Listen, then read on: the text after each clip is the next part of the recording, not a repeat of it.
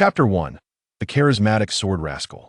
In the 13th year of the Tang Sanzang era, the eminent monk Xuanzang sought to journey to the west in pursuit of sacred scriptures. The illustrious Emperor Taizong, greatly impressed, commanded the Six Doors under the Ministry of Justice to select 2 supreme martial artists from the Jianghu to accompany and protect the monk on his pilgrimage.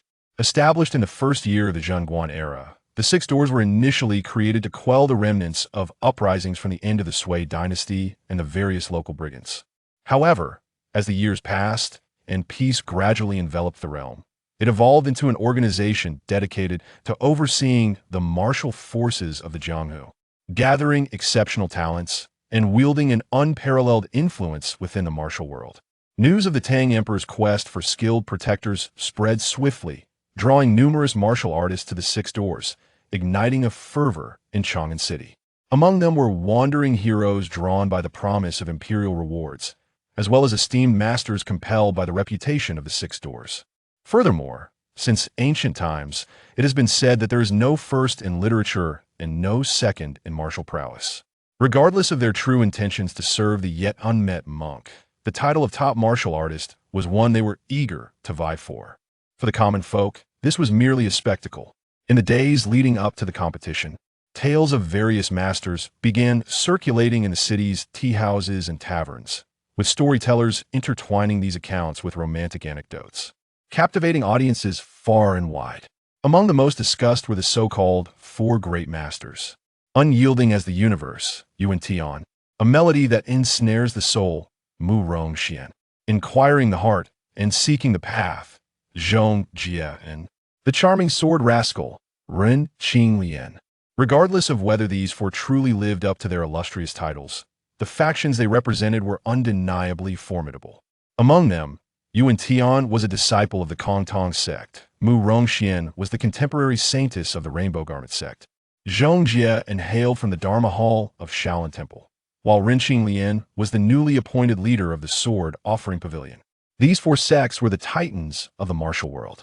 Among these 4, only Ren Qinglian was relatively unknown. Nevertheless, the tales surrounding him, particularly the term charismatic, had proliferated, making him a figure of great intrigue in the marketplace. Notably, as he held the esteemed position of a sect leader, it was presumed that his martial prowess was incomparable, hence his placement as the final contender. Yet, at this moment, the so-called charismatic sword rascal, Ren Qinglian, did not appear as carefree as others might presume. Though he maintained an air of nonchalance in public, this demeanor was bolstered by his extensive experience navigating the complexities of society in his past life. However, this was evidently not the world he was originally destined for. His ordinary social experiences had only rendered him more astute and adaptable, without altering the precariousness of his current situation. Reflecting on the miraculous appearance of Guanyin a few days prior, Ren Qinglian found the present reality somewhat surreal. Yet, the harshness of life had delivered a sobering jolt, making him acutely aware that he existed in a vivid, corporeal world. With this thought, he instinctively grasped the delicate hand of Hu LNG. Hu LNG cast a glance at Ren Qinglian with her expressive, sorrowful eyes. Noticing his clarity of mind, she felt a sense of relief, albeit tinged with melancholy. Indeed, it is through adversity that true growth emerges. When did the once frivolous scion of the Ren family become so mature and composed? Sensing her gaze, Ren Qinglian looked up to meet her eyes and felt a jolt in his heart, silently acknowledging. No wonder that scoundrel Ren Qingyun, usually so arrogant, is utterly captivated by her. Just this one glance nearly left this seasoned flirt spellbound. To mask the transformations he had undergone recently, he chuckled and leaned closer to Ling LNG, adopting a lascivious demeanor that would likely mislead those unfamiliar with him into believing he was merely the former prodigal son of the Ren family. Ling LNG adjusted her attire with a hint of disdain, yet did not rebuff his advances. Despite being the most renowned courtesan of the moonlit pavilion, she accepted small favors from clients willing to part with their coin, allowing Ren to indulge as he pleased. Ren Qinglian paid little mind to this, finding a semblance of security within the moonlit pavilion. Here, He could both confuse adversaries and obscure his recent peculiarities. What was there to lose? As the old saying goes, those involved are blinded, while observers see clearly. Ren Qinglian, perceiving his situation from an outsider's perspective, had unraveled the series of events affecting the original owner of this body, clearly a premeditated vendetta within the martial world. The sword-offering pavilion had flourished under the leadership of the previous master, Ren Taisu, the father of this body. In Ren Qinglian's view, it was merely a matter of aligning with the right factions during the power struggles among the feudal lords. Nevertheless, under Ren Taisu, the sword-offering pavilion ascended to become one of the four major sects of the realm. However, in the 5th year of Jingguan, the once prominent Ren Taisu succumbed unexpectedly, leaving the now dominant sword-offering pavilion to face turbulent times. Fortunately, as the saying goes, a tiger begets no dog. At that moment, Ren Taisu's younger son, Ren Qingyun, emerged, not only matching his father's martial prowess but also surpassing him in vision and strategy. He swiftly restored the waning prestige of the sword-offering pavilion, becoming a celebrated figure in the Jianghu. Naturally, such accolades bore no relation to Ren Qinglian. Thinking of Ren Qingyun, Ren Qinglian could still feel the resentment that had accumulated over the years in the original owner's heart. Ren Qingyun was, in fact, an illegitimate son of Ren Taisu, brought back to the sword-offering pavilion when Ren Qinglian was merely 10 years old. In a mere 6 months, the once pampered Ren Qinglian found himself overshadowed. It was hardly surprising Ren Qingyun, 3 years his junior, was exceptionally gifted, receiving the true teachings of Ren Taisu, even surpassing his elder brother. Ren Qinglian was unwilling to accept this reality. Despite years of diligent sword training, he remained mediocre, while Ren Qingyun had long since gained renown. Following the untimely death of Ren Taisu and the ensuing turmoil within the sword-offering pavilion, Ren Qingyun had heroically navigated the crisis, leaving Ren Qinglian entirely sidelined. Disheartened, Ren Qinglian began frequenting brothels and taverns, indulging in the pleasures of life, thus earning the unflattering moniker of the charismatic sword rascal. Now, Ren Qinglian felt a weight of anxiety. With Ren Qingyun's mysterious death, the old schemers in the pavilion pushed him into the limelight once more, clearly eager to witness the folly of the once prodigal son of the Ren family. As for whether he should become Tang Sanzang's companion, Ren Qinglian had contemplated leaving a significant mark in this era of celestial beings and demons. Yet, given his meager skills, he feared that he might not even make it past the Jade Gate before being overwhelmed by bandits. Moreover, according to the original tale, it seemed that Tang Sanzang's initial companions met grim fates shortly after departing from the Two Worlds Mountain. Indeed, he found himself in a predicament. Chapter 2. The Heart Method of Swordsmanship. Among the four great sects of the martial world, the Baijian Pavilion stands out as the wealthiest, managing nearly 7 layers of escort agencies across the Tang dynasty, along with countless other various businesses that inevitably evoke envy. Ren Qinglian even suspects that the influence of the Six Doors may lurk within, for it is not surprising that an organization as wealthy and powerful as the Baijian Pavilion could incite the jealousy of the imperial court. With this thought, he instinctively cast a glance at Hua Linglong. In recent years, Ren Qingyun has made a name for himself in the martial world, displaying formidable prowess. Rumors among the martial arts elders suggest that Ren Qingyun's swordsmanship is unparalleled in the Tang dynasty, and that he scarcely meets a rival across the entire southern Jiangbu continent. Such a master is rare in the martial realm, yet he has inexplicably met a sudden demise, which may not necessarily be attributed to the superiority of martial skills. As the saying goes, the green bamboo snake's mouth and the wasp stinger are both deadly. The most toxic of all is a woman's heart. Ren Qingyun, having achieved fame at a young age, was captivated by a courtesan, and shortly thereafter, he perished under mysterious circumstances. This has inevitably led Ren Qinglian to harbor doubts about Hua Linglong. However, just days ago, at Ren Qinglian's wake, Hua Linglong appeared genuinely grief-stricken, which contradicts any notion of deceit. Moreover, if she were truly involved, there would be no need for her to feign such sorrow. Shaking his head, Ren Qinglian resolved to set aside these troubling thoughts. He genuinely does not care who is responsible for the demise of the Ren father and son. What concerns him more is the current state of the Bai Jian Pavilion, which is leaderless, with him being thrust into the spotlight by those crafty old foxes. If danger were to arise, he might be the next to suffer. During this period, he has contemplated enhancing his martial abilities, but mastery of martial arts cannot be achieved overnight.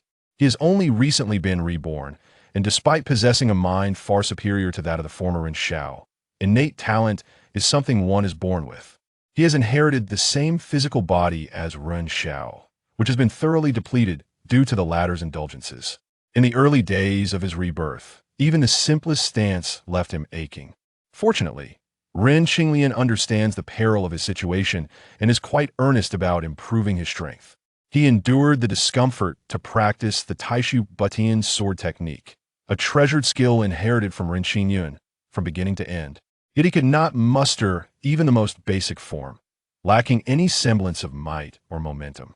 Currently, it appears that his rebirth has not endowed him with any remarkable talent in swordsmanship, and the prospect of a sudden breakthrough seems like a pipe dream.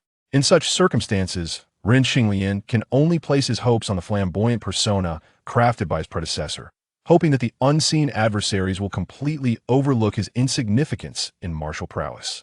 Thus, upon taking up the mantle of sect leader, the anticipated transformation into a reformed rogue did not occur. Rather, he has become even more immersed in the pleasures of the Wind and Moon Pavilion.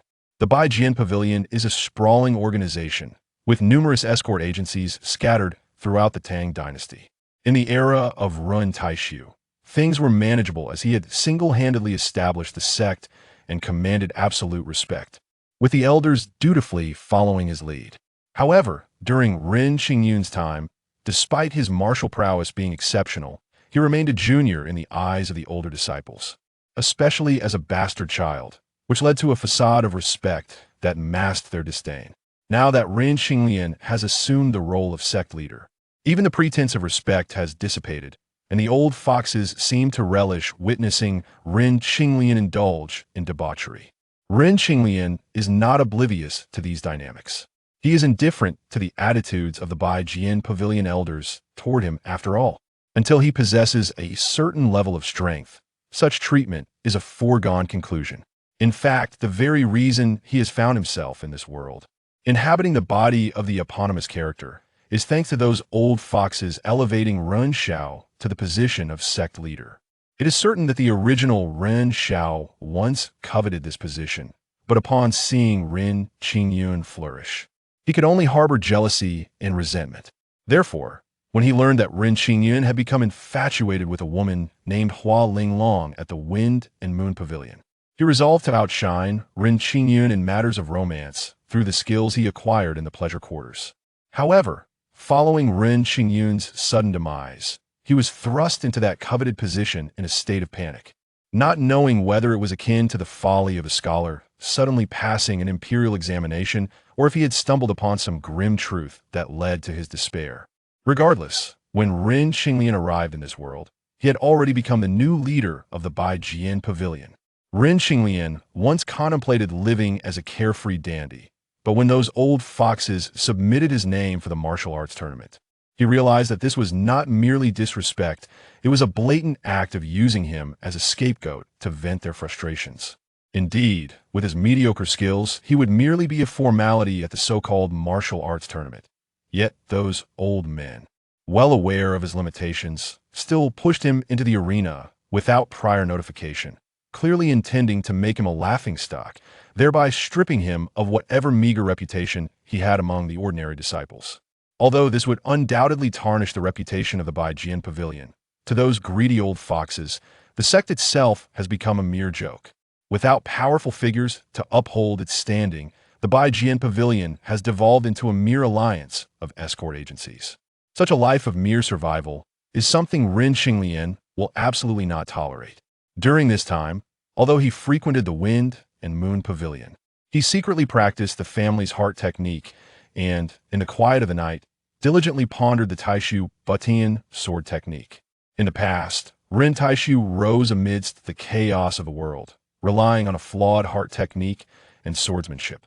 Although this heart technique has never been fully realized, through the contemplation of 2 generations of the Ren family, it has become evident that it is a transcendent heart technique, surpassing contemporary martial arts, albeit exceedingly difficult to master, and even upon mastery, progress is seldom achieved.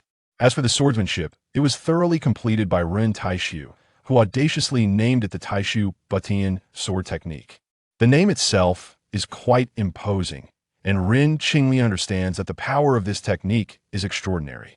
Both Ren Taishu and Ren Qinglian merely grasped the basics of the heart technique, yet their swordsmanship reached its peak and continues to be refined, which is the fundamental reason why Ren Qinglian has surpassed his predecessor. However, the situation is quite the opposite for Ren Qinglian. He remains utterly ignorant of the renowned Taishu Butian sword technique, merely executing superficial forms, while he finds himself effortlessly mastering the obscure heart technique. Even as he occasionally flirts with courtesans, he is silently operating this incomplete heart technique. However, as the martial arts tournament approaches, Ren Qinglian's reputation begins to spread throughout the martial world, and his vibrant life of indulgence is finally disrupted. Chapter 003: The Unchanging Universe. Sadness is born of separation. I, in my secluded chamber, embroider my dance attire. Before my door, the plum and willow blossom in spring's glow, while countless fireworks go unnoticed. The song, accompanied by the sound of the zither, flowed like a gentle, mournful night breeze, softly tapping at the heart of the wayward sun. Aside from occasionally teasing Hua Linglong by gently holding her hand, Ren Qinglian mostly reclined in a comfortable rattan chair, wearing a mischievous grin as he listened to the beautiful courtesan's soft, melodic voice. Just then, a sudden commotion erupted outside. Ren Qinglian instinctively tilted his ear, but soon returned to his nonchalant demeanor, dismissing it as merely a jealous young scion throwing a tantrum. However, the next moment, accompanied by a hearty laugh, the door to the private room was kicked open. "Ah, is this gentleman truly the legendary rogue swordsman?" "Humph, at least the term rogue does not ring false." The newcomer cast a fleeting glance at Hua Linglong before quickly shifting his focus to Ren Qinglian, who lay languidly on the rattan chair. Ren Qinglian sensed a palpable aura of ferocity emanating from the stranger. He lifted his eyelids slightly and discerned that the intruder was a young man of around 26 or 27, with high cheekbones and deep-set eyes, appearing somewhat mixed-blood and remarkably robust. A jolt of surprise coursed through him, yet he maintained an inscrutable expression, gazing at the stranger with drowsy eyes, and inquired, "May I ask your esteemed name, good sir? What business brings you to disturb my repose?" The man seemed momentarily taken aback by Ren Qinglian's nonchalant demeanor, pausing in his tracks. At that moment, the elderly madam, who had just arrived, stumbled over to the bewildered Hua Linglong. Addressing Ren Qinglian with a rather obsequious expression, "Young master, please do not take offense. I know not from whence this ruffian has come, but he has thoroughly incapacitated several guards downstairs and has audaciously come here to cause a ruckus." She then turned to the young man, shouting, "What are you still doing here? This is the esteemed Run, the master of the sword sect. Do you not wish to leave at once?" Upon uttering the title of master, the madam seemed to swell with pride, her demeanor growing significantly more imposing. The young man merely curled his lip, stating with a solemn expression, "It must be him." No sooner had he spoken than a portly man, following the madam, approached with an air of arrogance. He stepped forward, extending his hands, intending to drag this impudent youth out. Ren Qinglian narrowed his eyes. The portly man's steps were deliberate, and the ground reverberated beneath his weight, indicating that he possessed commendable martial prowess.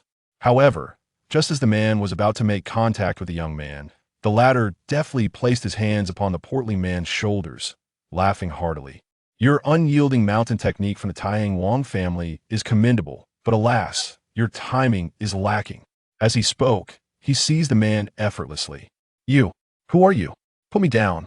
The portly man, now suspended in the air, was taken aback, his face betraying his alarm. The unyielding mountain technique was akin to a weighty anchor, but now, suspended without ground, it was rendered utterly futile. The previously domineering madam's expression shifted drastically as she cast a pleading glance towards Ren Qinglian. Though rumors circulated that this flamboyant young master was nothing but a frivolous figure, The fact that he had attained the position of master of the sword sect suggested that they had grossly misjudged him. If he were merely a debauched character, how could he have taken their star performer under his wing? Ren Qinglian understood that this individual had come seeking him, yet he did not appear to be a foe. He smiled amiably and remarked, "This matter does not concern them. Might I inquire your esteemed name, good sir?" Yuan Tian, the young man replied earnestly, releasing the portly fellow. "Very well, this is no place for you. I have urgent matters to discuss with Yuan, so do prepare a feast of fine wines and delicacies." The madam seemed relieved, hurrying away with her entourage. The portly man, having been unceremoniously dropped, was jostled by the departing crowd and fell again, landing painfully, yet he scrambled to exit. Only then did Ren Qinglian rise, cupping his hands in a gesture of respect. "Ah, so it is the illustrious, unyielding Mount Yuan Tian. A pleasure to finally meet you." Yuan Tian, taken aback by the sudden shift in Ren Qinglian's demeanor, felt an inexplicable admiration welling up within him, causing him to forget the lines he had prepared. Ren Qinglian, however, did not afford him the luxury of a response, continuing, "The martial arts conference is but 2 days away. Yuan, why are you not honing your skills? Have you perhaps been drawn here by the famed beauty of Miss Ling Long, curiosity compelling you to?" He gestured knowingly. Yuan Tian's cheeks flushed. The Kongtong sect was a venerable institution with strict codes of conduct. As a disciple of the sect, he was even more bound by self-discipline. The mere thought of indulging in the pleasures of the flesh, let alone frequenting such establishments, was entirely inappropriate. Now, with Ren Qinglian's insinuation, he felt certain that he must have been momentarily overtaken by rage to have ventured here, and he contemplated a hasty departure. Ren Qinglian observed his discomfort, feeling a sense of relief while simultaneously heightening his vigilance. He was well aware of the recent rumors circulating through the streets. For someone who often frequented such establishments, he could not remain ignorant. Fame can be a burden. As one of the 4 great masters, he was evidently a figure of envy. Although he had resolved to face humiliation at the upcoming martial arts conference, he could not dismiss the possibility of encountering some brash youth seeking to make a name for themselves at his expense. With danger looming, he realized that his life was not something to be taken lightly. Every increment of progress in his martial arts would enhance his chances of survival, and thus he must continue to strive. Yuan Tian, feeling a heat rise in his face, anxiously surveyed the disreputable surroundings, preparing to excuse himself when a madam personally arrived with several maidens, presenting a lavish spread of food and drink. The young maidens regarded Ren Qinglian with newfound admiration, their previous fear replaced by shyness and flirty glances. Even the madam's gaze began to take on a more intriguing quality, causing Ren Qinglian to feel a shiver down his spine. He cleared his throat and politely dismissed the maidens. Ren Qinglian's casual act of diffusing the situation had transformed him in the eyes of those present. What had initially been perceived as a frivolous fad now seemed to conceal a formidable character.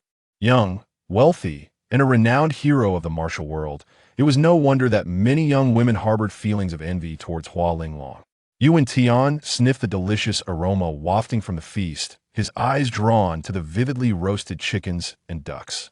His throat began to constrict, and the foot he had intended to lift felt as though it were mired in quicksand. Noticing Yuan Tian's dilemma, Ren Qinglian recalled the Kongtong sect's strict regulations and surmised the young man's predicament. Since he had matters to inquire of Yuan Tian, he smiled. "Since you are here, you must indulge in hearty feasting and drinking. Any concerns can be addressed once we are sated." Yuan Tian, upon hearing this, could no longer resist the pangs of hunger, chuckling sheepishly as he seated himself across from Ren Qinglian. "Come, let us toast to the camaraderie of kindred spirits." Ren Qinglian, seasoned in the art of conversation, effortlessly weaved tales and laughter, gradually steering the dialogue towards the forthcoming martial arts conference. Chapter 004. Rising fame. As the wine flowed generously, Yuan Tian found himself slightly intoxicated. While Ren Deshao's capacity for drink had become a skill honed over the years, allowing him to effortlessly extract the information he desired. The city of Chang'an was abuzz with excitement. First came a grand aquatic and terrestrial gathering, followed closely by the much-anticipated martial arts tournament. Countless individuals, from all walks of life, flocked to the city, drawn by the allure of the events. The Kongtong Martial Arts School stood proudly in the Western Territories. However, the leader of the Kongtong sect, the esteemed Fai Hongzi, was a true Taoist at heart, and since its founding, the sect adhered strictly to its codes of conduct. Although Yuan Tian gained fame through a notable battle 4 years prior, he had spent most of his time diligently practicing on Kongtong Mountain, leading a life of simplicity and restraint. His elders had sent him down the mountain to participate in the tournament primarily to temper his skills as the sect's successor. While his mentors remained indifferent to the outcome of the competition, Yuan Tian was quite invested, particularly after hearing rumors of his own illustrious reputation, which placed him at the forefront of the legendary 4 Great Masters. Many believe this ranking was a mere hierarchy from weak to strong, with the last figure, a charming swordsman, being the true master. Yet, Yuan Tian dismissed such opinions as the misguided judgments of the untrained eye, unaware of his own latent potential. Determined, he dedicated himself to the cultivation of his martial arts, resolved to claim the title of champion at the tournament. However, on this day, he inadvertently overheard a fortune teller boldly assert that he would not place among the top 3 competitors. Such nonsense enraged him. Among the 4 great masters, the venerable Zhongjian from the Shaolin Temple was indeed a formidable predecessor. Though Yuan Tian was proud, he recognized that victory was not guaranteed. The remaining 2 competitors included a younger girl and an inconspicuous dandy, both of whom he felt confident he could surpass. Thus, he believed that even a second-place finish was well within his reach. In his indignation, the straightforward Yuan Tian felt compelled to teach the presumptuous fortune teller a lesson. Yet, the fortune teller, employing some arcane trickery, deftly turned the tables on him, leaving him in a state of bewilderment before laughingly departing. Ren Qinglian, intrigued by the event, instinctively inquired about the fortune teller's name.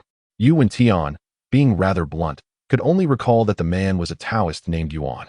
Ren Qinglian's heart skipped a beat, realizing that this might be the same Yuan Shouqing who had foretold the Dragon King's fate.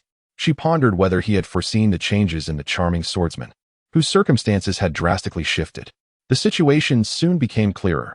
Rather than confronting the fortune teller, Yuan Tian had somehow learned of the charming swordsman's whereabouts and, in a fit of rage, charged recklessly into a morally dubious establishment.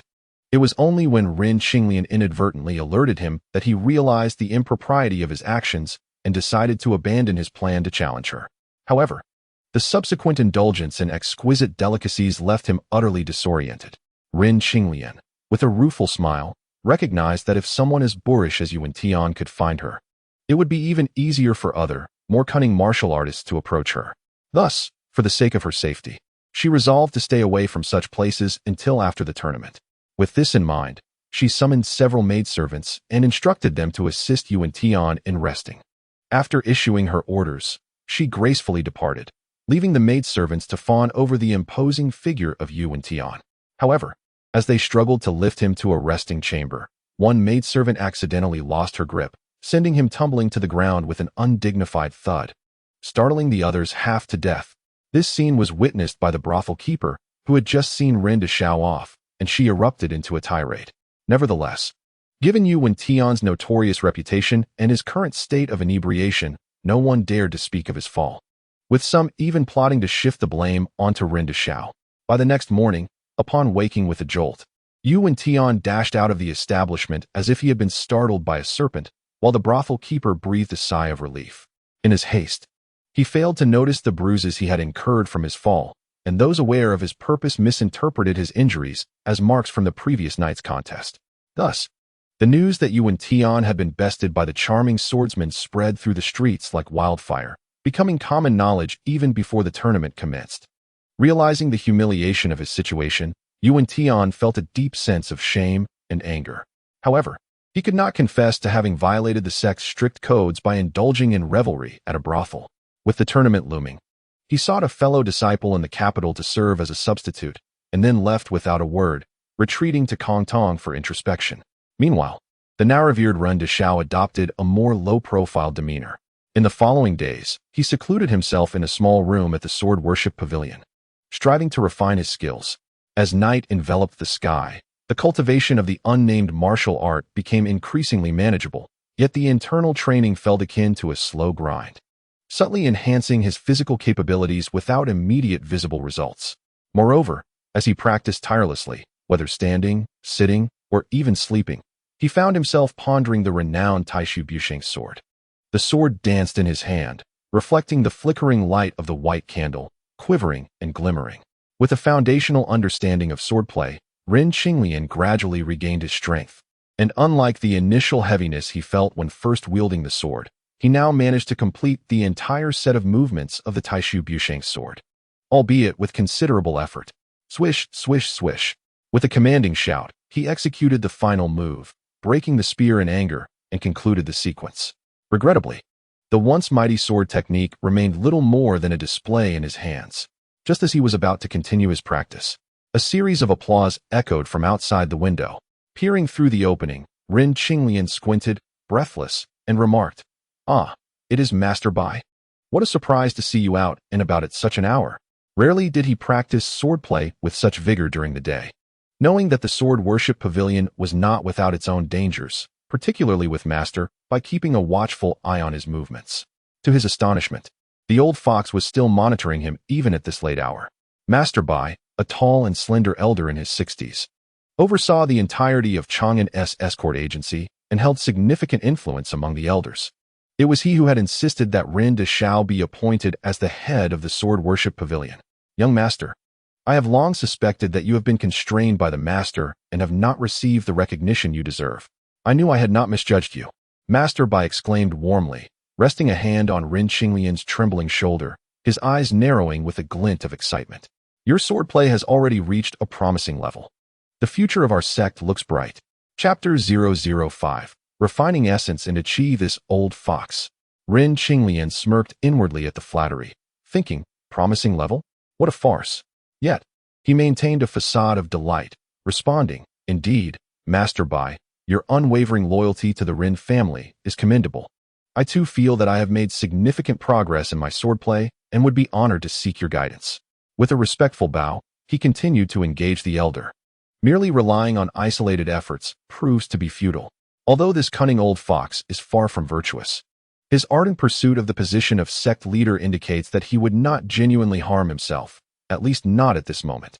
The white master chuckled dismissively, acknowledging his age, yet entertained the young master's enthusiasm. Before he could finish his thought, Ren Qinglian flicked his wrist, and in an instant, a torrent of sword light surged forth within the room. The white master was taken aback that this flamboyant young man would strike without hesitation. However, being highly skilled, he deftly evaded Ren Qinglian's incoming blade with a few nimble steps. Little did he know the wisdom in the adage, the first to strike gains the upper hand.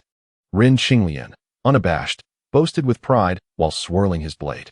The white master felt a surge of anger, realizing that only this inept young master could so brazenly justify a sneak attack. Observing Ren Qinglian's swordplay, he nearly succumbed to laughter. Ah, what an impressive sword technique.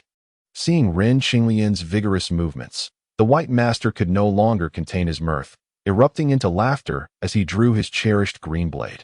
Suddenly unleashing a technique from the Taishu Busheng sword art, the sword energy radiating in all directions. Upon witnessing this, Ren Qinglian instinctively compared his own abilities and discerned that the white master's strikes were merely more seasoned. He realized that with his limited skills, he could not compel his opponent to reveal his true prowess. Gritting his teeth, he could not help but sneer. "I see that your move is nothing remarkable." The white master flinched, suppressing a scoff. "Ignorant fool." The subsequent techniques grew increasingly fierce. This was precisely the effect Ren Qinglian desired. The Taishu Busheng sword art comprises 12 techniques, with the final 2 being the Ren family's exclusive inheritance. The first 10, however, were not secrets within the sword worship pavilion. And given the white master's experience, he naturally possessed profound insights, perfectly suited to demonstrate the true might and essence of this sword art. Initially, the white master had intended to entertain the flamboyant young master, but despite Ren Qinglian's retreat, he maintained a defiant demeanor, even questioning the white master's reputation. This audacity infuriated the old fox, for apart from the previous 2 Ren sect leaders, he was the strongest within the sword worship pavilion, renowned in the martial world as the cold sword at the throat. To have this ignorant young master dare to doubt his merit was utterly outrageous, prompting him to wield his sword with greater ferocity. Ren Qinglian felt the increasing speed of the White Master's strikes, which, by the end, resembled a flash of lightning, accompanied by a sharp whistle that echoed throughout the room. He struggled to defend himself, but amidst the overwhelming sword light, he felt disoriented, and even his occasional counterattack resulted in him being pushed back several steps. On several occasions, he felt the sharp edge graze his face, tightening his skin with a hint of pain. In truth, the White Master had been holding back, although he longed to silence the incessant chatter of the young man. His cunning nature prevented him from losing all rationality and obliterating this incessantly prattling brat. Nevertheless, for Ren Qinglian, who had never truly faced life-and-death combat, this encounter was perilous. Moreover, to witness the White Master exerting a fraction of his strength to showcase the true Taishu Busheng sword art had already met his objective. Finally, the White Master suddenly flicked his wrist, sending the green blade soaring like a bolt of thunder, slicing through the white candles in the room before it roared back into its sheath. "The night is deep. You should retire early, young master," he remarked, floating away. The final strike was the 10th technique of the Taishu Busheng sword art, Autumn Wind and Falling Leaves, curved fingersheath sword. Although Ren Qinglian had previously practiced this technique, mastering the subtleties of autumn wind sweeping the leaves was indeed a challenge. To curve his fingers and return the heavy sword like a boomerang was exceedingly difficult, and even when occasionally successful, the distance was minimal. The White Master clearly aimed to showcase his skills, yet at the moment the green blade grazed Ren Qinglian's head, he was nearly paralyzed with fear, his entire body tensed, instinctively raising his sword in defense. During these days of immersing himself in sword techniques, he had unknowingly begun to apply the concepts he had studied. Indeed, true masters do not confine themselves to mere techniques to effectively apply swordsmanship in battle. Only such instinctual actions can yield results. Once he had relit the candles in the room, he noticed something peculiar about the position where he had stood. Sword raised in defense. "Did I accomplish this?" Ren Qinglian gasped, bending down to touch the cracked tiles beneath him. Though close to the corner, the cracks were conspicuous, and he could ascertain that they had not existed previously. Upon closer inspection, he counted 9 distinct fissures. Although his defensive move had missed, for Ren Qinglian, it was a valiant effort that inadvertently invoked the final move of the Taishu Busheng sword art, Broken Spear in Anger, 3 Armies Retreat. Furthermore, it had propelled his incomplete mental practice to its zenith. He attempted to pry a nearby intact tile from the ground with his sword, striking it with force to create a small dent. While the tile's quality was not exceptional, creating fissures with mere foot pressure proved challenging. Ren Qinglian meticulously reflected on his mindset during that vigorous clash and eventually realized that to unleash the true power of the Taishu Busheng sword art, a corresponding state of mind was essential. Perhaps this was what the martial novels of his past often referred to as sword intent. Recalling how Ren Qingyun had stood out, the explanation became clear. In terms of talent, Ren Qingyun might surpass the young master, but in the cultivation of sword techniques, the lowly-born illegitimate son possessed a natural resilience and determination akin to better to be shattered than to remain whole. Many techniques within the Taishu Busheng sword art resonated with this spirit of leading the charge, embodying the will and resolve to be unyielding. In this aspect, the young master, who had been pampered since childhood, had evidently suffered a significant disadvantage. Ren Taishu rose amidst chaos. Ren Qingyun thrived in adversity, yet the young master, after enduring several setbacks, had indulged himself, drifting further from this mindset. Having grasped these insights, Ren Qinglian had effectively discovered a shortcut to mastering the Taishu Busheng sword art.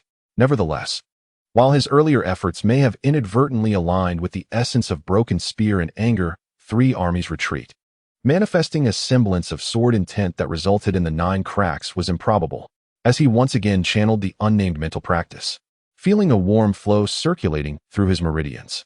He understood that his greatest breakthrough that night was likely the successful advancement of this unnamed practice to the stage of refining essence into Qi, achieving the legendary internal force. Chapter 6. Martial Realms. Although the young master was a wastrel, he hailed from a family of martial practitioners and was not unfamiliar with the distinctions of martial prowess within the Jianghu. Warriors capable of cultivating internal force were already considered third-rate masters in the martial world. What can third-rate masters accomplish? Apart from being agile in movement, they do not differ greatly from ordinary martial artists. However, this is a watershed moment. warriors possessing internal force, through continual cultivation, find their internal strength growing stronger, leading to significant enhancements in their physical capabilities.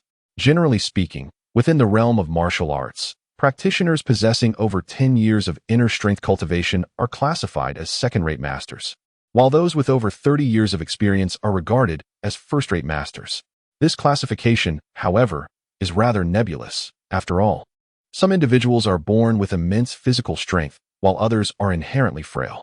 Moreover, the inner strength derived from various cultivation methods inherently varies in potency, and coupled with the diverse and flamboyant characteristics of martial techniques, it becomes somewhat contradictory to delineate the realms of martial artists solely based on the quantity of their inner strength prior to a genuine contest. Nevertheless, this does underscore the significance of inner strength cultivation in determining a martial artist's prowess. According to legend, transforming inner strength from a gaseous state to a liquid form, thereby condensing it into a golden core, is what defines the extraordinary realm of a martial sage, a state revered in the martial world. The reason the Ren father and son could ascertain that the incomplete martial manual they possessed far surpassed contemporary martial arts was due to its documentation of not only the method of converting inner strength from gas to liquid, but also a portion of the subsequent cultivation techniques. As per the teachings in this manual, the path of martial cultivation is segmented into 4 realms: refining essence into qi, transforming qi into spirit, refining spirit into void, and merging with the Tao. The legendary realm of the martial sage is merely a representation of the second realm, transforming qi into spirit. Unbeknownst to Ren Qinglian, this classification of martial cultivation was once prevalent in ancient times, and these 4 realms corresponded to the stages of Taoist cultivation: foundation establishment, golden core formation, primordial infant, and true immortal.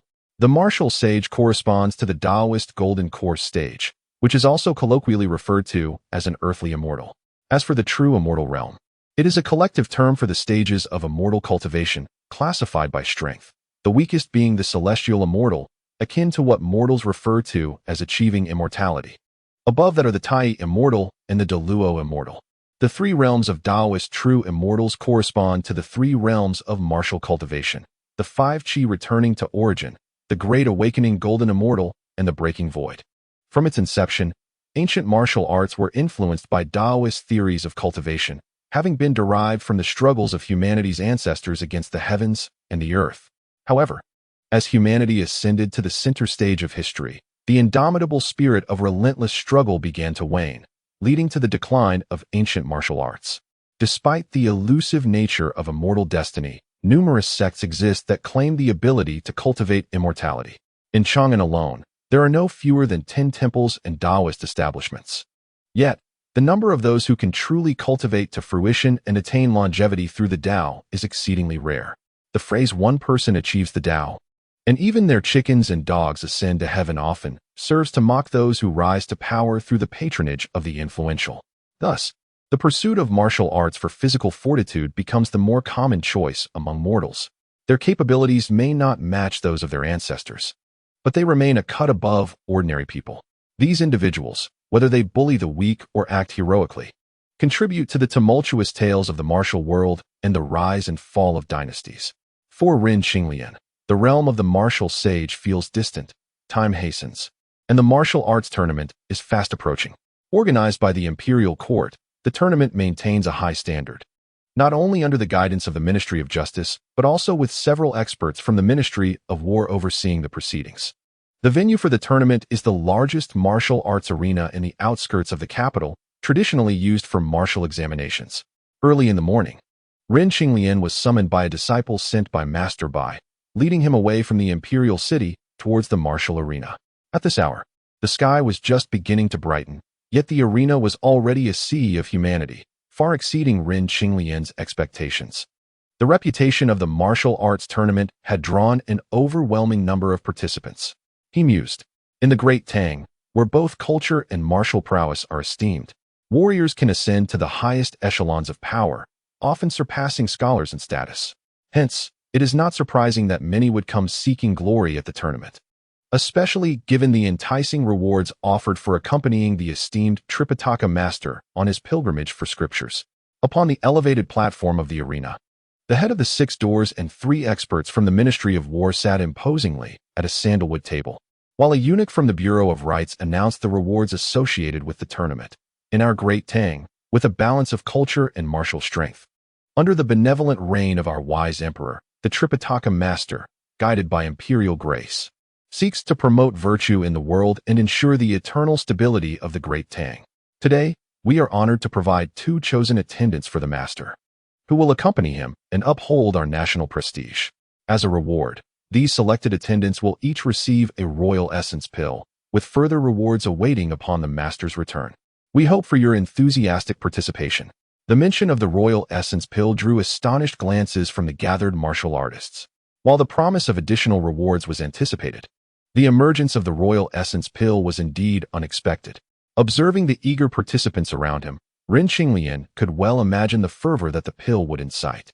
The adage "the pen is mightier than the sword" may hold true, yet martial practitioners, though less demanding than cultivators in their requirements for wealth and resources, would find that adequate financial means significantly ease the path of cultivation.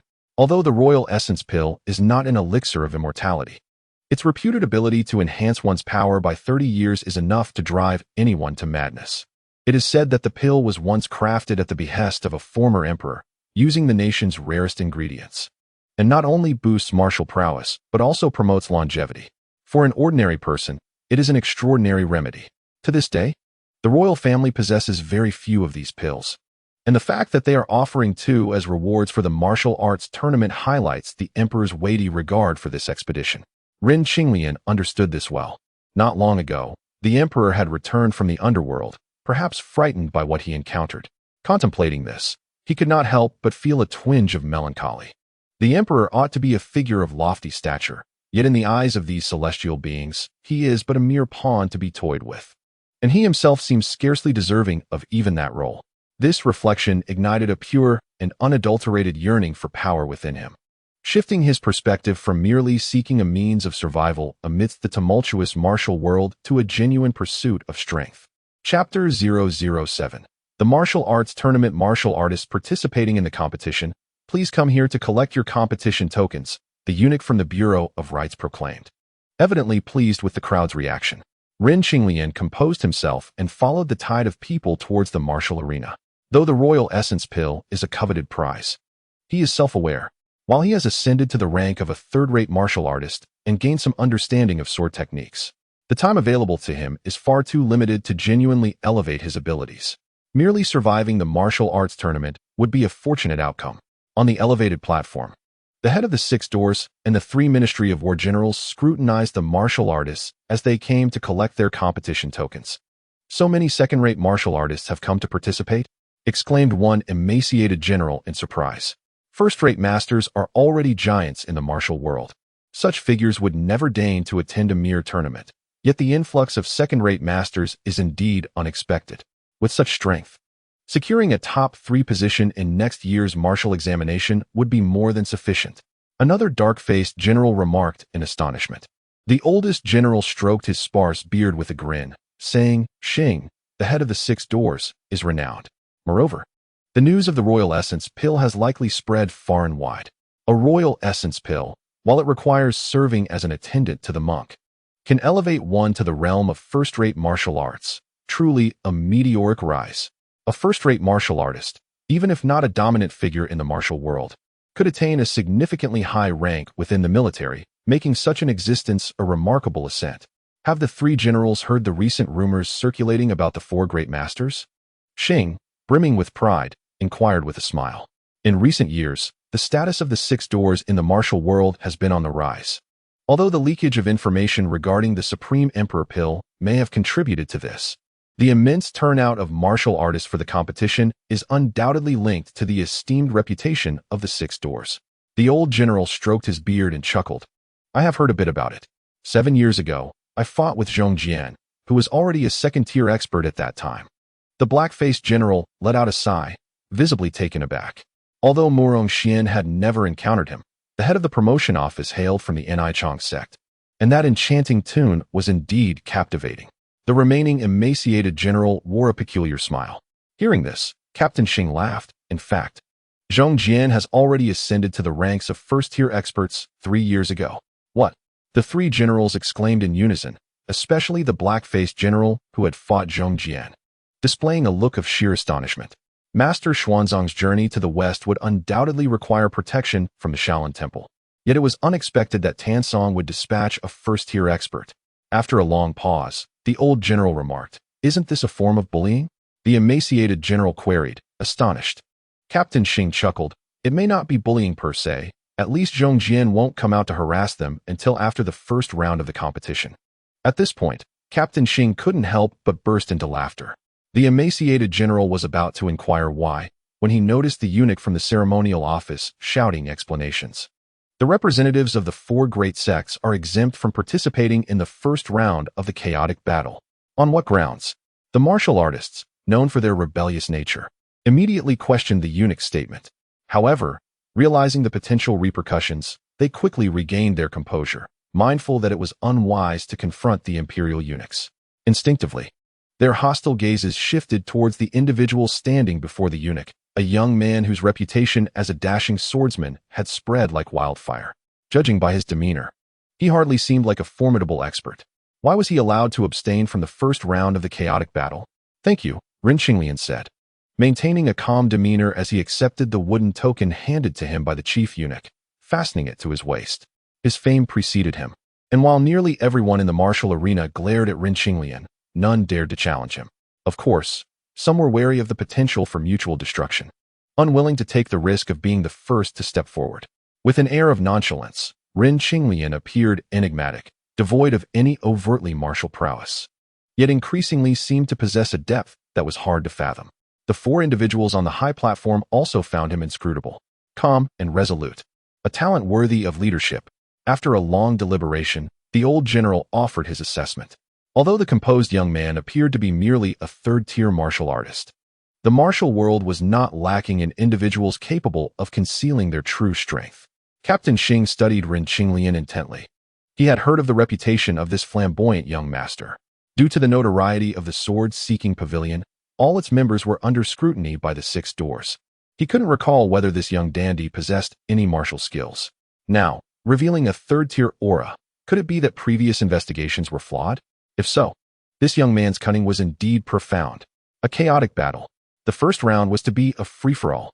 The arena was surrounded by wooden benches, and Ren Qinglian casually chose one to sit upon, contemplating deeply.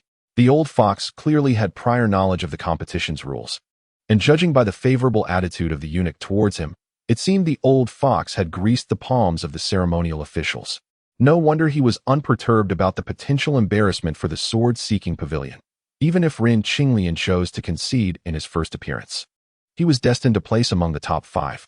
According to the chief eunuch, only the victors of the first round would qualify to compete for the 2 slots against the representatives of the 4 great sects. Had the former Ren Qinglian been in attendance, he might indeed have followed the old fox's prediction and willingly forfeited at the onset of the second round. Gazing at the wooden token inscribed with his name, Ren Qinglian couldn't help but smile wryly. However, the thought of the Supreme Emperor pill ignited a flicker of ambition within him.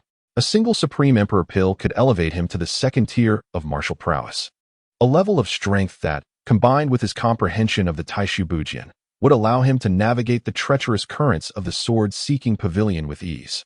Moreover, in this world teeming with celestial beings and demonic entities, how could he resist the opportunity to explore? Although the original story depicted the unfortunate fates of Tang Sanzang's companions, the myriad fortunes surrounding him were inexhaustible. Treasures like ginseng fruits could lead to ascension. If he were to seize such opportunities, perhaps he could alter the course of fate. With resolve, his gaze grew steadfast. At that moment, the chaotic battle began, and with newfound determination, Ren Qinglian began to circulate his internal energy, enhancing the strength of his nameless technique while meticulously observing the martial artists' duels, absorbing their diverse experiences and techniques. Chapter 008. The Master of the Mysterious Blade, are you the dashing swordsman who defeated you in Shitty? A resonant voice boomed from behind Ren Qinglian. Turning to look, he saw a diminutive, lean middle-aged man with piercing eyes, suggesting formidable martial prowess. Are you referring to Yuan Tian? Ren Qinglian inquired cautiously, recalling the earlier conversation. The middle-aged man snorted dismissively, neither confirming nor denying. Ren Qinglian realized that this individual was indeed referring to Yuan Tian, who he had drunkenly defeated at the Fengyue Pavilion. May I ask your name? Although uncertain of when he had bested Yuan Tian, Ren Qinglian feigned indifference. Names do not change. I am Gushi Yuan of the Kongtong sect. At that moment, Ren Qinglian noticed the wooden token hanging from Gushi Yuan's waist and was taken aback. You are a competitor from the Kongtong sect this time? What about Yuan Tian? Gushi Yuan's face contorted with anger. Yet realizing that even Yuan Tian was no match for this man, he decided against further humiliation. With a snort, he replied, Do not think that just because you lucked out against my disciple, the sword-seeking pavilion is superior. We will meet again to settle this score. Ren Qinglian was momentarily stunned. Although he did not understand the basis for this rivalry, it seemed Gushi Yuan had no intention of confronting him today. On the day Yuan Tian had sheepishly approached Gushi Yuan to ask him to participate in the competition on his behalf. Yuan Tian had been evasive in his responses, further solidifying Gushi Yuan's belief that his disciple had suffered a crushing defeat. Now, seeing this so-called dashing swordsman in the flesh, Gushi Yuan was even more convinced of his assumptions, deepening his apprehension. As for the aura Ren Qinglian exuded, it could only be attributed to the cunning nature of this dashing swordsman, who was always playing the part of the underdog. Ren Qinglian, however, was pleased to have one less formidable foe to contend with. The presence of Murong Xian, a woman participating in the competition, seemed more like a concession from the Ni Chong sect to the Six Doors. Ultimately, the victor of the chaotic battle would be his true rival. He recognized that the Shaolin Temple's Zhongjian was undoubtedly beyond his current capabilities to challenge. Since it was a competition, it was inherently different from the brutalities of the martial world. In this chaotic battle, defeat was determined by the loss of one's wooden token.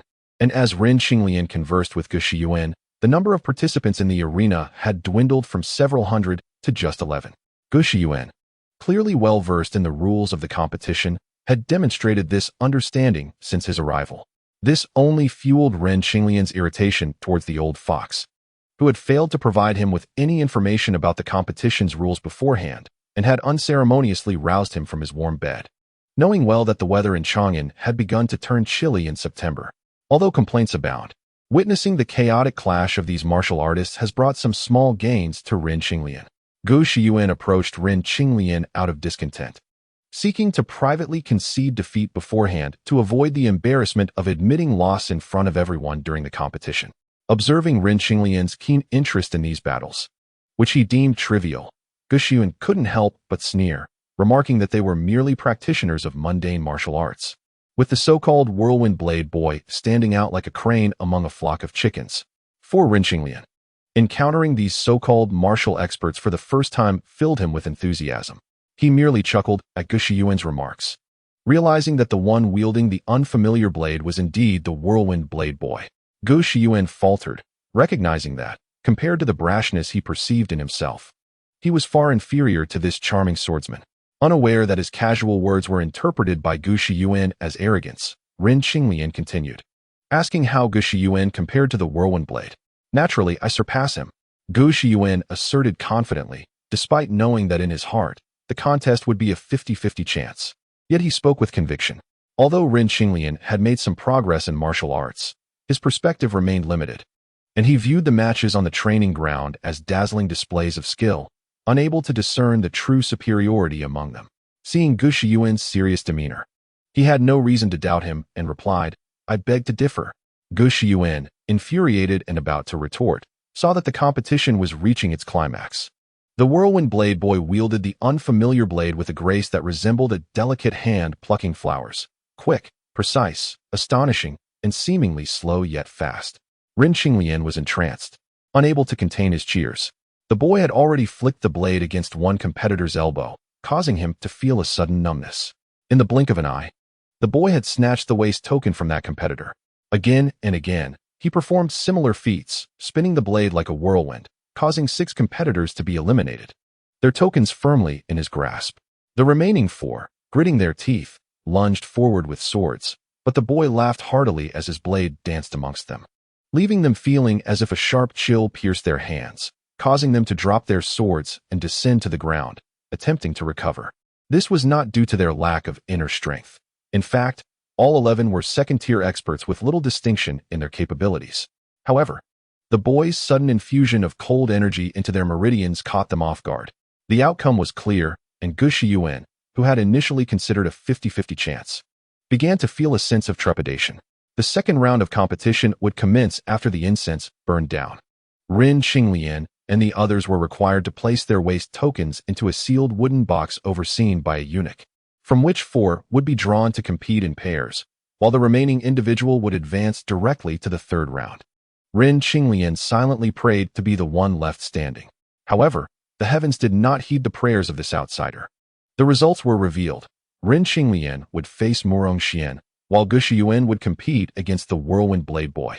The Shaolin Temple's Zhong Jian would advance unchallenged to the next round. On the platform, Captain Xing, wearing a smile, remarked, "It seems that Shaolin Temple will not bully anyone in the second round." The gaunt-looking general questioned, "Did you do something?" "Not at all. We drew the tokens together." "How could any tricks escape General Li's notice?" Captain Xing chuckled, his gaze shifting to the chosen Rin Qinglian. Yet, it was not without some manipulation. Given Captain Xing's martial prowess, he could easily discern the names inscribed on the tokens in a brief moment. Rin Qinglian, however, was not overly concerned, particularly since facing Murong Xian was a favorable choice compared to the formidable Whirlwind Blade Boy.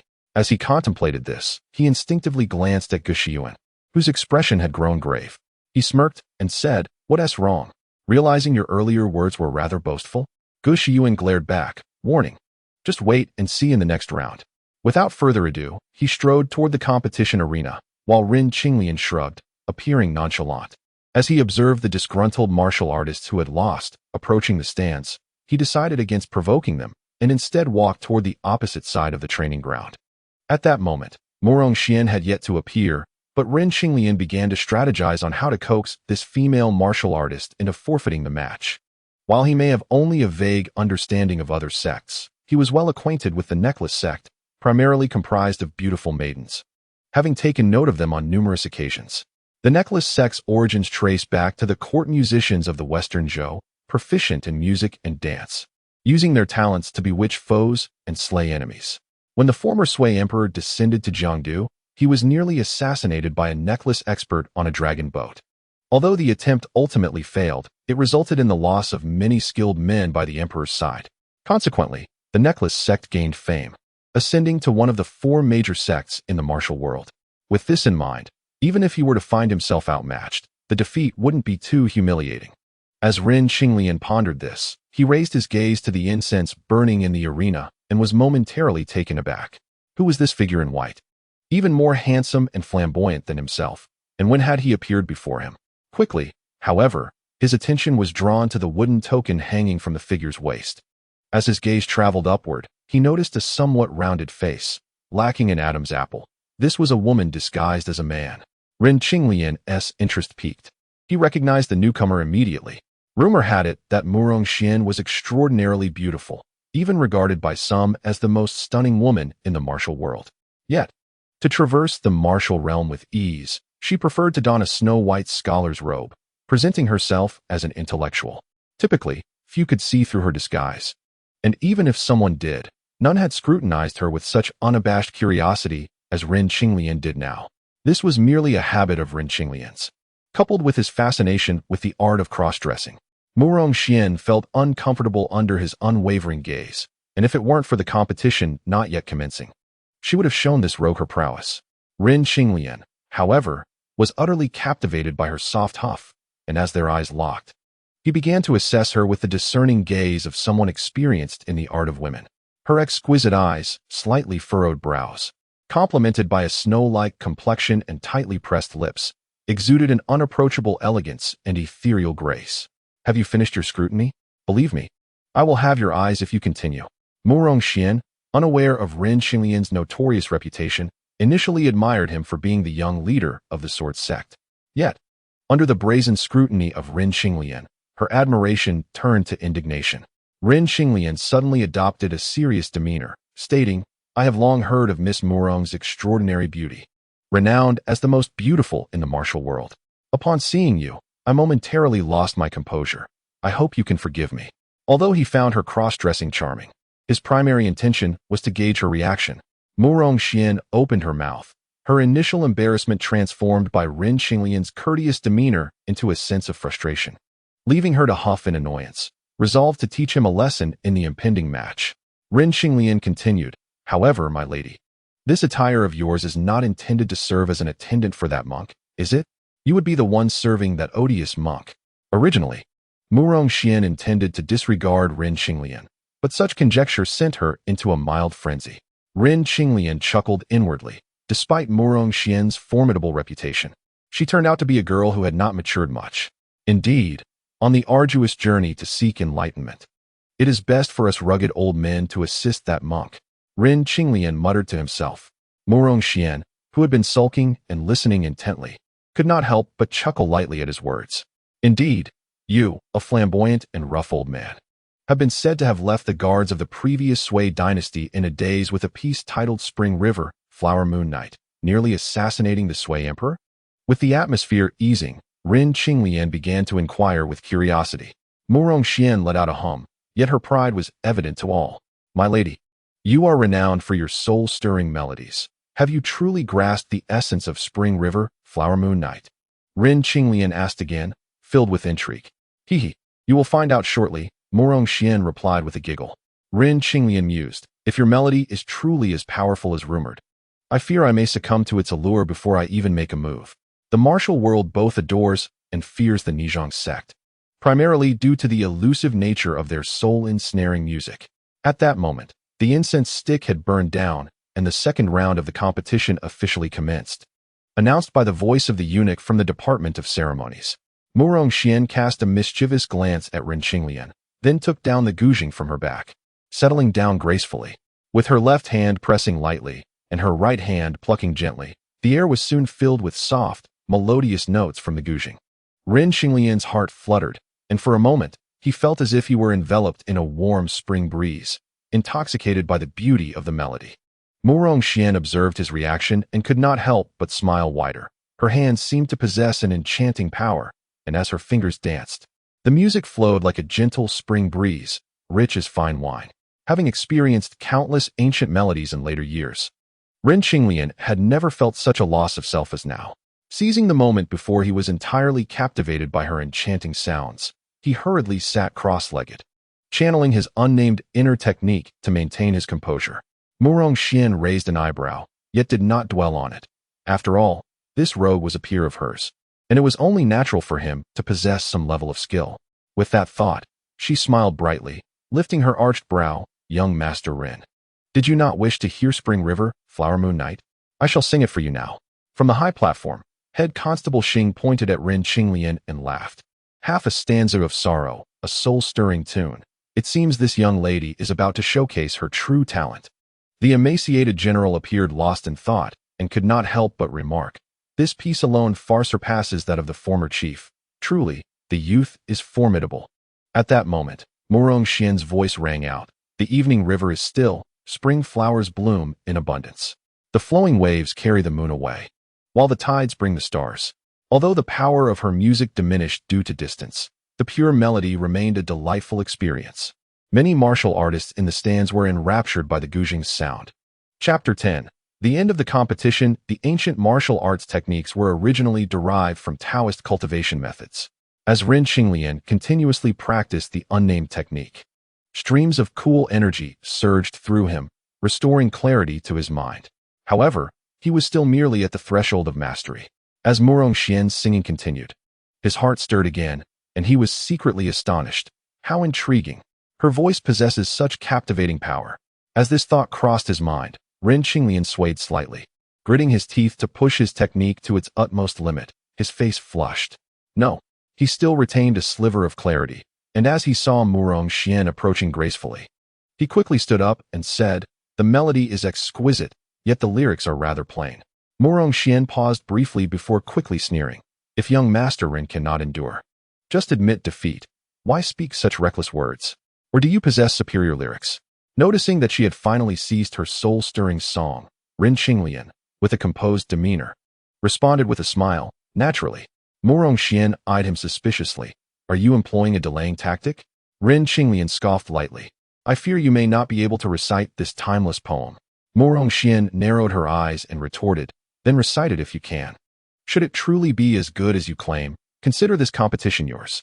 What do you mean by consider it yours? I was already confident of victory. Were it not for your lyrics tarnishing this melody. Rin Qinglian protested. Noticing Murong Xian's pout as she placed her hand on the guzheng, he hastily added, "A gentleman's word is his bond." Murong Xian shot him an annoyed glare.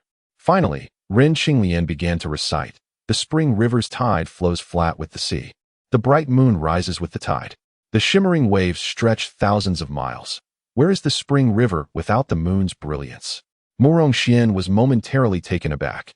From the very first line, she realized Rin Qinglian spoke the truth. On the high platform, Head Constable Xing turned to the three generals. "Whose poem is this? You do not know?" The old general responded irritably. The three of them were all martial artists. It was rather absurd for Head Constable Xing to inquire about poetry. It dawned on him, and he chuckled awkwardly. Though he had some knowledge of literature, he was not a scholar and could not recall when he had heard such a poem. As for Rin Qinglian, he was even more of a mystery to him. In the stands, as Rin Qinglian, who had been on the verge of losing, suddenly turned the tide, the observing martial artists glanced over in surprise. This flamboyant swordsman could also wield the Nizhang sect's entrancing techniques? The formless and intangible melodies could be so captivating that many martial artists regarded it as a form of dark art. Due to the distance, the audience had not heard the agreement made by the two, but now they saw Rin Qinglian speaking, seemingly reciting a poem. And it appeared to leave Murong Xian entranced as well. To them, it seemed their enchanting powers were on par. Zhang Ruoxu's Spring River. Flower Moon Night has been passed down through the ages, and indeed, its reputation is well-deserved. Upon completing the poem, Rin Qinglian looked at Murong Xian with a satisfied expression, reminding her, "A bet is a bet." Murong Xian stared at him with a complex expression for a while before finally saying, "Did you compose this poem?" "Indeed," Rin Qinglian replied, his heart steady. "All right, I concede." Murong Xian seemed to let out a sigh of relief. Young Master Rin is well-versed in both martial and literary arts. "May I sing this poem?" "Of course," Rin Qinglian replied nonchalantly, unconcerned about its origin. "Then let us meet again," Murong Xian said. Her cheeks slightly flushed as she turned to leave. Below, the stands erupted in chatter. Did the outcome come so swiftly? It was merely a recitation of a poem. Many found it hard to accept. However, some believed it was only right. Murong Xian had lost to young Master Rin even in her area of expertise. Let us not forget that the Tai Su Butian sword technique is young Master Rin's ultimate skill. Hiss. Upon hearing this, many began to gasp in astonishment. Rin Qinglian did not notice when Murong Xian left, just as he did not know how she had descended before him. The entire competition appeared profound and thrilling to outsiders. Yet it was somewhat frivolous, causing the four examiners on the high platform to exchange glances. Rin Qinglian, however, looked with concern toward the other side of the martial arts arena. In contrast, the competition between Gu Shiyuan and Tong Guan was much more intense, and it seemed they were nearing a decisive moment. Gu Shiyuan wielded a 3-foot iron rod, and the derision and skepticism from Rin Qinglian only heightened his determination to win this duel, compelling him to exert every ounce of his skill. Tong Guan, a wandering hero from Bingzhou, had come with the sole purpose of obtaining the coveted Huangji Dan, making this battle equally significant for him. As the fight progressed, both men had ignited genuine passion. Gu Shiyuan executed a sweeping strike, his rod transforming mid-air into an elongated weapon, cutting through the air with a fierce gale.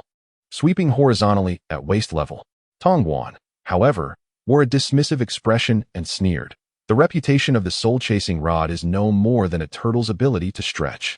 Just as the words left his mouth, he positioned his foreign blade at an angle, summoning a flurry of cold light and blade shadows to envelop Gu Shiyuan. Humph.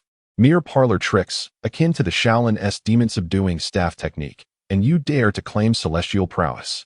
Gu Shiyuan, agile and nimble, countered with a sweeping motion that dispelled the myriad of cold blade lights, his azure sleeves fluttering as he seemed to glide effortlessly, landing several yards away. Rin Qinglian, taken aback by Gu Shiyuan's lightness, murmured to himself, could this be the Wu Xiang Qian Kuan step of the Kongtong sect? Indeed. Tong Guan maintained a composed demeanor as he remarked, the Wu Xiang Qian Kuan is indeed exquisite. Following his statement, the foreign blade in his hand shattered into countless pieces, scattering across the ground. Gu Shiyuan laughed heartily. Brother Tong, Your gallant exploits in Bingzhou have always earned my admiration, but this duel pertains to our sect's honor, so I must not offend."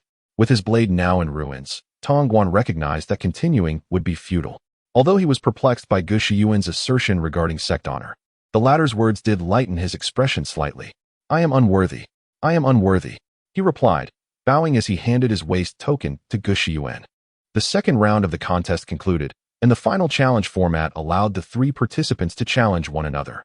However, it was somewhat awkward for head constable Xing, as Gu Shiyuan opted to forfeit before the challenges even commenced. Ren Qinglian understood that Gu Shiyuan feared being challenged by him, worried about losing face for the Kongtong sect. Nevertheless, this revelation relieved Ren Qinglian immensely. Chapter 011. Breakthrough in Martial Arts. Throughout the martial arts event, Zhong Jian had not made an appearance. Ren Qinglian speculated that this monk from Shaolin had likely been designated as a subordinate from the outset. In fact, many shared this suspicion, with some even viewing Ren Qinglian's inexplicable victory as part of an insider deal. This undoubtedly tarnished the previously established image of impartiality held by the Six Doors, much to the chagrin of head constable Xing. Yet for Ren Qinglian, his sole focus was on the Huangji Dan. He understood that his unexpected success in the martial arts competition would undoubtedly provoke hidden enemies lurking in the shadows. Fortunately, the day of Xuanzang's westward journey was tomorrow. After tonight, everything would unfold into boundless possibilities. Head Constable Xing observed Ren Qinglian, who remained unfazed amidst the spectators, his expression darkening. With his prowess, he could discern the murmurs of doubt and discontent from the warriors in the stands. Yet he could not conjure a suitable response to alleviate the awkwardness of the situation. Clearing his throat, he could only manage a wry smile as he gestured to the eunuch overseeing the ceremony to announce the results of the competition. The head eunuch, however, appeared entirely indifferent to the embarrassment of the Six Doors. With a beaming smile, he addressed the crowd. "The two victors of this martial arts competition are Ren Qinglian from the Sword-Bowing Pavilion and Zhong Jian from Shaolin Temple. Please, both of you, await orders outside the palace gate tomorrow morning." He then presented a beautifully crafted brocade box to Ren Qinglian with a smile, declaring, "Lord Run, this is the Huangji Dan." Ren Qinglian understood that this eunuch likely viewed him as a future benefactor, which explained the cordial demeanor. Without further thought, he stepped forward to accept the exquisite box.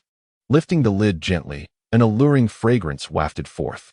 Having previously endured the sonic onslaught from Murong Xian, his mind had been somewhat dazed. However, the aromatic scent of the elixir revitalized him, restoring his spirits. Truly, the Huangji Dan was worthy of its reputation. Before the astonished eyes of many, Ren Qinglian consumed the coveted pill, akin to a cow chewing peonies, igniting fervor among the numerous martial artists present. This single Huangji Dan had the potential to incite deadly conflict.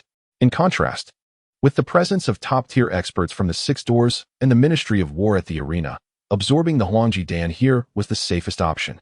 These thoughts flashed through his mind, and soon he was seated cross-legged on the ground, oblivious to those around him.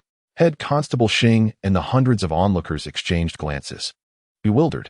Meanwhile, Ren Qinglian began to internally lament his decision. While he had correctly chosen to absorb the Huangji Dan in the arena, hastily consuming the pill was a miscalculation of his own strength and an underestimation of the elixir's potency. The Huangji Dan could elevate one's martial prowess by 30 years instantaneously, its medicinal properties rivaling legendary spiritual fruits. Typically, only those with extraordinary strength or supportive companions could absorb such high-grade elixirs. Although Ren Qinglian had successfully cultivated inner strength, the duration had been too brief, and his inner energy had only superficially tempered his meridians, leaving him without considerable advantage over any robust adult. The Huangji Dan's enchanting fragrance filled the air as it melted upon entry, initially causing Ren Qinglian to feel as though a torrent of scorching heat surged into his lungs. However, he soon realized with horror that his body felt as if a small sun had erupted within him, unleashing waves of searing energy that coursed through his limbs and bones, akin to being engulfed in a conflagration. In an instant, his internal organs, meridians, and bones felt as if they were shattering under immense pressure, causing excruciating pain. Surrounding him, a crimson light flickered, creating a scene of vibrant hues. The warriors who had yet to depart gaped at Ren Qinglian in awe, a mix of astonishment and envy. Even head Constable Xing and his companions, who had never experienced such a rare elixir, could only marvel. Rin Qinglian, overwhelmed by the surging vitality unleashed by the Huangji Dan, could do nothing but endure. Striving to focus his mind and circulate his unknown heart technique to its fullest potential, his resolve remained firm. He understood that this was not a moment for cries of distress, and he gritted his teeth to persevere. Time passed, and as he diligently circulated his martial arts techniques, the external vitality provided by the Huangji Dan gradually began to coalesce, aligning along the predetermined meridian pathways. Slowly, a portion of the elixir's power transformed into a part of his inner strength. Consequently, Rin Qinglian's prowess soared, advancing from the early to the mid-stages of refining essence into energy. However, much of the Huangji Dan's medicinal properties lay dormant throughout his body during this process. The Huangji Dan was originally formulated by alchemists of the Sui dynasty, drawing from the lore of the Taoist pure yang elixir. Although the Sui Emperor had become a formidable master through its use, the primary purpose of this elixir was to enhance his virility, allowing him to indulge in the company of countless women. In other words, the Sui Emperor had no genuine interest in becoming a martial arts master. He merely regarded the Huangji Dan as an excellent aphrodisiac. The ancient martial arts cultivation method practiced by Rin Qinglian is intricately connected to the Taoist path of spiritual refinement, embodying the essence of pure yang. Consequently, he was not harmed by the medicinal properties of the elixir. Rather, it successfully elevated Rin Qinglian's cultivation to the mid-stage of refining essence into qi. Eventually, after an indeterminate passage of time, Rin Qinglian concluded his exercise, his bones cracking audibly as the faint red glow surrounding him dissipated entirely.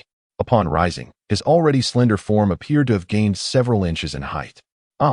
Rin Qinglian inhaled deeply, astonished by the surge of internal energy that had evidently increased within him.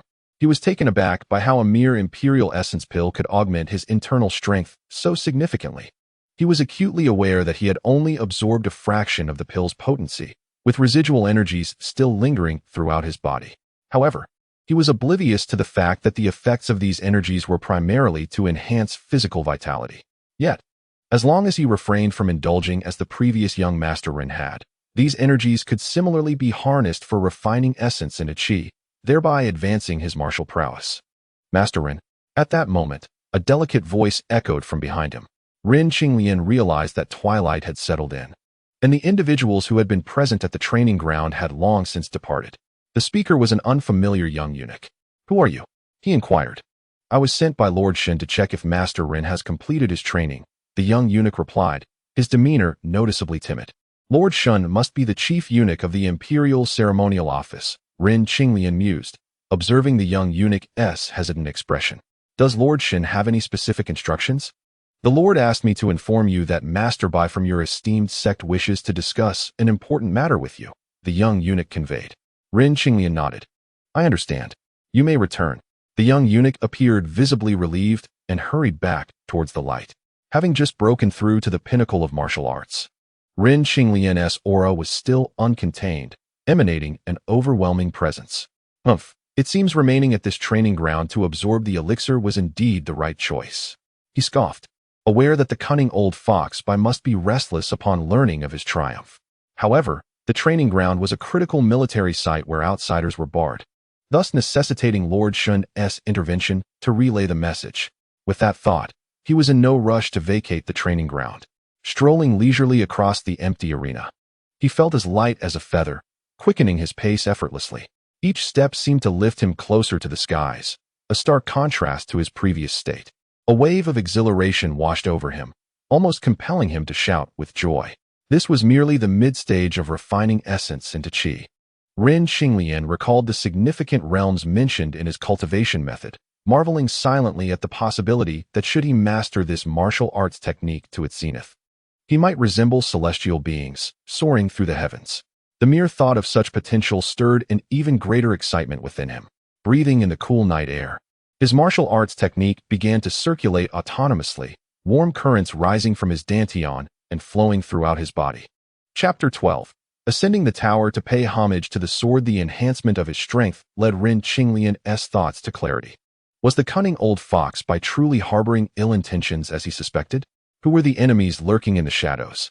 responsible for the deaths of 2 previous masters of the sword-bowing pavilion. Before departing for the West, he needed to uncover the truth. While martial artists do not dwell on karmic retribution as practitioners of spiritual refinement might, in a sense, he owed a debt to the former young master Ren due to his reincarnation. Securing some measure of justice for the Ren father and son before leaving Chang'an would be a gesture of goodwill. Moreover, martial artists confront challenges head-on, never shying away from a fight. The sword-bowing pavilion's headquarters in Chang'an resembled an opulent manor, with numerous buildings set amidst a picturesque landscape of undulating trees and stones, creating a unique charm.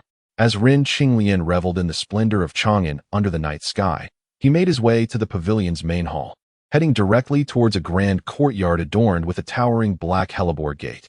Within the courtyard, the rooftops rose and fell dramatically.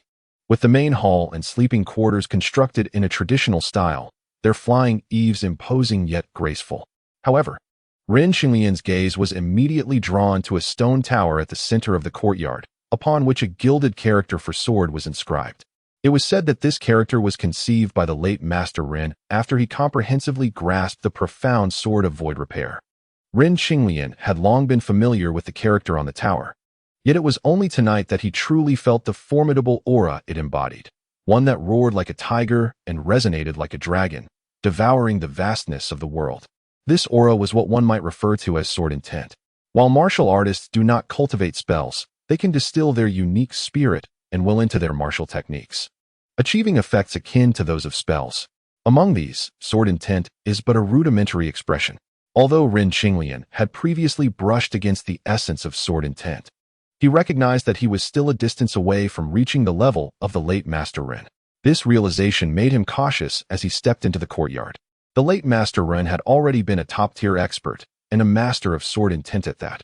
It was no wonder he had fallen victim to treachery, prompting Ren Qinglian to ponder the formidable prowess of the adversaries he was destined to confront.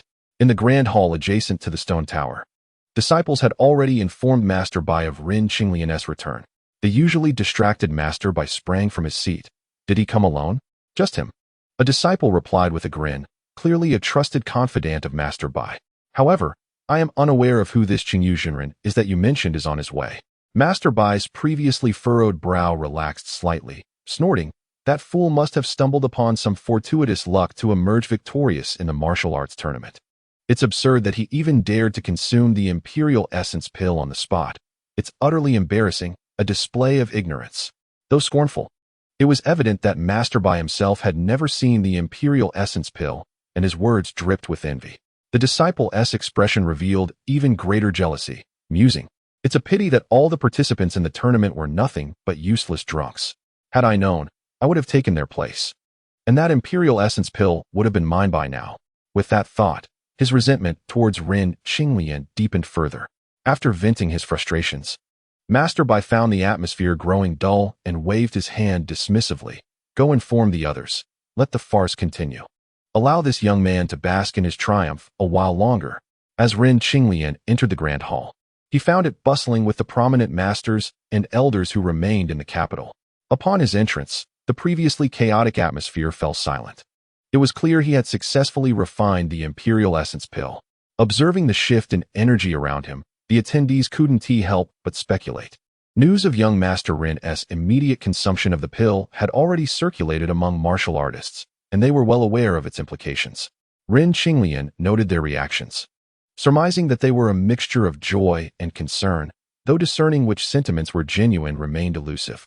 His gaze shifted to the old fox Bai, who greeted him with a grin. I wonder why the esteemed Master Bai was so eager to summon me back to the pavilion. Master Bai chuckled heartily. Young master, you are to depart with Master Xuanzang for the West at dawn, which has certainly taken me by surprise. Laughter erupted in the hall. Indeed, Ren Qinglian's victory had astonished them all. Master Bai continued, previously, you had bravely accepted the role of our pavilion master. Yet you have not formally ascended the tower to pay homage to the sword. Calling you back was intended to complete this ceremony before your departure, lest we become the subject of gossip. The young master, following behind the White Hall master, was called upon to ascend the tower and pay homage to the sword. His voice resounded with vigor, causing the entire hall to reverberate with energy. The elders and hall masters quickly reacted. echoing the call for the young master to ascend the tower and pay homage to the sword. They did not ponder much on this, as it was well known that the White Hall Master had previously championed Ren Qinglian for the position of the Hall Master. Now, witnessing the young master's prowess as a top-tier expert, it was understandable that he sought to establish his reputation. However, Ren Qinglian felt a twinge of foreboding. The cunning old fox likely never intended to follow through with such formalities. Now, suddenly raising the matter, he was probably aiming to complicate matters for Ren Qinglian under the guise of tradition.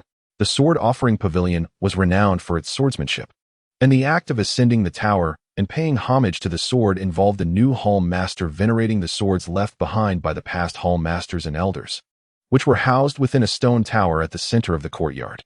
Furthermore, during this process, any Elder, Hall Master, or disciple of the sword-offering pavilion could challenge the new Hall Master to a duel to ensure fairness. Suddenly, Ren Qinglian recalled the long sword left in the stone tower by Ren Taishu, which he had obtained alongside a fragment of a heart technique. It must be extraordinary, and since he was in need of a suitable weapon, it would be fortuitous to acquire it after the homage. The White Hall Master appeared momentarily taken aback, not expecting Ren Qinglian to agree so readily. However, considering that the young man had consumed a royal-grade pill earlier that afternoon, it was not surprising that he was brimming with confidence and a sense of invincibility. Soon, the crowd followed Ren Qinglian out of the Grand Hall and arrived at the stone tower. Outside, 108 disciples of the sword-offering pavilion, dressed in formal attire, stood with torches around the tower. Upon seeing Ren Qinglian ascend, they all knelt in unison and proclaimed loudly, "Please, young master, ascend the tower and pay homage to the sword." The combined voices of these capable disciples resonated like thunder. Ren Qinglian maintained a calm demeanor as he ascended the stairs and approached the entrance of the stone tower. Inside, the swords belonging to Ren Taishu and Ren Qingyuan were positioned directly in front, surrounded by numerous others, each left by the esteemed elders and hall masters who had sacrificed themselves over the years. Illuminated by the flames, the interior of the stone tower glimmered with a dazzling radiance.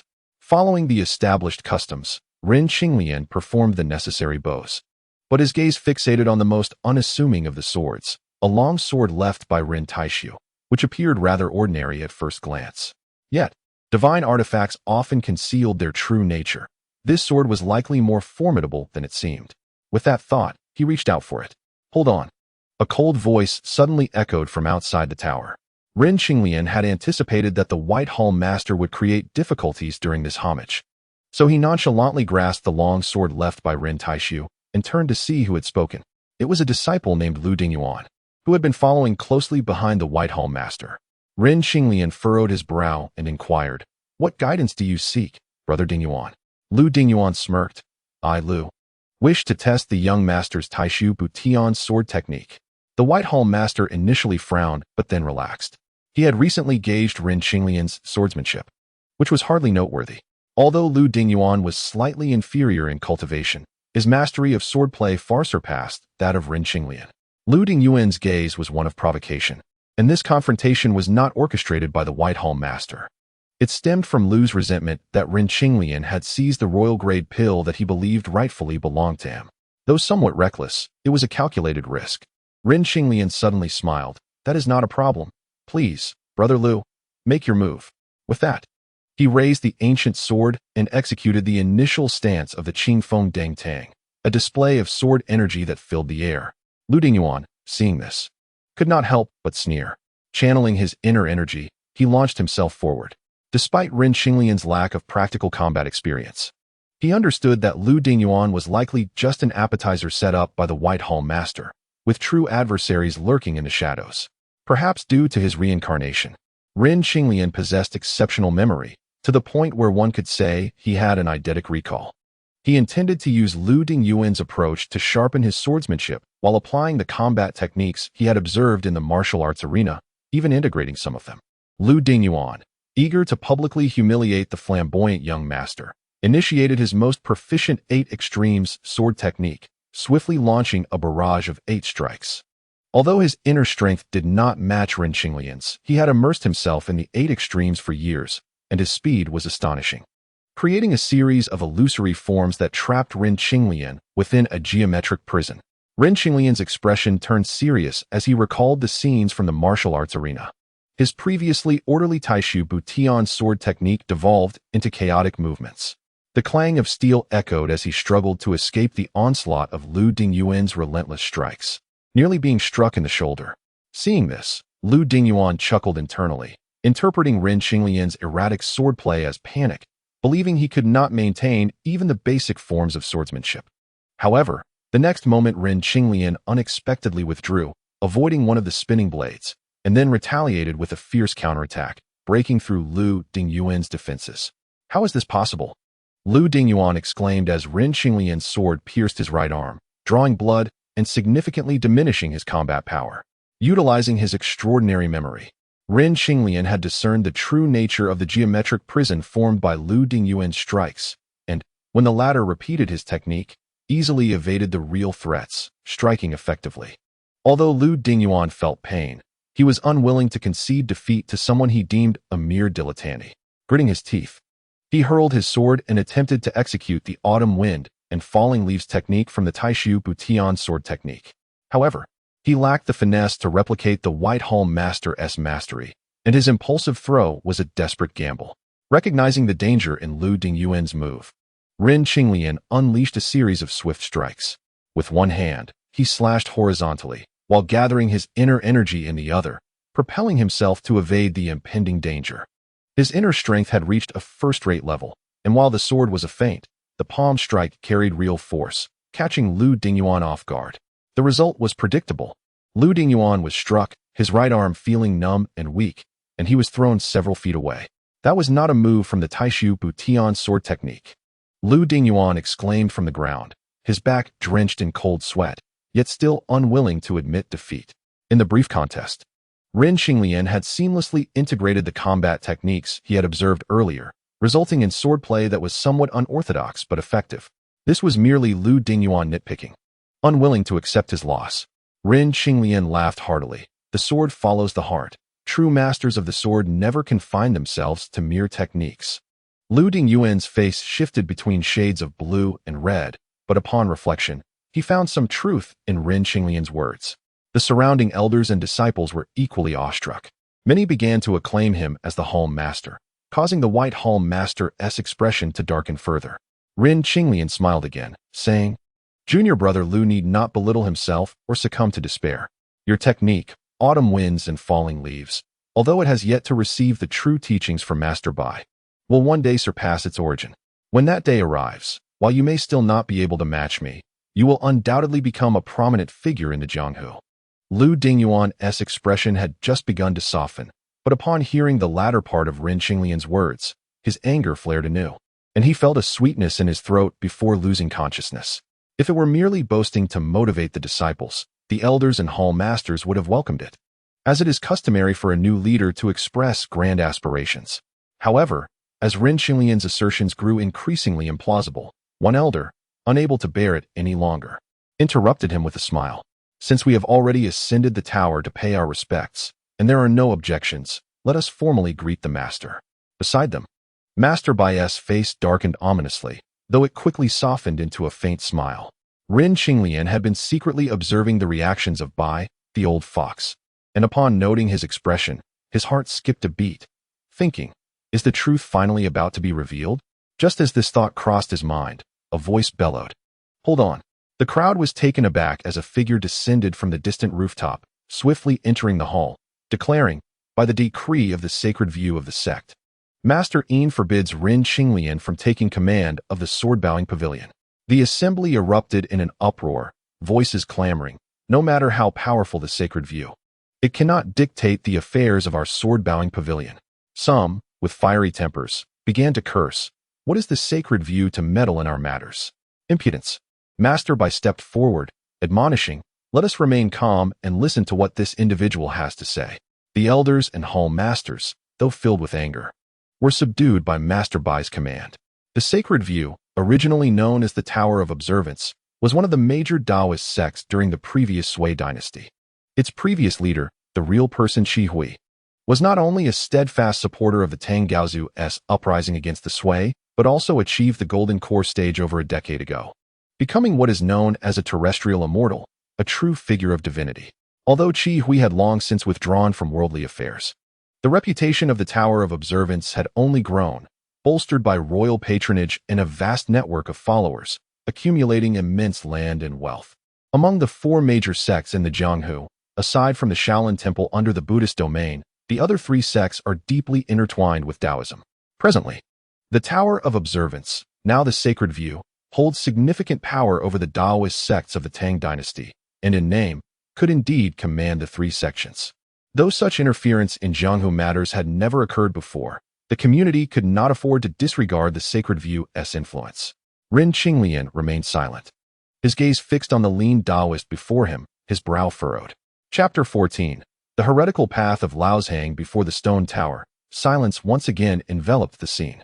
Master Bai regarded the gaunt figure of the Qingyu real person, lost in memories that transported him back to a night a decade prior. The entirety of Laozhang was shrouded in the darkness of winter, and on the rugged mountain path, their group advanced, escorting a convoy. This escort was unusual, otherwise. The already reputable sword-bowing pavilion would not have dispatched a hall master for personal protection. At the center of their convoy was a carriage, where a few young maidens sat, reportedly selected from nearby states to enter the palace, accompanied by a eunuch. The mountain path of Laozhang was treacherous, with dense thickets and ancient trees swaying ominously under the faint starlight, casting ghostly shadows. Master Bai had traversed this route several times and knew that not far ahead lay a relatively flat thicket, where he planned to rest for the night. However, at that moment, a chilling, low laugh echoed through the air. The laughter was so sinister that it seemed not to originate from a human, and combined with the eerie surroundings, it sent shivers down the spines of even the seasoned Master Bai and the maidens in the carriage. The group focused intently on the source of the sound. Master Bai called out, "Might I inquire who among the martial artists approaches the sword-bowing pavilion?" Before he could finish, a flurry of sounds erupted, and aside from Master Bai, who managed to fend off the incoming projectiles with his formidable skills, none of the other experts from the sword-bowing pavilion survived. In that moment, terror consumed Master Bai as the assailant approached. This was his first encounter with the Qingyu real person. Within the vast realm of Taoist cultivation, there are fundamentally two paths. One progresses through methods like qi refining and alchemy to gradually enhance their true essence and ultimately achieve the so-called pure young immortal.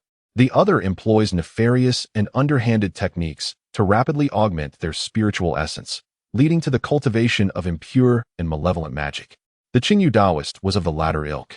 That night, his ambush on Master Bai and his companions was driven by a desire for the pure blood of the maidens in the carriage, seeking to concoct the magical elixirs to bolster his power.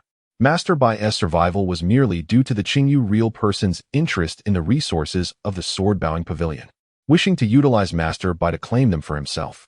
However, the sword-bowing pavilion had been established by Ren Tai Su, and Master Bai, through years of effort, had only garnered significant prestige in the capital, still far from achieving complete control over the pavilion. The Ren family, renowned in the Jianghu, were no fools and would eventually sense Master Bai's ulterior motives. Yet, before they could confirm their suspicions, they would fall victim to the Qingyu Taoist's sinister machinations, leaving outsiders to believe they had succumbed to sudden death.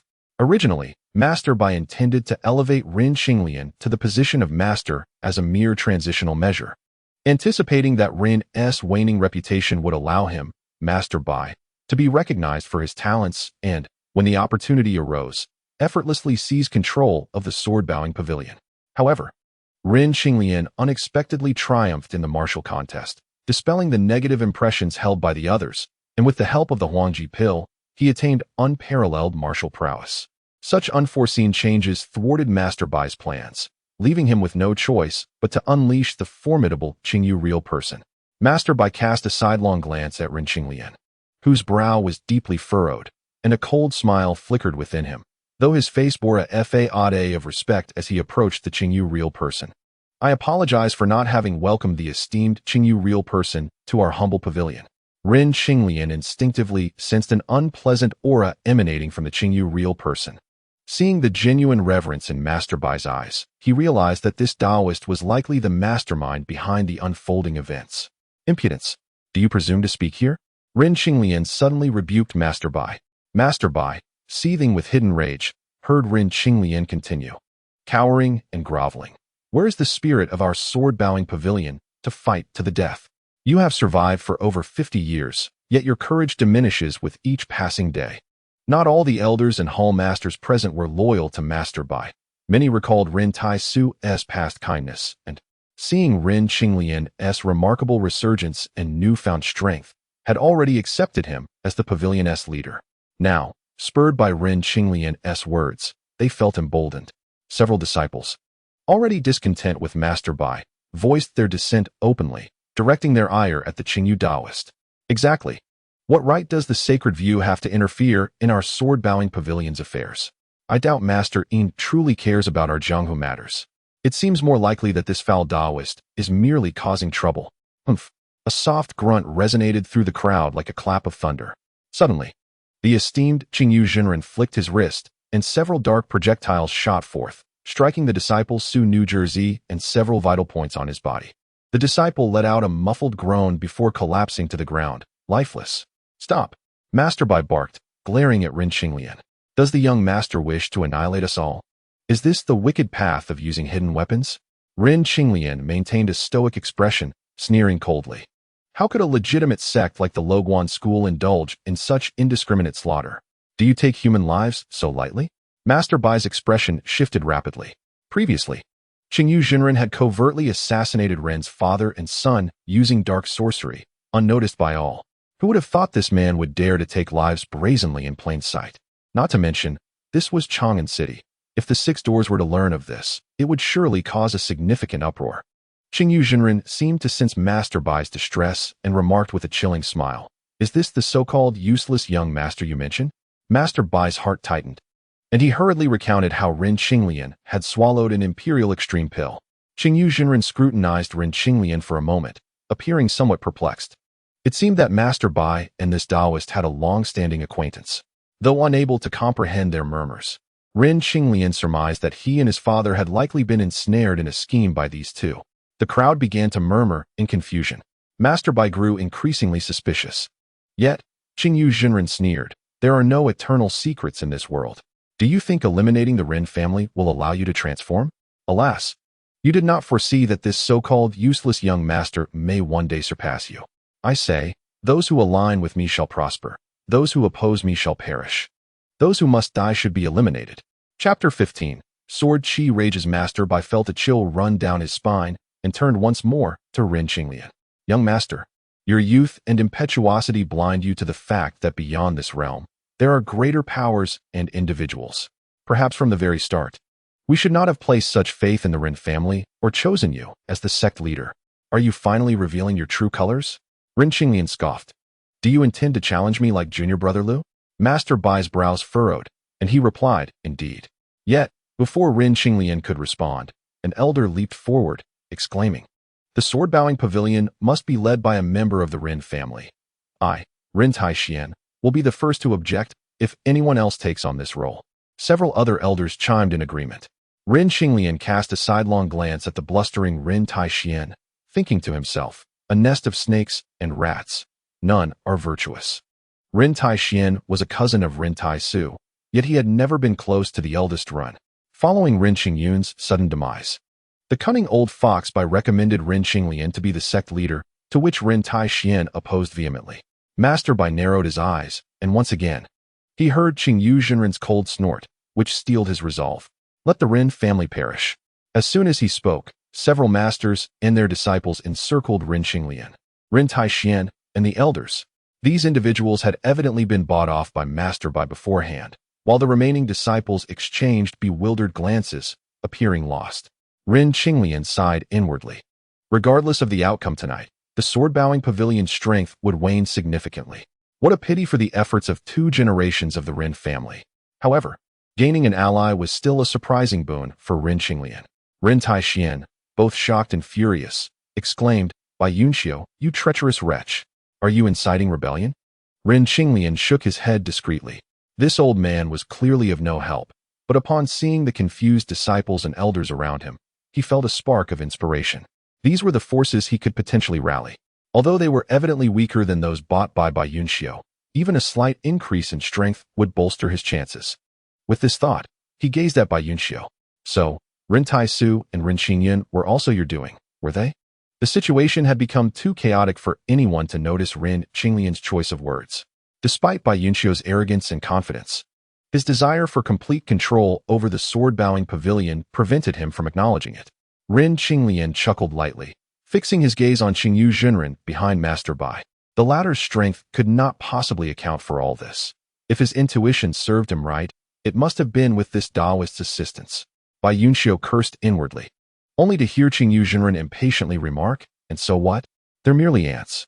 Debt must be repaid, and murder must be avenged." Rin Qinglian retorted with a cold laugh, channeling his inner strength to the utmost. His sleeves billowed as he soared from the encirclement of the masters. With a light step, he ascended to the top of the stone tower, proclaiming, "Bai Yunxiu's treachery against 2 generations of sect leaders is unforgivable. I implore you all to assist your sect leader in vanquishing this villain." Seeing him seize the initiative with such formidable presence, the crowd rallied behind him, and chaos erupted in the courtyard. Since breaking through to the pinnacle of martial arts, this was Rin Qinglian's first full-throttle battle. The energy within him surged forth, as if an inexhaustible force coursed through his veins. With a leap, he arrived before Bai Yunxiu, wielding his ancient sword and employing the Taishu Bujin sword technique. Having previously grasped a shortcut to mastering this technique, as soon as he unleashed it, his focus sharpened, leaving no room for distractions except the relentless pursuit of victory. Bai Yunxiu was not unfamiliar with the Taishu Bujin sword technique.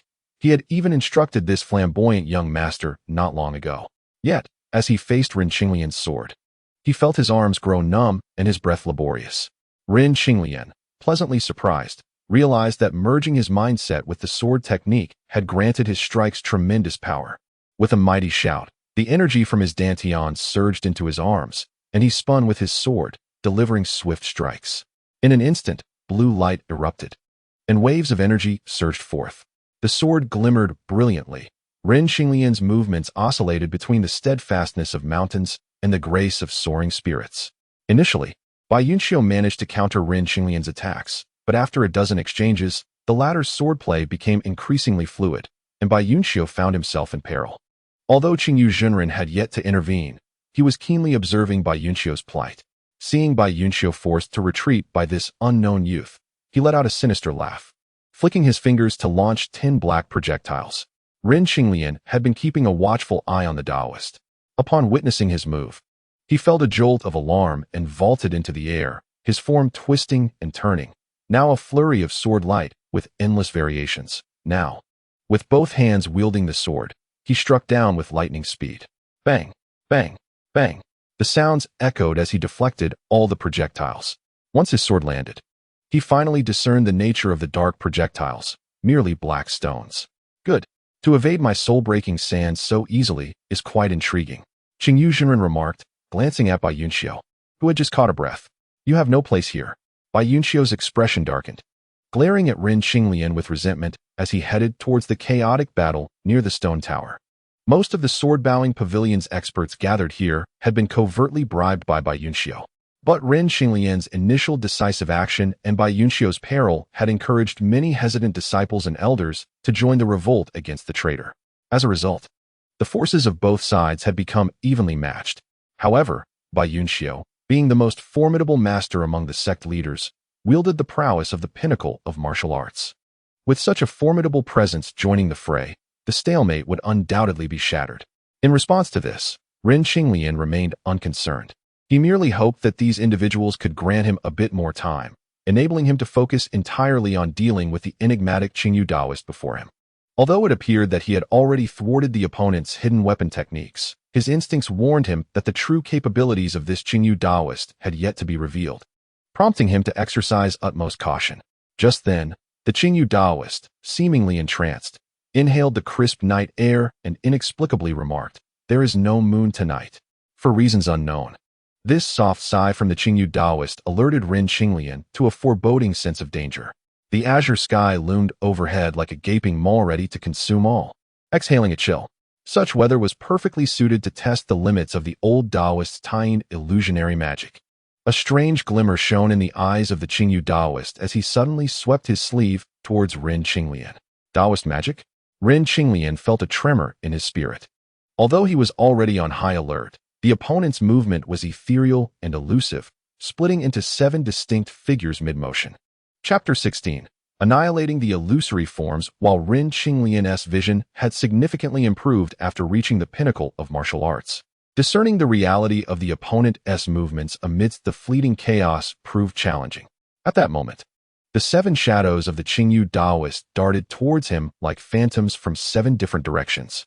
Suppressing his inner doubts, Ren Qinglian leaped high into the air. His left palm thrust forward towards one of the specters, while his right hand wielded his sword, launching a tempestuous barrage in all directions. The Qingyu Daoist, witnessing this, chuckled, proclaiming, "Though you've reached the mid-stage of foundation establishment, your palm techniques and swordplay lack proper form." In the brief span of his words, his figures had transformed from 7 to 9.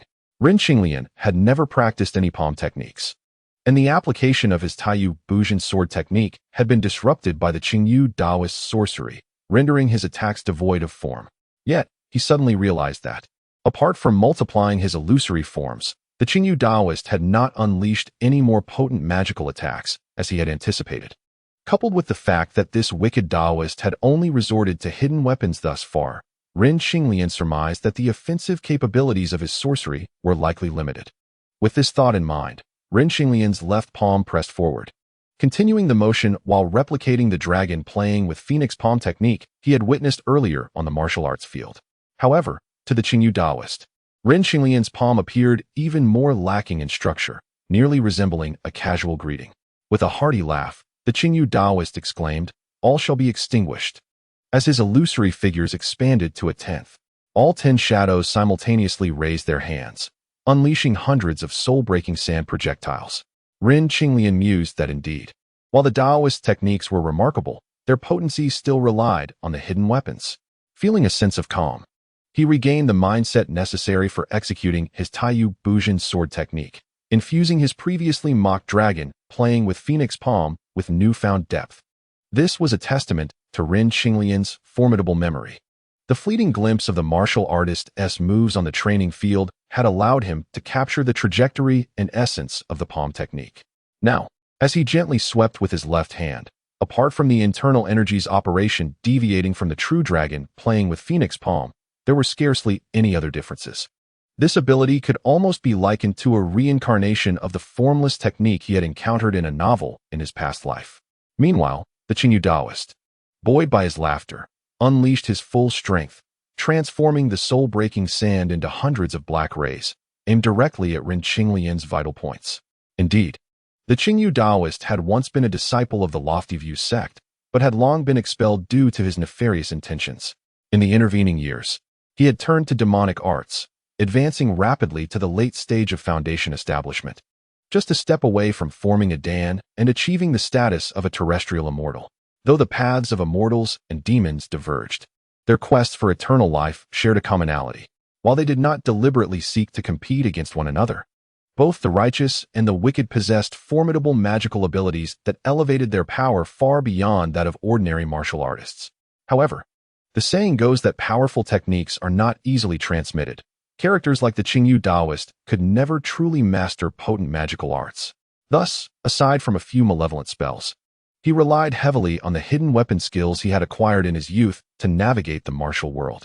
In Ren Qinglian's view, the Qingyu Daoist's hidden weapons, though deadly and swift, could easily be countered by evasion, risking pursuit and further attacks due to the advantages of his movement techniques, putting him in a precarious position. Therefore, Ren Qinglian chose to strike from his position, and as he executed the dragon playing with Phoenix palm, the pure force of his energy instantly knocked down the dozens of incoming soul-breaking sand projectiles.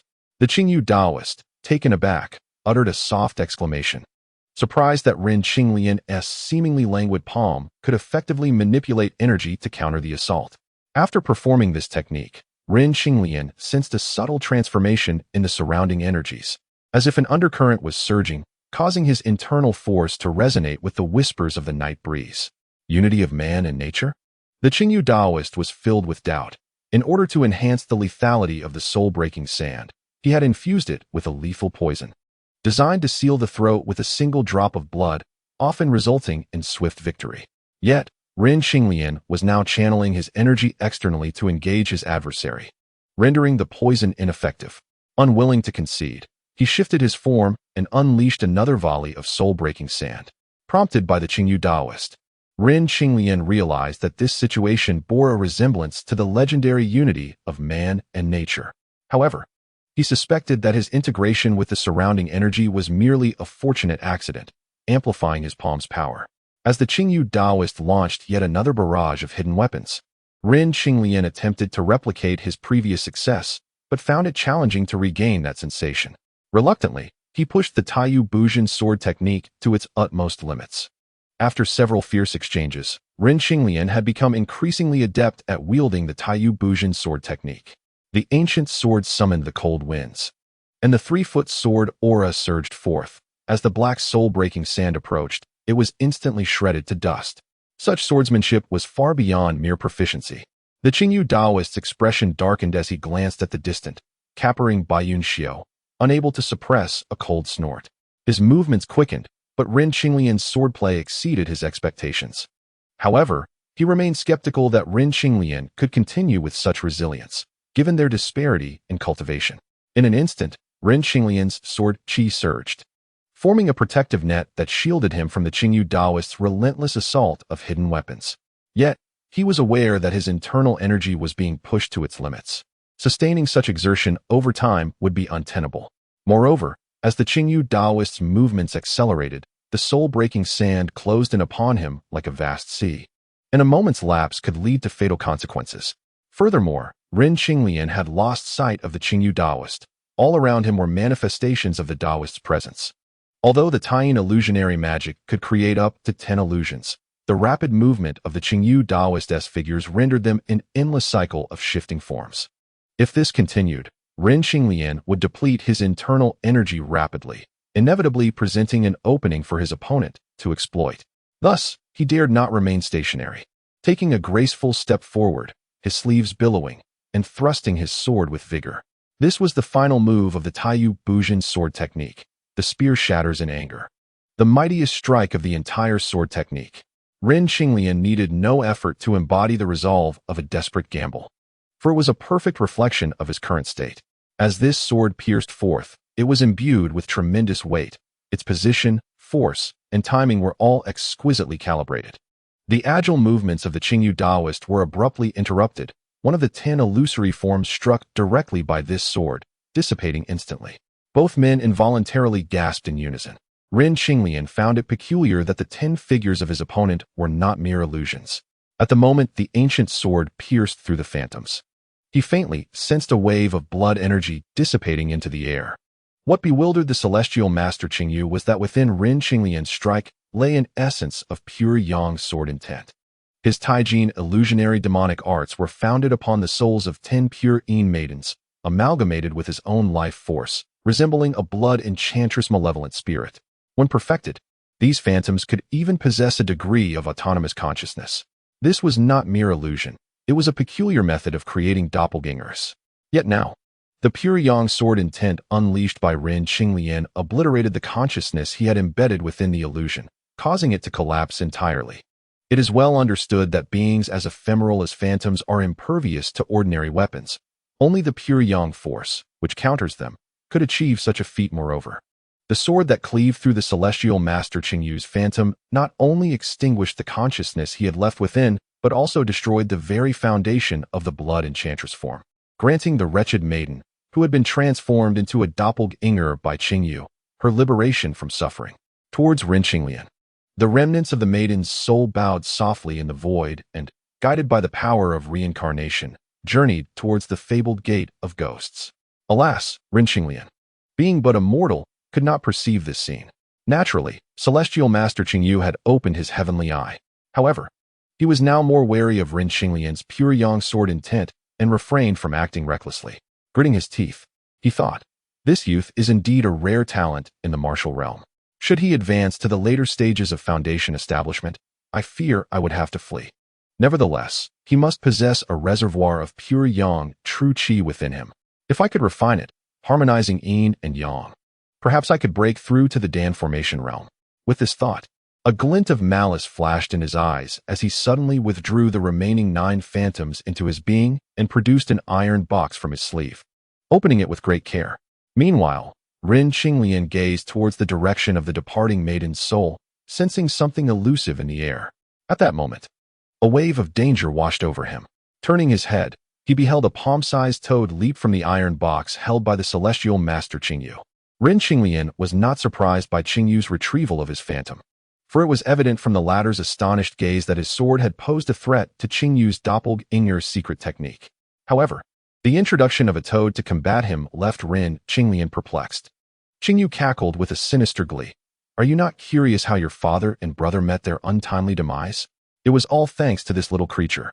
He affectionately patted the back of the toad. As if commanded, the toad leapt from Qingyu's hand, transforming into a beam of golden light and darting towards Ren Qinglian. Sensing the imminent threat, Ren Qinglian swiftly retreated to the right, his toes barely touching the ground. The golden light brushed past him, and he caught a whiff of an enchanting fragrance that momentarily dulled his senses. Turning back, he locked eyes with the toad, clearly seeing its true form. What a bizarre creature! Ren Qinglian was horrified, for the toad's abdomen gleamed with a golden hue, adorned with 3 emerald-green eyes. Regardless of its nature, one fact was undeniable: those 3 eyes were venomous, and it was this very creature that had poisoned the Ren family. Qingyu emitted a series of guttural sounds as the toad lunged at Ren Qinglian with lightning speed. Uncertain if this 3-eyed monster would spew poison or attack with its jaws, Ren Qinglian dared not confront it directly. In midair, he deftly used his sword to hurl stones at his opponent. For a moment, stones flew chaotically like petals scattering in the wind. Little did he know, the 3-eyed toad, with its webbed feet and agile body, navigated through the chaos like a golden fish, evading the barrage. Ren Qinglian marveled at the creature's agility while continuing his retreat. The 3-eyed toad croaked ominously, its limbs propelling it with increasing exuberance as it soon pounced into the air. With an enraged cry, it opened its wide mouth, releasing tendrils of black mist. Ren Qinglian swiftly severed several strands of the soul-suppressing sand sent by Qingyu, recognizing the lethal nature of the sand, identical to the black mist emitted by the toad. Knowing it was a deadly poison, in an instant, he executed the autumn wind falling leaves technique, retracting his sword and launching it towards the airborne toad with a fierce thrust. Simultaneously, he expelled energy from his palms, attempting to disperse the encroaching black mist. Although his sword struck the toad's belly precisely, it recoiled as if repelled by an unseen force, landing somewhere unknown.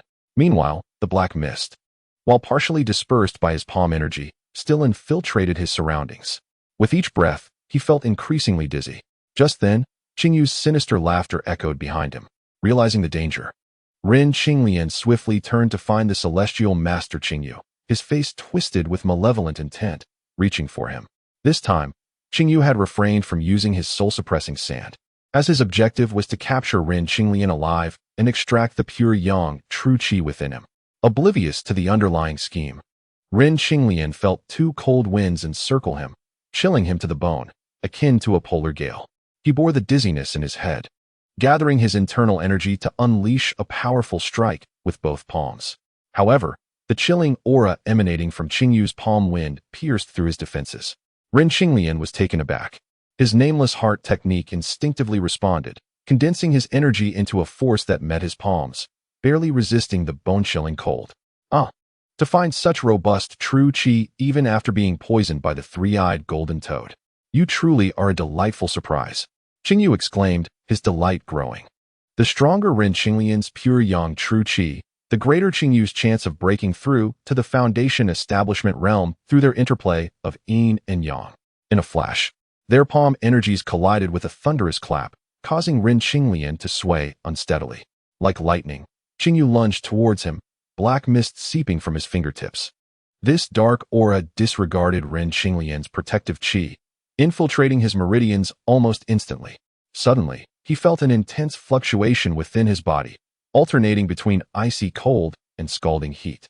Unfortunately, Qingyu had seized his wrist, rendering him unable to escape, even as he felt a surge of discomfort, blood trickling from his mouth.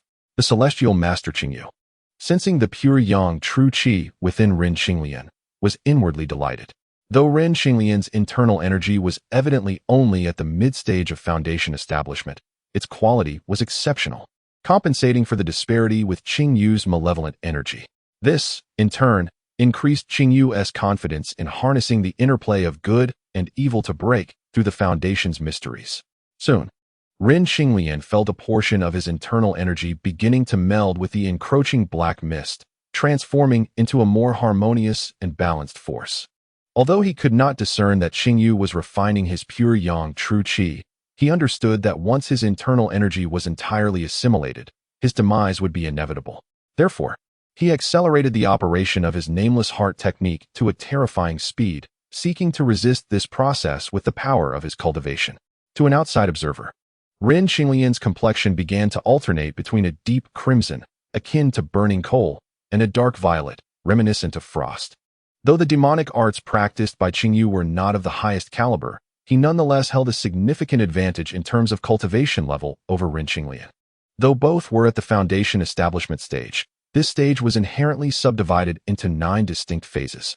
Ren Xinglian was merely a 4th phase foundation warrior, while Qingyu had already attained the 9th phase of cultivation.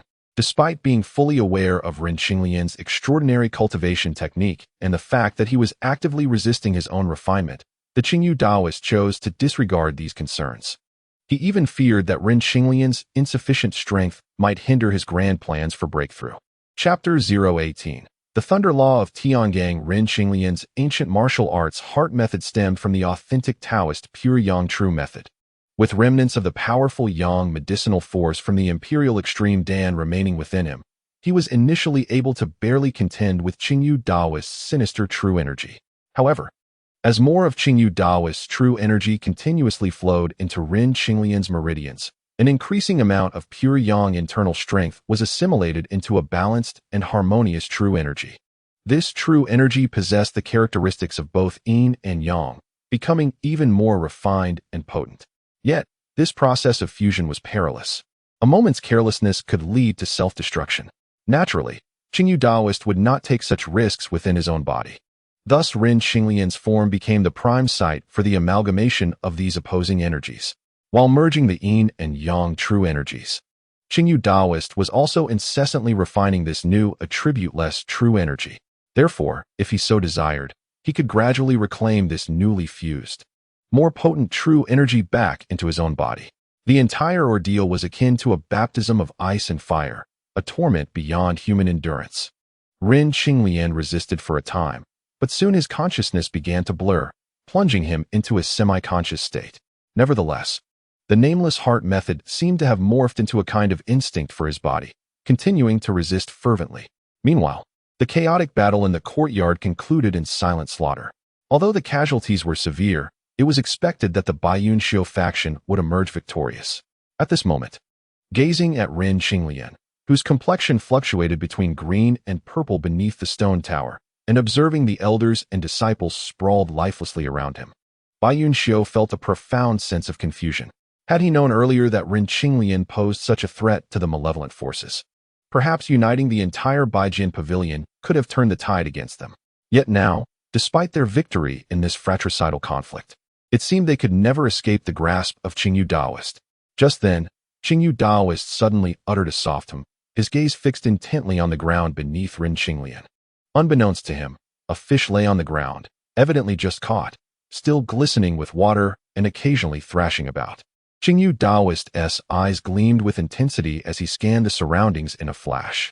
Behind him stood an unexpected Taoist figure, remarkable in appearance and graceful in bearing, his empty hands adorned with a flowing Tao robe that danced in the night breeze.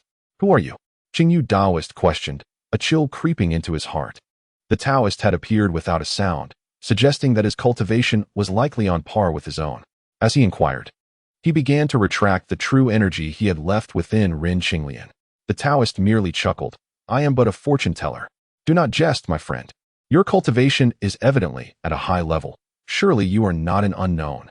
Qingyu Taoist attempted to stall for time, as half of his true energy remained within Ren Xinglian, making it impractical to reclaim it all at once.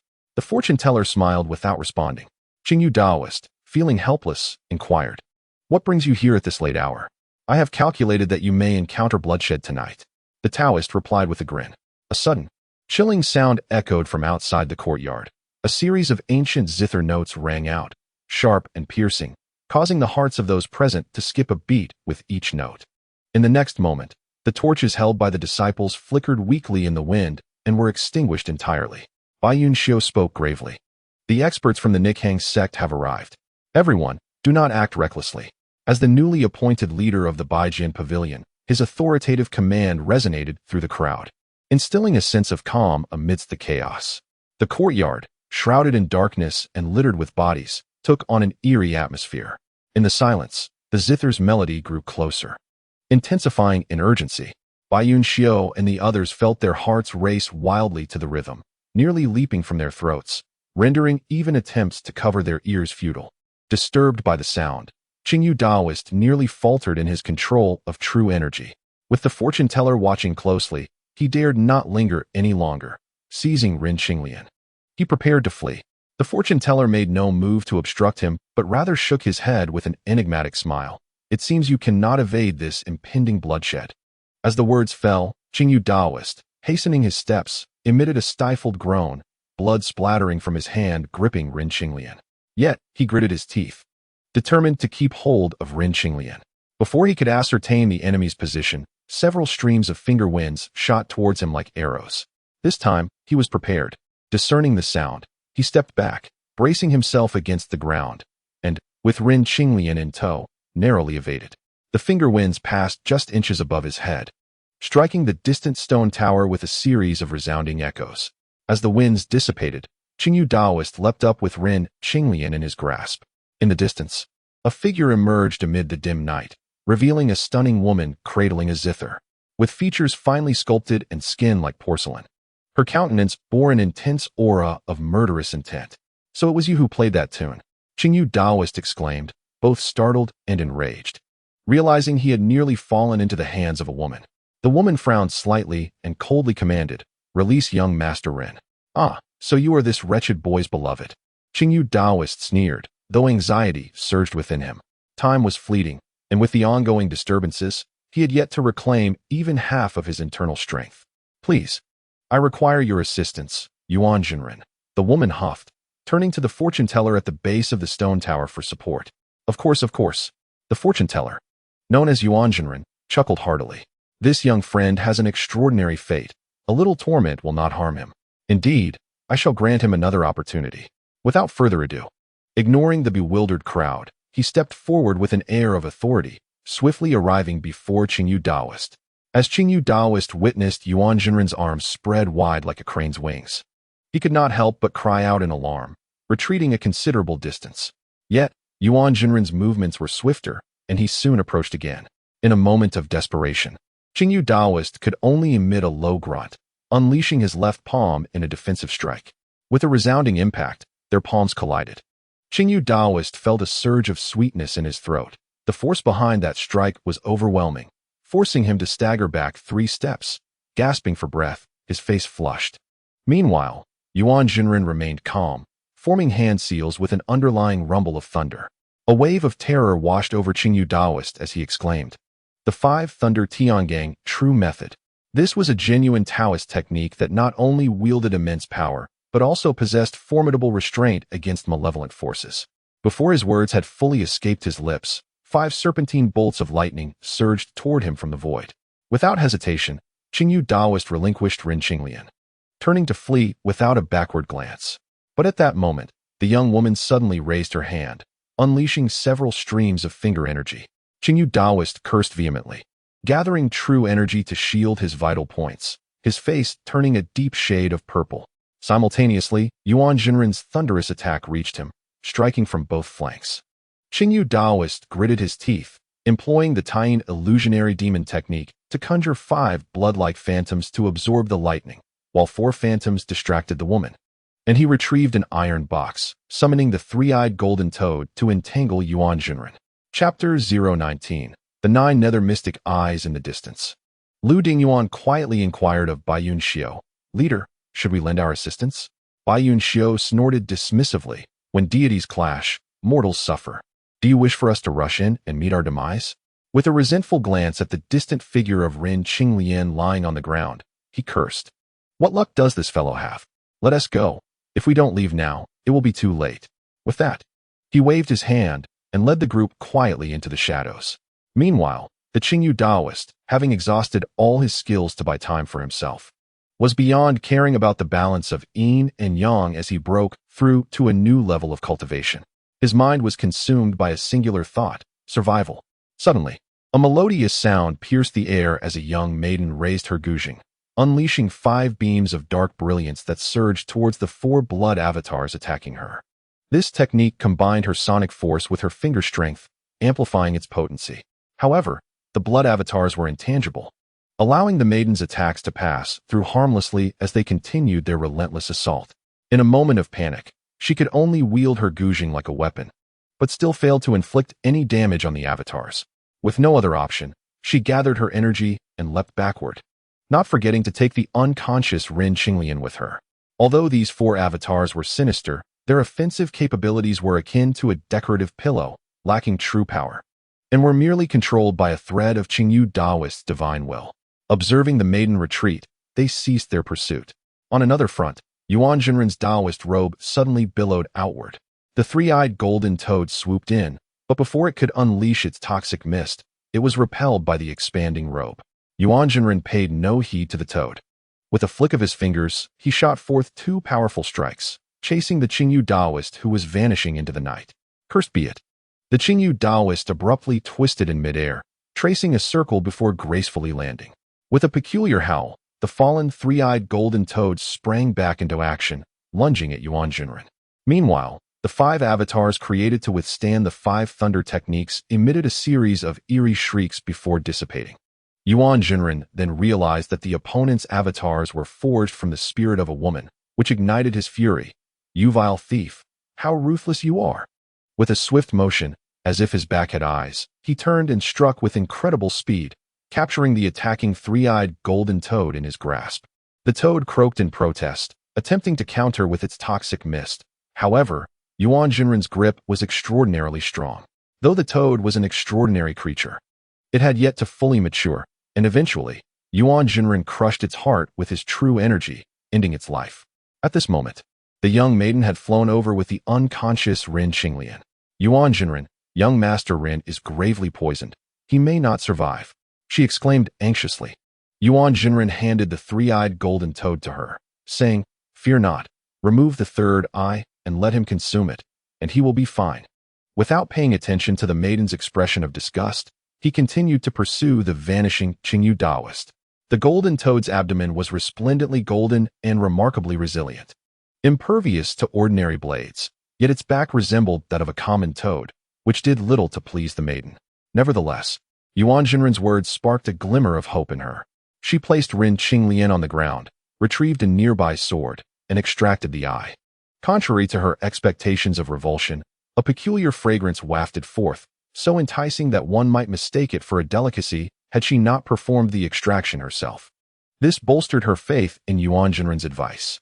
Without hesitation, she opened Rin Qinglian's mouth and placed the eye inside. The 3-eyed golden toad was renowned for its extraordinary poison, yet its eye was a treasure that was immune to all toxins. Once ingested, it transformed into a stream of azure liquid, flowing down Rin Qinglian's throat. The poison that Qingyu Taoist had inflicted upon him was meticulously calculated to fuse 2 opposing energies, rendering him unconscious primarily due to the torment from the internal energy fusion. As the eye's essence mingled with his body, a refreshing energy began to circulate through his meridians, expelling the toxin and healing his physical injuries. This brings us back to Yuan Jinren's earlier mention of opportunity. All things in the world possess a spirit. Through different paths of cultivation, humans may become Buddhas, immortals, or even demons, while animals and plants can also cultivate to become spirits. The 3-eyed toad, capable of communicating with Qingyu Taoist, was close to attaining this transformation. The spiritual essence it harbored was concentrated in its 3rd eye, which, if it were to become a demon, would bestow upon it an extraordinary ability, the 9 nether mystic eye. Now that its power had entered Rin Qinglian's body, it was not merely detoxifying him, but was also aiding in the cultivation of that formidable ability. However, The poison within the three-eyed toad was insufficient to cultivate this power, and thus, the residual toxins within Ren Qinglian's body could not achieve such a feat consequently. The azure energy settled in his eyes after coursing through his meridians, yet during this process, the spiritual essence significantly healed Ren Qinglian's injuries, pulling him back from the depths of unconsciousness. Before losing consciousness, Ren Qinglian had felt only immense pain, but now he was greeted by a faint, warm fragrance that made him reluctant to open his eyes. He pondered in the darkness. Could it be that I have been reborn once more? As he contemplated, he felt someone gently wiping the corners of his mouth. He opened his heavy eyelids to find a stranger, a young maiden, before him, solidifying his belief in his thoughts. The maiden, sensing his breathing had steadied, released a sigh of relief and took out a handkerchief to clean the blood from his lips. Just then, Ren Qinglian opened his eyes completely. Confusion etched on his face.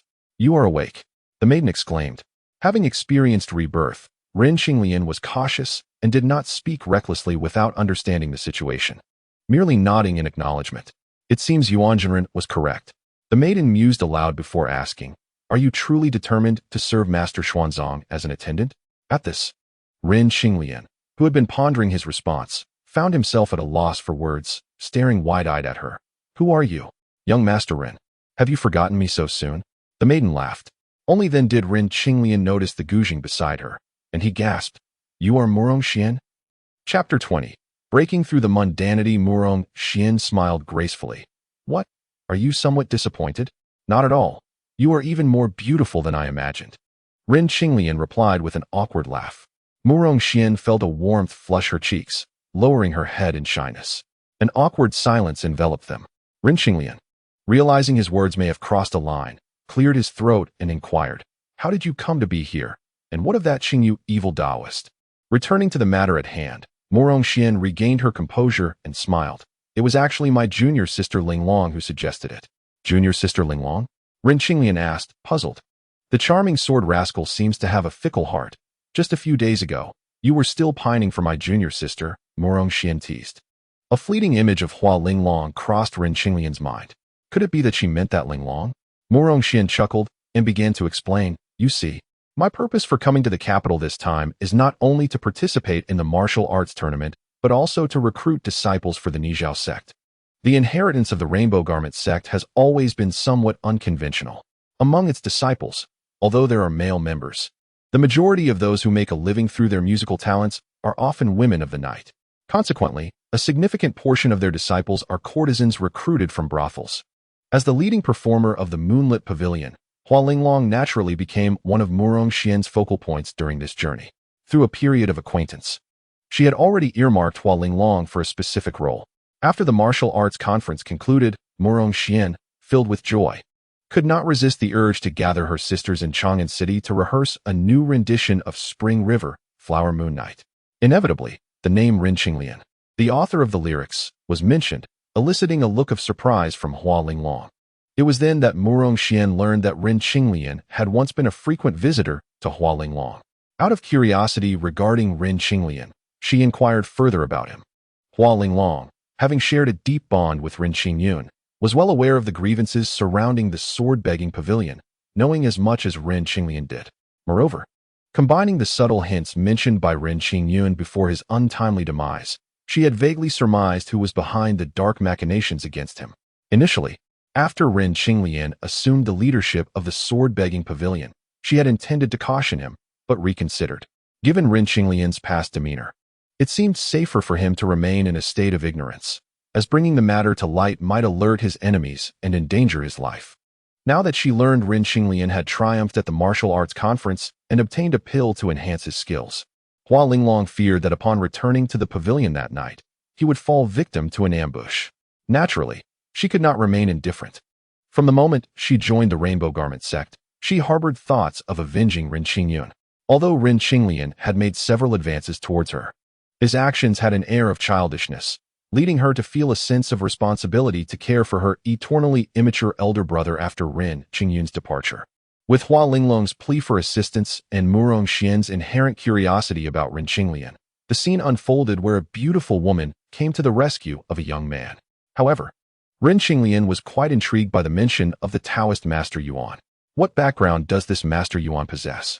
Is he an ally you summoned? Murong Xian pondered before responding. Master Yuan possesses a remarkable talent for divination. He predicted that the malevolent forces would appear here, which is why he encountered me on his way. Such skill. Could it be that this diviner named Yuan is Yuan Shouqing? Rin Qinglian gasped. I cannot say for certain, but you must express your gratitude to him. Although I intended to rescue you, that wicked Qingyu Taoist was formidable. Had it not been for Master Yuan's presence, I too might have perished here. Moreover, you were gravely poisoned, and it was Master Yuan who advised you to consume the eye of that lazy frog, which ultimately saved you. What? The eye of a frog? While the eyeball of the three-eyed golden toad was indeed quite fragrant. The thought of having swallowed a frog's eye would make any normal person gag. However, Rin Qinglian was already a top-tier martial artist, possessing a physique far superior to that of ordinary individuals. After a few retches, he managed to suppress the urge to vomit. Murong Xian laughed softly at his reaction, seeing her devoid of the cold demeanor he had witnessed earlier, behaving instead like a youthful and carefree maiden. Rin Qinglian couldn't help but gaze at her for a moment longer, sincerely expressing, regardless, I must thank you for your assistance. Murong Xian giggled. How would you like to express your gratitude? Feel free to ask for anything. I, Rin Qinglian, will go through fire and water to fulfill your request. No need to go to such extremes. How about you compose a few verses for me to sing? All right. Rin Qinglian, unwilling to owe a debt of gratitude to a lady, casually recited a few lines from a widely celebrated poem for her. Murong Xian had initially made the suggestion in jest, but was pleasantly surprised when Rin Qinglian truly began to recite verses. As he recited with great care, he reached a particularly enchanting part, unable to resist singing aloud. After a long pause, biting her cherry lips, she remarked, Indeed, Master Rin possesses great talent. But do you truly intend to accompany the Master Xuanzang on his journey to the west? Rin Qinglian nodded. This world is vast, and I yearn to explore its wonders. But I have heard from my master that once one leaves the two-world mountains, malevolent spirits lurk in the mountains. Moreover, the west is a distance of countless miles away. The dangers along the way must be immense. I cannot bear the thought of you coming to harm. Murong Xian's voice grew softer, and had it not been for Rin Qinglian's enhanced hearing, he would scarcely have caught her last words. Rin Qinglian felt a stir in his heart and replied, I am deeply grateful for your concern. However, my experiences during this time have allowed me to see through the mundane. Following Master Xuanzang will enable me to transcend myself and grasp the ultimate truths. Internally, he chuckled wryly, surprised that the art of flirtation possessed by the young master would surpass his own. With his 2 lifetimes of experience, how could he fail to perceive Murong Xian's subtle affections? Yet, he understood that while she was a person of the martial world, the uniqueness of the Rainbow Garment sect rendered her a refined young woman, enchanted by his verses. However, he was merely a literary enthusiast and had not contemplated advancing further in that regard. The verses he casually borrowed were simply fortuitous. Murong Xian gazed at him, her expression lost in thought. She had encountered many young heroes in the martial realm and had met suave and eloquent scholars. Yet it was Rin Qinglian's poetry that had touched her heart. Yet, this sentiment was merely a fleeting affection that had yet to bloom, swiftly extinguished by his own hand. To avoid further awkwardness, Rin Qinglian shifted the topic. By the way, you mentioned that Master Yuan pursued that malevolent force. Is he headed in that direction? Let us see if we can be of assistance. Murong Xian nodded, and the 2 figures made their way towards the path where the Qingyu Taoist had vanished. Outside Chang'an City, amidst the overgrown weeds, the Qingyu Taoist hurriedly pressed forward, but behind him, Master Yuan remained as a shadow. As the dense forest loomed ahead, Master Yuan quickly moved to intercept Qingyu Taoist, his fingers darting forward. The Qingyu Taoist was struck with terror and leaped back. Master Yuan's fingers had already seized his right arm's acupoint. It has been 23 years since we last met. Taoistly, you have fallen deeper into darkness. Are you here to avenge your master? The Qingyu Taoist secretly gathered his energy, but Master Yuan's technique was overwhelmingly powerful and not easily escaped. It is merely a coincidence. However, since Taoistly has strayed so far into evil, employing the innocent soul of a maiden to cultivate your nefarious arts, I cannot stand idly by. Master Yuan spoke with a radiant aura, his tone calm. Then kill me if you wish. You are no different from your deceitful master, retorted the Qingyu Taoist. Master Yuan's gaze deepened, reminiscent of the past, his voice ethereal. In days of yore, my master saw that despite your twisted intentions, you still possessed a flicker of conscience, and thus sought to enlighten you. Who would have thought you would turn against him? Do you think you have surpassed your master, wishing to enlighten me in his stead? The Qingyu Taoist scoffed. Master Wen is neither Taoist, Buddhist, nor Confucian. He is a disciple of the Ghost Valley. In times of turmoil, the disciples of this sect appear in the martial world, attempting to save the people. In my view, it is rather presumptuous. Otherwise, Taoist Li's sins are too grave. You are no longer comparable to your former self. I have come to send you into the cycle of reincarnation, Master Yuan stated solemnly. The Qingyu Taoist, sensing the gravity of the situation, made a swift decision and severed his right arm. Simultaneously, he let out a series of frantic cries, and suddenly, from the withered grass, a chorus of hissing sounds erupted. Master Yuan looked down to see countless venomous snakes and insects crawling from all directions. Strangely, these creatures moved in an orderly fashion, forming an unusual formation akin to an army, creating a bizarre yin-yang and 5 elements array. You deliberately circled here to set this poisonous trap? Huh, you, who can calculate? Why not use your Ziwei Doshu to foretell whether you shall meet your demise here tonight? The Qingyu Taoist spoke fiercely, casually pressing on his severed arm to staunch the bleeding. Yuan Jinren maintained a calm demeanor, brandishing his dust whisk, which suddenly stood straight like a sword, thrusting forward with a speed akin to lightning, producing a sharp whooshing sound. Upon witnessing this, the Qingyu Taoist's eyes narrowed. This single maneuver revealed the profound depth of the man's skills. He hesitated, contemplating whether to retreat. Yet the resentment from his severed arm made him reluctant to leave without witnessing this man's downfall within the poisonous formation. Yuan Jinren's dust whisk showed no hesitation. And as silver threads scattered, a tremendous force swiftly eliminated a multitude of encroaching snakes and insects. However, the poisonous creatures summoned by the Qingyu Taoist continued to surge forth. And as the formation solidified, its potency intensified. Yuan Jinren suddenly felt a wave of dizziness. Within the center of the formation, a mix of searing winds, icy chills, decaying miasma, sharp, venomous needles, and toxic mire surged forth, each enhancing the formation's power through the intricate interplay of yin, yang, and the 5 elements. The Qingyu Taoist, noticing Yuan Jinren's movements slowing, felt a surge of joy. Just then, 2 piercing sounds split the air from afar. Upon seeing these 2 figures, the Qingyu Taoist's surprise turned to delight. It seemed fortune was favoring him at last. With a hearty laugh, he flipped his palm and struck at one of them. Simultaneously, 4 blood phantom clones emerged behind him, charging towards the other. Those 2 were Ren Qinglian and Murong Xian. Upon seeing the Qingyu Taoist's phantoms, Murong Xian felt no fear.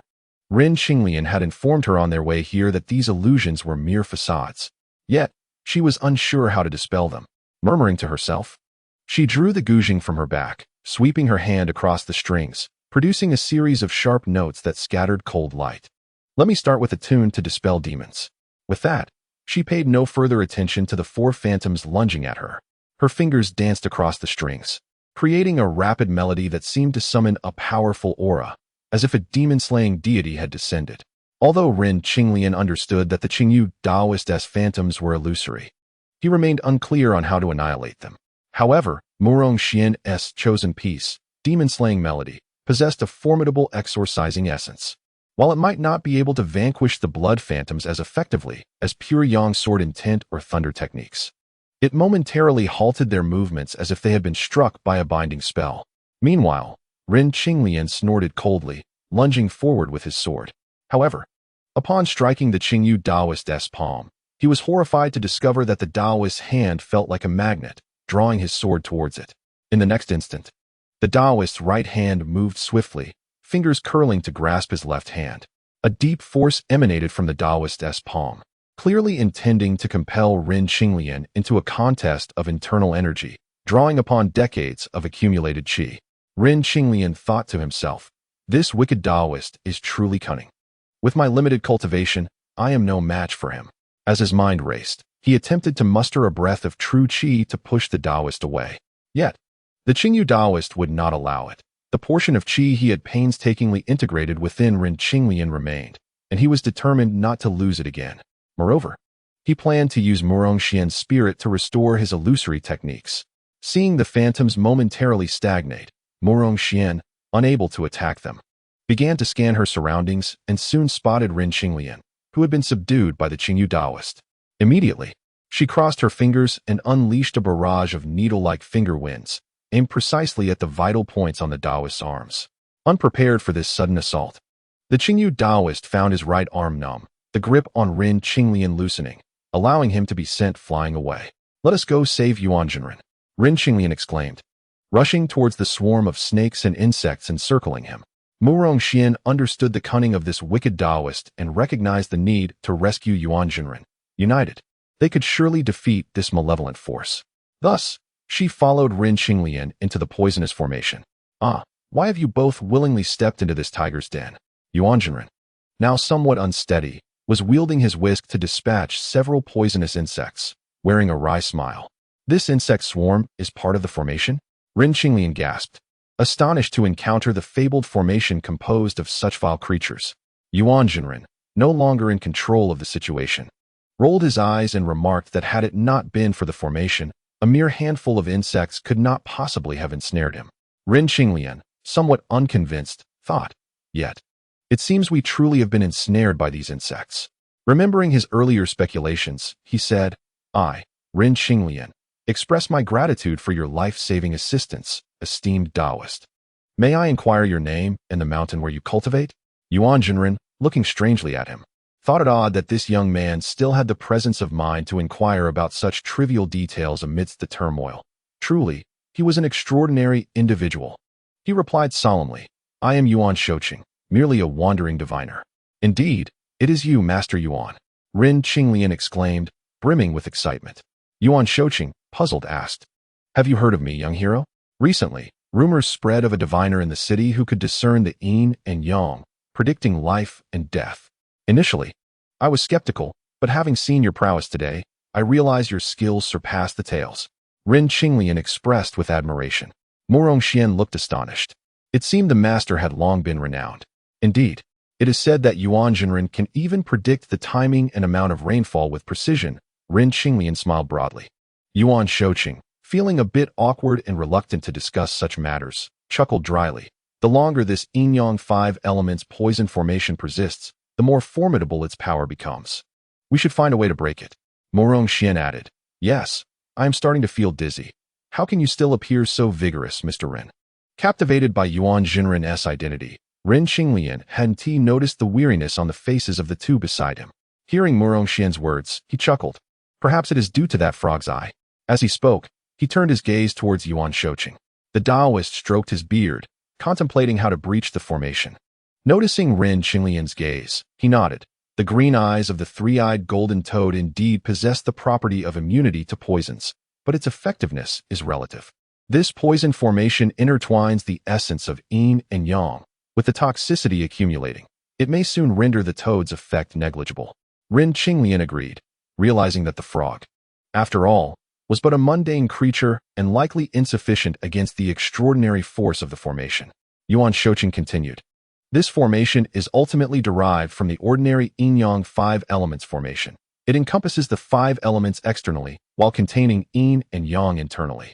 Both Rin Qinglian and Murong Xian, novices in the realm of formations, were enlightened by Yuan Shouqing's words. "Do you possess a method to break the formation?" they inquired eagerly. Yuan Shouqing responded, "All external changes arise from the internal interplay of yin and yang. Thus, it is the internal yin and yang that are the keys to transformation. But how do we dismantle the yin and yang within the formation?" Murong Xian, struggling against the relentless onslaught of the 5 elemental poisons, asked urgently. Yuan Shouqing retrieved a green pearl from his robes, stating, "This by Shui pearl absorbs yin and malevolent toxic energy.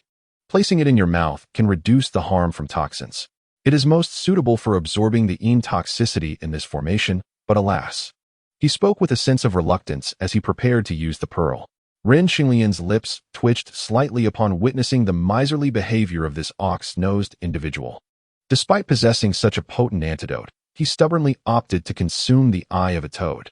Yuan Shouqing had managed to endure within the poison array until now, thanks to this blood pearl. Yet once the malevolent toxins within the formation were absorbed completely, it would signify the pearl's demise. Naturally, he felt reluctant, but at this juncture, He had no choice but to part with it. In an instant, countless dark energies surged into the pearls suspended in midair, causing the previously intensifying toxic chill to gradually subside. It worked.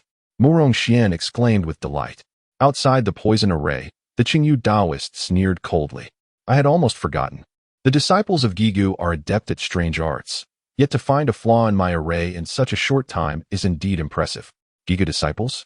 Ren Qinglian felt a surge of doubt and glanced at Yuan Shouqing. According to the original tale, it was Yuan Shouqing who accurately predicted the Dragon King's rainfall in the Jinghe River, which subsequently led to the dream of Wei Zheng slaying the dragon and Emperor Taizong's journey through the underworld, culminating in the later water and land assembly and the forthcoming pilgrimage to the west. Could someone of such significance merely be a disciple of Gigu? It should be noted that Ren Qinglian had previously hinted at his inquiries to discern which faction Yuan Shouqing belonged to within the Taoist sect and what connections he had to Buddhism. At that moment, the Qingyu Taoist continued with a mocking tone, without the assistance of the internal yin-yang power. Let us see how you will break free from the external 5 elements poison array.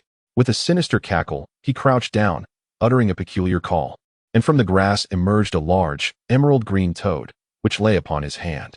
Although this toad lacked the formidable wisdom of the previous 3-eyed golden toad, it was nonetheless one of the poison kings of the wilderness. Simultaneously, the Qingyu Taoist's 4 clones summoned 4 other poison kings, a black-haired spider with 8 long legs, a fiery red scorpion with barbed tails, a massive golden python, and a gray centipede with 100 legs. As the array shifted, the blood pearl, which had been absorbing the yin attributes of poison, fell to the ground with a clang. The 5 poison kings, directed by the Qingyu Taoist and his 4 phantoms, launched an assault towards the 3 individuals within the array. The 100-legged centipede, shimmering with a dark glow, darted towards Ren Qinglian. Aware that such poisonous creatures could exhale toxic gas, he promptly held his breath and thrust his sword. The blade glimmered with a cold light, slicing through the dark aura with a sharp clash. The centipede, imbued with the metallic power from the 5 elements poison array, proved to be extraordinarily resilient, and even the sword intent infused in Ren Qinglian's strike could not pierce its body. Nevertheless, sword intent is formless and intangible. It delivered a heavy blow to the centipede's fragile soul, causing it to emit a piercing scream. Its legs shot out like a rain of arrows, suddenly detaching from its body and launching towards Ren Qinglian. Unprepared for the centipede's legs to shoot out like poisonous needles, he instinctively attempted to expel the venom from his body. Just then, the power of the 3-eyed golden toad, which had been lying dormant within him, began to stir. Ren Qinglian felt 2 streams of pure energy swiftly circulating near the locations of the toxins, soon absorbing them entirely. Could it be that my innate gifts have rendered me immune to poison? Although Yuan Shouqing's words had initially made him cautious, witnessing the centipede's metallic poison inflict no harm upon him, but rather, as he absorbed its power, his vision became increasingly clear and bright. He finally set his mind at ease, laughing heartily while deftly capturing the centipede midair. As the centipede sank its fangs into him, Ren Qinglian sensed the 2 streams of pure energy converge, generating a powerful absorbing force that turned the tables, continuously siphoning the toxins from the centipede's body. In the distance, the Qingyu Taoist maneuvered the large toad to evade Yuan Shouqing's celestial techniques, suddenly exclaiming in surprise. Upon turning to look, he saw Ren Qinglian holding the nearly lifeless centipede, soaring onto the back of the black-haired spider, and with a single stroke of his sword, decapitating the spider while inhaling the surging black toxic gas within it. Around him, a faint azure light subtly enveloped his form. The Qingyu Taoist's gaze narrowed, as if he had stumbled upon something extraordinary. How had this anomaly stripped the 3-eyed golden toad of its innate divine powers? Though perplexed, it was evident that the other party had not fully mastered this divine ability. He felt a mix of shock and covetousness and promptly abandoned Yuan Shouqing, disregarding the now-defunct 5 elements poison array, darting towards Ren Qinglian, who was blissfully absorbing the toxic smoke. Chapter 023. Sword control across the sky. The Qingyu Taoist leaped forward, closing the distance to Ren Qinglian to less than 3 feet. Yuan Shouqing shouted in alarm, "Be careful." The Qingyu Taoist's fingers, resembling claws, reached for the Baihui point atop Ren Qinglian's head. If captured, Ren Qinglian, regardless of his extraordinary strength, would find it difficult to resist. Fortunately, Ren Qinglian had acquired considerable experience from their skirmishes, though he reveled in absorbing the black-haired spider's toxins. He remained vigilant against surprise attacks. As Yuan Shouqing's warning echoed, Ren Qinglian seized the remains of the black-haired spider with both hands, suddenly lifting his arms and hurling it towards the Qingyu Daoist. Understanding that the Qingyu Daoist possessed another layer of mystery capable of withstanding his sword intent while also wielding a formidable adhesive force, he refrained from drawing his sword. Though the black-haired spider did not match the size of the python, it was still among the larger insect kings. As Ren Qinglian swung it with great force, it produced a rushing wind, colliding with the Qingyu Daoist's descending claw. The Qingyu Daoist, taken aback by Ren Qinglian's unexpected maneuver, cursed, "Boy, where do you think you're going?" With overwhelming force, the black-haired spider shattered upon impact, yet the Qingyu Daoist remained undeterred, reaching for Ren Qinglian. Ren Qinglian laughed heartily. "Huh? I believe it is you who will be fleeing." As he spoke, his entire brocade robe billowed dramatically, and with a swift motion, he struck his sword, causing it to hover in the air at an angle. The Qingyu Daoist felt a chill in his heart, realizing, "You know the sword control technique." This maneuver was reminiscent of the autumn leaves technique from the Taishu patching the heavens sword art, but Ren Qinglian, having grasped it intuitively, did not replicate the perfected form, but instead executed the original moves from the fragmented scroll of the sword technique. In the distance, Yuan Shouqing, having dispatched the green toad with lightning techniques, observed Ren Qinglian's peculiar swordplay and exclaimed, "Indeed, it is the legendary sword control technique." At this moment, the 5 elements poison array had been utterly dismantled, and without the continuous influx of toxic power, the potency of the poisonous creatures had naturally diminished. Morongxian, having eliminated the scorpion with a sonic blast, abandoned the python and flew towards Yuan Shouqing, intrigued by his words. "Is it not the sword immortal's flight upon the sword?" Yuan Shouqing unleashed a lightning strike from a distance, incinerating the pursuing python, and chuckled. "Sword control is merely a term for a warrior's mastery over sword energy, while the flight upon the sword you speak of is merely a sword technique within the Taoist arts. The sword immortal's flight involves refining the sword as a magical artifact, harmonizing one's thoughts with the flying sword, and combining special incantations to not only fly, but also to slay foes. In contrast, a warrior's sword control entails infusing true energy into the blade, intertwining the mental will within the sword intent to wield the weapon, an advanced realm beyond merely comprehending sword intent. Those who can master sword control are exceedingly rare, yet Yuan Shouqing had once encountered a warrior who grasped sword energy during his travels with Wenzhongzi, thus instantly recognizing Ren Qinglian's technique as sword control. Ren Qinglian experienced a moment of inspiration, his eyes now radiating clarity, as if his mind had become significantly sharper than before. The ancient scroll describing the sword technique contained merely the initiation of the move. Ren Taishu, constrained by his internal strength and understanding of the swordplay, was unable to execute this maneuver. In a flash of ingenuity, he modified it into a sword strike reminiscent of a boomerang. Although its power was lacking, its cleverness shone through.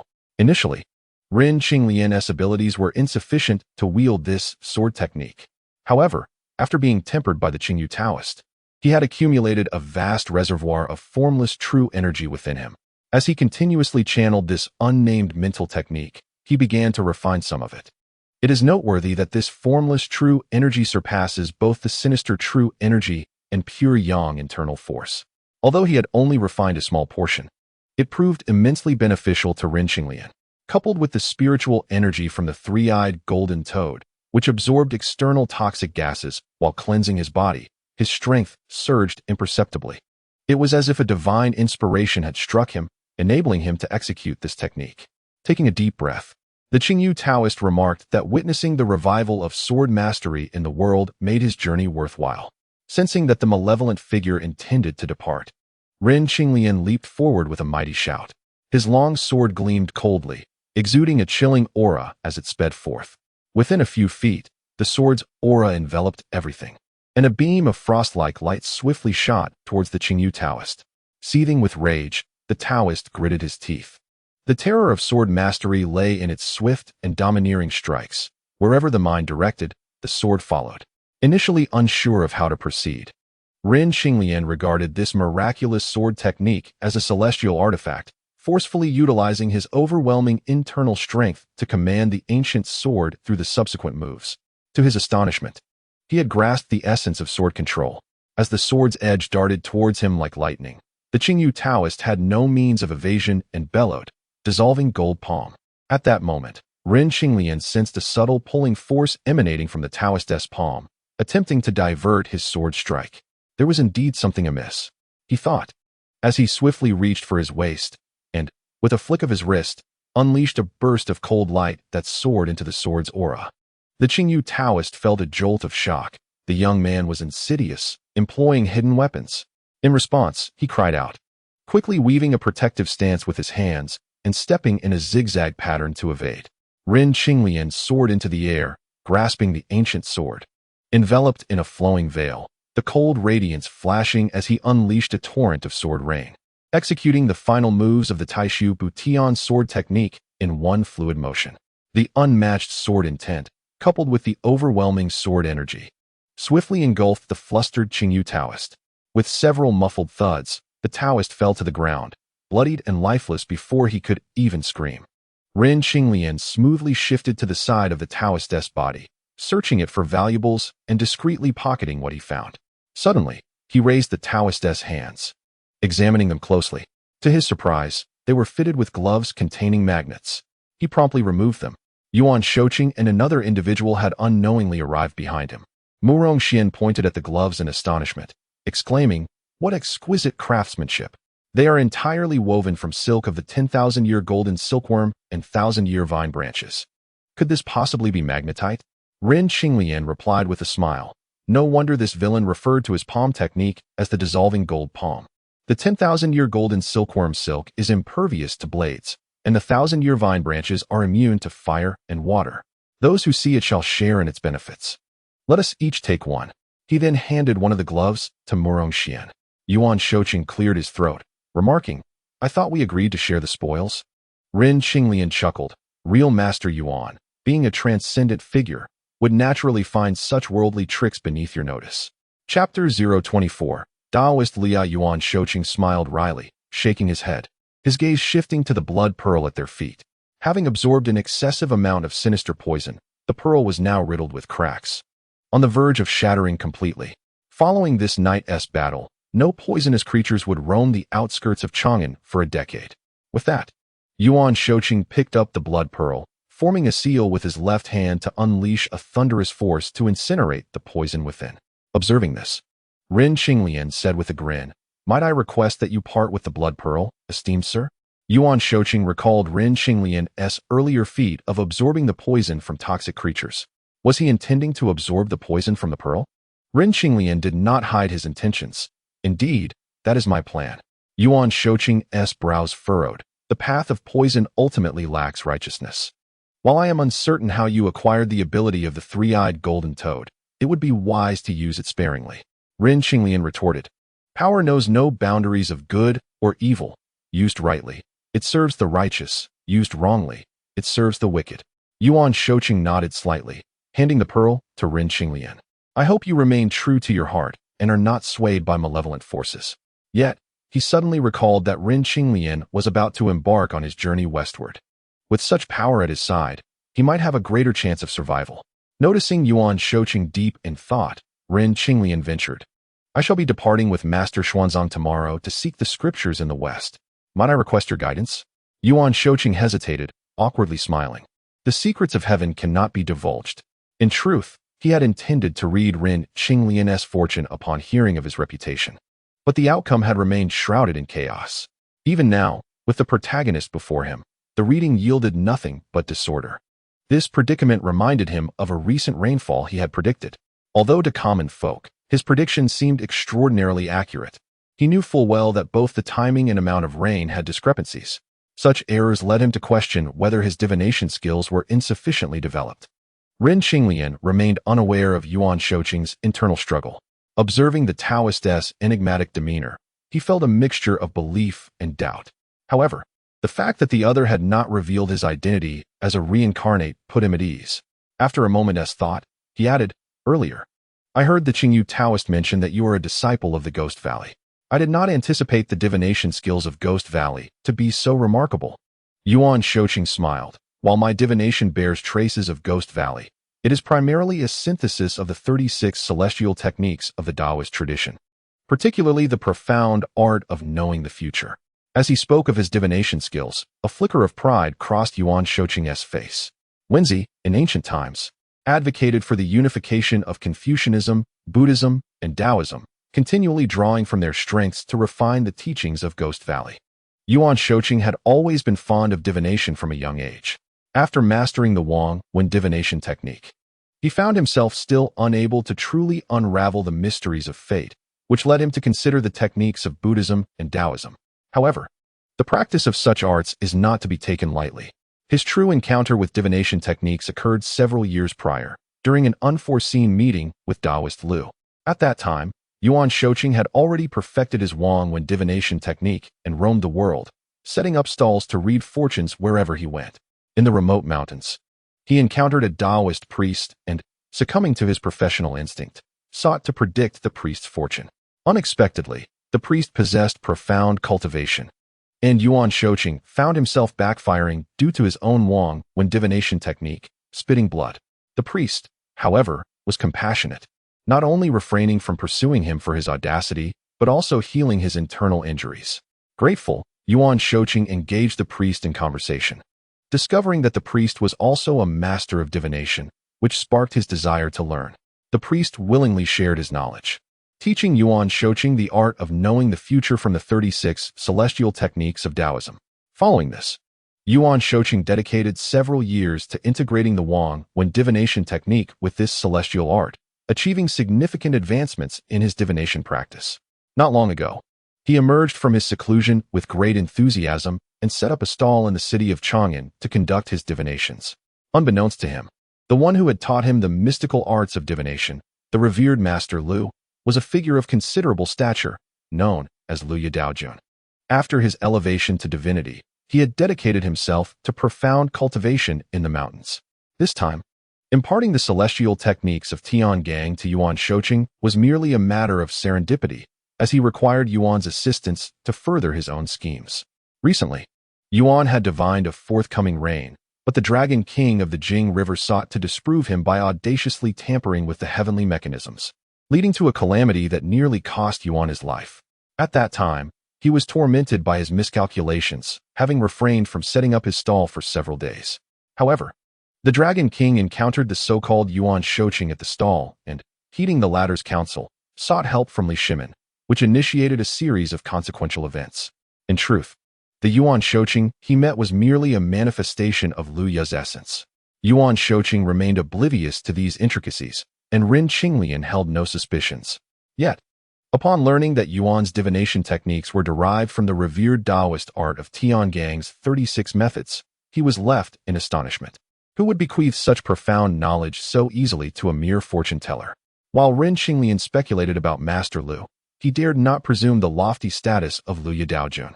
However, he understood that Yuan Shouqing was merely a pawn in the hands of others. Nonetheless, every action and consequence is predetermined. Although Yuan had been ensnared in Lu Yidaojun's machinations, the divination techniques he had grasped would eventually be passed on to his nephew, Yuan Tiangang. This nephew would, in the future, collaborate with a Taoist named Li Chunfeng to produce one of the most legendary prophetic texts in human history, the Tue Bei Tuesday. With this realization, Ren Qinglian's vague apprehension towards Yuan Shouqing dissipated. His curiosity waned, and he no longer felt inclined to engage in a midnight discourse with him. After exchanging farewells with Murong Xian, he proceeded to the sword worship pavilion in the city.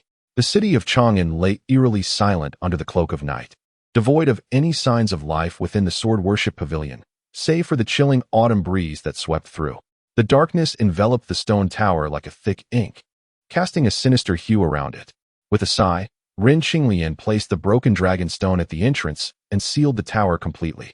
Breathing in the cool night air, he heard the distant sound of the night watchman calling out the hours, murmuring to himself, "Only 2 hours remain until dawn." With that, he stepped into the quiet hall and sank onto the central couch, activating his internal energy while beginning to inventory the spoils he had acquired from the Qingyu Taoist. As a lone cultivator, the Qingyu Taoist resources were naturally limited. However, for Rin Qinglian, who was just beginning his journey into the martial world, these items represented a significant windfall. First, he unearthed a jade slip. After much effort and utilizing hearsay from his past life, he finally deciphered its contents. Discovering it detailed a sinister technique known as the Yin Ming True Scripture. Previously, Rin Qinglian had argued with Yuan Shouqing that power knows no righteousness or wickedness. But the very essence of the Yin Ming True Scripture was profoundly malevolent, drawing in Yin energy and consuming souls. Over the years, countless innocent women had fallen victim to the Qingyu Taoist depravity. Though this technique offered glimpses into the paths of immortals and demons, Rin Qinglian had no intention of cultivating it. Nevertheless, encountering this dark art did yield some insights. He realized that the nameless martial arts technique he practiced corresponded to the various grand realms of cultivation, leaving him astonished. Could martial arts truly possess such might? His reverence and yearning for the ways of the immortals and demons began to wane. Cultivation in the realm of immortals relies on innate talent and opportunity, which may not suit him, while demonic cultivation demands ruthlessness and unscrupulousness, a path he was unwilling to tread. Since martial arts could stand on par with the ways of cultivation, why seek distant paths? With this thought, he shattered the troublesome jade slip and turned his attention to the second item. This was an ancient text, albeit a fragment, with the words poison scripture inscribed in an ironclad style at its beginning. The Qingyu Taoist techniques involving hidden weapons and the formation of the 5 poisons were likely derived from this fragment. The mention of poison scripture reminded Rin Qinglian of the infamous poison sect from the neighboring country of Habi. Though their main headquarters lay far abroad, disciples often roamed the borders of the Tang dynasty, instilling fear, particularly among the residents of Sichuan and Miao territories. Curiously, Rin Qinglian wondered why the Qingyu Taoist possessed a sacred text of the poison sect, but he did not dwell on it. The fragment was still of great utility to him. Having fortuitously merged with the innate powers of the three-eyed golden toad, he had yet to fully cultivate this ability. However, during his future journey westward to seek scriptures, this poison scripture would greatly facilitate the blending of various toxic substances.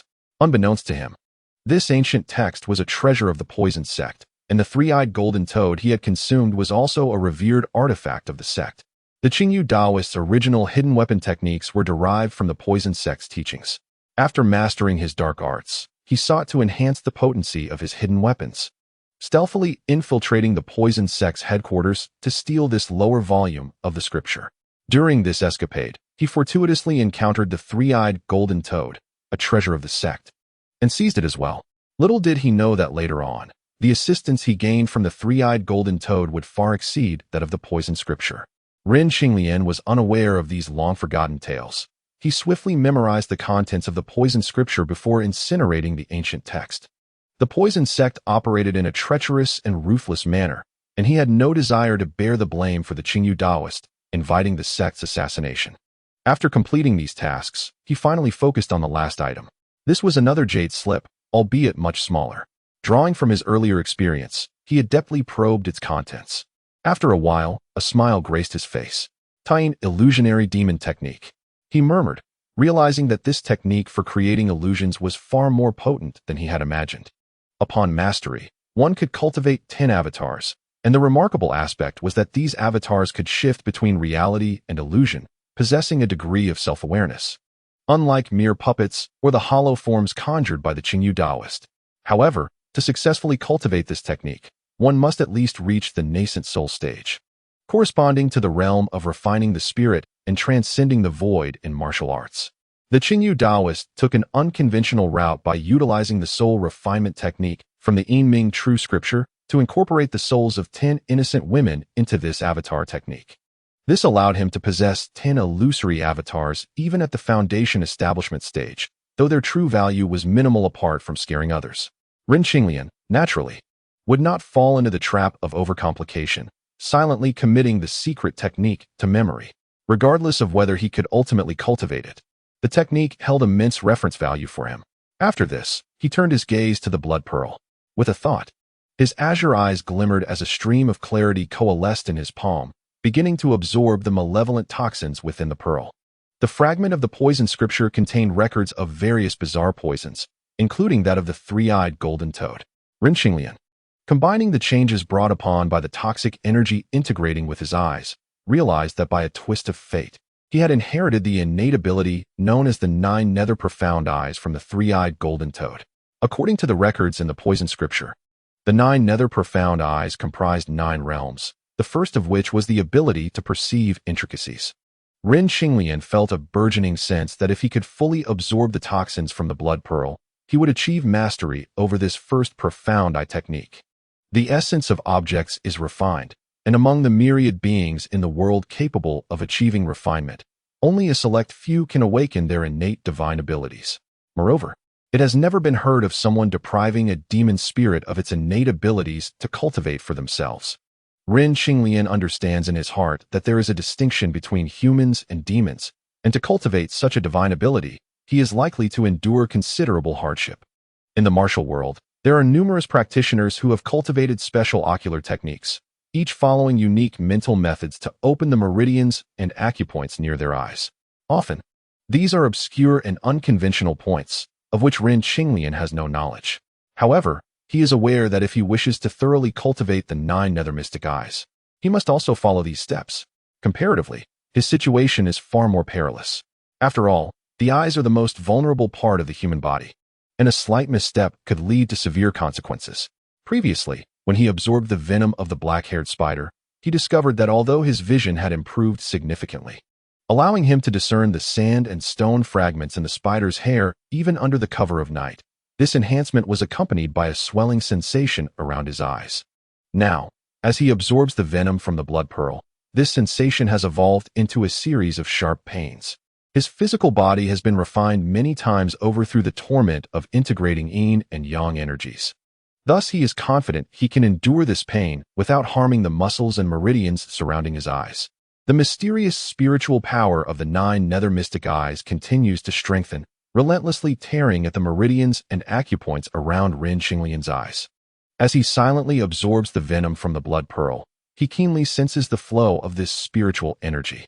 One eye meridian is forcefully opened, 2 more are violently breached, and the entire process continues until a total of 36 meridians are unlocked.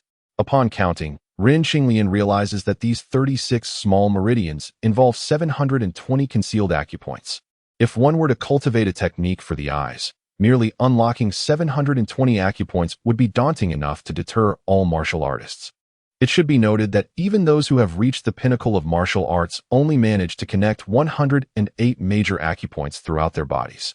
The blood pearl has crumbled into dust, and the morning light has begun to shine outside. A flash of azure light sparkles in Ren Qinglian's eyes as he gazes at the intricate holes on the stone tower outside, a smile breaking across his face as he rises to conclude his practice. It is time to wait outside the door for Master Xuanzang. Chapter 026. Intrigue and deception. As the stars begin to fade and the morning mist thickens, Ren Qinglian activates his 9 nether mystic eyes once more to observe the world. Experiencing a profound sense of clarity, suddenly, he exerts force through his feet, leaping effortlessly over 3 zhang to land atop the stone tower in the center of the courtyard.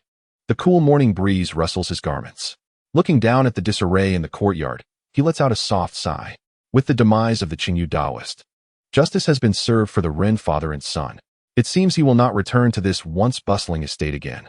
As for the fleeing Bai Yinxiu, although he lacks the time to deal with him now, he believes there are those who would gladly assist in that regard. In the 6 doors, Captain Xing has already made arrangements to set off for the morning court. Although the martial arts competition has received some criticism, it has concluded smoothly, and he is unwilling to falter at this crucial moment, risking the efforts he has put forth. However, before he can depart from the 6 doors, a subordinate informs him that the head of the Baijian Pavilion has come to pay a visit. What could he want? A jolt of apprehension strikes Captain Xing's heart. After all, this young man is the esteemed head of the Baijian Pavilion, living in luxury, and surely would not willingly serve as a mere attendant to that monk, enduring hardship and discomfort. Bring him to the front hall. Captain Xing's mood darkens as he paces, appearing troubled. The 6 doors is situated at the end of a T-shaped corridor in the northern part of the imperial city, looking no different from an ordinary government office. After collecting himself, Ren Qinglian departs from the Baijian Pavilion, making his way toward the 6 doors. The morning bustle of Chang'an has begun to awaken. He even purchases a basket of steamed buns, casually eating as he approaches the 6 doors. After announcing his identity, he boldly finds a place to sit and continues to devour the buns. When the officers lead him into the front hall, he still holds a plump bun in his hand. Captain Xing's face twitches at the sight of the meat-filled bun, realizing that this fellow is indeed trying to backtrack. Unaware of the implications, Ren Qinglian notices Captain Xing staring covetously at his bun and lets out a satisfied burp, extending his hand. The buns are delightful. Would you care to try one, Captain Xing? Captain Xing, feeling a pang of hunger, is nonetheless preoccupied with other thoughts and scowls. Why has Lord Ren not gone to the morning court to await the decree? What brings you to my 6 doors? It is still early, and before leaving, he has a significant contribution to present to Captain Xing. Ren Qinglian nonchalantly finishes the bun, replying, "Isn't this an opportunity to backtrack?" Captain Xing, taken aback, responds with surprise, "You're not here to abandon your post?" Understanding the tension in Captain Xing's demeanor, Ren Qinglian finds it amusing and replies, "Is it possible to decline this matter?" "Of course not," Captain Xing insists. "You have already absorbed the Imperial Dan, and besides, defying the Imperial decree is a capital offense." Ren Qinglian scoffs. "The decree does not specify that I am to be Xuanzang's attendant. If the Emperor wishes to lay blame, it should be directed at you for inadequate handling. However, he has no interest in overseeing the Baijian Pavilion or dominating the martial world. Rather, he is eager to accompany Master Xuanzang to explore the world and hone his skills." He does not expose Captain Xing's bluster, but instead smiles, saying, "Captain Xing, with your talents in strategy and martial prowess, leading the 6 doors seems a bit beneath your capabilities. Oh, I would be honored to receive guidance from Lord Ren." Captain Xing responds, internally dismissive, as he seeks to avoid any errors rather than seek glory. Ren Qinglian smiles and states, "There was an internal conflict last night in our faction," and proceeds to recount how Bai Yunxiu and others had undermined the 2 previous heads of the Baijian Pavilion. "What?" Captain Xing gasps in astonishment. Having monitored the Baijian Pavilion for some time, he is unaware of this development, which begins to shake his faith in the efficiency of the 6 doors. He breathes a sigh of relief, fortunate that Ren Qinglian is still alive. Ren Qinglian does not mention the Qingyu Daoist, but places all blame on Bai Yunxiu and his cohorts, adding, "This young man will accompany Master Xuanzang westward to seek the scriptures, and I will trouble the captain to handle the mess left behind by the Baijian Pavilion in Chang'an." Captain Xing's eyes brighten. "How does Lord Ren intend to handle this? I believe the Baijian Pavilion is no longer necessary in Chang'an. As for the traitors who fled, I ask Captain Xing to help restore justice and provide my father and brother with retribution." Ren Qinglian declares resolutely. Based on the reactions of the various hall masters last night, it is evident that several major escort agencies in the capital have long been bribed by Bai Yunxiu. Moreover, he has heard that despite the Baijian Pavilion's claims of loyalty and righteousness over the years, they have engaged in lowly acts of deception and exploitation. The branches in the capital are best left to fade away. In truth, the Baijian Pavilion has always been led by a strong hand, with many disciples, standing shoulder to shoulder with other major martial factions. Now that Ren Qinglian is no longer at its helm, the Baijian Pavilion is destined for decline. It would be wiser for him to do Captain Xing a favor by entrusting this matter to him, while also eliminating Bai Yunxiu. Rest assured, Lord Ren, the 6 doors will surely deliver justice for the 2 heads. Captain Xing rejoices internally. Since the establishment of the 6 doors, he has yet to achieve a significant accomplishment. If he can eradicate the remnants of the Baijian Pavilion in the capital, it would be a remarkable feat. Moreover, the sword-bowing pavilion stands apart from other sects. The remaining escort agencies are all quite prosperous, indeed a lucrative opportunity. Ren Qinglian chuckled. All thanks to Captain Xing's keen perception, promotion and wealth are surely within reach. Captain Xing thought to himself that while promotion might not be certain, acquiring wealth was a foregone conclusion.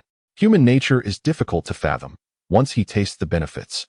How could he be content with merely the few escort agencies in the capital? Although Ren Qinglian did not regard the sword-bowing pavilion highly, his actions this time planted the seeds for its downfall.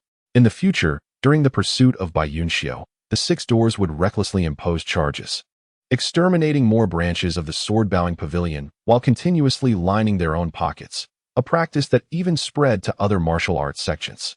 As for Ren Qinglian's presence, Captain Xing and others had no concerns. The journey westward was fraught with dangers, and whether it be a first-rate warrior or the legendary martial saint, survival was uncertain.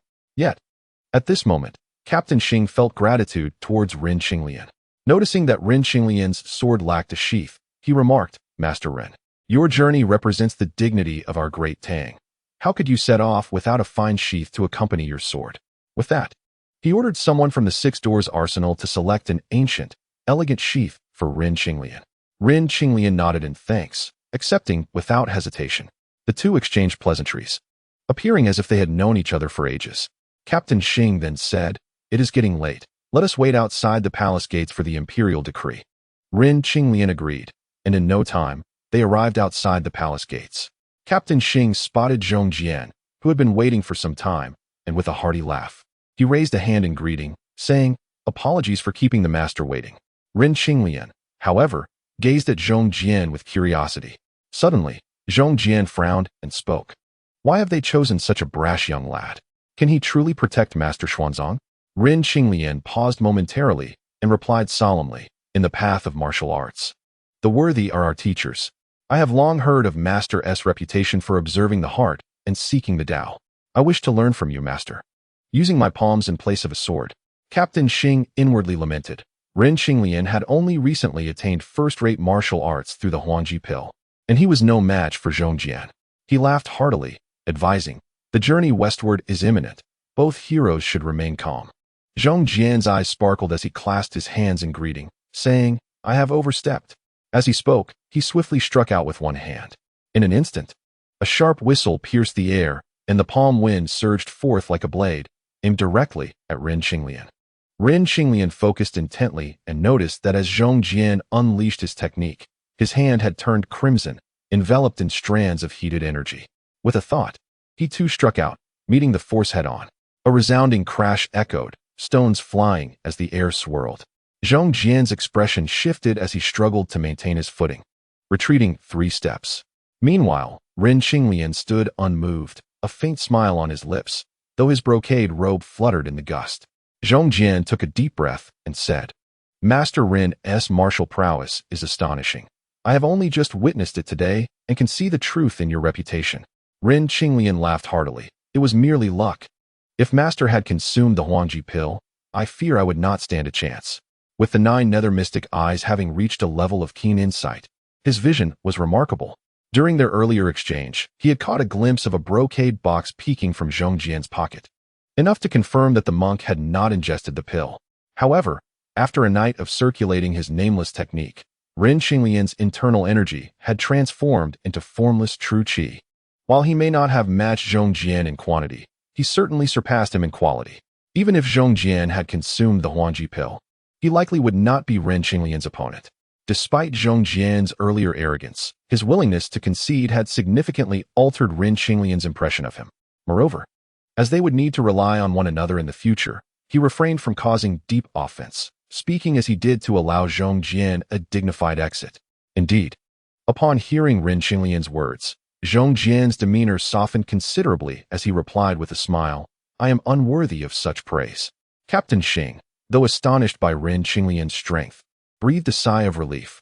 At that moment, the chief eunuch from the martial arts tournament approached. First, he offered Ren Qinglian a slight smile before calling out loudly, announcing the arrival of heroes Ren Qinglian and Zhong Jian into the palace. Inside the grand hall, Emperor Taizong commanded that the prepared decree for the journey be brought forth, adding the imperial seal before personally handing it to Xuanzang. "My dear brother, today is an auspicious day for your departure. Here is the decree. I shall also gift you a golden alms bowl for your travels." As Emperor Taizong spoke, the Yellow Gate official announced, "Ren Qinglian and Zhong Jian await the decree outside the palace." The emperor smiled. "The journey to the west is long, fraught with tigers, leopards, and demons. I have specifically chosen 2 skilled warriors to accompany you on this long journey." He then added, "Please let the 2 heroes enter." Before long, Ren Qinglian and Zhong Jian were summoned into the grand hall. Emperor Taizong paused for a moment, gazing at Ren Qinglian, seemingly lost in thought. The eunuch who had introduced them, attuned to the emperor's intent, quietly remarked, "Your Majesty, this young Master Ren is exceptionally talented. Yesterday, he dominated the martial arts arena and is also the newly appointed leader of the sword-bowing pavilion." Ren Qinglian, initially curious in his examination of Emperor Taizong, found nothing particularly remarkable, and shifted his gaze to Xuanzang. At that moment, the emperor sighed. Indeed, a youthful hero. Truly, Ren Qinglian was remarkably young. A full decade younger than Xuanzang. While there were young heroes in the martial world, the true masters typically had lived for nearly half a century. Upon hearing this, Ren Qinglian withdrew his gaze and performed a respectful bow. Although the emperor was contemplative, he did not forget to acknowledge Zhong Jian, saying, "How has Master Tanzong been of late?" Zhong Jian clasped his palms together and replied, "Your Majesty, my master has recently gained profound insights into Zen and Tao." And before descending the mountain, he entered seclusion, aiming to break through to the Nirvana realm. In Buddhism, the Nirvana realm is akin to the Taoist Golden Elixir realm, followed by the Lotus Platform and Golden Body realms, which correspond to the Taoist Yuan Ying and True Immortal stages. Amipa, Xuanzang chanted, having heard of the eminent Tanzong master from Shaolin Temple, and he was surprised to learn of his profound cultivation. Were it not for the imminent journey westward, he would have sought to meet and learn from him. Ren Qinglian's eyes narrowed. The true scriptures of the underworld had mentioned the cultivation levels of various Buddhist sects, and he was astonished that Shaolin Temple was on the verge of a breakthrough to the martial saint realm. Emperor Taizong laughed heartily. Our great Tang is rich in talent. Soon we shall have another earthly immortal. He then continued, Master Xuanzang's journey to the west for the scriptures will require the protection and assistance of both of you. It is our duty. Zhong Jian nodded in agreement. Ren Qinglian also slightly inclined his head. The emperor, satisfied, added, I shall also bestow upon you a steed of royal lineage to aid in your travels. Xuanzang was elated, expressing his gratitude as he received the gifts and led Ren Qinglian and Zhong Jian out of the palace. Emperor Taizong remained seated on his throne, accompanied by numerous officials as they traveled together. Soon, they arrived at the Hongfu Temple outside the city gates. Xuanzang had been practicing there recently, and several of his senior brothers were already waiting at the temple entrance. Upon seeing Xuanzang and his entourage, they quickly brought forth the clothing they had prepared overnight and presented it to him. Throughout the journey, Ren Qinglian appeared indifferent, showing no awareness of being a mere attendant, and Xuanzang's belongings were left in Zhong Jian's care. At this moment, what troubled Ren Qinglian was how to survive the upcoming journey for the scriptures. For in the original tale, these two attendants were captured by demons shortly after departing from the Great Tang and turned into a feast. Zhong Jian honestly followed behind Ren Qinglian, feeling a sense of inadequacy after their recent contest of strength. His once lofty pride had long since dissipated.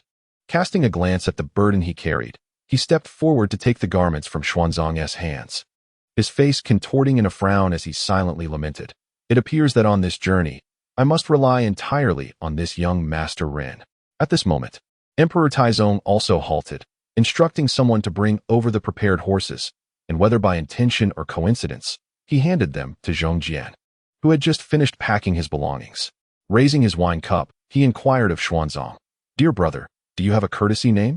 Xuanzang shook his head and replied, As a humble monk, I dare not presume such titles. The emperor continued, The Bodhisattva once mentioned that in the West, there exists the Tripitaka. Would it be fitting for you to adopt the name Tripitaka? As he spoke, he immediately passed his wine cup to Xuanzang. Gratefully accepting the royal wine, Xuanzang remarked, Your Majesty, wine is the first precept of a monk. I do not partake. Today's occasion, however, is different. This is simply a ceremonial wine. I shall drink, but this one cup to express my gratitude for your send-off. With no other choice, Xuanzang accepted the wine. Ren Qinglian observed this scene, feeling a sense of surrealism. He looked at the earnest Zhong Jian and then at his own carefree demeanor, feeling a twinge of guilt, and approached with a smile, asking, Master, have you ever partaken in wine? Zhong Jian replied, Drinking leads to troubles. He sighed deeply, lost in thought.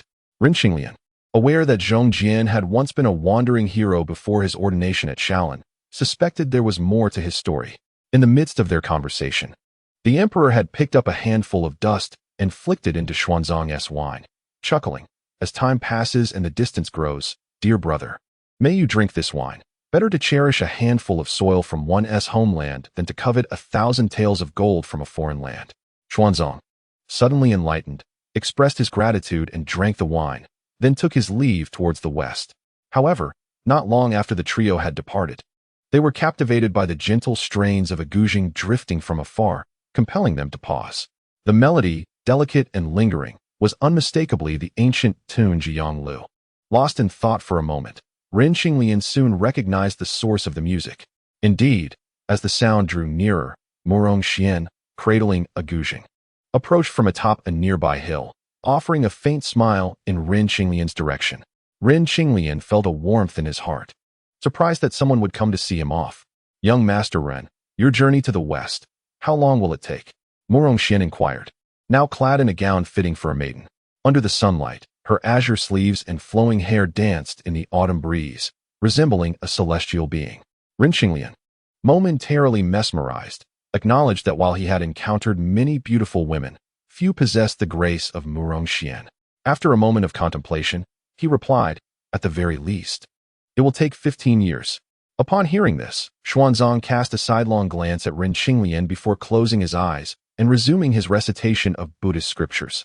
Zhongjian, however, gazed skyward, seemingly lost in a trance. Murong Xian furrowed her brow slightly, remarking, "How long indeed? Cultivating oneself knows no day or month. Years can slip away in the blink of an eye. Your heart is kind, yet you must tread carefully in the world." Ren Qinglian sighed inwardly, advising her, "Indeed, one must exercise caution." Murong Xian appeared somewhat disheartened, but upon hearing Ren Qinglian's words, she smiled and said, "Thank you for your concern, young master. Once my matters in Chang'an are settled, I too shall return to Jinling. The human heart is unpredictable. It is prudent to remain cautious." Ren Qinglian recalled that the headquarters of the Yichang sect was located in Jinling. "Well then, it was originally my intention to see you off, yet here you are?" Speaking so much, Murong Xian chuckled, producing an item and handing it to Ren Qinglian, whispering, "This is my family's treasured Wuxiang Tiangang finger. The road to the west is fraught with demons. I hope it may aid you." Having witnessed Murong Xian's finger technique, Ren Qinglian recognized the value of this skill. "In the spirit of reciprocity, you gifted me a glove last night." To assuage any reluctance on his part, Murong Xian lifted the exquisite glove on her hand. Zhongjian, lacking Xuanzang's depth of cultivation, feigned detachment but listened intently to their exchange, unable to suppress a grin as he recalled Ren Qinglian's notorious reputation. "Then I thank you, miss." Ren Qinglian responded without hesitation, realizing this technique could very well be a means of preserving his life. Murong Xian beamed and added, "Then I wish young Master Ren success in your endeavors, advancing your martial skills to new heights." With a charming smile, Ren Qinglian clasped his hands together and replied, "Thank you for your kind words. As we part ways, I bid you farewell until we meet again." Murong Xian, holding her guzheng, began to play and sing. "The willows twist and sway, as I pluck them in spring's embrace. Dense leaves hinder birds in flight, and gentle winds delay the flowers' fall." Ren Qinglian waved his sleeve, declaring, "A man's ambition spans the seas. Even 1,000 miles feels like neighbors. Miss Murong, take care." With that, the three figures vanished into the vastness of the high hills. Murong Xian, her eyes sparkling with emotion, sighed, "Young Master Ren is truly carefree. Yet, after this farewell, who knows when we shall meet again?" Chapter 28. Cultivating the finger technique. Upon departing from Chang'an, Xuanzang and his companions pressed onward along the ancient Hushi road without pause. They did not linger in the small towns they passed through, and had it not been for a torrential downpour that had compelled them to take refuge in a dilapidated temple the previous night, they would still be on the move. The sound of rain fell incessantly, suggesting it would continue for several hours. The temple's entrance was decayed, with the stones beneath marred and cracked, indicating years of neglect. The originally disheveled altars and Buddhist statues had been rearranged neatly by Ren Qinglian and his companions. Xuanzang sat on the largest remaining dry patch, reciting scriptures, while Zhongjian appeared attentive, seemingly seeking further enlightenment on Buddhist doctrines. After taking refuge in Shaolin Temple, Zhongjian had developed two great passions, either delving into the martial arts of the Demo Hall or studying the Zen texts in the scripture repository. His decision to volunteer as Xuanzang's attendant was motivated by a desire to gain deeper insights from this great master of Dharma and truly contemplate the essence of the heart. In contrast to Ren Qinglian's quiet demeanor throughout the journey, Zhongjian frequently seized opportunities to discuss Buddhist scriptures with Xuanzang, embodying his role as an attendant with remarkable sincerity. As dawn began to break, he ventured out to procure alms for Xuanzang. Ren Qinglian, however, had little inclination for philosophical discussions with Xuanzang. He followed closely behind him simply to better integrate himself into this world and encounter more fortuitous opportunities. The journey to the west was fraught with peril, and for someone like him, who had no background, only tangible strength could serve as his protection. In addition to continuing his practice of the unnamed heart technique, he had been diligently studying Murong Xian's Wuxiang Tiangang finger. Among the most renowned finger techniques in the martial world were Shaolin's one-finger Zen and the diamond finger. Both of these techniques emphasized external strength. For instance, mastering the one-finger Zen to its pinnacle allowed one to arrange 7 eggs in a line on the ground, and with a single poke at the first egg. The remaining 6 would shatter, a feat lauded as a marvel in the martial realm, though it was akin to shattering bricks with an iron palm. The diamond finger, while capable of penetrating defenses like the golden bell shield or the iron cloth shirt, operated on similar principles. However, when faced with an opponent skilled in internal martial arts, one could dissolve muscle into void and use their own strength against them. Even the most formidable finger technique would be rendered ineffective. In contrast, the Wuxiang Tiangang finger was distinct, embodying a technique that leaned more towards internal energy application. It allowed a practitioner to momentarily concentrate their internal energy in their fingertips, unleashing it in an ethereal, ghostly manner, yet with an orderly force aligned with the Tiangang positions. As the internal energy continuously coalesced into small energy projectiles the size of fingernails, they could act as invisible hidden weapons, evading detection. Moreover, with sufficient internal energy, this intangible finger force could coalesce into projectiles or even manifest as an invisible longsword.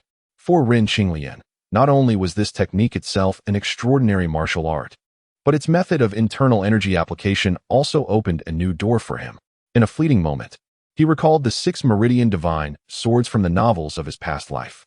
Upon contemplation, he realized that if he could merge the void-mending sword technique with this finger technique, it would indeed form a martial skill of a similar nature. Moreover, the cultivation of the 9 nether mysterious eyes had amassed within him a rare and peculiar poison. Utilizing this inner energy in conjunction with the concealed weapon techniques from the poison scriptures, it would surely culminate in a formidable secret move.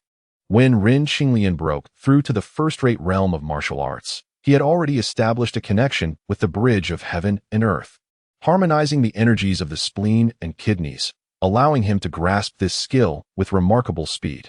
However, amidst his journey, he had yet to test its potency. At that moment, seeing Xuanzang in the distance, reciting scriptures to himself, he casually raised his hand and unleashed a stream of finger energy. His keen eyesight allowed him to distinctly observe a tiny hole appearing in the distant wall.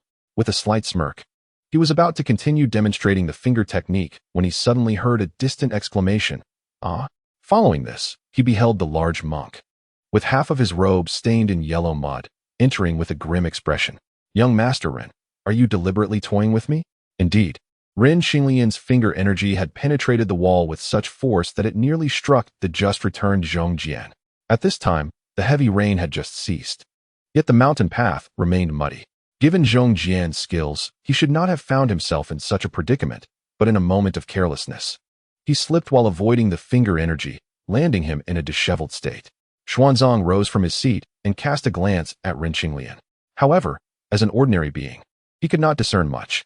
He merely advised, "It seems to be an unintentional act on the part of layman Ren. Master, you have worked hard." Saying this, he took out one of his monk robes from his satchel and handed it to Zhong Jian. "You flatter me. It is my duty," Zhong Jian replied, accepting the robe while shooting a glare at Ren Qinglian. Ren Qinglian's action had indeed been without malice. The large monk was quite adept, moving almost silently, and he had been unaware of anyone approaching. Nevertheless, he recognized the source of Zhong Jian's displeasure. Throughout their journey, the burden of carrying the load and leading the horse had solely fallen upon the large monk, while he, as a mere attendant, had not been diligent enough. With a sheepish smile, he said, "Master, please do not take offense. I had just perfected that finger technique and, in a moment of elation, lost myself in the moment. I hope for your forgiveness." However, deep down, he pondered whether he would be relegated to the role of a porter if Xuanzang were to recruit those disciples with extraordinary abilities. He felt that it would be best if Zhong Jian remained unharmed. Zhong Jian's temperament had improved significantly over the years. Though frustrated at first, upon seeing Ren Qinglian's goodwill, he huffed Your comprehension is commendable, but alas, do not be greedy.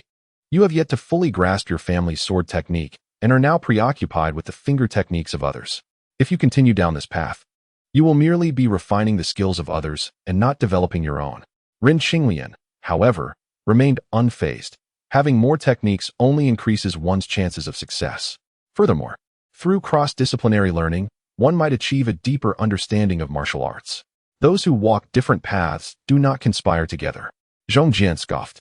Having spent his life mastering palm techniques, utilizing the myriad skills of the Demo Hall merely to validate his own martial practice, Ren Qinglian chuckled, unperturbed, and proceeded to portion the meal, eating contentedly. It would not be fair to say he had been idle throughout the journey, at least when it came to food. The esteemed young master Ren was quite particular, personally handling the washing of dishes and cleaning up. Chapter 29. The master martial artist. The sky was overcast. The mountain winds fierce, and the earth dimmed, heralding an impending torrential rain. Near the fork of a mountain path not far from the Famen temple, a gray-robed monk hurriedly trod, occasionally glancing at the shifting dark clouds above, his pace quickening as he sought refuge from the imminent downpour. Yet, fate had other plans. In the blink of an eye, heavy raindrops began to pelt down, soaking the gray-robed monk thoroughly. A look of resignation appeared on the monk's face as he surrendered to the rain, allowing it to wash over him. The water cascaded from his polished crown, trickling down his neck and drenching his robe, granting him a sense of unity with the heavens and earth. This gray-robed monk was a practitioner at the nearby Famen temple and, being a first-rate martial artist, felt no urgency to evade the rain. Unexpectedly, amid the torrential downpour, he experienced an epiphany, reaching a wondrous state of harmony with the universe. However, just as he paused to consolidate his newfound enlightenment and attempt a breakthrough in his cultivation, a bizarre cackle echoed from a distance. The monk let out a quiet sigh, and his gaze fell upon a swiftly approaching shadow. What extraordinary lightness of foot! Only upon closer inspection did he recognize the figure, prompting an exclamation of disbelief. The poisoned demon. It became evident that the strange laughter had been intentionally produced by this individual. Haha, Thousand-Hand Buddha, long time no see. Upon this utterance, the shadow had already drifted closer. You are still alive. The gray-robed monk, known as the Thousand-Hand Buddha, exclaimed in disbelief. Huh, you probably did not expect this. The figure in black, with a sinister countenance, replied, Years ago, I was injured by your falling sunset divine palm and fell into an icy abyss. But you could never have imagined that the inner strength I cultivated through the bitter and yellow spring's palm, infused with the most sinister and cold poison, managed to withstand your palm's yang energy, allowing me to break through to the first-rate martial realm.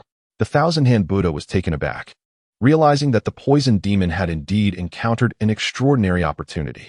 If he had truly broken through to the first-rate realm, then the Buddha was likely no match for him. Are you planning to flee? The torment I endured back then shall be repaid in full to you, old bald donkey.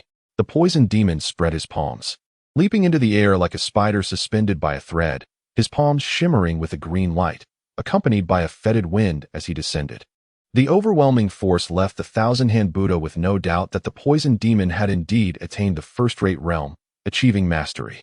This level was roughly equivalent to the late-stage foundation establishment in Taoism, where one's internal energy had transformed into a liquid state.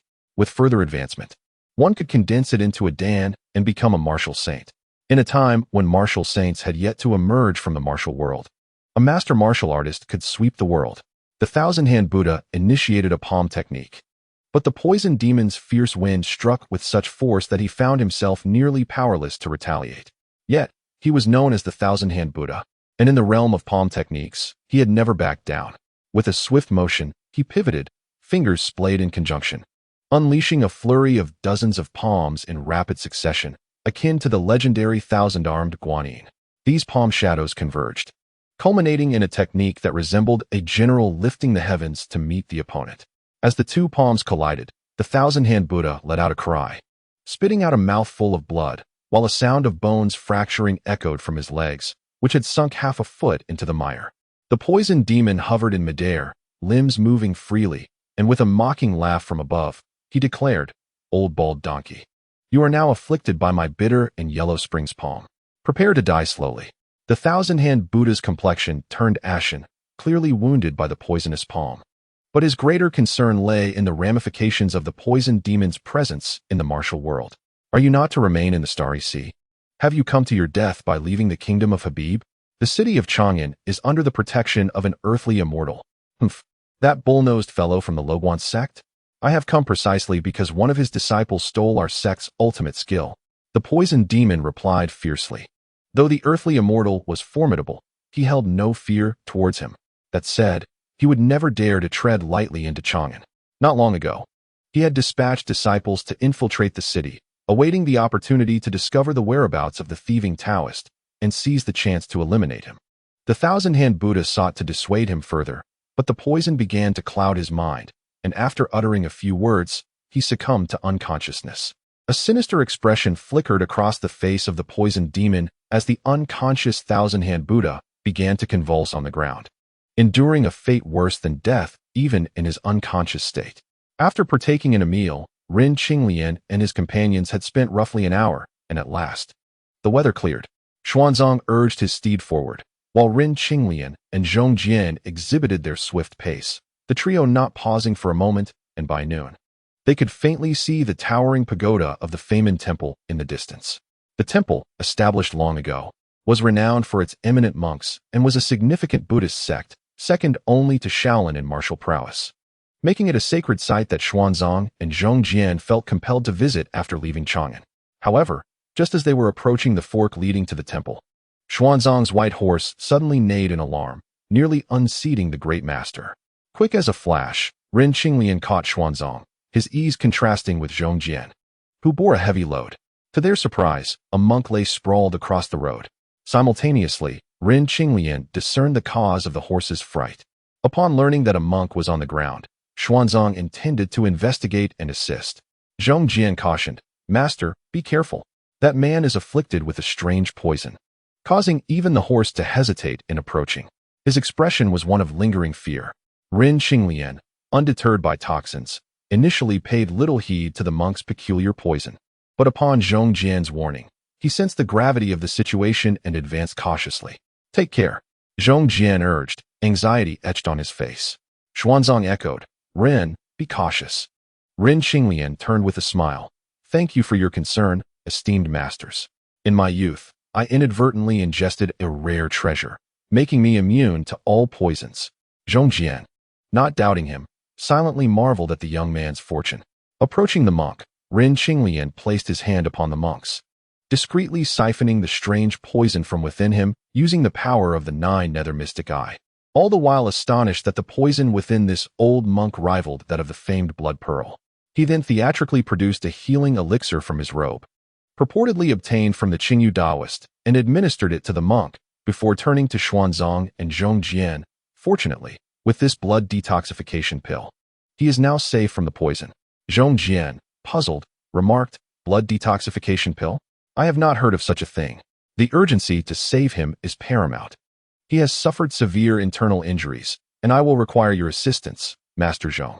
Ren Qinglian rolled his eyes internally, thinking it absurd that anyone would have heard of a concoction he had just fabricated.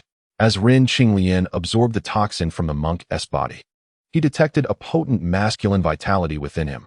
It was this very vigor that had prevented the chilling poison from completely extinguishing the monk's flickering life force.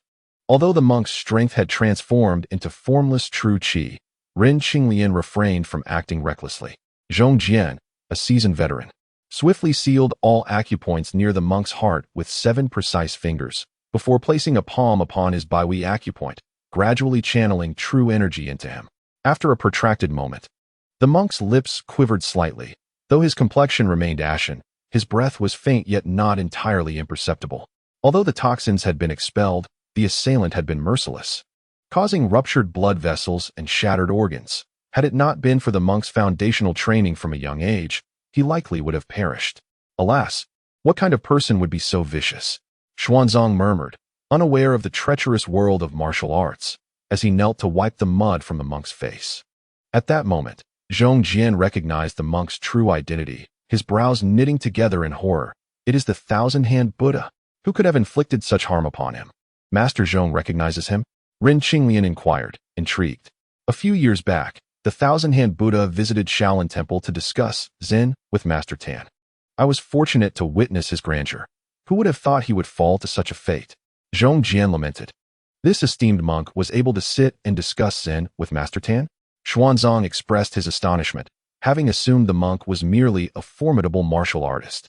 Zhong Jian replied, the Thousand-Hand Buddha has been renowned for a long time, not only for his exceptional martial prowess, but also for his profound understanding of Buddhist teachings. Surely, Master Xuanzang has heard of his title? Please enlighten me. Xuanzang clasped his hands together. Master Kongwen. Xuanzang's mouth fell agape. Rin Qinglian found it peculiar that someone could render the typically composed Xuanzang so astonished. I had intended to seek guidance from Master Kongwen while passing Feynman Temple, Xuanzang said, his expression tinged with regret. Zhong Jian nodded, indicating he had the same intention. Just then, Master Kongwen suddenly coughed up a mouthful of congealed blood and abruptly opened his eyes. Master Kongwen. Zhong Jian hastily channeled another surge of true energy into him. Master Kongwen's pallid complexion began to regain some color, and after a moment of dazedly staring at Rin Qinglian and the others, he finally stammered, Why you are Xuanzang? Indeed. It is I, Xuanzang replied, supporting Master Kongwen. Zhong Jian continued to provide true energy, seemingly revitalizing the monk, whose pupils sparkled with renewed life. I had the honor of witnessing your magnificence from afar during the Chang'an Water and Land Assembly. I had not anticipated our reunion under such dire circumstances. Xuanzang understood now how the monk could recognize him so readily. As Master Kongwen spoke more fluently, he turned to Zhong Jian, saying, There is no need to continue channeling true energy. I fear this time, I might not survive. Master Zhong Jian, how could this be? Zhong Jian's face expressed disbelief. Did you save me? Master Kongwen asked. As if experiencing a moment of clarity, he freed himself from Xuanzang's and Zhong Jian's support and sat upright. Zhong Jian nodded, then pointed to Rin Qinglian. Thanks to this young hero, who has dispelled the strange poison within you. At the mention of the peculiar toxin, Master Kongwen's expression shifted dramatically. Rin Qinglian, fully aware of the toxin's terrifying potency, pressed forward. Could such a peculiar poison have originated from the poison sect? Indeed, it is the work of the poison sect. Master Kongwen declared with bitterness. Alas, with the arrival of the poison demon in the Central Plains, the martial world shall soon be engulfed in bloodshed. Rin Qinglian opened his mouth in surprise, realizing he had guessed correctly, and silently wondered. Could it be that they are here for the Qingyu Taoist? Poison demon? Was he not already defeated and cast into the abyss of death? The names of the Thousand-Hand Buddha and the poison demon were legendary figures from the previous generation of martial artists, of whom Rin Qinglian had never heard. But Zhong Jian certainly knew their renown. Master Kongwen sighed. Let us not dwell on that. You are all traveling westward, are you not? First, take this old monk back to Feynman Temple. We shall discuss other matters later. Xuanzang concurred. Indeed, that is the best course of action. With that, he gestured for Zhong Jian and Rin Qinglian to assist the old monk onto a horse, and the four of them proceeded leisurely toward the Feynman Temple. Master Zhong, what can you tell us about this poison demon? Rin Qinglian, concerned that the poison sect might be targeting the Qingyu Taoist and thus implicating him, persistently inquired about the foe throughout their journey. Zhong Jian replied, he is one of the foremost figures in the Western martial world, one of the four elders of the poison sect. The poison sect's headquarters is located in the Starry Sea of the Hami Kingdom, and within it, there are 2 elders and 4 old ones. This sect boasts a long lineage, rumored to have once been a branch of the ancient beast-taming sect, but has since devolved into a martial faction with vast influence and power. Naturally, Rin Qinglian was disinclined to attract the attention of such a formidable entity, and he remarked, So, the poison demon is not even the most powerful figure within the poison sect? Indeed, there are at least 6 who surpass him in strength. Zhong Jian confirmed. Rin Qinglian furrowed his brow, feigning concern. The poison sect is teeming with experts. The martial world of the Tang dynasty is in peril. Zhong Jian wore a proud expression, declaring, in the realm of the poison sect, only a few can be considered noteworthy. The rest are merely practitioners of hidden weaponry and poison, unworthy of respect. My Tang dynasty is fortified by several master warriors, and with the presence of the earthly immortal from the Taoist sect, they surely dare not act recklessly.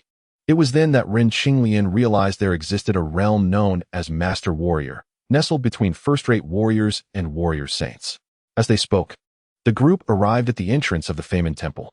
Towering pines and cypress trees enveloped the area, while a gentle stream meandered nearby, creating an atmosphere of solemnity and purity, characteristic of the Buddhist sanctuary. Upon seeing the four, the monk guarding the gate immediately raised a hand in greeting and bowed, saying, "Amitabha, esteemed benefactors, please halt." As he spoke, he noticed the thousand-handed Buddha resting on the white horse and exclaimed, "Master, what has happened to you?" Xuanzang stepped forward, his expression grave, and said, "I am Xuanzang, a humble monk. While passing through your esteemed temple, I unfortunately encountered Master Kongwen, who has fallen victim to the dark machinations of a fiend." The monk guarding the entrance was astonished to discover that the renowned Xuanzang was so youthful, but he quickly regained his composure, inviting the group into the temple while sending word to the abbot. Chapter 031. The Tibetan National Master. The temple was bustling with monks, each engaged in their respective duties, chanting and meditating, which drew praise from Xuanzang. However, Ren Qinglian found it curious that there seemed to be few martial monks in the temple. Master Kongwen is highly skilled. Even if Famen Temple is not as renowned as Shaolin, one would expect to see at least a few martial monks. The guarding monk replied, "You are misinformed, benefactor. The martial monks are all training in the Arhut Hall at the side courtyard." Just then, the abbot, Master Xianzheng, rushed over with several martial monks. "Master, uncle." Xianzheng and the others quickly assisted the injured Kongwen from the horse. After a brief examination, their expressions turned grave. "I have met Master Xuanzang." Xianzheng bowed to Xuanzang and nodded toward Ren Qinglian and the others. "Greetings, abbot." Xuanzang joined his palms in salutation. "I hear it was Master Xuanzang who rescued my master?" Xianzheng inquired. "It was my two attendants who saved Master Kongwen, but the situation is rather dire." As soon as Xuanzang spoke, Kongwen let out a faint groan and slowly opened his eyes. He had sustained severe injuries and had been holding his breath to protect his vital energy. With the martial monks continuously channeling their genuine energy into him, he regained consciousness. "Master, who could be so ruthless as to harm you thus?" Xianzheng asked, his face filled with anger, while the martial monks wept silently. "Monks should not harbor anger," Kongwen interjected, adding, "I returned with my last breath not to hear your lamentations." The martial monks, who held a high rank in the temple and were trained by Kongwen himself, although saddened, managed to control their emotions. "Uncle, who could have inflicted such harm upon you?" one of the martial monks asked. "It was that poison fiend." The monks were incredulous. After all, Kongwen had once vanquished the poison fiend, a tale that echoed through the martial world. How could this villain still be alive? Ren Qinglian, too, was filled with curiosity, having heard Zhong Jian recount this tale of old grudges on their journey. Kongwen recounted the details of the poison fiend's return. "It is fate, indeed," Xianzheng lamented. "I returned with my last breath to ensure you carry this news to the esteemed elders of the martial world, so they may prepare and prevent this fiend from causing further havoc." He then elaborated on how the poison fiend resurfaced. Ren Qinglian pondered, "Indeed. I wonder if the fiend's methods will leave behind any clues that may implicate us. I particularly hope Morong Xian has already departed from Chang'an." After giving his instructions, Kongwen, barely clinging to life, soon passed away. "Amitabha," Xuanzang and the others chanted, while the martial monks wept openly. Ren Qinglian bowed deeply and exited the main hall. Burdened with thoughts, the sun dipped low in the west, casting a long shadow behind him. In a daze, he thought he heard the sound of joyous Swana music. The monk who had previously guided them rushed in, exclaiming, "Not good, not good. Master, the Tibetan National Master has returned." As soon as he spoke, a cacophony of music erupted, drawing closer to the inner courtyard. Ren Qinglian followed the sound to see 2 rows of over 20 lamas escorting an open palanquin into the yard. Upon the palanquin lay a young lama with large ears, skin as pale as snow, clad in a bright red robe, reclining at an angle with bare feet. What a grand spectacle, Ren Qinglian thought, though he was more astonished by the youth of this individual. Unbeknownst to him, Zhong Jian had already positioned himself behind Ren Qinglian and, sensing his confusion, disdainfully remarked, "These Tibetan red-robed monks are said to be the reincarnated spiritual children of the previous generation of high monks. Upon reaching adulthood, elder monks bestow their powers upon them, allowing them to possess the strength of masters at such a young age. But in reality, their true capabilities are merely slightly above that of an ordinary first-rate warrior." Xianzheng and the others wore somber expressions, Their respected master had just passed away, and now these monks arrived, parading with drums and horns, which felt like an affront. "So, this is the monk from the Tibetan nation?" Xuanzang observed, his curiosity piqued. Indeed, last year during the Battle of Songzhou, their Zampu retreated to apologize. Unable to defeat our Tang dynasty on the battlefield, they sent these monks to our land, claiming to exchange Buddhist teachings, but in truth, they merely sought to regain some face. In the 12th year of the Jingguan era, Tibet decisively defeated the Tuyuan, Dongxiang, and the Chang tribes, and seized the opportunity to invade the Tang dynasty, but they were met with a crushing defeat by our forces. Their Zampu, Songzan Ganbu, retreated to apologize. Although the Tang dynasty held the advantage, the Shuiyan Tuo in the northern desert was formidable, with an army of 200,000. Thus, we could only take the opportunity to ease relations and strengthen cultural exchanges between the Tang and Tibetan nations. These monks are part of that endeavor. Xianjing spoke with evident ire, revealing that he had previously lost to this young Tibetan national master during discussions of Buddhist doctrines, making each of their visits a torment for him. He had hoped to confront the monk upon his master's return, but unexpectedly. Suddenly, a thought struck him as he remembered Xuanzang. Despite his youth, Xuanzang was already a renowned master in Chang'an. Having been sent by Emperor Taizong to seek the scriptures from the West, his understanding of Buddhist teachings undoubtedly surpassed Xuanjing's. With my master having just passed, I am not in the right state of mind to discuss doctrines with this monk. Perhaps it is better for my junior brother Xuanzang to engage him instead, Xianjing suggested. Maintaining his composure, Xuanzang hesitated for a moment. The title of junior brother was not entirely misplaced, as they both belonged to the same generation of monks. Yet, this felt somewhat overshadowing. He was eager to witness how the doctrines of foreign lands differed. Rin Qinglian, having observed Xuanjing's demeanor and recalling the guarding monk's anxious expression upon his entrance, whispered to Zhong Jian. This old monk is afraid he won't be able to out-argue the Tibetan monk, hence he has summoned Master Xuanzang to take his place. Though Rin Qinglian spoke softly, Xianzheng, who was already highly skilled in martial arts, caught a hint of what was said, causing him to feel somewhat embarrassed. Fortunately, at that moment, Xuanzang nodded in agreement to take on the task. The Tibetan national master, having noticed Xuanzang, stepped down from the palanquin and, speaking in Mandarin, inquired, "Forgive me, for I do not recognize you. May I ask how to address you, esteemed master?" Xuanzang, upon observing the refined discourse of the monk, was inwardly intrigued. He smiled and introduced himself. "I am the humble monk Xuanzang." The Tibetan national master, upon hearing this, could not help but exclaim, "You are the great master who seeks to journey to the West for scriptures." Suddenly, his expression grew serious. In the Central Plains, there are the 6 divine powers of the Buddha, including the heavenly ear and heavenly eye. We Tibetans possess similar powers. My presence here is to prevent your perilous journey to the West, which I foresee will be fraught with calamities. Rin Qinglian, harboring a cold smile within, thought to himself that had he not discreetly delayed their journey, the 3 of them would have already fallen into the trap of the Famen temple the previous day.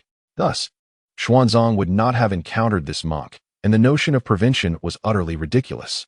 Yet Xuanzang, unfazed by the national master's words, responded with a smile. "I have already made a solemn vow. If I do not obtain the true scriptures, I shall eternally fall into the depths of hell. Moreover, I have these 2 skilled protectors accompanying me." The Tibetan national master could not suppress a scoff, gesturing towards Rin Qinglian and his companion. "Forgive my frankness, but your 2 attendants bear an ominous aura. Their fates are uncertain, and they may not be able to ensure the safety of the great master." Zhong Jian, upon hearing this, was filled with rage. "I have heard that the national masters of Tibet are the foremost experts of the region. I wish to witness this firsthand." With that, he struck out with a swift palm towards the monk's brow. Xuanzang was taken aback, urgently imploring, "Jian, do not take a life." Rin Qinglian chuckled, "Rest assured, Master, I fear that Zhong Master may not truly be a match for this monk." Xuanzang was somewhat skeptical. After all, he believed that martial artists grew increasingly formidable with age. The monk, not wishing for a conflict to arise from Zhong Jian's words, merely paused for a moment, then retreated slightly, his left sleeve sweeping forward to meet the attack. In Chapter 32, The Dragon and Elephant Prajna, Rin Qinglian discerned that as the Tibetan national master unleashed his palm, his voluminous red robe suddenly stiffened like iron, with a cacophony of cracking bones. Yet there was no sign of internal energy manifesting. The next moment, Zhong Jian's force erupted, and his crimson palm connected with the monk's left hand. A resounding clap echoed through the air. Zhong Jian stumbled backward, while the monk remained unyielding, his expression tranquil as he withdrew his hand. This test of strength saw Zhong Jian, the aggressor, initially in a position of advantage, yet he found himself at a disadvantage, his face a mix of red and green. Frozen in disbelief, the Tibetan national master's reputation as the foremost expert of the region was indeed well-deserved. "Young man, I wish to learn from you." Ren Xinglian, both astonished and curious by the monk's formidable physical prowess, stepped forward with a smile. The Tibetan national master glanced at him, nodding his approval. "Prepare yourself, great monk," Ren Xinglian declared, unleashing a powerful palm strike. The surrounding air vibrated with the force of his strike, creating a swirling vortex of energy accompanied by a deafening roar. The monk could not help but let out a soft exclamation of surprise, though Ren Xinglian's internal strength did not match Zhong Jian's. The purity of his energy was merely a step away from that of a master. Thus, when he struck, his power exceeded that of Zhong Jian. Now calm, Zhong Jian, witnessing the might of Ren Xinglian's palm, could not help but chuckle to himself, realizing that this young man had not yet shown his full strength in their previous encounter. His earlier sense of competitiveness dissipated. Unbeknownst to him, Ren Xinglian's internal energy had, by a fortunate coincidence, been refined by a master, leading to rapid advancements in his cultivation, progressing by leaps and bounds at every moment. Boom! At that moment, Ren Xinglian and the Tibetan national master collided with their palms. Good! The monks of Famen Temple could not restrain their cheers, witnessing the balance of power between the two. Suddenly, a series of peculiar sounds erupted. The onlookers turned to see that the buttons of Ren Xinglian's garments had fallen to the ground. While the spectators were astonished, Ren Xinglian, emboldened by his success, inquired, "Great monk, how much of your true strength did you just employ?" The Tibetan national master replied, "About 80%. The martial arts of the Central Plains indeed live up to their reputation." With a serious expression, he began to walk in a slow, deliberate manner, as if his feet were mired in mud. The monks of Famen Temple gasped, for the ground where the monk had tread was marked by deep footprints. Ren Xinglian's gaze sharpened. The monk's bare feet left clear impressions in the earth, detailed with distinct patterns and 5 delineated toes. Truly a remarkable feat. Zhong Jian, concerned for Ren Xinglian's safety, cautioned, "The dragon and elephant prajna of the Tibetan Baoxiang Temple is indeed remarkable. The origin of Tibetan Buddhism traces back to the ancient Elephant King dynasty of India, and their distinctive practice of horizontal training is epitomized by the renowned dragon and elephant prajna." In a swift turn of events, the Tibetan national master did not hold back this time, unleashing all his strength with a powerful palm strike. Ren Xinglian, fueled by competitive spirit, summoned his full energy, tracing 2 large circles with his left hand, while simultaneously launching a palm from each circle with his right hand. The initial separation of the 2 instruments? Zhong Jian observed with astonishment, for Ren Xinglian's technique mirrored that of the Kongtong school's initial separation fist, yet the aura it projected felt entirely different. At that moment, a thunderous crash reverberated, shaking the ground and scattering debris, prompting the disciples of Famen Temple to retreat in alarm. Both combatants staggered back 5 steps, each spitting blood. The Tibetan monks hurriedly surrounded their national master, who, gazing skyward, laughed heartily. "The martial artists of the Tang dynasty are formidable. I have underestimated the heroes of this world." The monks of Famen Temple beamed with pride. Xuanzang regarded Ren Xinglian with newfound respect, approaching him with concern. "Are you unhurt, Ren?" Ren Xinglian casually wiped the blood from his lips, grateful for the great master's concern. He then turned to the Tibetan national master. "Your mastery of the dragon and elephant prajna, without relying on internal energy, is truly impressive for one so young." The national master laughed heartily. "Your discernment is exceptional. I have come to the Tang dynasty to propagate the Buddhist teachings and martial arts of Tibet. As the saying goes, Buddha saves those with affinity. I shall gift you a handwritten copy of the dragon and elephant prajna." Ren Xinglian was momentarily taken aback, surprised that the monk would so freely offer his prized skill. Zhong Jian, however, scoffed dismissively. "Do not heed his nonsensical claims. The dragon and elephant prajna is commonplace in Tibet, readily found in martial arts texts. Nonsense about Buddha saving those with affinity. Ren Xinglian's expression twitched as the monk had already handed him the scripture. Zhong Jian continued. As for why this monk has achieved such proficiency at a young age, it is merely because their skills have been hastily cultivated by the previous generation of masters through initiation. Seeing Ren Xinglian's puzzled expression, Zhong Jian elaborated. Though the dragon and elephant prajna does not cultivate internal energy, if one possesses sufficient internal strength, they can rapidly master this technique. At last, Ren Xinglian understood. If he wished to quickly master the dragon and elephant prajna, he could transform his internal energy into physical strength. But doing so would mean losing the internal strength he had painstakingly cultivated. No wonder this technique, though brilliant, had little market value, rendering it commonplace. The Tibetan national master, having matched evenly with a young disciple, naturally lost any desire for further martial contests. After contemplating for a moment, he proposed a discussion with Xuanzang on the teachings of Buddhism. Xuanzang, eager to engage, readily agreed. The monk again mentioned the dangers of the journey to the west. But Xuanzang remained silent, merely nodding as he pointed to his heart.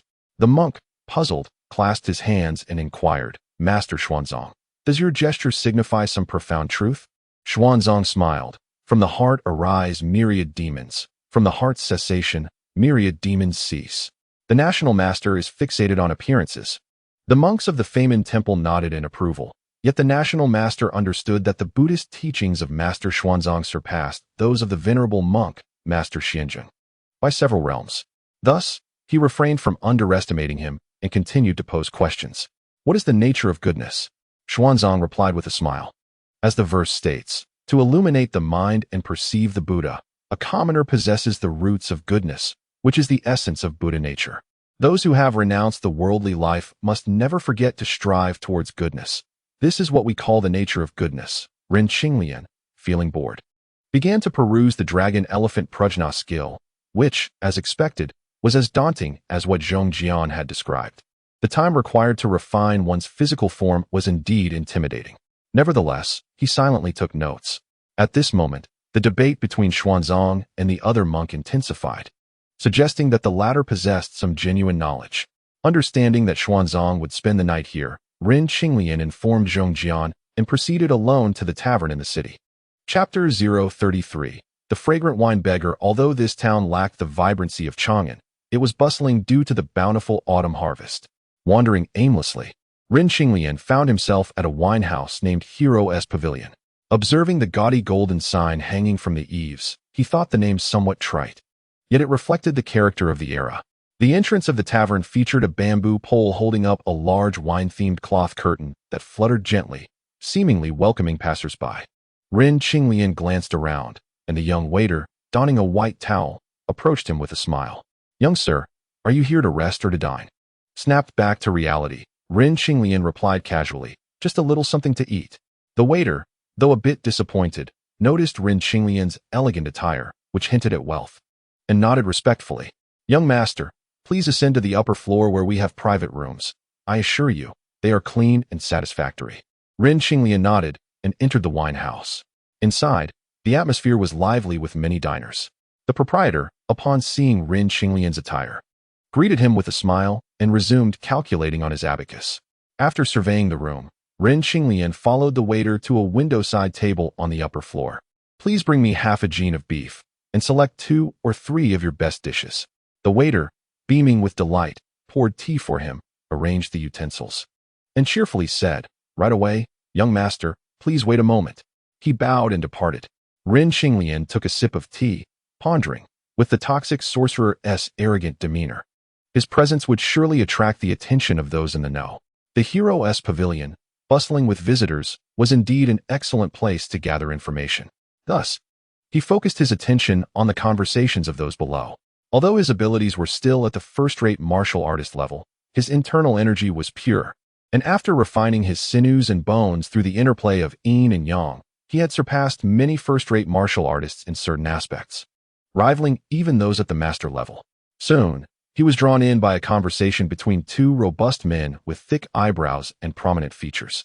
The dark-faced man on the left asked, Lucien, what became of the case regarding the Li family, who mysteriously succumbed to poison overnight? The Lu surname man took a sip of wine, cleared his throat, and replied, You know my brother works in the magistrate's office. However, regarding this case, he glanced around cautiously before lowering his voice. It is said to be the doing of a certain notorious sorcerer from the rivers and lakes, and this morning, the six doors have temporarily taken charge of it. Wow, the six doors have been stirred. These people from the rivers and lakes, always causing trouble and bloodshed, are quite alarming, the dark-faced man exclaimed, shocked. The six doors, seeking to enhance their influence, often competed with the government for business, but generally, unless it was a true case of river and lake conflict, the magistrates preferred to retain control. There is something else you might not be aware of, Lu teased. Sipping his wine before continuing, the six doors have come here to apprehend a hall master from the Baijin Pavilion. Ren Qinglian, having listened intently, surmised that this hall master was likely Bai Yunxiu. Just then, the waiter arrived with a large platter, announcing, young master, your dishes have arrived. Ren Qinglian nodded. Does the Baijin Pavilion have a branch in this town? The waiter hesitated, then replied, the Fuwei escort agency in town is indeed a branch of the Baijin Pavilion. Ren Qinglian contemplated this and gestured for the waiter to retreat. Suddenly, a hoarse yet resonant voice echoed from downstairs. Go away, you snobbish fellows. Just because the old beggar looks ragged, you won't let me upstairs? Humph, I never pay for my drinks. As he spoke, the sound of footsteps approached the staircase, and Ren Qinglian saw a disheveled old beggar ascend. The waiter collided with him and, upon recognizing the individual, could not help but curse, old beggar. Don't come here causing a ruckus at our hero's pavilion, or my master will thrash you. The proprietor's brother was a martial artist from the Fuwei escort agency and held a respectable position. Thus, the waiter spoke fearlessly. However, Ren Qinglian noted that despite the old beggar's drunken stagger, his steps were not those of a typical inebriate. It was evident he possessed martial skills and likely belonged to the first-rate category. Ren Qinglian smiled and said, waiter, bring another jug of fine wine. I'll cover the old gentleman's tab. Humph, consider yourself fortunate. The waiter grumbled as he reluctantly went to fetch the wine.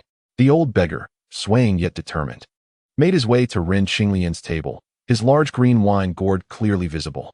Even before he approached, the rich aroma of the wine wafted toward Ren Qinglian. This sudden fragrance caught the attention of the other patrons upstairs, prompting one to exclaim, is that the fragrant wine beggar? The fragrant wine beggar? Ren Qinglian mused, realizing that this individual might indeed be a hidden master. Searching his memory, he regretted his lack of knowledge about the affairs of the rivers and lakes, having no impression of the fragrant wine beggar. At that moment, the old beggar sat across from Ren Qinglian, unceremoniously reaching for a pair of chicken wings to devour. Ren Qinglian furrowed his brow in confusion. Nearby, a burly man sniffed the air and cursed, damn it, this fragrant wine is nothing but a stinking old beggar. Even that wine gourd can't mask the foul odor emanating from him. How disgusting. Having lost his appetite, he descended the stairs. The patron who had first identified the fragrant wine beggar also glared at Ren Qinglian in annoyance before following suit. Ren Qinglian could only smile ruefully when suddenly, the power of his 9 nether mystic eyes began to stir within him. Old sir, have you been poisoned? The gluttonous old beggar momentarily lifted his head, a glimmer of brilliance flashing in his eyes before he resumed his feast. Ren Qinglian observed how the beggar would take a few bites, then wash it down with strong liquor, causing the stench around him to intensify. Suddenly, he realized something extraordinary and exclaimed, you are suppressing the cold poison with strong liquor. The foul odor is merely the toxins being expelled. Chapter 034. The Monkey King becomes a spirit at that moment. The waiter returned, carrying a jug of fine liquor, pinching his nose as he set it down, casting Ren Qinglian a peculiar glance before hastily retreating. Ren Qinglian ignored him, his gaze fixed intently on the old beggar. Elder, am I correct in my assessment? The old beggar downed the offered liquor in one gulp, channeling his energy to suppress the rebellious cold poison before grunting. You have some insight, young lad. During this period, Ren Qinglian practiced an unnamed mental technique, causing his aura to become increasingly subtle. The old beggar, whose cultivation was comparable to his own, surprisingly failed to detect Ren's true strength. The one who had made a move was a black-robed elder, Master Kongwen, who had previously mentioned the poison demon. Ren Qinglian couldn't help but think, such a peculiar poison could likely only be wielded by that poison demon. The old beggar was momentarily stunned, disbelief etched on his face as he stammered, you have seen that old ghost? Impossible. Those who have encountered him rarely live to tell the tale. Clearly, The memory of the black-robed figure struck fear into the old beggar's heart. Ren Qinglian chuckled, not necessarily. As the saying goes, there is always a way to counter a weapon with another weapon. I happen to be unafraid of his strange poison. Although the poison demon was a master martial artist, what truly instilled fear was his extraordinary poison. In my youth, I prided myself on being immune to all poisons. Yet I still fell victim to his treachery. The old beggar sighed, the stench emanating from him growing stronger. However, Ren Qinglian could see that the poison demon's cold poison would only be refined further by the old beggar's own essence. He smiled and said, "If you trust me, let me assist you in dispelling the poison." The old beggar, a notorious drinker, had spent decades with a portion of his internal energy infused with alcohol, making him resistant to ordinary toxins. It was this very alcohol that allowed him to survive after enduring a blow from the poison demon. Yet, regardless of how much he drank, the cold poison clung to him like a parasite, ready to reclaim its hold at any moment. Though he maintained a jesting demeanor, in truth, fear had deeply rooted itself within him. After staring at Ren Qinglian for a long while, he finally nodded, willing to give him a chance. Ren Qinglian extended his hand, unleashing several strands of energy to protect the old beggar's heart pulse before placing his hands on the elder's back. The beggar was astonished by Ren's skill, which seemed to work wonders from a distance, and he found himself trusting him a little more. Understanding the ferocity of the cold poison, Ren Qinglian took precautions to safeguard the old man's heart pulse during the detoxification process, channeling the overwhelming power of his 9 nether mystic eye to continuously absorb the cold poison. This force, inheriting the ferocity of a demon beast, acted without the gradual finesse typical of orthodox methods, voraciously drawing in anything weaker than it. However, to avoid drawing too much attention, Ren Qinglian did not hastily extract all the poison from the old beggar's body, but instead gradually attuned himself to the refinement of the 9 nether mystic eye. He began to realize that if he could absorb all the cold energy within the poison demon, his mystic eye could ascend to the second realm, mustard seed shumi, transcending mere insight to perceive the intricate structures of dust particles. Time passed unmeasured as Ren Qinglian finally absorbed the last trace of poison from the old beggar. The elder was left speechless, astonished that Ren had truly expelled the toxins from his body. What a trivial feat. But may I ask how to address you? Ren Qinglian replied with a faint smile, though it seemed he had exerted considerable effort. I am the fragrant wine beggar. The elder said somewhat awkwardly. And you, young friend, how should I address you? Ren Qinglian, you are the one who accompanied monk Xuanzang as a disciple and now leads the sword-bowing pavilion? The fragrant wine beggar exclaimed, surprised. Considering the timeline, Xuanzang must have just arrived here. At this moment, he seemed to recall something, hastily wiping his greasy hands on himself before retrieving a green gourd from behind his back. Oh, I almost forgot. I still have a few sips of monkey wine left in this gourd. Allow me to offer you a taste, young friend. He licked his lips, clearly reluctant to part with it. Ren Qinglian chuckled inwardly. Just a few sips? While Ren enjoyed drinking fine wine, he was not particularly fond of it. Although he had inherited a refined palate from his predecessor, he did not harbor a great love for alcohol. Thus, he spoke without any intention of accepting the gourd. The fragrant wine beggar, somewhat irked, remarked, a few sips are hardly enough. Do you know that I nearly lost my life over this monkey wine in that valley? Curious. Ren Qinglian thought, with the beggar's skills, wouldn't it be too easy to steal some fine wine from a group of monkeys? The fragrant wine beggar then began to recount his fearful tale. It turned out that not only was he a lover of wine, but his greatest passion was collecting exquisite brews. His green gourd had already been filled with the finest wines from the Tang dynasty, and his sights had recently been set on the surrounding nations, having heard rumors that the monkey wine from the Two Realms Mountain was a true treasure. Excitedly, he ventured to that location, only to stumble upon a type of monkey wine he had never encountered before. However, just as he had filled his gourd with a few precious sips, he startled the monkeys guarding the wine pool. Initially, he did not regard these monkeys as a threat, and indeed, he easily knocked out a few of the guardians. However, this was a monkey den, and his actions roused the entire horde. Most alarmingly, the monkey king among them was a sentient creature capable of speech. The old beggar was fortunate, having not killed the monkeys during his initial assault. The monkey king chased him away but did not pursue him to the death. The fragrant wine beggar fled back home in terror, vowing never to set foot outside the Tang dynasty again. Although there were indeed formidable creatures within the Tang that could pose a threat, They were typically swiftly dealt with by the practitioners of the Tao, making encounters with such beings exceedingly rare for the common folk. However, the fragrant wine beggar was not merely unlucky. Upon his return home, he unwittingly drew the attention of the poison demon.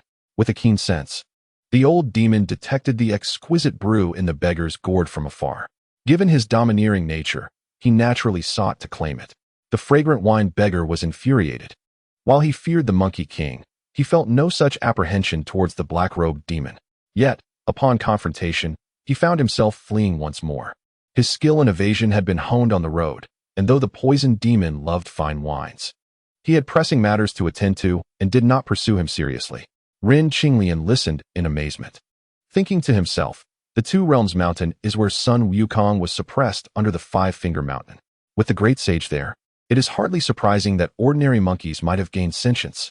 Contemplating this, his curiosity about the few precious sips of monkey wine grew, and he accepted the gourd, first solemnly wiping the mouth of the vessel before pouring himself a small cup. The fragrant wine beggar grimaced, feigning disdain as he remarked, "It's just wine. Why be so fussy, like a noble lady?" Ren Qinglian rolled his eyes, recalling how all the patrons had been scared away by the beggar. The only reason he could accept the wine without disdain was that he suspected it was indeed a fine brew, likely derived from the teachings of the great sage Sun and his companions. Chapter 35. Night Battle with the Tsang. Ren Qinglian drank the monkey wine, initially savoring its sweetness, reminiscent of fruit wines from the past. However, the next moment, a warm sensation radiated from his stomach. With a thought, he activated his unnamed mental technique. As the energy flowed freely, the warmth spread throughout his meridians, enveloping him in a cozy and buoyant feeling, one of indescribable comfort and pleasure. What a fine wine! Having tasted its excellence, Ren Qinglian no longer cared about the old beggar's quirks, grabbing the gourd and greedily finishing off the last remaining drops. Ren Qinglian's eyes sparkled with excitement. Although a few sips of monkey wine might not significantly enhance his prowess, the presence of a whole pool of it would yield vastly different results, potentially equating to several imperial-grade pills. The fragrant wine beggar, filled with trepidation, advised, "Young friend Ren, I urge you to refrain from provoking the Monkey King. It would be wise not to accompany the monk Xuanzang on his journey to the west. If a fearsome demon king resides in the Two Realms Mountain, who knows what other airborne and subterranean monsters you might encounter along the way." Ren Qinglian understood that the elder spoke out of concern for his well-being. With a smile, he replied, "Thank you for your concern, but my resolve is firm. I kindly ask you to share the location of that valley with me." "Humph. At such a tender age, you are already a first-rate martial artist. With just a few years of honing your skills, you could reach the realm of a master. With a stroke of luck, achieving the legendary status of a martial sage is not beyond the realm of possibility," the fragrant wine beggar lamented, embodying the adage of ignoring the wisdom of the old only to suffer misfortune. Ren Qinglian had indeed contemplated the beggar's words. Remaining in the Tang dynasty, taking over the sword-breaking pavilion, and becoming a titan in the martial world could eventually lead him to master-level prowess, or even to the heights of a martial sage. Nonetheless, he remained but a mere ant, unworthy of the eyes of celestial or demonic beings, with no opportunity even to become a pawn on the chessboard of fate. His journey to the west presented a chance to leap into the game. Despite the perilous road ahead, it also promised myriad opportunities. The ancient human martial artists traversed the realms, even contending with gods and Buddhas, driven by an indomitable will. Ren Qinglian firmly believed that with his foresight and caution, this journey would be his path to honing his martial arts. This pilgrimage to the west was not just Xuanzang's, it was also Ren Qinglian's. The fragrant wine beggar, grateful for Ren Qinglian's life-saving act, felt compelled to impart his wisdom. However, seeing the young man's unwavering determination, he sighed in resignation and revealed the valley's location. "Better to be cautious. This ethereal footwork is a technique I have painstakingly developed over the years. I hope it aids you on your journey."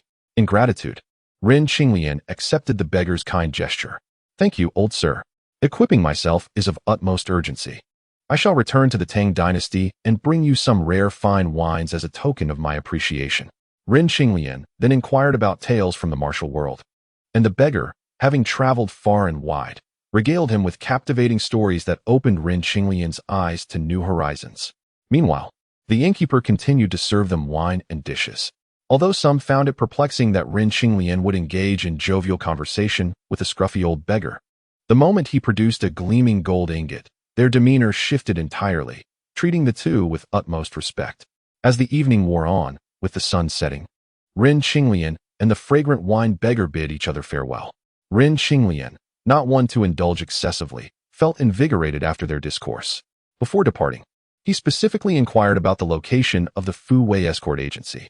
After parting ways with the beggar, he made his way towards the agency. At that moment, the Fu Wei escort agency was rife with tension. Several experts from the Six Doors, accompanied by officials, had surrounded the agency. Inside, apart from a few servants attending to tea and water, all guards and escort members had fled. The agency's master, Shun Lian, surveyed the surroundings and inquired of a servant, "Where is everyone?" "They have all been dismissed by the second young lady." The servant quivered. Shun Lian's face contorted with fury. Good, good. Truly a daughter with a chivalrous heart. "Where is she now?" "No need to ask. I am right here." A plain-looking young woman, around 20, emerged from the back hall. "Humph. I demand to know why you dismissed everyone. Are you not aware that calamity is upon us, and we need all hands on deck?" Shun Lian's voice was stern and commanding. Keeping them here would only increase casualties. Would father truly wish to see them perish needlessly? The young woman responded calmly. "Sigh." Shun Lian lamented, "I am to blame for my moment of folly, which has led to this disaster. If you simply hand over the White Master, the Six Doors will likely not trouble you. You foolish girl. Although I did not partake in the plot against the old pavilion master, I witnessed it unfold. Why do you think Bai Yunxiu has come to seek me? He intends to use this to implicate you as his accomplice. Yet the Six Doors may not believe his one-sided tale." The young woman was astute. "The Six Doors have long coveted our sword-breaking pavilion. It is uncertain whether they will seize this opportunity to strike against us. Our only hope lies in your sister's timely return. Perhaps, out of respect for the Nicha sect, the Six Doors captains will show us some mercy and not solely heed his version of events." Master Shun Lian had two daughters. His eldest, Shen Nishang, was the chief female disciple of the Nicha sect, second only to the saintess Murong Xian, and possessed formidable strength. Upon seeing Bai Yunxiu in distress, Shun Lian had already sent a carrier pigeon to Chang'an, hoping to summon his eldest daughter before the Six Doors could act, thereby instilling caution in them against unnecessary bloodshed. Ren Qinglian utilized the ethereal footwork as he approached the Fu Wei escort agency. This technique was so elusive that even the cunning demon could scarcely pursue it without employing true skill, leaving Ren Qinglian both astonished and delighted. Before long, he circumvented the encirclement of the Six Doors and stealthily infiltrated the Fu Wei escort agency, overhearing the conversation between the father and daughter in its entirety. Contemplating Shun Lian's words, he sensed that he had inadvertently left a significant risk for the sword-breaking pavilion. As the evening breeze grew sharper, Ren Qinglian suddenly awakened from his reverie, gazing skyward, where he spotted several dark figures emerging against the dimming sky, rapidly enlarging. He exclaimed, "The Hawks of the Six Doors." The Six Doors had gathered formidable experts, including some extraordinary individuals.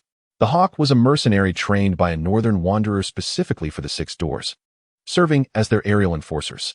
As Ren Qinglian pondered, he noticed the Hawks swooping down towards Shun Lian and his daughter, along with several innocent servants. Damn it! Ren Qinglian realized the Hawks were targeting Shun Lian and his daughter, who were too far apart to assist each other in time. Shun Lian roared in fury, his eyes filled with desperation. Appreciating the young woman's decision to dismiss the agency's members, Ren Qinglian immediately flicked his fingers, unleashing dozens of projectile strikes towards the remaining Hawks. His keen eyesight allowed him to successfully drive the attacking Hawks away, forcing them to retreat to the sky. The largest Hawk, engaged with Shun Lian, seemed to be the leader of the group. With a fierce cry, it lunged towards Ren Qinglian. Chapter 036. A surge of killing intent. The sword shimmered like lightning, illuminating the dusk. Ren Qinglian wielded his sword, soaring through the air, and swiftly engaged the Hawk in combat. The Hawk King, with wings spanning over 10 feet and razor-sharp claws, possessed immense strength, capable of shattering bones with a single strike. Yet Ren Qinglian's actions were decisive and cold. The sword's aura enveloped him, forcing the Hawk to retreat from his blade's edge. Soon, a cacophony of screeches filled the air as several dark figures, circling in the sky, joined the Hawk King in their descent towards Ren Qinglian. Realizing that the northern wanderer who trained these hawks was likely nearby, Ren Qinglian recognized that their coordinated movements mirrored the strategies of military tactics.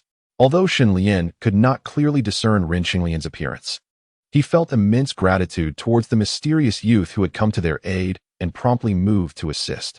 There's no need for you to intervene, Master Shen. Allow me to demonstrate how I shall vanquish these raucous creatures, Ren Qinglian declared with a hearty laugh. No matter how astute these trained eagles may be, they are but flesh and blood. How could they possibly contend with blade and inner strength? With that, he commanded his sword through sheer will, executing the 12 forms of the Taishu Bushin sword technique.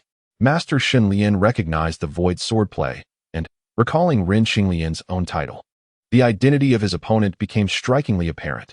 You are the esteemed young Master Qinglian, he exclaimed, disbelief etched across his face. Having met Ren several times in the past, he understood well the caliber of the man before him. Although he had learned from Baiyun that Ren had triumphed at the martial arts tournament and had exposed past transgressions, he could hardly fathom that the once flamboyant youth had now evolved into a formidable warrior deserving of his admiration. Ren Qinglian was wholly absorbed in wielding his sword. As the flock of eagles descended from above, stirring a chilling wind that momentarily stifled his breath. Yet, paradoxically, this only deepened his comprehension of the essence of the Taishu Bushin sword. The 12 forms were deftly manipulated through the ancient sword's momentum, swiftly crafting a formidable curtain of blades in the air. In an instant, several eagles were struck by this sword curtain, their cries echoing in the dusk, rendering them particularly fearsome. Just then, a sharp whistle pierced the air once more. The remaining eagles, now given a command, abandoned their fallen comrades and took flight. Simultaneously, a cold snort rang out from outside.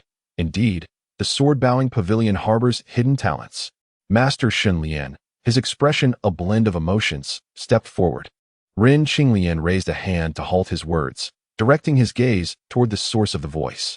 However, the high courtyard walls revealed no hint of a figure. Shen Lian, bewildered, was about to inquire further when Ren Qinglian shouted, "Show yourselves. Let the leader of your 6 doors step forth. You little brat. You have slain my divine eagle. I shall make you wish for death."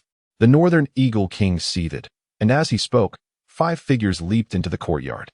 The foremost among them, with hair like twisted serpents and eyes flashing with intensity, appeared to be around 50. Following him were 4 robust men clad in dark attire, each wielding a heavy iron staff, arranged in a formation. "Master, these 5 are from the Nan family of the northern wilderness. The one leading is the northern eagle king, and behind him are the 4 great kings of the Nan family: wind, fire, thunder, and lightning," Shen Lian cautioned. Ren Qinglian nodded slightly and addressed the northern eagle king. "I am the pavilion master of the sword-bowing pavilion. This matter is ours to resolve, and your interference is unnecessary. I care not if you are a pavilion master or some pig. Having harmed my divine eagle, this matter is far from over." The northern eagle king, though unfamiliar with Ren Qinglian's swordplay, could not afford to underestimate him after witnessing the swift defeat of his trained eagles. As they spoke, the 5 had already subtly formed a joint attack formation. Ren Qinglian frowned. "I demand the person in charge from your 6 doors to come forward. To be frank, our leader is the overall commander of this operation." The Fire King laughed heartily. "Indeed, summoning a deity is far easier than sending one away. We of the 6 doors are not to be summoned at your whim." The Wind King added with a chuckle. True. I've long heard that the sword-bowing pavilion has appointed a mere child as its master. If I could slay you, my name would echo throughout the martial world." The Thunder King declared, as the Lightning King erupted into laughter. A group of arrogant fools. Ren Qinglian recognized they had identified him, but remained insufferably arrogant. He let out a cold chuckle. "Foolish boy, you are courting death." The Northern Eagle King, filled with venomous intent, cursed loudly, and all 5 launched their attacks, swiftly engulfing Ren Qinglian within their iron staff formation. They then shouted to the officers outside, "Fire the arrows." It seemed they intended to annihilate everyone present. Initially, Shen Lian had planned to assist Ren Qinglian, but as arrows flew wildly, he had no choice but to retreat with his daughter to the inner hall, unable to muster even a moment to intervene. Witnessing several of his fleeing servants shot down by the errant arrows ignited a furious wrath within Ren Qinglian, who wielded his ancient sword with blinding speed. The Northern Eagle King's 5 warriors were peak second-rate fighters, and under their combined assault, even an ordinary first-rate warrior would falter. Though Ren Qinglian was enraged, He could not easily break free from their grasp. He could only execute his swordplay to its utmost, unleashing a flurry of strikes that created chaos on the battlefield. The 5 men were astonished, but at this juncture, they had no choice but to press on with their assault. The Northern Eagle King, meanwhile, called upon the injured eagles to assist in the fray. Ren Xinglian's desire for vengeance against the perpetrator of his family's suffering paled in comparison to his current rage. However, he had little knowledge of joint attack formations and could only rely on brute strength to counter their combined onslaught.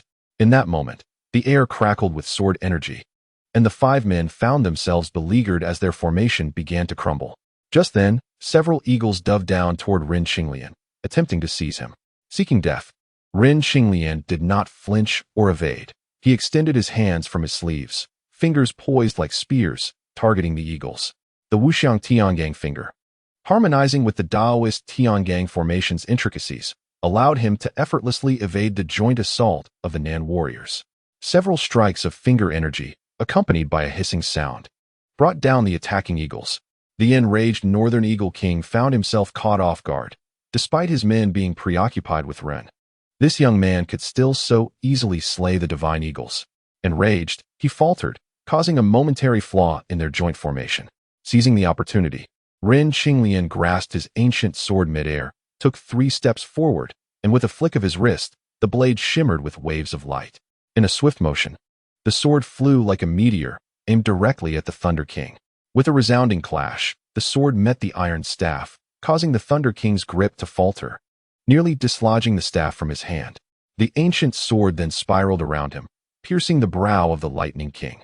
In the blink of an eye, Ren Xinglian withdrew the sword and, using his sword mastery, swiftly blocked the furious Northern Eagle King, unleashing a barrage of finger strikes. The joint formation had now been shattered, and as the cries of agony echoed, it became apparent that one of the 4 great kings, the Fire King, had succumbed to his wounds, lying lifeless in a pool of blood.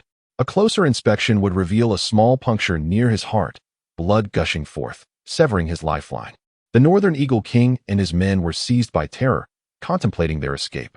Realizing it was too late to flee, Ren Xinglian let out a cold snort, swiftly executed 3 relentless palm strikes, each infused with overwhelming force, akin to surging waves. The 3 northern warriors gritted their teeth and retaliated with all their might. Upon impact, a deafening sound resonated, and all 3 were sent reeling back, spitting blood, their bodies swaying perilously. The Northern Eagle King, having dominated the northern wilderness for a decade without encountering a worthy opponent, found himself unable to withstand Ren Xinglian's strike. The officers pouring in from all sides felt a chill of fear, unwilling to act recklessly any longer. Begone! Ren Xinglian turned with a cold command. Having witnessed the innocent deaths of his servants, he had little kindness left for the officers. This case had already been taken over by the 6 doors, but local officials, seeking to profit from the situation, had dispatched these officers to assist. Upon hearing Ren Xinglian's words, the officers felt as if a great pardon had been granted, scrambling to escape in a panic. The Northern Eagle King and his companions, pale as death, struggled to stifle their rising blood, their spirits utterly crushed. Ren Xinglian's gaze fell upon the lifeless bodies strewn across the ground. A sense of reluctance welled up within, for although the adversary brought this upon himself, he was not inherently malevolent. Amidst this boundless peril, a flicker of dormant kindness remained within him. The 3 members of the Northern Eagle King shuddered in terror as Ren Xinglian glanced their way. Like cornered beasts, they were unwilling to surrender without a fight. Fully aware of their impending doom, they nonetheless prepared to muster their strength for a desperate struggle. At that moment, a bell tolled from afar, resonating from the Fahua Temple, shattering the tranquility of the dusky evening. Ren Xinglian silently bid farewell to Master Fangwen, and the last vestiges of his murderous intent dissipated entirely. He would return to inform Captain Xing that the main culprit had been vanquished, and the support from the sword-offering pavilion would forever be etched in his memory. No sooner had he spoken than Shun Lian emerged from the back hall, holding the severed head of Bai Yunxiu. The 6 doors took this matter concerning the sword-offering pavilion very seriously, swiftly locating the hideout of Bai Yunxiu and his cohorts, and decisively dismantling their stronghold. By the time Bai Yunxiu arrived at the Fue escort agency, he had already sustained significant injuries.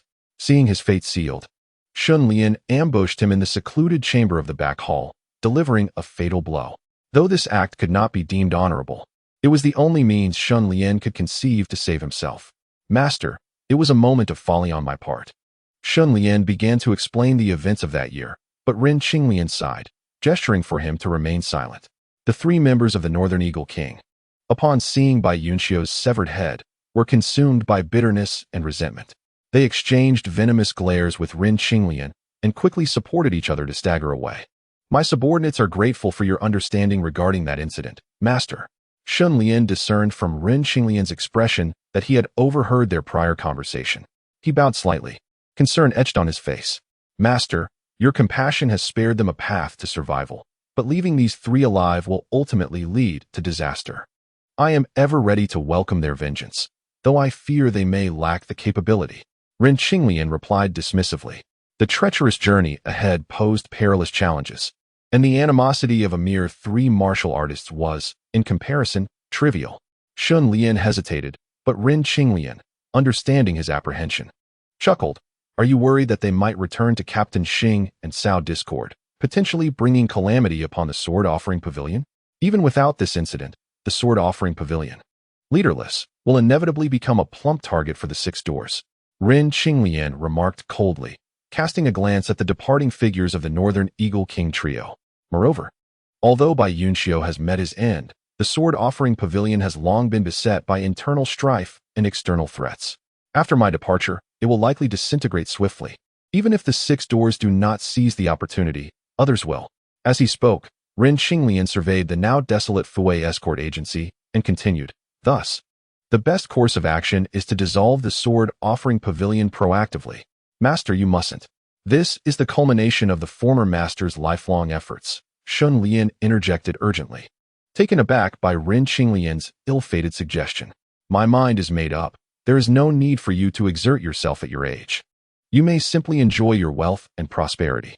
Shun Lian paused, realizing that Ren Qinglian was reproaching him for his past inaction during Ren Taishu's demise.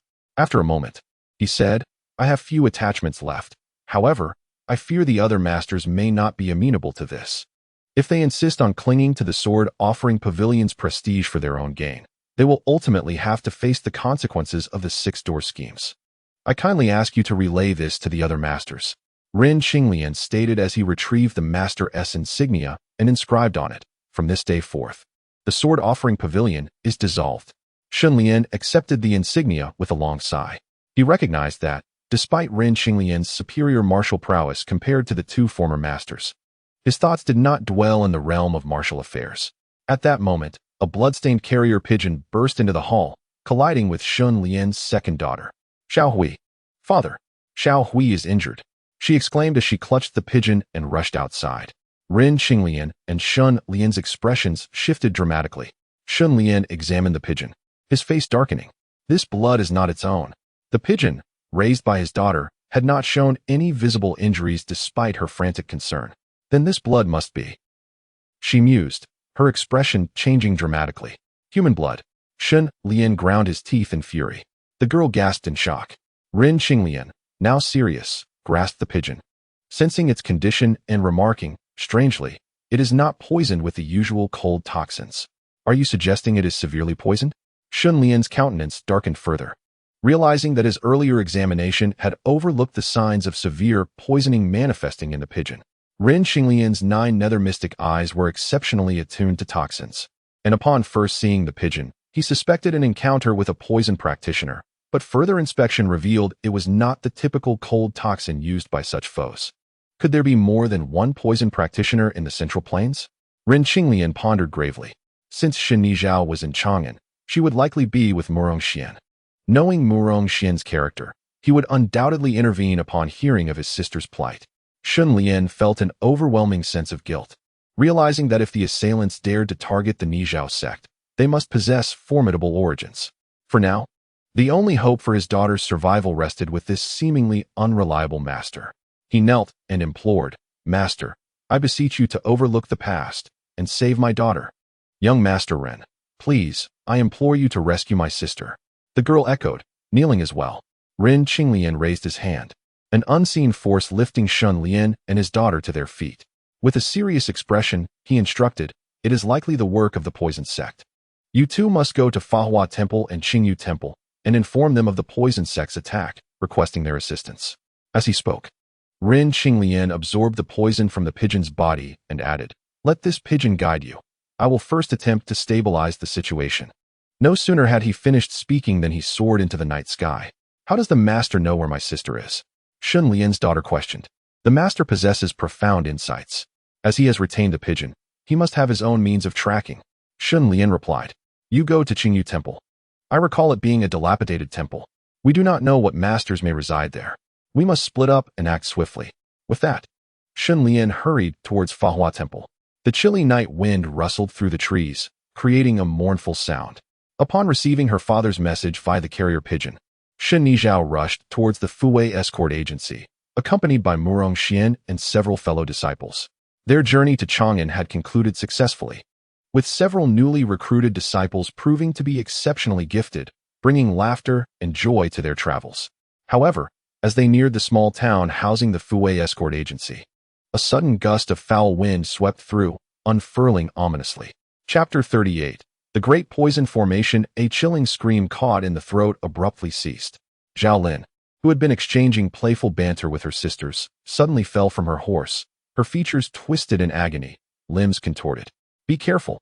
Murong Xian swiftly unleashed a series of strikes, launching several dark projectiles away as she positioned herself protectively in front of Hua Linglong. The other martial disciples quickly formed a protective circle around the newcomers. "Dismount. Everyone dismount and form a circle," Shen Nizhao commanded, signaling for the women to encircle the horses, gathering the injured within and preparing to unleash their sonic techniques against hidden foes. As projectiles rained down, several horses were swiftly struck down, their carcasses piled up, inadvertently forming a temporary barrier. "It's poisoned." The women soon realized Zhao Lin's face had turned black, froth escaping her mouth. She had succumbed to her injuries. In an instant, the figure of the Qingyu Taoist flashed through Murong Xian's mind.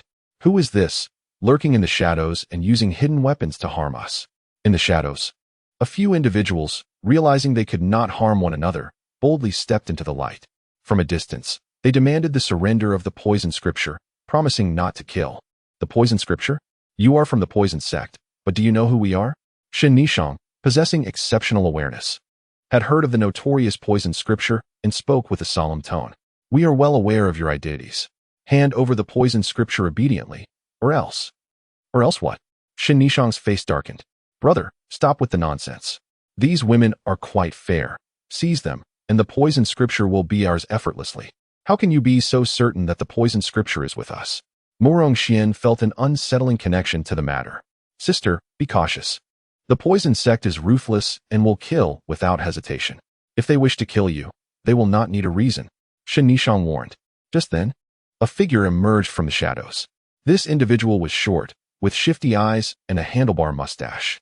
His greenish eyes scrutinized the women, sniffing the air, before finally fixing his gaze on Murong Xian, cackling. "Let us speak plainly.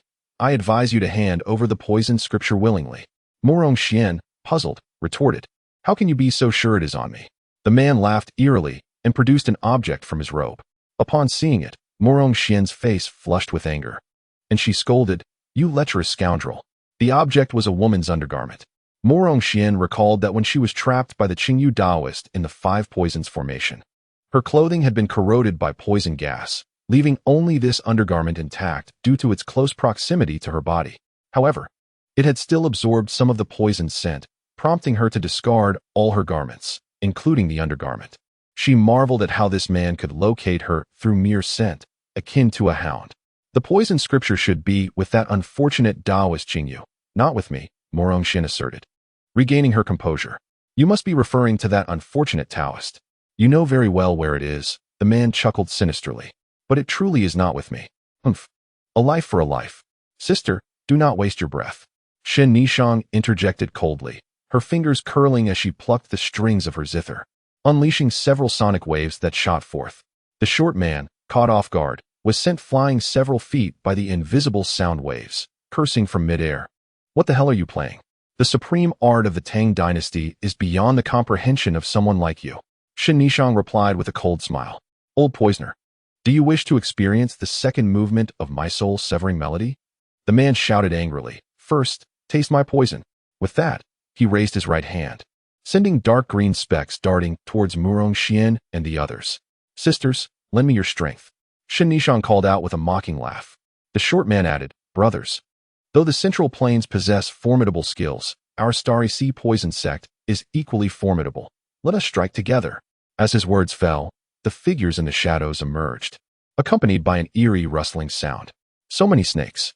A girl behind Walling Long screamed, as the venomous serpents, having somehow navigated past the corpses of horses, slithered towards them. Her screams startled the snakes, which swiftly bit her. Others turned to look, but it was too late. These snakes were highly venomous, and upon tasting blood, the girl turned a sickly shade of purple, teetering on the brink of death. The poison sect's group consisted of only 5 individuals, yet they had numerous aides. In this desolate wilderness, the combination of various poisons and their trained venomous creatures left the others overwhelmed. The short man wore a sinister grin, wielding a wooden staff that rhythmically tapped the ground, producing an unpleasant screeching sound. Streams of phosphorescent green light shot from the grass.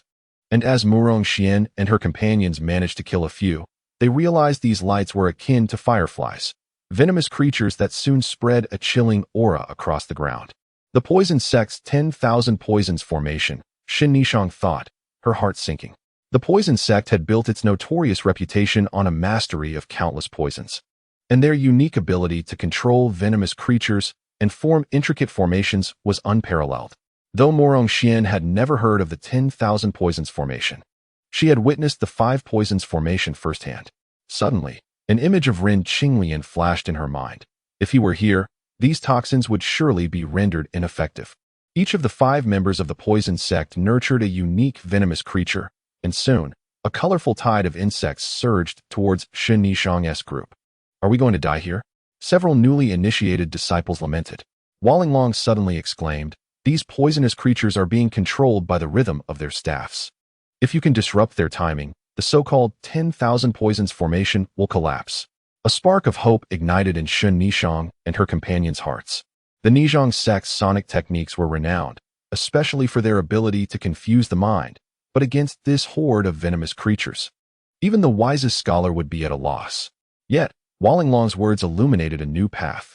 They swiftly adjusted their melodies, transforming their sounds into sharp, piercing notes that drowned out the rhythm of the 5 men's staffs. Their inadvertent actions even affected the communication among the poisonous creatures, causing the formation to waver. However, even without the 5's control, the advancing horde of venomous insects was still enough to force the women into a fierce struggle. Within mere moments, 5 disciples had been bitten and collapsed, rendered powerless.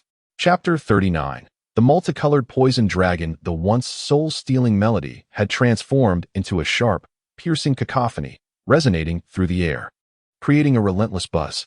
The short man trembled. What is happening? As the poisonous creatures surged from all directions, they became like headless flies, aimlessly darting about. Another cried out, "Master Gua, they are no longer obeying commands." As he spoke, he continued to strike the ground with his staff, producing frantic thuds. "Damn it, time is running out. The old master will arrive soon. If we cannot subdue these girls, we will appear utterly incompetent." Master Gua cursed angrily, his frustration mounting. These 5 were disciples of the poison demon, tasked with infiltrating Chang'an to probe the whereabouts of the Qingyu Taoist, but they had yielded nothing. By chance, they had heard about a sudden influx of dead venomous creatures outside Chang'an and had stumbled upon some leads, ultimately suspecting the group led by Shen Nishang. The martial prowess in Chang'an was formidable, and with a land deity stationed there, even these 5 would not dare to recklessly engage. However, the opportunity soon presented itself. One day, Shen Nishang received a message from Shun Lian via carrier pigeon, coinciding with the Nizhang sect's departure from Chang'an, prompting everyone to head to the Fuwei escort agency. Murong Xian was filled with anticipation for this journey, as she hoped to see Ren Qinglian once more if fortune favored her. Little did she expect that just as they left Chang'an, a few tails had begun to stealthily follow them. Now, these fiends had revealed their ferocious claws, causing them to lose several fellow sisters and threatening their very lives as time pressed on. Shen Nishang had secretly released the carrier pigeon, deliberately staining it with a few drops of blood, hoping her father would grasp her warning and arrive in time to offer assistance. However, she held little hope for this outcome. Gao Shirshu, being the eldest among the five, had been cursing to himself for a while before suddenly proposing, "Enough? Let us take a gamble. We will summon our venomous creatures and capture these girls. Otherwise, when the ancestor holds us accountable, we will have no way to explain ourselves." Perhaps due to their expertise in poisons, those from the poison sect were all eccentric, their tempers unpredictable. The poison master was particularly notorious. His disciples trembled in his presence. True to his word, the five men each produced a black wooden box from their robes and gently tapped it. In the next moment, five vividly colored centipedes crawled out from the boxes, biting down fiercely on the fingers of the five men. "Ouch! Damn it, that hurts!" Gao Shirshu yelped. While the others gritted their teeth, their faces paling, beads of sweat forming on their foreheads. Now, unless the girls possessed the legendary Xionghuang Pearl or the Bai-eyed Divine Pearl, not even the mightiest deity could withstand the onslaught of our five-colored poison dragon. The five bizarre centipedes, having consumed enough warm blood, became invigorated.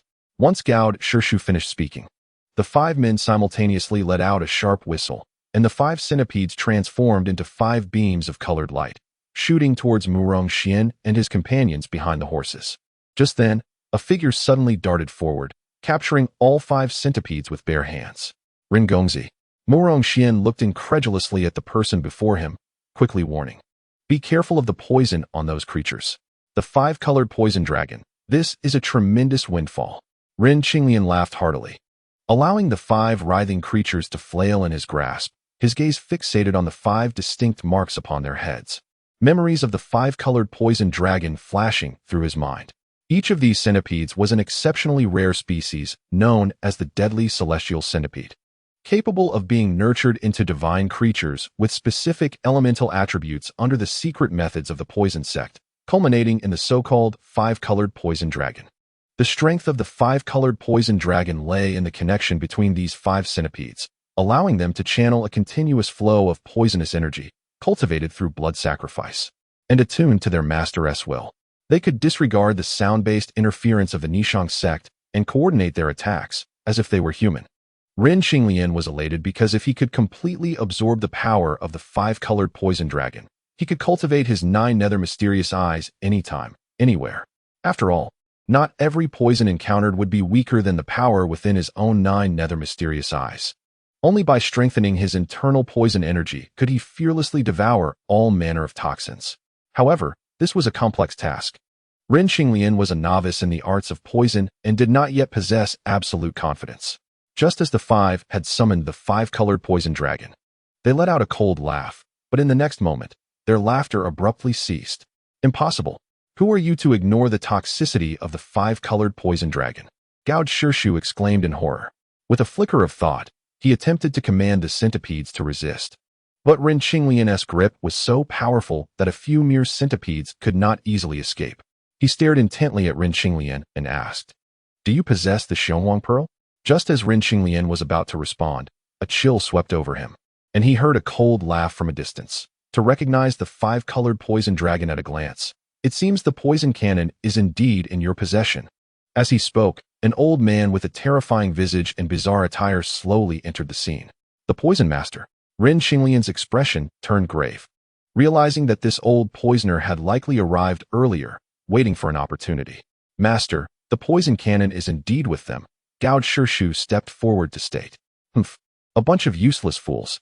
The poison cannon is imbued with our sect's unique medicinal powder, allowing it to remain uncorrupted for a millennium. Use your keen nose to see if she bears that scent."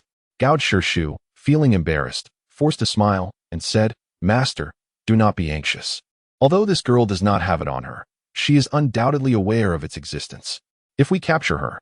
Before he could finish, the poison master's face darkened with a layer of cold fury, and he kicked the short man into the nearby bushes with a forceful shove, eliciting a cry of surprise.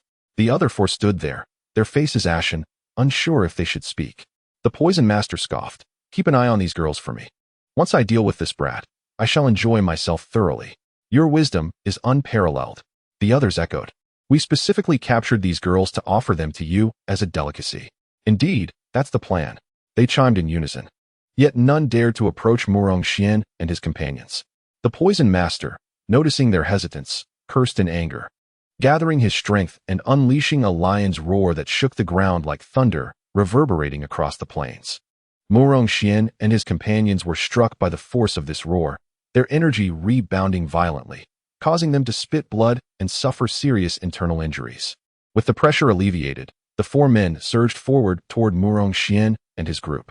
Suddenly, Ren Qinglian sneered, "If you dare take another step, I will kill these poisonous creatures."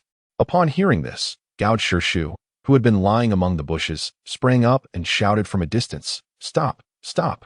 Let us talk this over." The five-colored poison dragon had required immense effort to cultivate. It was practically their lifeline. The poison master shot a cold glance at the short man, causing him to freeze in place, while the remaining four dared not advance a single step.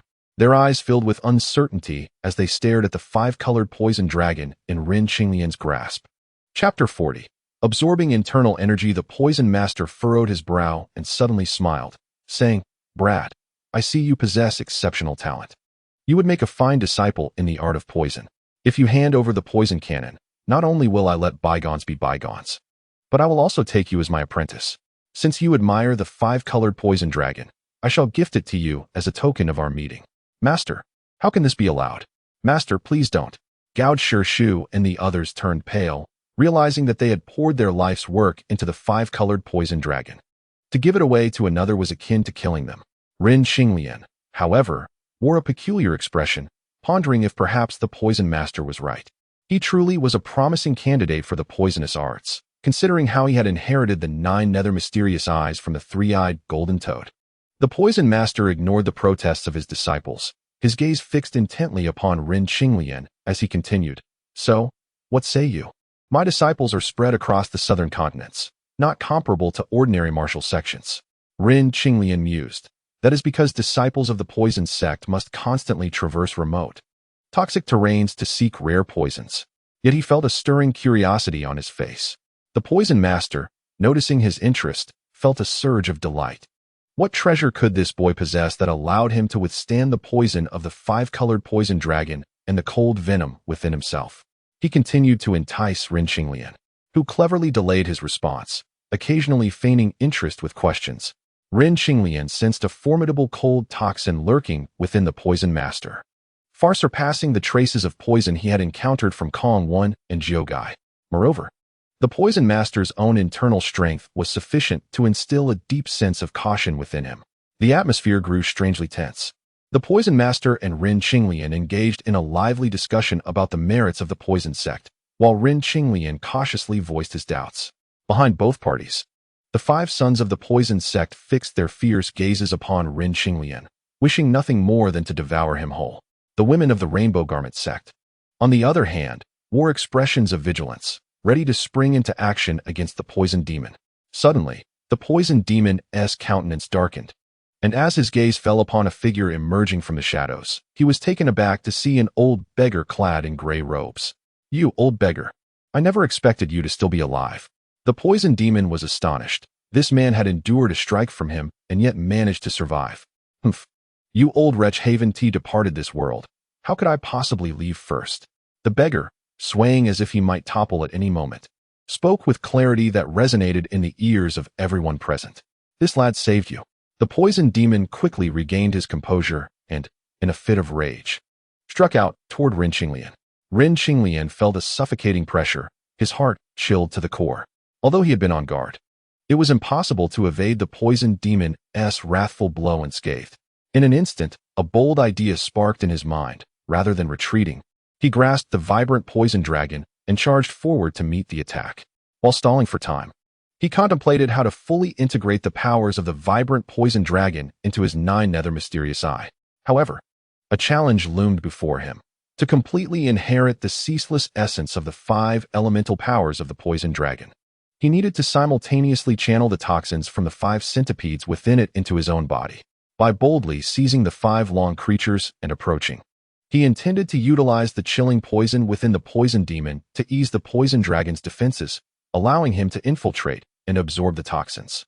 As their palms collided, a thunderous explosion echoed. Ren Qinglian felt as though thunder had erupted beside him, and the icy chill coursed through him as he was sent flying several yards away. "Young Master Ren," Murong Xian, who had been watching intently, felt a jolt in her heart and, disregarding her injuries, soared into the air to pursue the spot where he fell. Yet, someone was faster than her. "Kid, what have you done to my treasure?" The voice of Uncle Go reverberated in the air as he curled into a ball and rolled rapidly towards Rin Qinglian's location. Arriving first, he instinctively reached for Rin Qinglian's right hand, but found nothing but emptiness where the vibrant poison dragon had once been. The poison demon's icy strike was so frigid that even a living being would be instantly encased in ice upon impact. It was likely that the 5 centipedes had met a similar fate. However, he failed to notice that Rin Qinglian's palm had mysteriously developed 5 distinct colored marks. The history of the poison sect could be traced back to the ancient beast-taming sect, and the secret technique of nurturing the deadly celestial centipede into the vibrant poison dragon was merely a relatively low-level beast-taming spell. The marks upon the vibrant poison dragon's forehead were the spell's incantations, the true source of its power. With the aid of the poison demon's strength, Rin Qinglian pressured the vibrant poison dragon into submission, swiftly utilizing the 9 nether mysterious eye to engulf the toxins within the 5 creatures and successfully seize the 5 incantations. This achievement was made possible by his thorough understanding of the knowledge within the poison scriptures, allowing him to take such a daring risk. From a distance, Murong Xian noticed Uncle Go's actions and felt a surge of alarm, unleashing her energy in a pointed attack from afar. Upon losing his beloved creature, Uncle Go's eyebrows shot up, and a layer of a ghastly green light enveloped his face as he bellowed. "I'll deal with your companion first before settling the score with you." With that, he curled up and rolled, evading Murong Xian's strike. In the next moment, a brilliant green light erupted around him, transforming him into a spiny creature that launched a multitude of concealed weapons. The wind howled, and trees bowed low. Murong Xian, injured, felt a sharp constriction in her breath and instinctively raised her guzheng to defend herself. Just then, Rin Qinglian, who had previously collapsed, suddenly sprang to his feet, laughing. "Miss. Just stay put and watch." Murong Xian felt a wave of relief, but soon realized her body was numb and immobile. In that fleeting moment, she had unwittingly been sealed by Uncle Go's toxic gas, blocking several of her meridians. Rin Qinglian remained unaware of her condition. Despite having endured the poison demon's strike, the chill was not severe enough to incapacitate him. He quickly absorbed the cold poison using the power of the 9 nether mysterious eye. However, the internal energy of a master martial artist was too dense. The sudden impact left him momentarily disoriented, almost causing him to lose his breath. Yet, the brilliance in his eyes indicated he was far from defeated, and Uncle Go's expression twisted into one of menacing delight. The more Rin Qinglian remained unharmed, the more furious Uncle Go became, his rage intensifying. His unique rolling technique was a rarity in the martial world, allowing him to dart through the grass with speed, his billowing sleeves whipping up gusts of wind that unleashed numerous deadly projectiles. Nevertheless, Rin Qinglian remained undeterred, his gaze growing brighter as he shouted, his sword light crashing forward like a torrent towards Uncle Go. Although the projectiles were relentless, they were rendered futile beneath the onslaught of Rin Qinglian's sword net. Uncle Go quickly regained his composure. Seeing the sword approaching, he pivoted his body, attempting to merge with the other 4. However, Rin Qinglian executed a swift, ethereal movement, akin to a swimming dragon, and seized Uncle Go's wrist with lightning speed. Uncle Go let out a startled cry, his face suddenly filled with terror, as if he had uncovered something extraordinary. What kind of demonic technique is this? It turned out that after enduring the poison demon's strike, Rin Qinglian had discovered that, as he absorbed the toxic energy with the 9 nether mysterious eye, a portion of the poison demon's internal energy had also been drawn into him. Testing it on Uncle Go confirmed his suspicion. Although this recklessly absorbed foreign energy posed a significant risk, it held great potential for him. Chapter 041, Copper Skin. Iron Bones. The commotion from Uncle Go did not draw much attention, for just as the beggar made his move, dozens of monks from the famed temple finally arrived. The beggar laughed heartily, his left hand forming a fist as he slowly advanced. His movements were leisurely, as if intoxicated, yet they carried an immense force. Twisting like a dragon or serpent, shifting left and right, up and down, straight and curved, slow yet swift, an unassuming punch concealed boundless transformations. The poison demon remained unfazed, his aura chilling, as he floated upwards and struck with several fingers. Wherever his fingers pointed, The beggar's punch was disrupted, penetrating through the punch's force. The domineering cold poison surging through the meridians towards the internal organs. The beggar felt a wave of numbness wash over him, his body stiffening. At that moment, the monks from the Famin temple had already formed a united front, charging in to overpower the poison demon. Though formidable, the poison demon's toxic winds were met with the fearless resolve of the monks, trained in the most potent Buddhist martial arts, rendering them momentarily safe from peril. Moreover, the beggar had previously assured them that Ren Qinglian could neutralize the poison demon's toxins, granting them further confidence. Trapped within the combined assault of the monks, the poison demon found it difficult to break free. Meanwhile, Ren Qinglian struck Uncle Go's vital point, incapacitating him, and began to examine the absorption of internal energy. Both Taoist and Buddhist practitioners advanced gradually in their cultivation. Even within the poison sect, typically considered malevolent, it was rare to encounter such techniques. Only in the realm of legendary demonic paths would one find such predatory practices.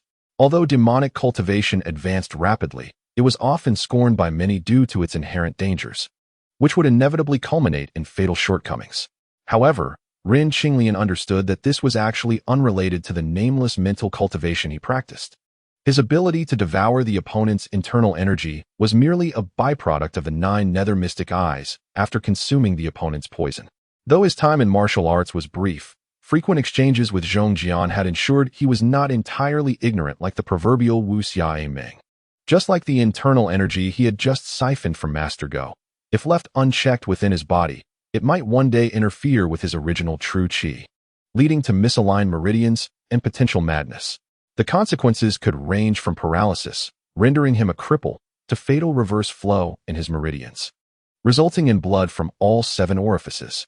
The arduous process of refining this foreign true qi seemed impractical, as internal energy refinement itself was a lengthy and complicated endeavor. Yet Ren Qinglian had ulterior motives for absorbing this internal energy. Once he completely absorbed the toxic energy from Master Go, he began utilizing this foreign true qi to practice the Dragon Elephant Prajna skill. Unlike the realm divisions he had encountered in the nameless mental cultivation, this was a purely physical refinement technique with a meticulous division of stages, refining flesh, tendons, membranes, bones, organs, marrow, blood, and soul. The scripture he had acquired only detailed the first 8 levels of cultivation, and according to its descriptions, reaching the realm of soul refinement was equivalent to attaining the status of a terrestrial immortal, having undergone the cleansing of yin and yang forces. Ren Qinglian had already surpassed the first 2 realms, directly attaining the membrane refinement stage. As he continuously circulated the foreign true qi according to the methods of the Dragon Elephant Prajna skill, he sensed a warmth enveloping his bones, followed by a chilling sensation, alternating in a remarkably delicate balance. His bones grew increasingly sturdy, and those in the martial world referred to practitioners who achieved such physical conditioning as having copper skin and iron bones. However, the internal energy from Master Go was quite limited and did not allow Ren Qinglian to break through to the bone refinement stage.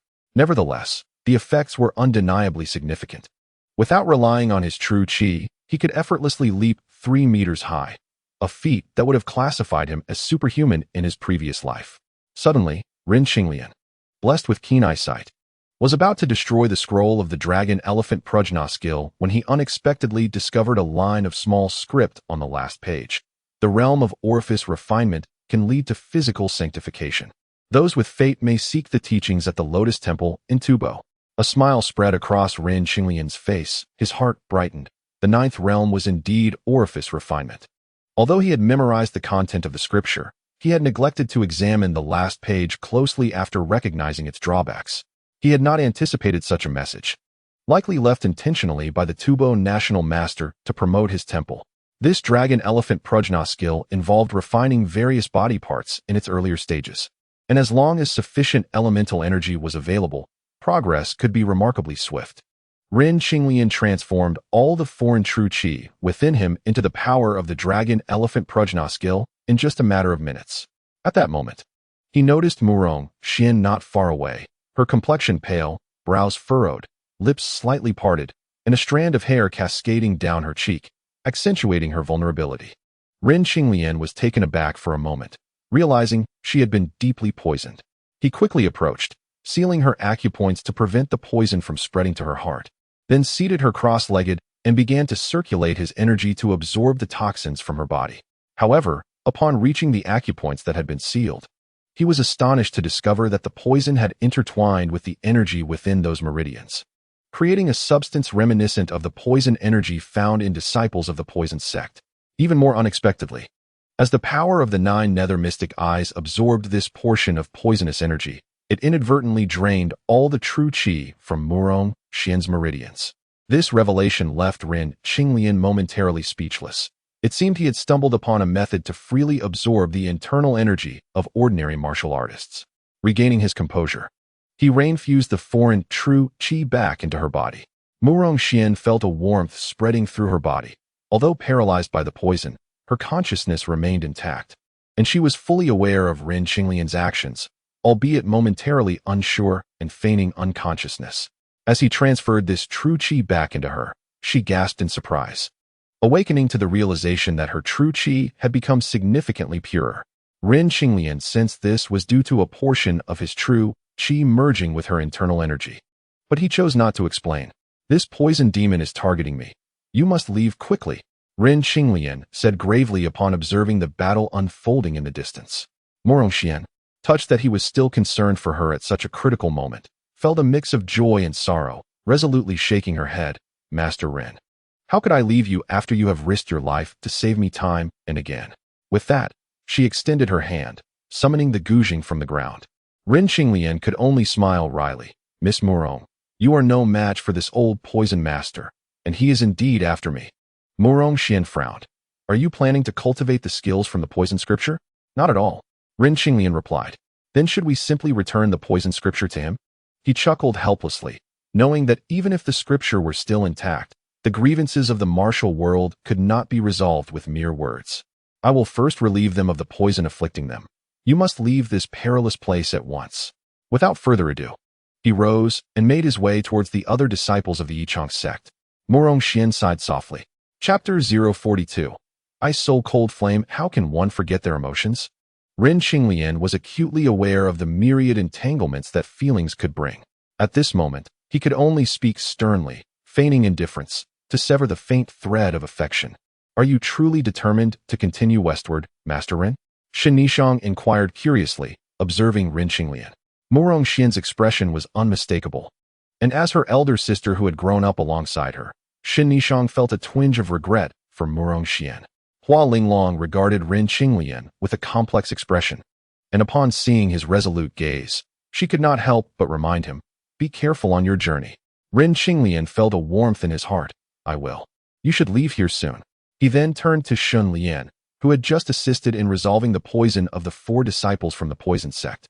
"I appreciate your help in escorting them to safety. Rest assured, Master, I will risk my life to ensure their safety," Shun Lian assured him. Ren Qinglian nodded, watching as Shun Lian and the others departed, then turned his serious gaze toward the poison demon.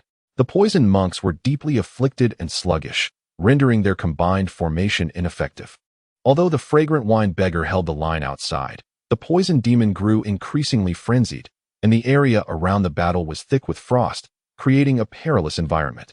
Ren Qinglian approached the fragrant wine beggar and absorbed the toxins from his body, horrified to discover numerous cracks in the old man's meridians. Consumed by guilt, he did not dare to be careless, swiftly employing his techniques to extract the cold poison from the remaining monks. "Ha, you little brat. I shall see what you rely on to disregard my deadly poison," the poison demon exclaimed, breaking free from the formation. The shadow of his palm flickered in the air, and the billowing sleeves stirred up waves of poisonous wind. With his first strike, he unleashed the poison sect's deadliest technique, the 10,000 calamities of heavenly poison. A chilling aura surged toward him, causing Ren Qinglian's heart to tighten. He shouted, extending his right index finger, pointing directly forward. The poison demon sneered. "Shaolin's fingers then?" "No. Wait." Before he could finish, the finger seemed to sweep through the air, absorbing the entire expanse of cold poison. The poison demon wore an expression of shock, but it soon morphed into a blatant greed. "Such was the power of the treasure in your possession. This poison treasure rightfully belongs within the confines of my poison sect." With that, he flexed his fingers, unleashing a torrent of black sand directed towards Ren Qinglian. Upon witnessing this, Ren Qinglian secretly exhaled in relief. A sudden inspiration struck him, and he unleashed the power of the 9 nether mystic eye from within, firing it outward in a rush, then guiding the cold energy back into himself using the techniques of sword control. Although he initially perceived success, the substantial consumption of his inner strength soon became a source of concern. The poison demon assumed that Ren Qinglian possessed an artifact capable of absorbing toxins at will. In a display of cunning, he opted to attack with hidden weapons, not realizing he was playing into Ren Qinglian's hands. With a swift flick of his sleeve, Ren Qinglian unleashed a torrent of sword energy, causing the black sand to emit a chorus of rasping sounds as each grain was caught in the swirling tempest of sword energy before being forcefully repelled back. The poison demon was taken aback by the unexpected prowess of his opponent. With a fierce shout, he unleashed a ruthless barrage of attacks. Ren Qinglian, coldly resolute, retaliated with a strike of his own. Though his inner strength paled in comparison to that of the poison demon, the barrier of sand and stone provided a buffer that allowed him to remain within his limits. The fragrant wine beggar and others observed from a distance, marveling at the spectacle. As the two clashed, the toxic sand was confined to a fixed space, appearing as a black wall between them. Ren Qinglian seized the opportunity to absorb the poison demon's toxic energy, enhancing the power of his 9 nether mystic eye while continuously transforming the remnants of the foreign true energy into the strength of the dragon elephant Prajna. The poison demon, feeling vexed, thought to himself, "I shall see just how much cold poison you can absorb." Despite being a master martial artist, his own inner strength had been significantly depleted from the relentless assaults by the fragrant wine beggar and his companions. Should they recover, he would once again find himself ensnared in an unending war of attrition. As this thought crossed his mind, his eyes narrowed, and an overwhelming chill surged forth, coalescing into his hands. The frosty poison, white and swirling, resembled a massive serpent that suddenly materialized before the onlookers. Ren Qinglian's heart quivered. He saw the poison demon conjure a faint blue flame, cold and spectral, exuding an intense sense of oppression. "What is this?" The fragrant wine beggar and the others were struck with horror. The moment the flame appeared, they felt a chilling sensation, as if they had returned to a state of profound poisoning. "Such potent cold poison," Ren Qinglian murmured. Could this flame be the source of the poison demon's cold toxicity? He wondered if his 9 nether mystic eye could even absorb it. Before he could ponder further, the poison demon laughed, declaring that before they died, they would witness the legendary ice spirit flame, a consolation of sorts for their impending demise. Ren Qinglian was taken aback, exclaiming, "How do you possess such a legendary entity?" No wonder he was shocked. The poison classics recorded that the ice spirit flame was formed from the breath of a Qi, one of the coldest poisons in existence.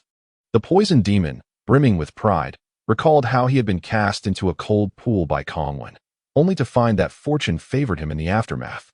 The primordial cold pool had once been a lair of a Qi, where its breath had been compressed and refined over the ages, forming the ice spirit flame, which the poison demon had inadvertently absorbed into his body, allowing him to suppress his inner yang energy and break through to the master martial artist level. However, he had long since refined the ice spirit flame into his dantian and would not use it lightly unless absolutely necessary, lest it compromise his foundation. Faced with such a divine artifact, Ren Qinglian dared not underestimate it. As the poison demon propelled the cold flame towards him, he executed his ethereal movement technique to its utmost, evading like a butterfly flitting through flowers. Wherever the ice spirit flame passed, the vegetation turned to black powder.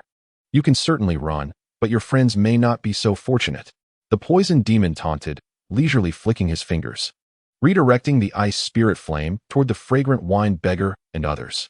A few martial monks were caught off guard, instantly engulfed by the blue flames, reducing them to mere piles of black ash. Ren Qinglian gasped in horror, momentarily pausing in his movements. Seizing the opportunity, the poison demon, like a spider, scuttled through the air and seized him from above, immobilizing him. Chapter 043, You Are Not Human. It was Ren Qinglian's lack of combat experience that allowed the poison demon to execute such a cunning maneuver. However, the poison demon was unaware that Ren Qinglian relied not on any exotic treasure to absorb his cold poison. His entire being could serve as a window for the 9 nether mystic eye's toxic appetite. Thus, before the poison demon could revel in his triumph, He was startled and released Ren Qinglian. Not wasting a moment, Ren Qinglian pivoted and fled into the distance. The poison demon suppressed his surprise, sneering as he exclaimed, "Trying to escape, huh? Not so easy." With that, he suspended himself like a spider in midair, launching an aerial assault.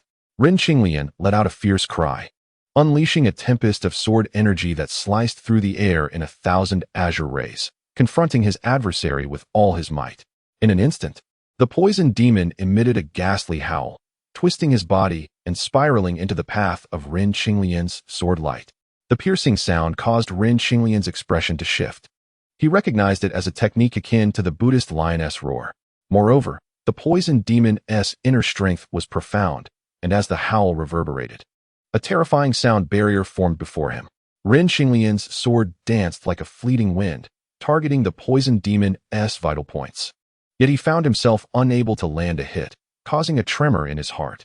With a swift change in technique, he unleashed a torrential downpour of sword energy. Just as he did so, the poison demon bellowed, "Release." Then, with his left hand, he extended his fingers like an eagle's claw, catching the blade of Ren Qinglian's ancient sword with unexpected precision. To catch a white blade with bare hands. As Ren Qinglian attempted to leverage the momentum to slash downwards, he suddenly felt a numbness in his wrist and a sharp pain in his palm. Alarmed, he instinctively commanded his sword with his will and relinquished his grip on the ancient blade. As the sword light flickered, the poison demon prepared to unleash his true power to suppress Ren Qinglian, only to find the ancient sword suspended in midair, seemingly animated by a will of its own, turning to slice towards his neck. Meanwhile, the ice spirit flame had already frozen 6 martial monks solid, leaving the few survivors in a state of utter disarray, wishing for more legs or a hole to hide in. With his attack thwarted, the poison demon drew the cold flame back into his grasp, roaring in anger as he charged towards Ren Qinglian. Initially, he feared that the ice spirit flame would incinerate Ren Qinglian and take the poison classics with it, but now, he could no longer afford such concerns. Though the poison classics were valuable, they paled in comparison to the treasure Ren Qinglian possessed. If not for the directive of his sect leader to retrieve the poison classics, he would hardly bother to engage in conversation with Ren Qinglian. Feeling an icy chill creeping up his back, Ren Qinglian's heart raced as he heard the poison demon unleash a powerful strike. With no other recourse, he retaliated with a palm strike of his own. As their palms clashed, a thunderous sound erupted, creating a gust that swept through the dry grass. Ren Qinglian spun away, attempting to create distance. The poison demon let out a cold chuckle, his eyes flashing with intensity as he seemed to stick to Ren Qinglian like glue.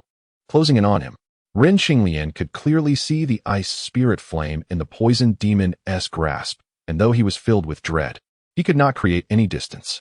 The two moved with incredible speed, traversing half the desolate wilderness in an instant, leaving a trail of chilling poison in their wake. In the distance, the wine beggar and his companions were stricken with fear as the malevolent figure harbored murderous intent. Ren Xiaoyu seemed to be halfway through his words when a resounding crash echoed. The poison demon had already raised a hand, striking a fierce blow against Ren Qinglian with a surge of toxic flames. Boom! Ren Qinglian's body stiffened, crashing to the ground, and a pale blue flame abruptly ignited around him. The poison demon let out a sinister cackle, locking eyes with him. As the cold flames enveloped him, Ren Qinglian's heart filled with terror, and his eyes, unbeknownst to him, had transformed into a deep, eerie green. The sight sent a shiver down the spine of the poison demon, who exclaimed in horror, "You are not human." Following the sound, Ren Qinglian, under the influence of the icy flames, felt a tumult of emotions, bloodthirsty, destructive, and frenzied, overwhelm him. The 9 nether mysterious eyes had fortuitously merged with his own, remaining in a state of tranquility. Yet, as an ancient poisonous creature, it inherently possessed a savage, bloodthirsty nature, which is precisely why Yuan Shouqing had previously advised him against succumbing to madness. Though the human race is endowed with exceptional intelligence, surpassing that of beasts, their physical forms are often frail. Even martial artists who specialize in body cultivation frequently fall short of the innate strength exhibited by the extraordinary beasts of the primal era. Throughout the ages, many have sought to harness the essence of these beasts to enhance their physical prowess. However, the more powerful the beast, the more potent the malevolent aura within its bloodline. This aura poses a significant threat to the soul. often leading practitioners who attempt to merge with beast blood into madness during their cultivation. Consequently, few dare to risk such endeavors. Today, only the practitioners of evil paths seem to possess the secret techniques for such practices, which are perilous and not suited for ordinary individuals. The three-eyed golden toad may not rank among the most formidable ancient creatures, yet the intelligence of venomous insects is inherently weak among beasts. Merely awakening their intelligence leaves many venomous creatures in the dust. Rarely have any of these species produced exceptionally powerful cultivators. However, these seemingly insignificant beasts often possess the most extraordinary and unique innate abilities, yet few can truly cultivate them to their fullest potential.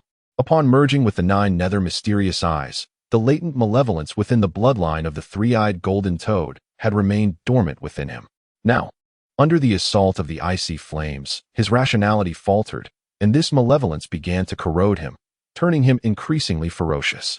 The words of the poison demon provided an outlet for these emotions.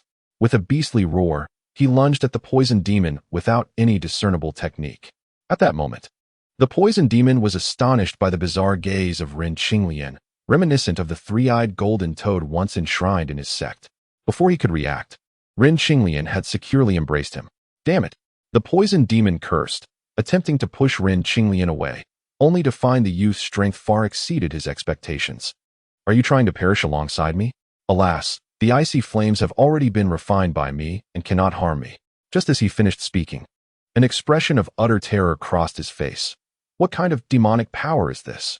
The power of the 9 nether mysterious eyes within Ren Qinglian began to subtly devour the poisonous energy within the poison demon. Though the icy flames were overwhelming, Ren Qinglian's current state could not directly consume them, leaving both parties momentarily locked in a stalemate. However, the 9 nether mysterious eyes effortlessly absorbed the poisonous energy within the old demon. The poison demon trembled slightly, a low growl of unease escaping his lips as he maximized his internal energy. A formidable cold force rapidly formed a vast vortex of vital energy around them. Yet, despite the strength of his inner force, the aging demon's physical body was still no match for an ordinary martial artist.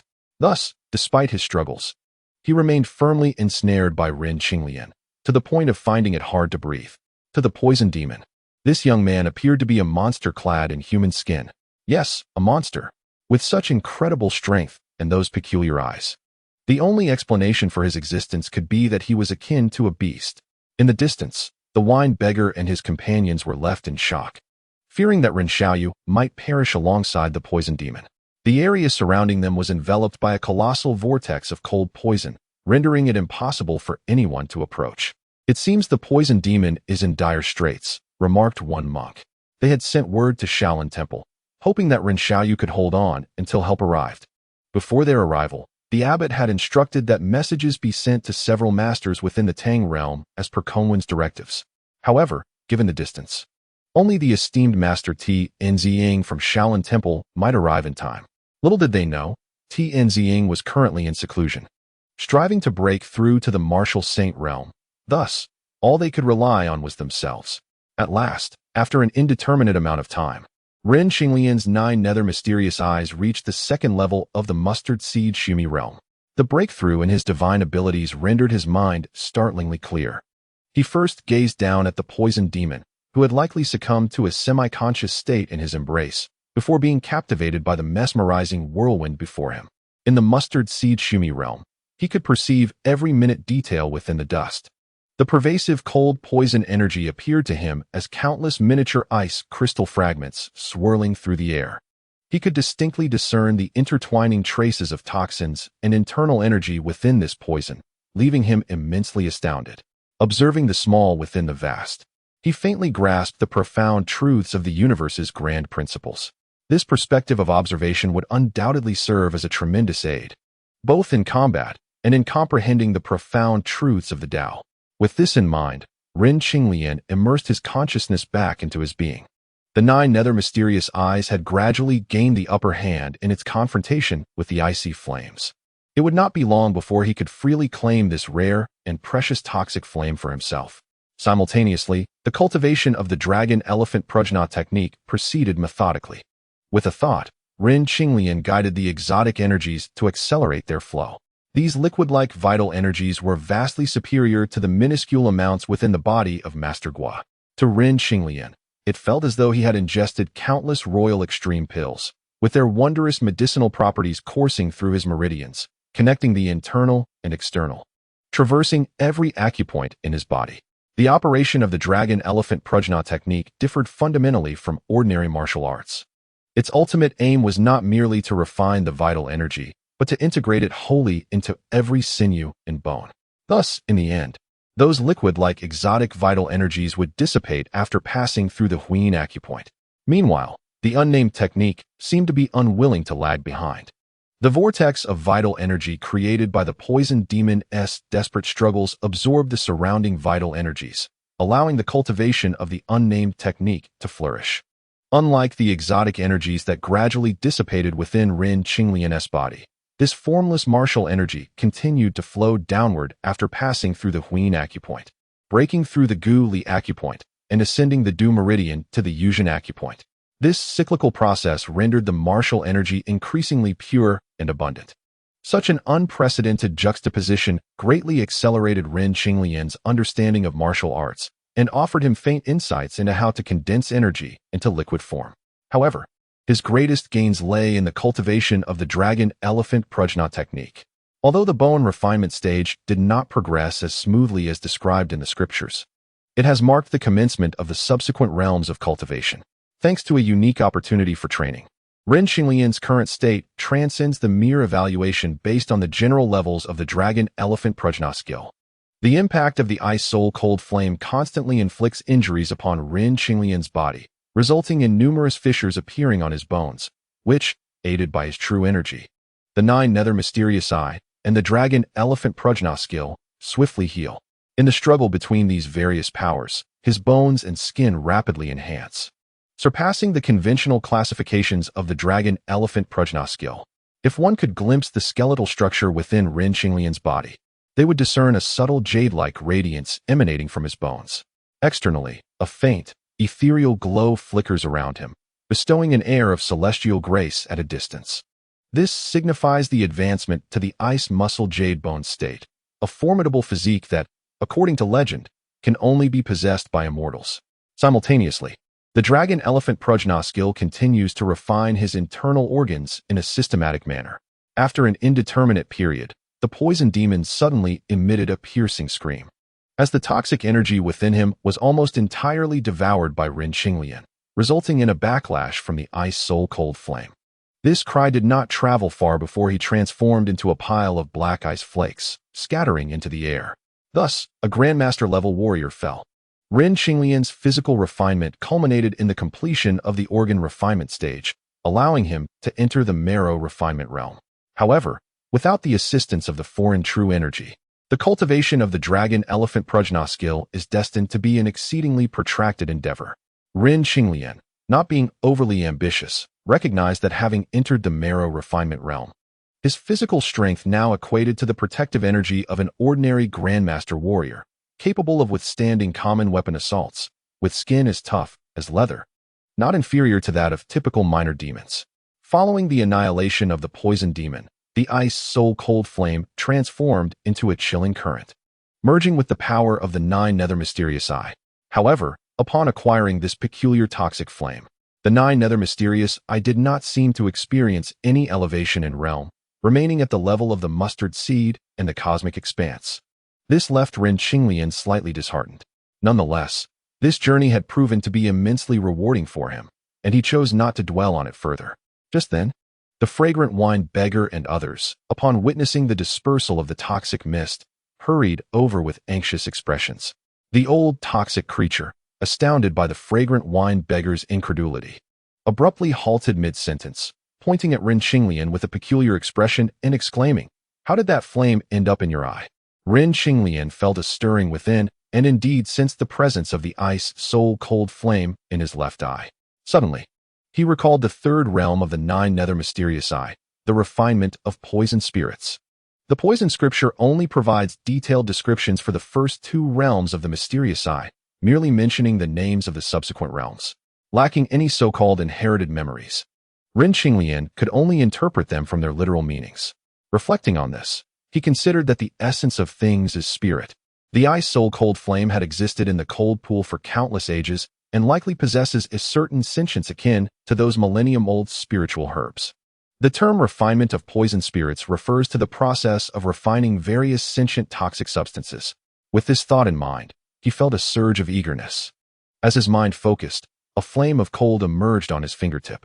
The fragrant wine beggar and others, who were about to approach for a closer look, instinctively recoiled a few paces, pointing at Ren Qinglian with incredulous expressions, exclaiming, "You actually seized that old creature's cold flame." Ren Qinglian remained noncommittal. He sensed that, if he so desired, this ice soul cold flame could be wielded like a sword, responding to his will in battle. He then contemplated that if he could merge the power of this ice soul cold flame with his own formless energy, it would equate to possessing the cold energy of the poison demon. Moreover, as he refines more poison spirits in the future, the internal energy he could master might be transformed into various distinct attributes. Initially, he had felt somewhat disappointed by the formless true energy within him, but now he realized that its formless nature implied the potential to transform into any desired attribute. The principle of the Tao giving rise to one, and then to two, likely embodies this very concept. Regaining his composure, Ren Qinglian smiled at the fragrant wine beggar, saying, "Old sir, you seem to be imagining shadows from a bow." As he spoke, he directed his thoughts and reabsorbed the ice soul cold flame back into his eye.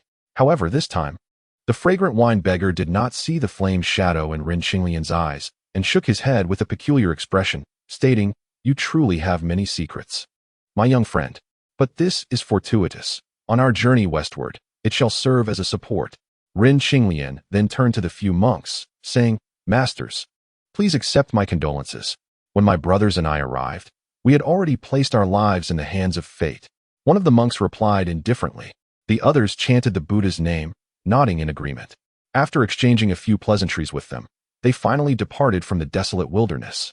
Upon arriving at the Famen Temple, there was naturally a wave of sighs, yet everyone felt a sense of incredulity regarding Ren Qinglian's ability to slay the poison demon.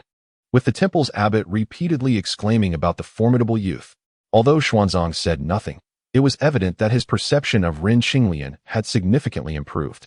As the bamboo struck the waning moon, and the rooster crowed, heralding the dawn, the three set forth again on their journey westward. Once more, Zhong Jian shouldered the burden and led the horse, while Ren Qinglian followed behind at a leisurely pace. However, this time, whenever an issue arose, Xuanzang would promptly seek Ren Qinglian's opinion. Ren Qinglian's occasional utterances of profound Zen wisdom consistently impressed Xuanzang, leading him to perceive Ren Qinglian as exceptionally gifted, sparking a desire to persuade him to embrace Buddhism. Ren Qinglian simply stated that his worldly attachments remained unbroken, and he could not sever the ties of the mundane to take refuge in the three treasures. But he was willing to accompany the elder in diligently practicing the 6 permethas and myriad virtuous deeds, purifying body and mind to achieve enlightenment. This delighted Xuanzang immensely, who proclaimed the youth to be teachable. Eventually, Ren Qinglian could no longer endure Xuanzang's incessant discourse on Buddhist doctrines and, citing his injuries, decided to temporarily part ways with Zhong Jian and the others. He understood that along this segment of the journey within the Tang dynasty, Xuanzang was riding high, greeted by officials and monks alike, enjoying a grand display of prestige. Xuanzang, having heard from the martial monks about the perilous battle of the previous night, did not dwell on it further and merely intended to offer Ren Qinglian the horse to continue their journey. Ren Qinglian graciously declined Xuanzang's kind offer. "Great master need not worry. In no less than 2 or 3 days, or at most 3 to 5 days, I shall surely catch up with you both." Zhong Jian added, "Young friend Ren is already a grandmaster warrior. Traveling 1,000 miles is no challenge for him. We still have at least 5 days before reaching Hezhou Wei, ample time for him to catch up." With that, Xuanzang relented, advising Ren Qinglian to take good care of himself. Ren Qinglian expressed his gratitude once more, while secretly pondering. The encounter with the demon at Shuangqiao Ridge was likely due to this Tripitaka master rising too early, coinciding with the time when the demons venture out for their feasts. If I had delayed for a moment longer, might I have avoided this calamity?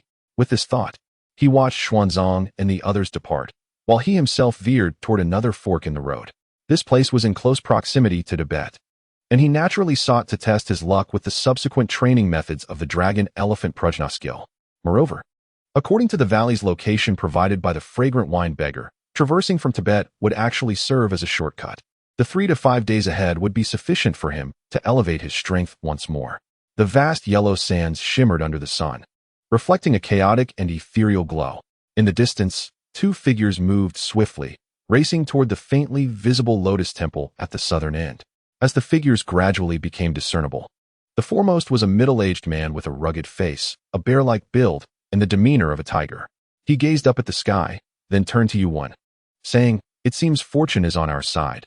We shall reach the lotus temple before nightfall." Behind him, the somewhat slender Yuan Tian smiled gently. Rumors in the martial world say that the lotus temple is hidden within the desert, only accessible to those with faith. Clearly, there is some truth to it. Perhaps it is your affinity for Buddhism, junior brother. The burly man with a braided beard jested. Yuan Tian shook his head, his expression laced with suspicion. In recent days, I have been in deep contemplation and have dreamt of the immortal master Guangcheng.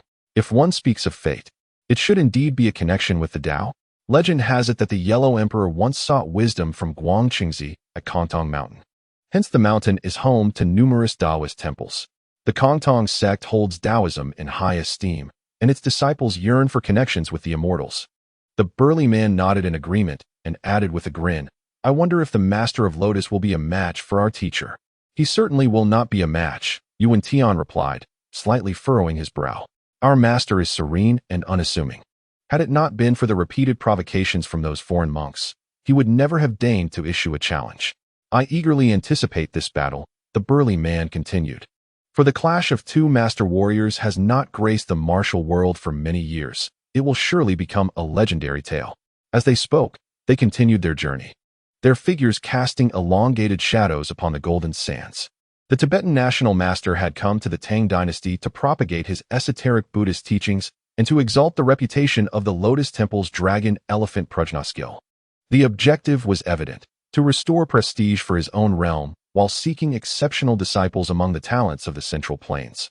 As the most renowned martial sect in the western outskirts of the Tang dynasty, the Kongtong sect naturally became the target for challenges from Tibetan warriors.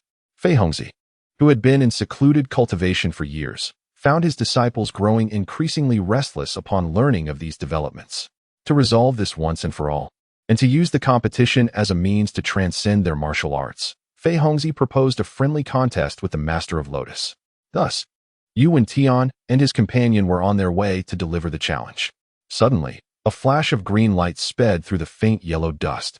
Both Yuan Tian and his companion's expressions changed dramatically as they fixed their gaze upon the lightning-fast figure. "It's you," Yuan Tian exclaimed in shock as he recognized the newcomer. The visitor laughed heartily. "How have you been, brother Yuan?" As he spoke, he gracefully came to a halt. The burly man's eyes flashed with astonishment. Such control! A master warrior. "Junior brother, do you know this esteemed elder?" Though the individual before them appeared young enough to provoke envy, the martial world was not lacking in masters skilled in the arts of preservation. Yuan Tian's expression grew complex as he replied, "He is Ren Qinglian." "Didn't you say?" the burly man began, only to be interrupted by Yuan Tian. He bowed his head in shame towards Ren Qinglian, saying, "It is embarrassing to admit, but I have harbored regrets since our parting in Chang'an. Only now do I realize that you had shown mercy that day." During his period of reflection, Yuan Tian had come to feel as though he had been outmaneuvered by Ren Qinglian. He often discussed this matter with his close brother, openly asserting that Ren Qinglian was a cunning and deceitful individual whose true strength was merely a facade. Ren Qinglian seemed to sense Yuan Tian's thoughts and, noticing his slight dejection, smiled. "There is no need for self-deprecation, brother Yuan. The martial arts of Kongtong are renowned throughout the western outskirts. My accomplishments today are merely due to the fortuitous acquisition of the Huangji pill." Yuan Tian's eyes brightened. While the Huangji pill could enhance a warrior's internal energy, it was ultimately an external aid. His diligent practice of the sect's techniques would surely lead him to such heights in due time, and with a solid foundation, his future achievements would only soar higher. Observing that the two seemed bound for the Lotus Temple, Ren Qinglian's curiosity piqued. "Are you both heading to the Lotus Temple?" "Indeed. Are you also making your way there, young Master Ren?" the burly man inquired, growing fond of him. Ren Qinglian nodded. Could you enlighten me about the situation at the Lotus Temple? He had come in haste and had only gathered vague directions along the way. Now, with the chance encounter of these two masters from the Kontong sect, it would be prudent to seek more detailed information about the temple. The burly man chuckled. You have indeed asked the right people. Knowing oneself and knowing the enemy leads to countless victories. We have been quite vexed by the Tibetan monks lately, so we have made a point to learn about the Lotus Temple. Thus, the three of them conversed as they walked, quickly summarizing the general situation of the Lotus Temple. The current abbot of the Lotus Temple is known as Master Lotus, a master warrior from many years past. Under his guidance are the so-called 6 disciples of the secret door. The Tibetan Buddhist tradition believes in the reincarnation of spiritual children and selects 6 children from various regions of Tibet to nurture as potential reincarnated spiritual beings. These 6 are known as the 6 disciples of the secret door. The current national master of Tibet is one of these 6, ranking just below Master Lotus in strength. As they continued their lively conversation, their pace remained unyielding. Soon, they arrived before the Lotus Temple. Ren Xinglian peered through the cracks in the temple walls and was astonished to find a plethora of fish ponds, artificial hills, and bamboo groves, all meticulously arranged. His vision penetrated deeper, revealing a courtyard, though the foliage obscured a clear view. At that moment, a resounding bell tolled, and the three felt as if the very Lotus Temple they could almost touch had vanished, replaced by a bizarre stone forest. Yuan Tian exclaimed, "By my grandmother. The rumors are true." The tales of the Lotus Temple being elusive to the unworthy had reached Ren Xinglian numerous times along his journey. Hearing Yuan Tian's words, he chuckled. It is merely a rudimentary illusion, designed to confound the ordinary. Yuan Tian's expression soured upon hearing this. Did it not imply that he, the renowned Yuan Tian, was merely an ordinary person? He huffed. Then, young Master Ren, if your vision is so keen, can you discern the true location of the Lotus Temple? Ren Xinglian smiled lightly. How difficult can that be? The burly man looked on in astonishment. Young master, can you truly see through this deception? He pondered. Despite being a first-rate warrior celebrated in the martial world for years, was he truly just an ordinary person? Yuan Tian coldly declared, "Very well, let us see how you lead us into the Lotus Temple." Ren Xinglian was unfazed. While using his 9 nether mysterious eyes to observe the temple's interior, he had clearly detected the flow of the surrounding energy after the bell tolled. Though he was not versed in metaphysics, his formidable memory provided him with absolute confidence to discern the path into the Lotus Temple from these changes. Without further ado, he leapt into the stone forest ahead. Yuan Tian, though somewhat begrudgingly, could not help but admire the young man's agility. He promptly unleashed the Kontong sect's transformative bodily technique, following closely behind the burly man. The trio swiftly navigated through the stone forest. Yet Ren Xinglian had yet to discover the entrance to the temple. Seizing an opportunity to tease Ren Xinglian, Yuan Tian could not resist mocking him.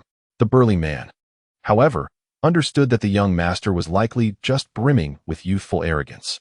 Although the opponent was a master warrior, he refrained from calling him out directly, instead chuckling. There is no need to worry, young Master Ren. Once I present the challenge, I am certain they will appear, should news of this reach the martial world. It will be the Lotus Temple that suffers the embarrassment. Ren Xinglian shook his head and remarked, these stone forests have been meticulously arranged. Anyone unaware of their intricacies, upon entering, would feel as if they were plunged into a dense fog.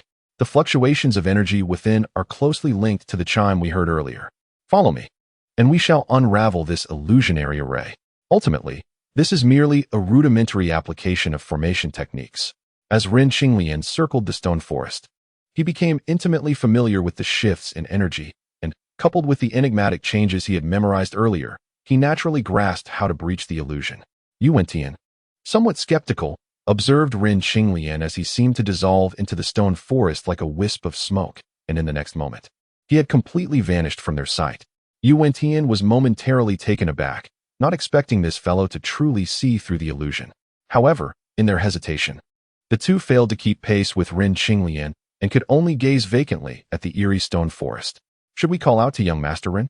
Since this is an illusion, perhaps he is not far ahead and simply has not noticed we can no longer see him, suggested the burly man with a thick beard. Hesitantly, no need for that. Brother, just present Master S challenge letter directly. This will demonstrate our Kontong sect's integrity. Yuan Tian replied, though inwardly he thought, That Renfellow is likely waiting to see us make fools of ourselves. Such thoughts, indeed, reflected his petty mindset towards a gentleman's heart.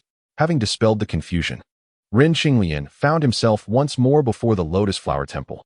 He had already discerned the purpose of the two Kongtong sect members' visit and thus had no intention of continuing with them. Moreover, with the challenge letter from the Kongtong sect drawing the temple's skilled practitioners, it presented an opportune moment for him to seek the Dragon Elephant Prajna Sutra. Taking advantage of the monk's unawareness, he swiftly darted deep into the temple, leaving behind the two brothers in a state of mutual bewilderment. The bearded man, aware of his junior brother's early achievements, yet feeling aggrieved after repeated setbacks at the hands of Ren Qinglian, halted his steps and solemnly produced a crimson gold challenge letter, declaring, "I am Gu Yuan of the Kongtong sect, here to deliver a challenge letter to Master Lotus Flower." No sooner had he spoken than another chime echoed. Soon, the hidden Lotus Flower Temple reappeared before the two. Not seeing Ren Qinglian's figure, Yuan Tian let out a long sigh of relief. At this moment, two gray-robed foreign monks approached the two and inquired, "Are you disciples of the Kongtong sect from the Tang realm?" "Indeed, this is a challenge letter penned by our master. We kindly ask the young monk to relay it to Master Lotus Flower," replied Yuan Tian. The Kongtong sect, renowned in the Western territories, had many generals in the Tang army who were secular disciples of the sect, prompting the two foreign monks to treat them with utmost respect. They ushered the two into the inner courtyard while hastily delivering the challenge letter to the head monk. Meanwhile, Ren Qinglian had already traversed several bamboo groves and arrived at a Zen courtyard. He paused at a distance, observing the ancient cypress trees towering before the courtyard and the two rows of weeping willows neatly aligned, indicating that this place was certainly of significant importance within the Lotus Flower Temple. With a gentle leap, he entered the courtyard and looked up to see the four ancient seal characters inscribed as nurturing the Heart Zen courtyard. However, the interior was devoid of light and fragrance, as if it had been sealed for an extended period. Ren Qinglian searched the room for a while, but found nothing of value. Instead, he took a relatively clean monk's robe and donned it to facilitate his actions amidst the ensuing chaos. Though his tall stature made the robe appear somewhat oversized, the average monk would find it exceedingly difficult to catch a glimpse of this gentleman's true attire beneath the robe. After a considerable time, Ren Qinglian cautiously approached another similarly grand Zen courtyard. Upon entering, he was greeted by an unexpectedly awe-inspiring sight. A grand hall adorned in gold and jewels, housing numerous Buddhist statues.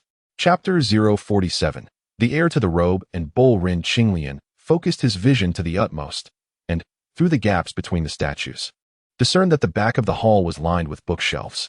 He could not help but ponder, could this be the scripture repository of the Lotus Flower Temple? Yet, as he stepped into the hall, feeling the eerie emptiness, he quickly shook his head.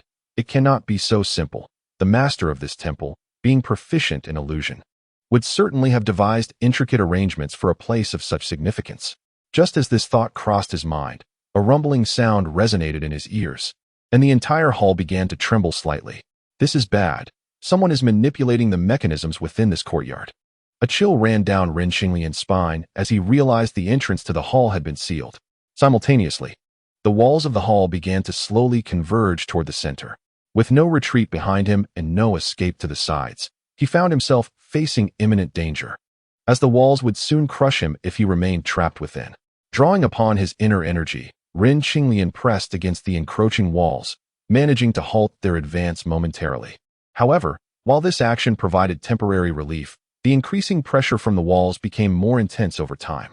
Just as he was preparing to unleash his full internal strength, the movement of the walls suddenly ceased. To his astonishment, a dark tunnel, about his height, had appeared before him. Indeed, someone is secretly manipulating the mechanisms, Ren Qinglian murmured, then resignedly said to himself, whatever it may be, if it is meant to be a blessing or a curse, it cannot be avoided. For now, I can only proceed step by step, leaving the rest to fate. With that, he swiftly made his way forward. Although the tunnel was shrouded in darkness, it posed no challenge for him. His eyes gleamed with an otherworldly light, allowing him to see every detail of the stone materials used in constructing the tunnel.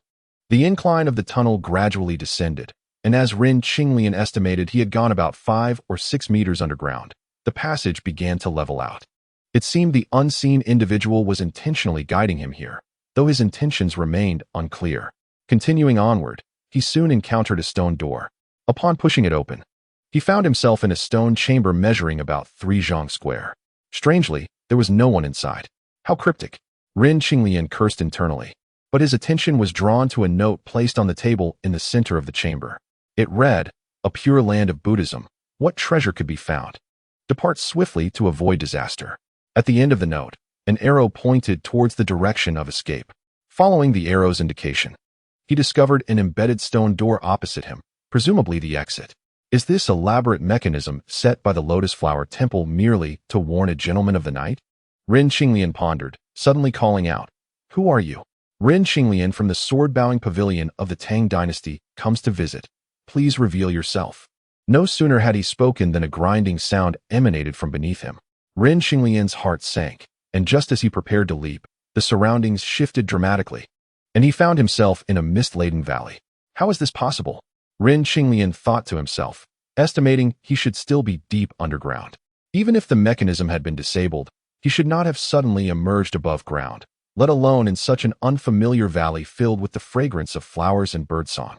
Suddenly, a long, eerie howl echoed in his ears, and the ground began to tremble. Instinctively, Ren Qinglian turned to see a massive beast charging toward him from the mist. His eyes narrowed as he quickly discerned the creature's long tusks and stout trunk, exclaiming in astonishment, "An elephant!" The colossal beast resembled an elephant, but was several times larger. Reminiscent of an ancient relative of the elephant, Ren Qinglian instinctively attempted to evade, only to discover with horror that his feet seemed glued to the ground by an unseen force, rendering him immobile. A chill ran through him as the gigantic creature charged towards him in a frenzied manner. With no other option, he let out a fierce shout, planted his feet firmly, and struck out with his right hand. A resounding crash echoed as his powerful palm collided with the beast's head, momentarily halting its furious advance. The beast let out a long howl, rising on its hind legs, its forelimbs, resembling tree trunks, lifted high as if to crush Ren Qinglian beneath them. After his initial strike, Ren Qinglian felt a surge of confidence. He angled his body, grasped one of the beast's legs with a single arm, and roared, exerting all his strength to lift the colossal creature and hurl it behind him. A tremendous crash resonated through the valley, causing the ground to tremble slightly. Ren Qinglian exhaled deeply. This thunderous counterattack had indeed drawn upon all his internal energy and physical strength, but fortunately, he had emerged unscathed, managing to bring the beast down. Upon recalling the apparent severity of the beast's fall, he instinctively looked back, only to be stunned. The creature dissipated like a burst bubble, vanishing into thin air. Could this be an illusion? Ren Qinglian was momentarily dazed. In his imagination, while the Lotus Temple could employ formations to create illusions, such a convincing display seemed implausible. At that moment, a voice of admiration emerged from behind him. Alas, indeed, the Middle Earth is blessed with remarkable talents, even in the foundation stage. One can toss a dragon elephant. Ren Qinglian turned to see a monk with emerald eyes standing behind him, seemingly appearing out of nowhere. He was startled, realizing he had sensed nothing. Dragon elephant? What could that possibly mean? Furthermore, wasn't this a formation under your control? Ren Qinglian exclaimed in astonishment, discreetly distancing himself from the monk. The dragon elephant power referenced in the dragon elephant prajna technique you practice is precisely that, the monk declared, gesturing in the air, and the previously vanished giant elephant reappeared above Ren Qinglian's right side. Upon witnessing this, Ren Qinglian's expression turned to one of shock, not from the sudden appearance of the dragon elephant, but from the realization of the monk's formidable powers, which likely placed him among the ranks of terrestrial immortals. As for the dragon elephant, it was indeed mentioned in the scriptures. It was said that after refining one's soul, one could possess the strength of a dragon elephant. Having achieved an ethereal physique akin to that of an immortal, Ren Qinglian naturally possessed the might of a dragon elephant.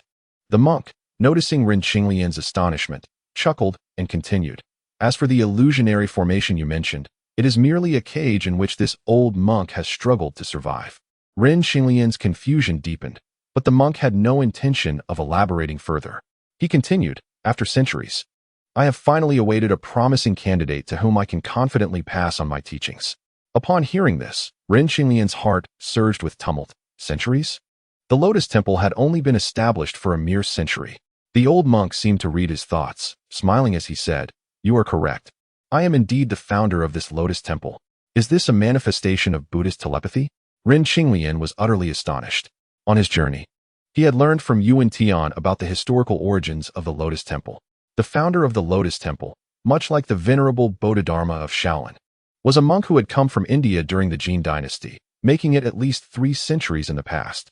To be able to pass on the legacy of my ancient elephant kingdom before my demise, this old monk considers himself fortunate.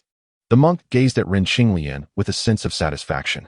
This left Ren Qinglian perplexed, and he questioned, "Master, you wish to pass on your teachings to me.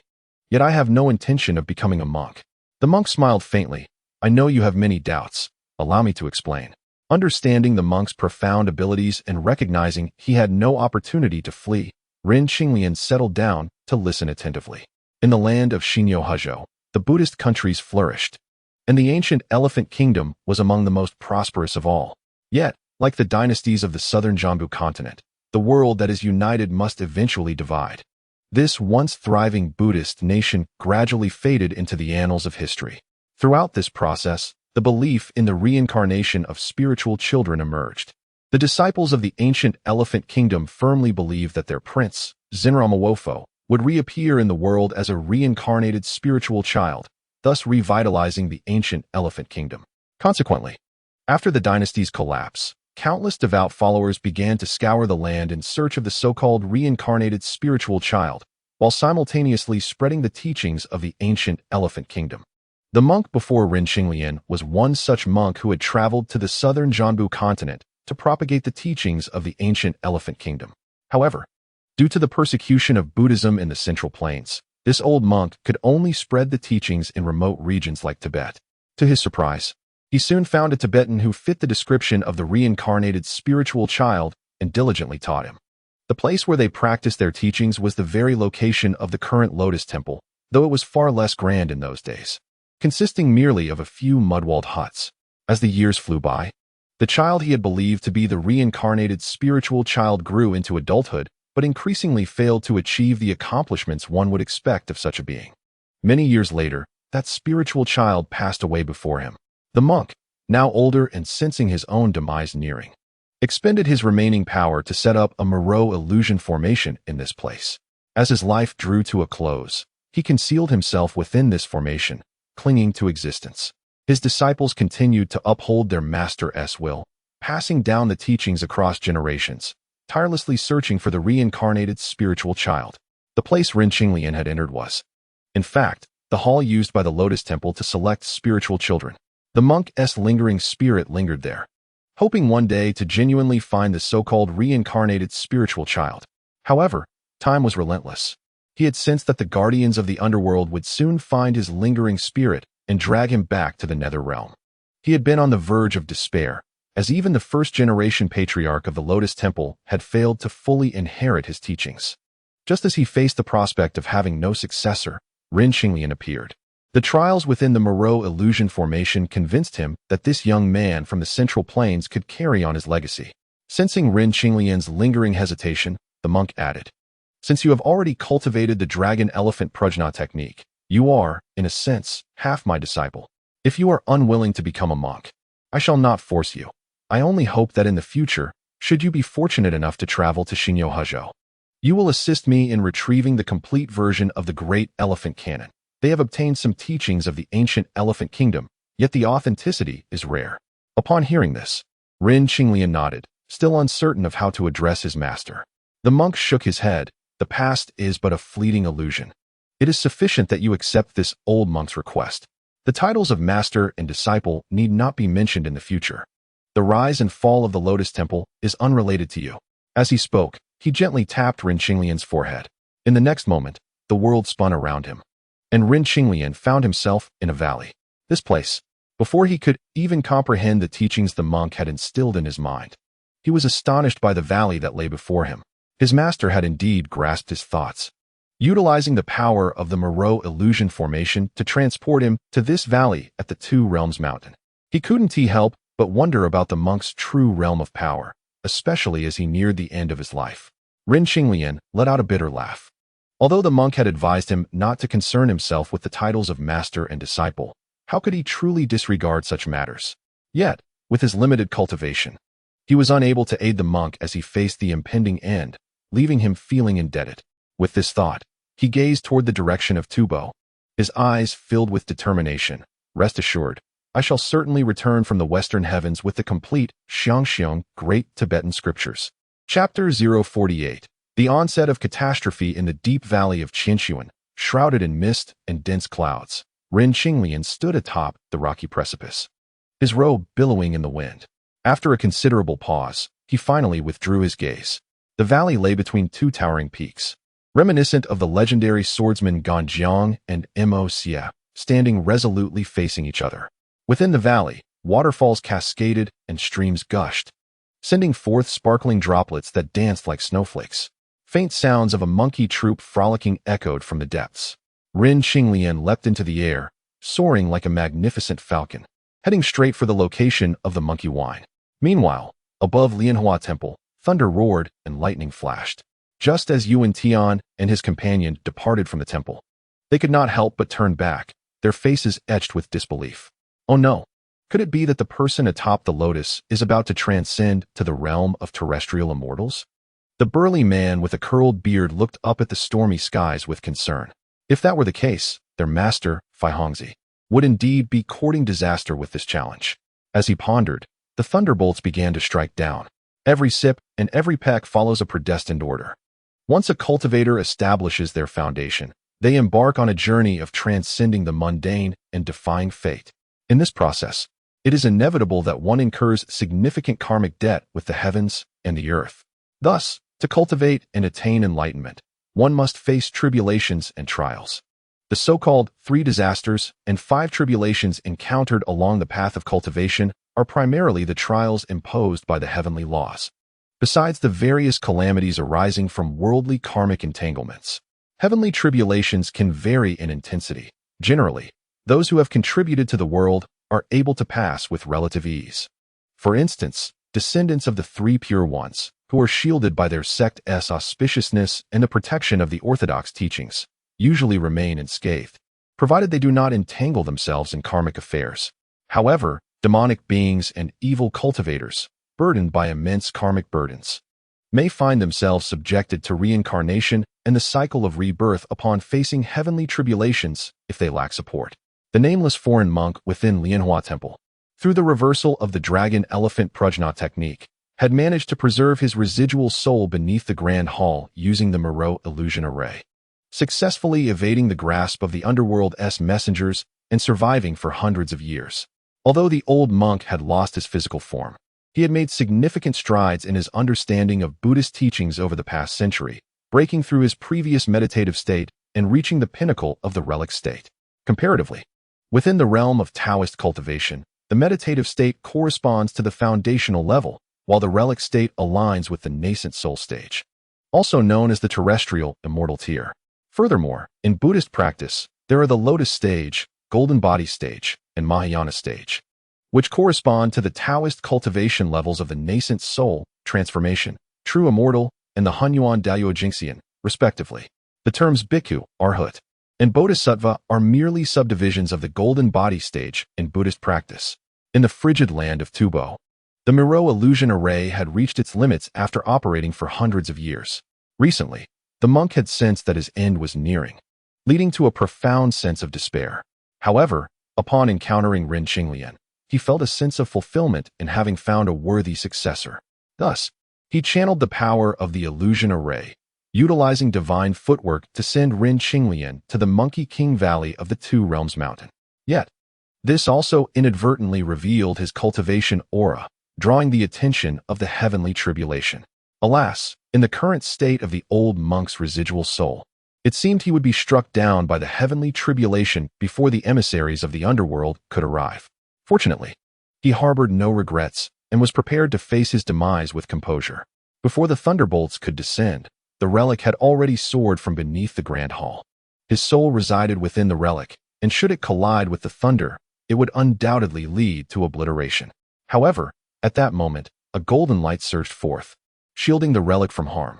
The nameless monk observed clearly that the golden light emanated from a nest of radiant energy, atop which sat an elderly Zen master, exuding an aura of tranquility. Without any visible movement from the master, it appeared as though an invisible force had isolated the thunderbolts from the sky. In the distance, Yuan Tian and his companion could only witness the continuous strikes of lightning until the heavenly tribulation dissipated, at which point a golden energy was cast downward.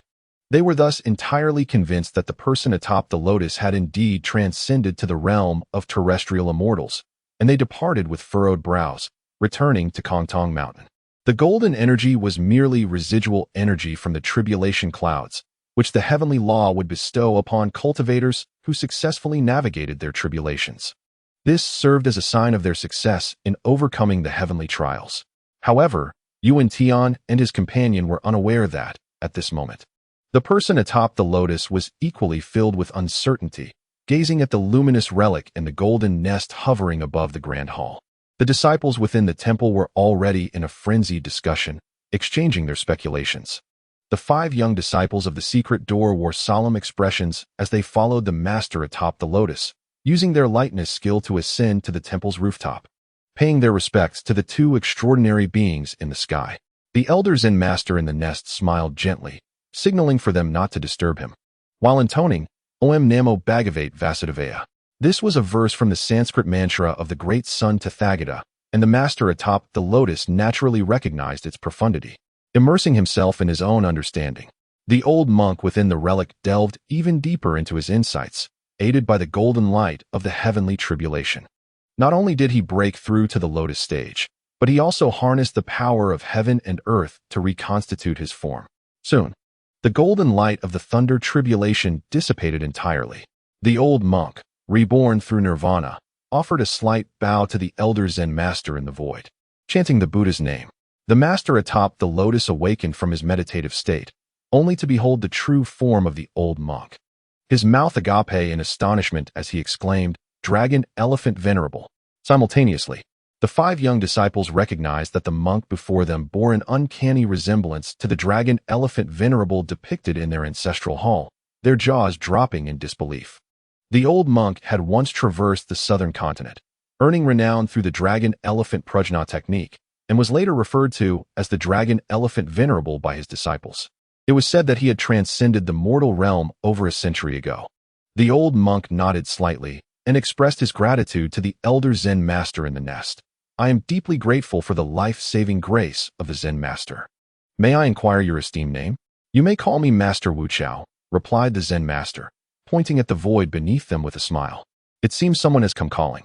The Dragon Elephant Venerable also turned his gaze toward the void, nodding. "I have concealed my fate for 100 years. It is time to repay my karmic debts." However, Master Wu Chao shook his head with a smile, saying, "Now that you have attained the Lotus Dharma form, you are a revered one of our Buddhist sect. You need not return to their jurisdiction." As he spoke, he waved gently, casting a golden light that enveloped the area. The people of Lianhua Temple suddenly beheld 2 ghostly figures in chains materializing before them, none other than the ox-head and horse-face emissaries, sent from the underworld. Upon seeing the Zen master in the nest, the 2 emissaries immediately stiffened. "We did not realize it was Master Wu Chao from the floating Stupa Mountain. Please forgive us." They then turned to the Dragon Elephant Venerable and said, "We kindly request the Venerable to accompany us to the underworld." With that, they brandished their chains, glowing with dark energy, ready to ensnare the old monk. Master Wu Chao chuckled and said, "The Dragon Elephant Venerable has received the Buddha's decree to seek out a worthy individual. Now that your merit is complete, it is time for you to return to the Vajra realm." The ox-head and horse-face exchanged glances, and without daring to doubt, they reluctantly bowed in farewell, transforming into wisps of dark mist that vanished before the crowd. The Dragon Elephant Venerable stood in stunned silence, muttering, "The Buddha's decree?" Master Wu Chao smiled, and behind him, an ethereal image of the Buddha emerged, forming a hand gesture of wisdom, crowned with the 5 Buddha's diadem, adorned in celestial garments. Indeed, the manifestation of the great sun Tathagata. The sound of the Dharma resonated throughout the temple, and the monks bowed in unison, the chant of the Buddha's name echoing far and wide. The previously puzzled expression of the Dragon Elephant Venerable transformed into tranquility. At the 2 Realms Mountain, within the nameless valley, Ren Xinglian suddenly felt a stirring in his heart, casting a puzzled glance toward the direction of Lianhua Temple, then shaking his head. He continued his pursuit of the monkey wine deep within the valley. Chapter 049. The golden-furred snow monkey with ancient pines standing tall and waterfalls rushing fiercely. Ren Qinglian employed his lightness skill, akin to a wisp of smoke, following the sounds of the frolicking monkeys as he flew deeper into the valley. Not long after, a solitary cliff and a sheer ravine emerged before him. The towering walls scraped the clouds, allowing only a sliver of daylight to penetrate. This desolate chasm served as a natural barrier for the monkey horde. Even moderately robust beasts found it nearly impossible to traverse. Ren Qinglian, upon witnessing this, remained unperturbed. He had already heard from the wine beggar about this perilous gorge and understood that, under normal circumstances, an adult would be utterly incapable of passing through. With this in mind, he discreetly channeled a breath of true energy and executed a technique he had learned from the wine beggar, known as the bone-shrinking skill. A series of crackling sounds echoed as his stature diminished by nearly a foot, rendering him akin to a child of 3 or 5 years. His azure brocade robe now trailed on the ground, a testament to his transformation. Ren Qinglian grinned, wiping the sweat from his brow.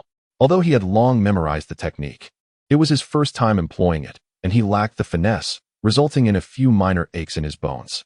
Nevertheless, the thought of a pool of monkey wine awaiting him spurred him on, and he rolled up his pant legs, secured his belt, and ducked into the narrow fissure of the ravine. After traversing about 10 steps, the path suddenly opened up before him. Ren Qinglian gazed around, beholding a realm reminiscent of a paradise, filled with the sweet melodies of birds and fragrant blossoms. In that instant, 2 snow-white monkeys bounded past him. His keen eyesight discerned that these white monkeys bore a tuft of golden fur upon their foreheads. He was taken aback, realizing that they were no ordinary creatures, but rather golden-haired snow apes. He recalled the descriptions he had read in the toxicology scriptures. They dwell in frigid realms, feasting on venomous insects, and, upon transforming, awaken innate abilities such as the fiery eyes of insight. The golden strands upon their foreheads were materials of the highest quality for forging treasures impervious to poison. With this revelation, Ren Qinglian began to comprehend why the Monkey King would impart the cultivation methods of the golden-haired snow apes, and even instruct them in brewing fruit wines that could enhance their cultivation. The valley was thick with rising mist, merging with the clouds above. Aware that a Monkey King with formidable powers resided within this troop, Ren Qinglian approached cautiously towards the direction indicated by the wine beggar. Yet, before he could venture far, a golden shadow suddenly leapt from the mist. Roaring as it lunged at him, Ren Qinglian inwardly cursed, retreating slightly and raising his palms to shield his chest. Upon closer inspection, the golden shadow revealed itself to be a larger golden-haired snow ape, its eyes gleaming with intensity as it stood upright and swiped a claw at him. It was indeed the transformed Monkey King. Recognizing its stance, Ren Qinglian surmised its identity immediately. Just as he did, the Monkey King's claw swept toward him. Without a moment's hesitation, he lightly landed, employing a technique from the dragon-elephant prajna skill to stabilize his stance. Channeling his internal energy to clash against the Monkey King's strike, the impact was seemingly evenly matched. Yet, Ren Qinglian silently lamented for the Monkey King, rather than merely warning him to leave as the wine beggar had suggested, was relentless in its pursuit. The hierarchy among demonic creatures classified them into various ranks: spirits, minor demons, major demons, demon kings, and demon saints. The fact that this Monkey King could articulate human speech indicated it had at least refined its vocal cords to a level of a minor demon, a realm comparable to that of terrestrial immortals among cultivators. Although Ren Qinglian managed to fend off a strike with his physical prowess and internal strength, he soon realized he was outmatched. After exchanging a few more blows, he abandoned any thoughts of seizing the monkey wine and aimed to escape the cursed valley.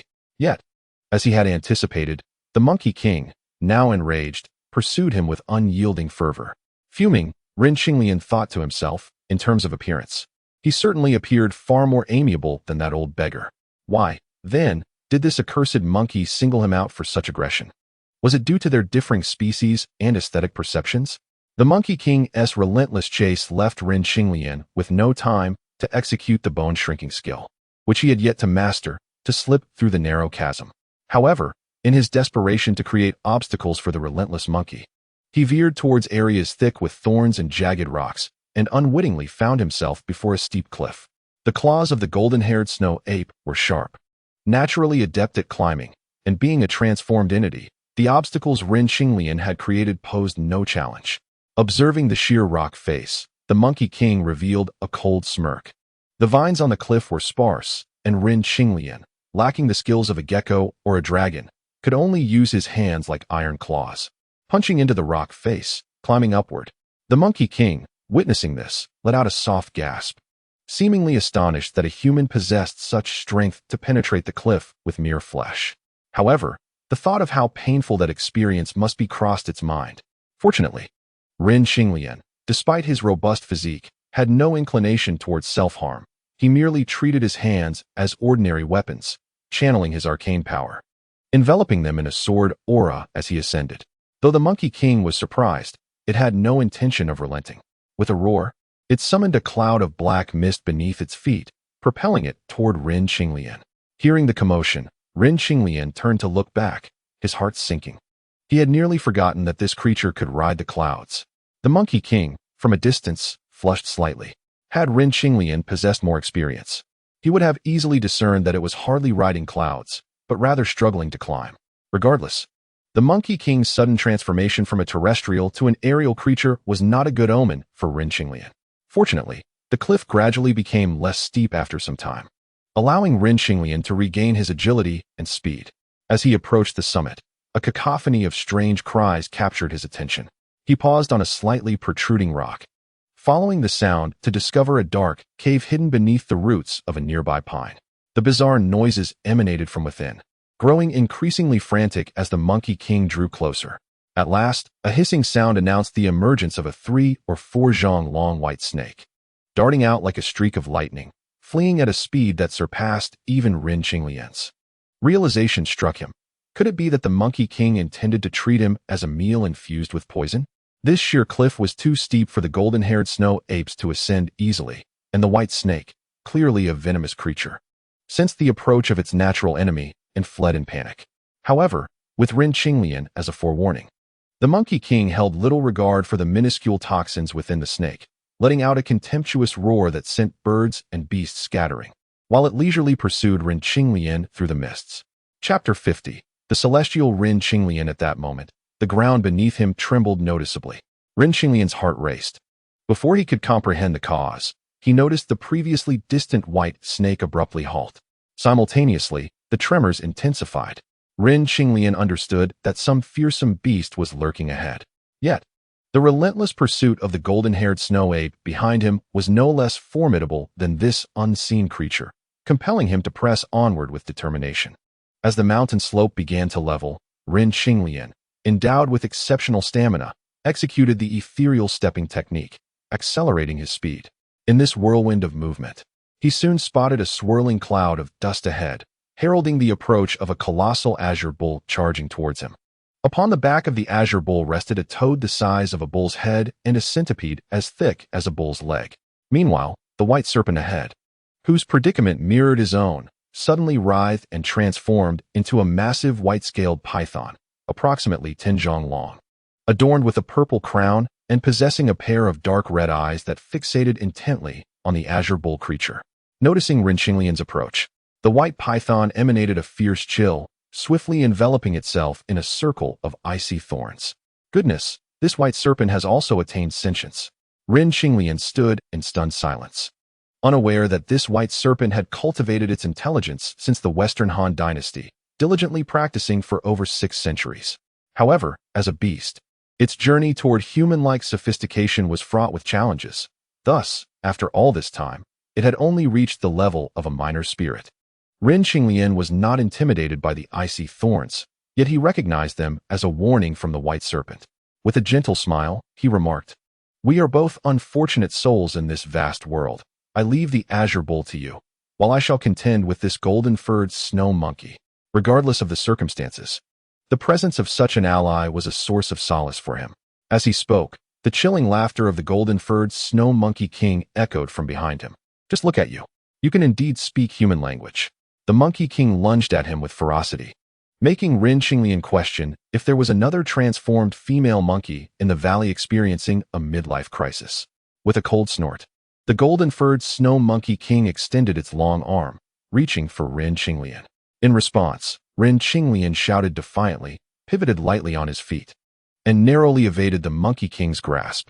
Simultaneously, he unleashed his sword, which whistled through the air, arriving behind the monkey king, its tip aimed directly at its throat.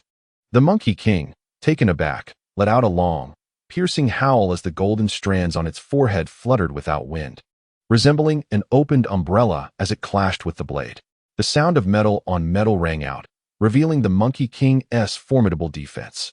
Rin Qinglian was not surprised by the strength of the golden strands on the monkey king's body.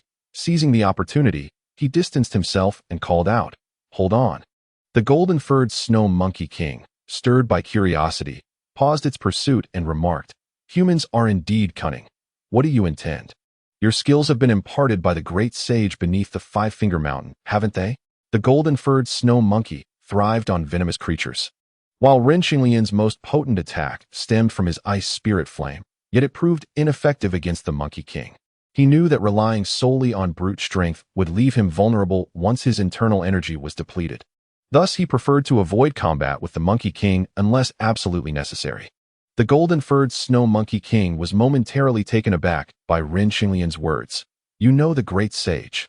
Many creatures in this realm were aware of the existence of Sun Wukong, but few understood his true identity.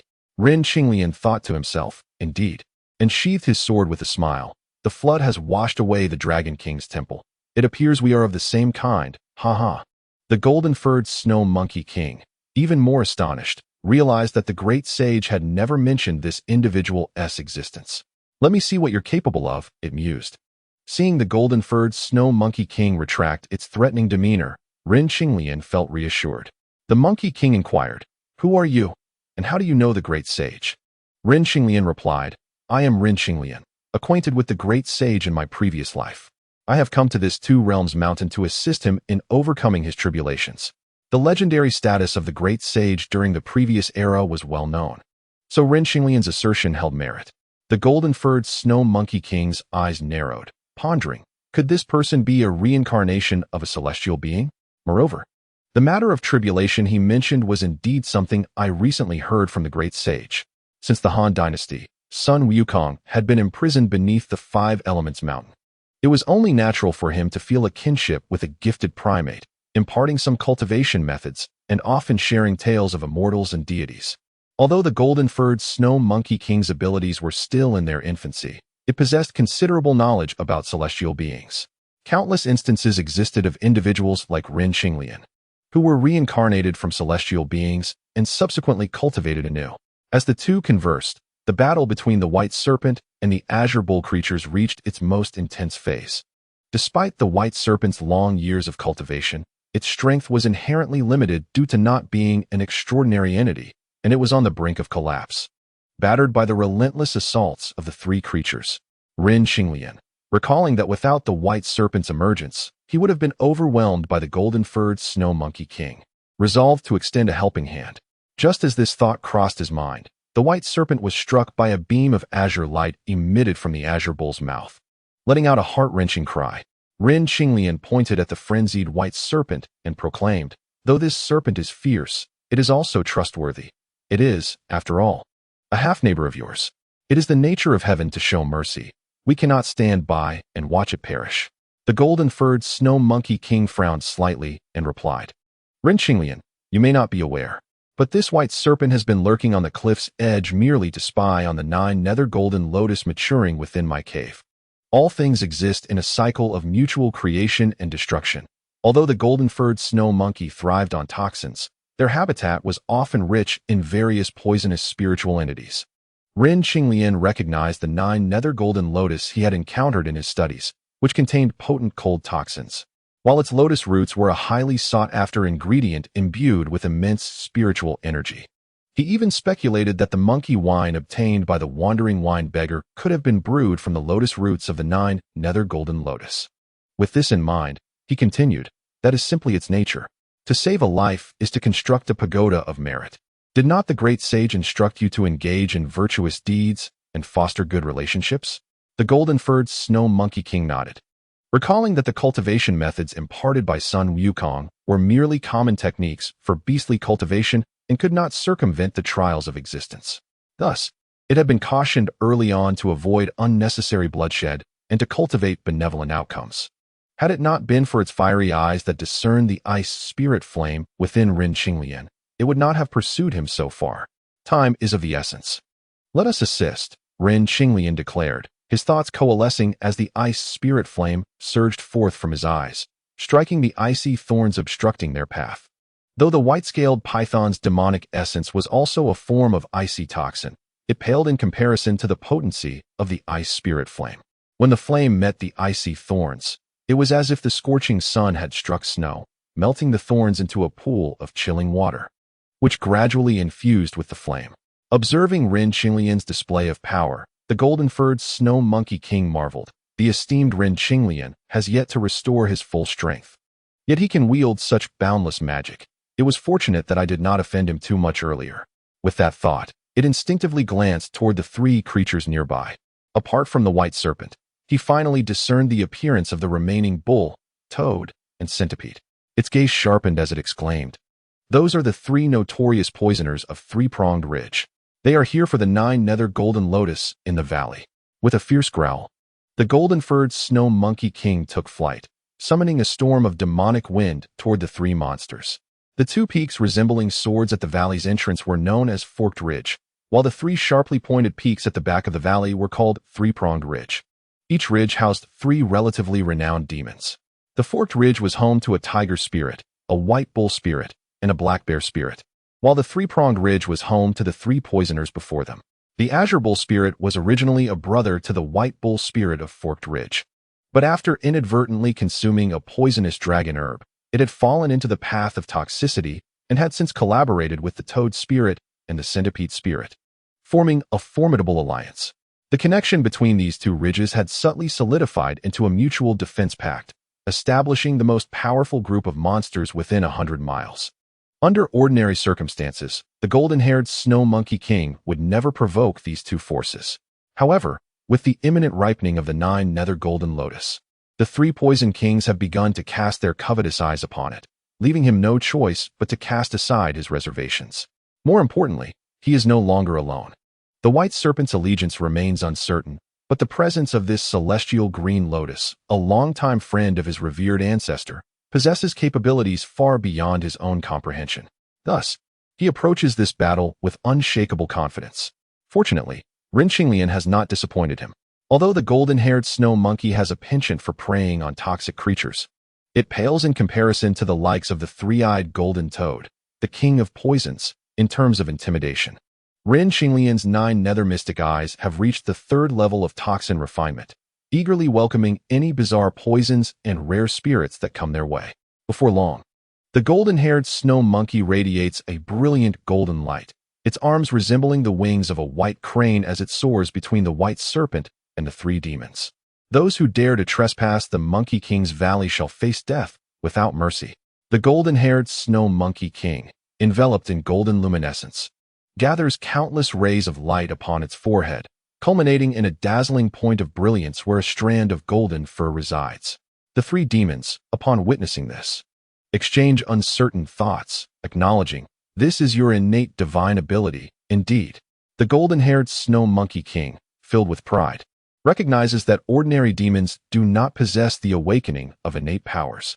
Although his fire eye has just awakened, it is already capable of piercing through the icy flames concealed within Ren Qinglian's eyes. Moreover, unlike the divine abilities forged by his ancestors' true fire, his fire eye can continuously enhance its power with the growth of his cultivation. Golden-haired snow monkey, as a renowned demon king of the 2 realms mountain, do you intend to bully the weak? The blue bull, feeling a pang of anxiety, sends forth a thought. The 3 demons atop the Three-Pronged Ridge, all at the level of refined spirits, cannot articulate human speech, relying solely on mental communication. They emit a series of unintelligible cries. Yet it is evident that they regard the golden-haired snow monkey with considerable trepidation. Ren Qinglian scrutinizes the 3 demons, sensing the anxiety emanating from the white serpent behind him. He turns to offer reassurance. "Fear not, As long as you do not covet the 9 nether golden lotus in his lair, he will not harm you.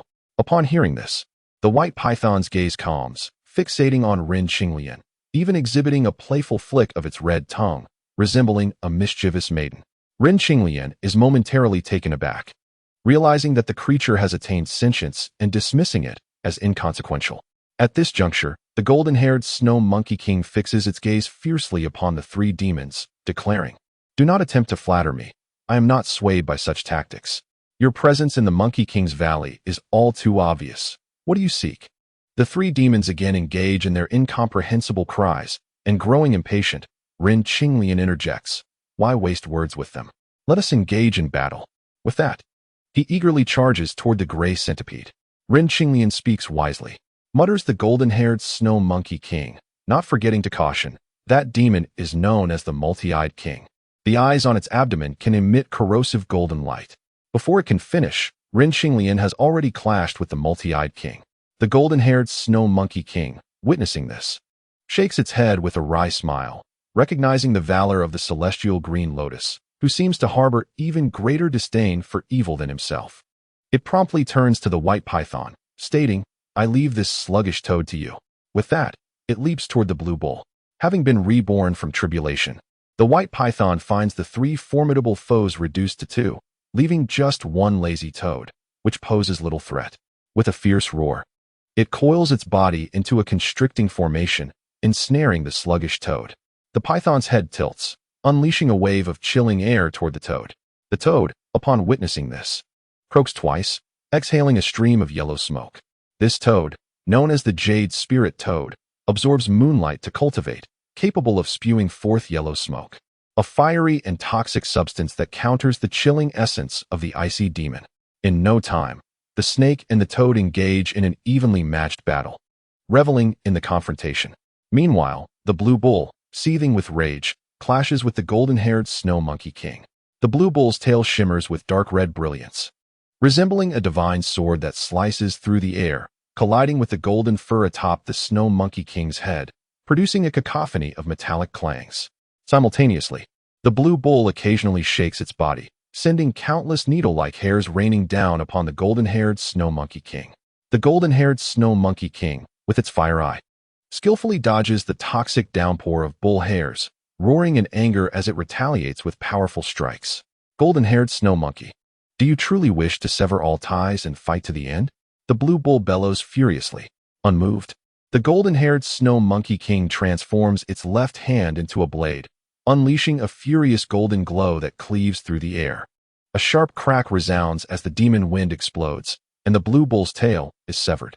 With eyes reddened by rage, the blue bull stomps the ground fiercely, emanating a blinding white light that momentarily blinds the snow monkey king. This is one of the innate abilities of the blue bull's lineage, known as illumination of the 4 directions. However, the golden-haired snow monkey king, having awakened its fire eye, can still discern the blue bull's movements amidst the dazzling light. The blue bull leaps with lightning speed, crashing down like thunder, colliding with the snow monkey king's fists. Not far away, Ren Qinglian is locked in a standoff with the multi-eyed king centipede. Upon first seeing this centipede, Ren Qinglian immediately recognizes its origins. This creature, known as the multi-eyed golden centipede, is recorded in toxic texts. Born with countless eyes on its back, its body adorned with numerous legs, the longer it cultivates, the more life it consumes. Its limbs and eyes grow, emitting yellow mist from its sides and golden light from its eyes. Capable of ensnaring all laws and corroding golden bodies, its infamous reputation precedes it. However, few poisonous creatures manage to cultivate to a significant level, and this centipede's bloodline is not particularly pure, rendering it relatively weak. Yet it captures Ren Qinglian's attention, reminiscent of the 100-eyed demon lord he would encounter later at the Yellow Flower Temple. Chapter 052, Driving Away Wolves and Devouring Tigers. Nevertheless, although this centipede claims to be the multi-eyed king, its strength is merely at the late stage of refined spirits, and after several exchanges, it finds itself thoroughly countered by Ren Qinglian. Do you have any relatives practicing elsewhere? Ren Qinglian mimics the centipede's demeanor, sending forth a wave of mental energy. As martial artists refine their qi, their mental prowess naturally expands significantly, allowing them to perform tasks such as introspection viewing jade slips and scanning storage bags. All manifestations of mental power. Ren Xinglian's rapid progress leaves him with little experience in this area, yet his cultivation speaks volumes, and after several attempts during battle, he manages to communicate simply with the centipede. The centipede screeches menacingly, "Human, if you're wise, release me now." To be frank, my elder brother and that special envoy from the Twin-Pronged Ridge are brothers, and I have a life bond with the Bear Mountain Lord. Upon hearing it mention relatives from another faction instead of its own kin, Ren Xinglian realizes its bluster conceals cowardice, unwilling to prolong their entanglement. However, this mention sparks a realization in Ren Xinglian. Is there not a General Een on the Twin-Pronged Ridge? Good to know. Cease hostilities now, and I shall let bygones be bygones. The centipede's bravado swells. Ren Xinglian suddenly laughs and replies, "A den of snakes and rats. I intend to meet those 3 demons now." With that, he flips his right palm, pressing down from afar. Although no powerful winds or energies are visibly unleashed, the centipede trembles slightly, flattening itself against the ground, its fierce demeanor noticeably diminished. Ren Xinglian strides forward, the chilling flames in his eyes beginning to ignite. The biting chill enveloped the scene, causing the many-eyed celestial king to change expression abruptly. Such formidable cold poison. It seems you are determined to bring about mutual destruction. As he spoke, his abdomen swelled, and he suddenly leapt into the air. As his 100 legs spread wide, a yellow mist enveloped the surroundings, and 2 rows of eyes appeared under each armpit, each row boasting 28 eyes that radiated a brilliant golden light, resembling lethal weapons that dared not be directly gazed upon. Ren Xinglian curled his lips. After a brief test, he had already discerned that the golden centipede's toxic gas and golden light posed no threat to him. He immediately summoned his sword chi, flipping his palms outward. A swirling mass of white chi surged toward the centipede's spirit, dissolving upon contact with the golden light and yellow mist. Utilizing his palms as a sword, he infused his sword chi with the power of the 9 nether mystic eyes. Upon colliding with the yellow mist and golden light, it devoured them entirely. Moreover, with his robust physique and the protective shield of chi, even if some golden light inadvertently struck him, he could easily fend off the impact. At that moment, with a mere thought, he could absorb the toxic mist of golden light. The centipede spirit, witnessing this, felt a surge of panic and let out a series of shrill cries. Amidst this ebb and flow, a thunderous sound echoed, and the centipede spirit felt its body grow heavy as the opponent's palm strength bore down upon it with a chilling energy. Ren Xinglian infused the power of the ice soul-cold flame into his chi. Although this diminished the cold flame's potency, it significantly enhanced the offensive capabilities of his internal force. Struck by his palm strength, the centipede spirit's body immediately stiffened. Though it quickly utilized the power within the golden light to corrode the cold poison, Ren Xinglian seized the opportunity, leaning forward, his left arm blocking, while his right hand lunged out. With a resounding crack, the centipede spirit's massive body collided forcefully against Ren Xinglian's left arm. The force of the strike was equivalent to 100 pounds, yet Ren Xinglian remained unfazed, his right hand swiftly grasping the centipede spirit's tail. Before it could coil around his arm, he exerted all his strength and slammed it down heavily onto the ground. If he could throw a dragon elephant far, this centipede spirit was no exception. It crashed to the ground, emitting a horrific shriek as its head was shattered into fragments. Like snakes, the centipede had a segmented skeletal structure.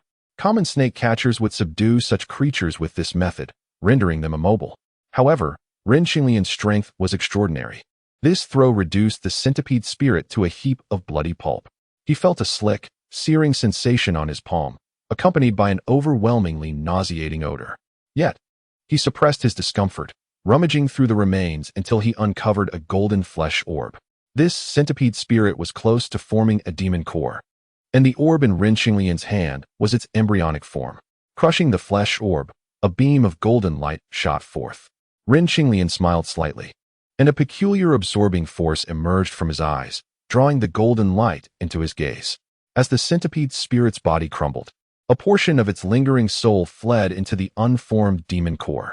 If fortune favored him, he might leverage the power of this demon core to become a spirit cultivator. However, now that it was being absorbed by Ren Xinglian's mystic eyes, it would become the second toxic spirit to be refined.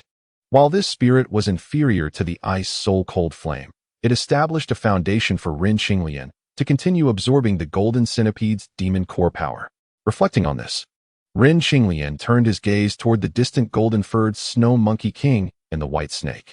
Although the golden-furred Snow Monkey King's strength far surpassed that of the Green Bull Spirit, he had refrained from striking due to the presence of 3 other powerful demon kings. However, upon witnessing Rin Qinglian slay the Centipede Spirit, he understood that their enmity was irreconcilable and began to unleash his true killing moves. When Rin Qinglian looked over, the Green Bull Spirit lay on the ground, barely clinging to life. Meanwhile, the Toad Spirit and the White Snake were evenly matched. Yet, upon seeing the fates of the Green Bull Spirit and the Centipede Spirit, the Toad Spirit lost all bravado and, imitating a human, fell to its knees before the White Snake, pleading for mercy. Rin Qinglian observed this and chuckled. Let him keep his life. He can carry a message to the Twin Fork Ridge, informing them that if they seek revenge, they should come to Monkey King Valley to find me, Rin Qinglian. He recalled that with the assistance of the golden-furred Snow Monkey King and the White Snake, he might not be at a disadvantage against the 3 demons. Why not leverage their strength here to eliminate these destined foes? Moreover, he was curious whether the so-called trials of 81 tribulations, which Xuanzang faced after leaving Chang'an, were truly preordained by the divine. Just as the golden-furred Snow Monkey King had slain the Green Bull Spirit, he saw Rin Qinglian spare the Toad Spirit and could not help but admonish, Immortal, releasing him could spell disaster for my Monkey King Valley. Rin Qinglian replied with a smile, Your Majesty, you are mistaken. Should we succeed in slaying these 3 demon kings, it would indeed be a great merit, greatly beneficial for our cultivation. Besides, the great sage is here as well. The golden-furred Snow Monkey King lamented, but at this point, he had no choice but to seek assistance from the Monkey King. There's no time to lose. I shall find the great sage and request a method for salvation. Rest assured, Your Majesty, I shall remain in the valley and await good news. Immortal, want you accompany me? The golden-furred Snow Monkey King asked, puzzled. Rin Qinglian shook his head. The secrets of heaven must not be revealed. Now is not the time for me to meet the great sage. When you go, do not mention my existence, lest it bring about immeasurable consequences for the great sage's tribulations. The golden-furred Snow Monkey King felt a chill run down his spine. Pondering, his words seem earnest. I wonder if they are true. However, I must confirm the matter of the journey to the west with the great sage to ascertain whether he is deceiving me. With these thoughts, he entrusted the valley to Rin Qinglian's care and soared away on demon clouds toward the base of Wuji Mountain. Chapter 053. Enhancing Strength as they spoke. The white-scaled giant python had already shrunk to a length of over 10 feet.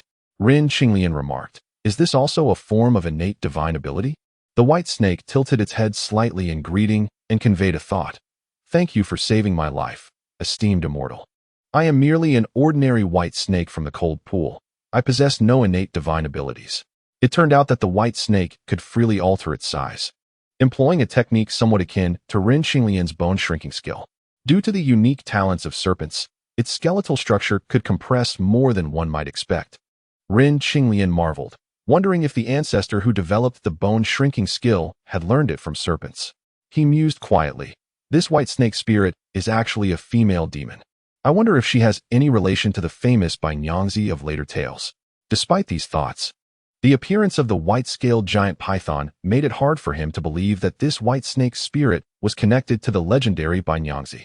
Considering he would need to rely on the white snake's power to contend with the 3 demon kings, Rin Qinglian asked, Are you guarding the 9 nether golden lotus in Monkey King Valley to break through your cultivation? To be honest, esteemed immortal, the 9 nether golden lotus ripens once every 300 years.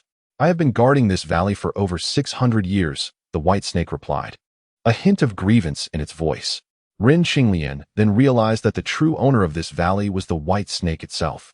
However, 200 years ago, the Snow Monkey King's cultivation had suddenly surged, forcing her to retreat to a distant cliff. How ungracious of the Snow Monkey King to take over the valley. Rin Qinglian scoffed, sympathizing with the white snake. Yet the white snake responded, In the demon world, strength commands respect. Since his cultivation exceeds mine, it is only natural for him to claim this valley. However, I have guarded the 9 nether golden lotus for hundreds of years and cannot bear to part with it. This statement holds a profound truth. The Monkey King's Valley is indeed the rightful home of the snow monkeys. After the Snow Monkey King achieved his cultivation, he never truly sought to expel his old neighbor, demonstrating a commendable sense of tolerance. Rin Qinglian nodded in agreement, remarking, regardless of the circumstances, the 9 Nether Golden Lotus has only matured twice due to your guardianship. The 9 Nether Golden Lotus possesses a lethal allure for any venomous beast. It was precisely because of this lotus that the toad spirit and centipede spirit forged enmity with the white snake. However, in recent centuries, a more formidable Snow Monkey King has emerged in the valley, compelling them to ally with the Green Bull spirit, aiming to seize the 9 Nether Golden Lotus when it ripens. The white snake sighed deeply. Perhaps I have been overly greedy. Merely consuming the 9 Nether Golden Lotus once would be an immense fortune. Not necessarily. Rin Qinglian suddenly chuckled. The white snake looked at him with a puzzled expression, prompting Rin Qinglian to say, "Come, let us visit the Snow Monkey King's lair." With that, Rin Qinglian executed a light-footed leap down the cliff. After a moment of realization, the white snake excitedly hissed and transformed into a beam of white light, closely following Rin Qinglian to the Monkey Valley below. In no time, the pair arrived at a dimly lit cave. The entrance was small and concealed, yet inside lay an expansive cold pond, which Rin Qinglian estimated to be nearly 10 zhang in length and width. More remarkably, countless whirlpools swirled above the pond, dark and unfathomable. At the center of the pond floated an extraordinary lotus, its petals crystalline and pure, with a golden stamen gleaming brightly, emanating a rich fragrance. However, Rin Qinglian could sense the lethal cold energy concealed within that fragrance. Despite the potent toxicity of the 9 Nether Golden Lotus, it would not significantly aid in elevating the rank of the 9 Nether Profound Eye, unless he allowed the lotus to continue growing until it reached a state akin to a 1,000-year spirit herb.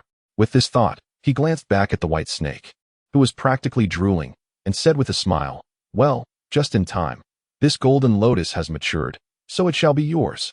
The white snake appeared somewhat incredulous, but upon seeing Rin Qinglian nod once more, it let out a joyous hiss, diving into the cold pond. It circled the golden lotus several times before reluctantly swallowing the golden stamen within. Rin Qinglian felt no qualms about taking someone else's possessions for his own benefit. As he surveyed his surroundings, his gaze soon landed on a stone trough nearby, overflowing with the aroma of monkey wine. His eyes lit up. The treasures possessed by the 3 demon kings of Double Fork Ridge were indeed plentiful. After they were vanquished, he could leave some as compensation for the Snow Monkey King. For now, he would not hesitate to indulge in this pool of fruit wine. With that thought, he leaped gracefully into the wine pool. Soon, streams of abundant spiritual energy began to permeate his body, accelerating the flow of his unnamed technique significantly. However, if the wine beggar were to witness such a waste of this exquisite liquor, he would likely be driven to his grave in fury. At that moment, while one person and one snake reveled in the absorption of heavenly treasures to enhance their strength, the Snow Monkey King swiftly ascended on demon clouds to the foot of 5 Elements Mountain. Atop the mountain, the presence of the Buddha created an aura of golden light, radiating 1,000 auspicious rays. The land below was under the watchful eye of the mountain deity, causing ordinary demons to avoid this place. The Snow Monkey King had stumbled here by chance years ago, having been summoned by the Stone Monkey, which began their fateful connection. The Snow Monkey King, familiar with the terrain, recalled Rin Qinglian's previous admonitions and refrained from mentioning his existence. He merely stated that the 3 demons from Triangular Ridge had conspired together, coveting the 9 Nether Golden Lotus in his valley.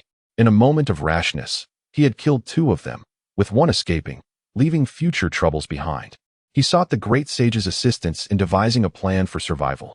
Though the Stone Monkey had been imprisoned for 500 years, he was inherently restless. Upon hearing this, he excitedly exclaimed, "Well done. Splendid work." The Snow Monkey King, smiling wryly, recounted the connection between Triangular Ridge and Double Fork Ridge, lamenting, while the killings were gratifying. "The presence of the 3 demons from Double Fork Ridge means my entire valley of monkeys will be in peril. Very well. Since you have reached the core formation realm, I shall impart some battle techniques to you. Surely, a few wild demons will not be your match," the Stone Monkey said, beckoning him closer. The Snow Monkey King's eyes brightened as he leaned in to hear the great sage whispering in his ear, "Techniques should not be lightly shared. Though I cannot pass down the divine powers inherited from my master, these combat techniques, which I learned from my sworn brothers, can be shared with you without issue." With that, he imparted the wind-sweeping palm of the wind-whispering great sage and the earth-shattering fist of the Euron king, both of whom were primate spirits. Naturally, these combat techniques would be most suitable for the Snow Monkey King's cultivation. Chapter 054, Thunderous Body Refinement on Double Fork Ridge. A shadow darted swiftly past. Should a keen observer be present, they would discern that it was a remarkably stout and massive toad. After being repelled by Rin Qinglian, the toad spirit was consumed by rage. Not only had he been bested by a demon, but he was also commanded by a mere human. Such humiliation was unbearable. He charged toward Double Fork Ridge at breakneck speed. Yet, unbeknownst to him, the 9 nether golden lotus had already become the sustenance of the snake demon.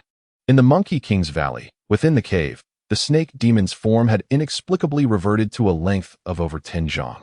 Suddenly, a brilliant light surged from its dantian, causing the cold pond to roil violently. Rin Qinglian instinctively opened his eyes. Slightly taken aback, could this demon be on the verge of a breakthrough to the core formation realm, potentially attracting heavenly tribulation? Just as this thought crossed his mind, he heard the ominous rumblings of thunder from outside. Above the valley, dark clouds loomed, and the golden-furred snow monkeys were thrown into a frenzy, desperately seeking refuge in the crevices of the cliff. Inside the cave, without needing Rin Qinglian's prompting, the snake demon had already opened its eyes. "Thank you, Immortal, for your support. Once I achieve core formation, I shall repay you." With that, it shot out of the cave like a streak of light. This was Rin Qinglian's first encounter with someone undergoing tribulation, and he was determined not to miss the opportunity. With a thought, he activated his light-footed technique to pursue. The heavenly tribulation was still brewing, yet the oppressive atmosphere enveloped the entire valley. Rin Qinglian shouted to the golden-furred snow monkeys to take shelter in the cave before hastily making his way to the side of the white snake. Noticing its grave expression, he reassured, "Rest assured, I shall lend you my strength shortly."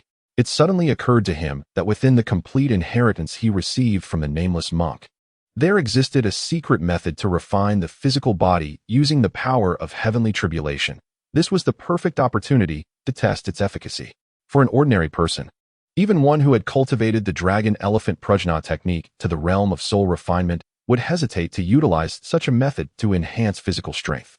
However, he was different. His ice-skin jade bone already surpassed the realm of master warriors, coupled with his considerable internal energy, rendering him capable of withstanding the baptism of 1 or 2 bolts of thunder. Although the snake demon harbored some skepticism, it could not dismiss the good intentions of its savior. Nodding in acknowledgement, it maintained its serious demeanor. Seizing the moment, Rin Qinglian continued to circulate the unnamed technique. With the aid of the monkey wine, his internal energy had significantly increased, yet he still needed a bit more refinement to condense it into a liquid state. Before long, the heavenly tribulation had finally coalesced. Thunder rumbled ominously. A frenzied, flickering bolt of lightning streaked across the sky and descended. The white serpent was prepared to resist, but suddenly heard the voice of Rin Qinglian. "The tribulation of thunder grows from weak to strong. Allow me to withstand the initial strikes." With that, he leaped forward, positioning himself where the thunder was about to strike. The serpent demon, seeing his determination, reluctantly nodded, but not without a warning. "If you feel overwhelmed, just pass it on to me." Though she too felt uncertain, she believed that her slight entanglement in karmic affairs would afford her a greater chance of survival against this thunderous trial. As the thunder roared, it struck Rin Qinglian. The surrounding lightning erupted, quickly incinerating nearby flora, reducing even the tallest, most robust trees to charred remains, with wisps of black smoke rising ominously. The serpent demon felt a chill run through her as she instinctively glanced at Rin Qinglian, only to see the lightning coil around him like a multitude of tiny serpents. Yet, from his expression, it appeared he was not gravely harmed. Among the humans she had encountered over the centuries, most had been frail and weak. Although she was aware that some humans possessed the ability to soar through the skies, Rin Qinglian did not seem to belong to that category. To her astonishment, he was capable of withstanding the force of the thunder. As she contemplated this, the lightning seemed irresistibly drawn to him, burrowing into his body with frenzied intensity. This extraordinary scene left the serpent demon Agape speechless. Within Rin Qinglian's body, the lightning was savagely tearing through his flesh and blood cells, inflicting intense pain that radiated throughout his being. He let out a muffled groan, his fists pounding against the ground, fracturing the hard rock beneath him as he sought to alleviate the torment. Simultaneously, under the guidance of the dragon elephant prajna technique, the power of the thunder began to disperse within him, transforming into purple arcs of electricity that infused every fiber of his being. It was working. Ren Qinglian felt a surge of strength as he struck the ground, the force of his blows increasing. His spirit surged, and he urged the remaining lightning to meld with his body. To his delight, as the lightning refined his meridians, it also enhanced the internal energy coursing through them. Through introspection, he discovered that several of his meridians had begun to liquefy with true energy. After a considerable time, an overwhelming aura erupted from within Ren Qinglian. Accompanying this was a cacophony of cracking bones and sinews. The serpent demon felt the intensity of this presence, as a formidable vitality emanated from Ren Qinglian, creating an overwhelming atmosphere around him. Tales often spoke of fox spirits drawing energy from scholars to cultivate, yet faced with a warrior as robust as Ren Qinglian, even those mediocre spirits would lack the courage to approach.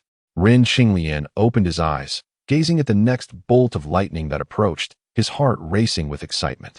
Without waiting for the serpent demon to speak, he leaped into the air to meet the second strike of thunder. Crack! As he landed, a purple lightning surged beneath him. The serpent demon, standing nearby, was also struck by the lightning, her body jolting with a tremor as she looked at Ren Qinglian, astonished by his composure. For a moment, she questioned whether the tribulation was perhaps too weak. Yet, she soon realized that it was not the thunder that was weak, but rather the extraordinary strength of the human before her, which exceeded her expectations.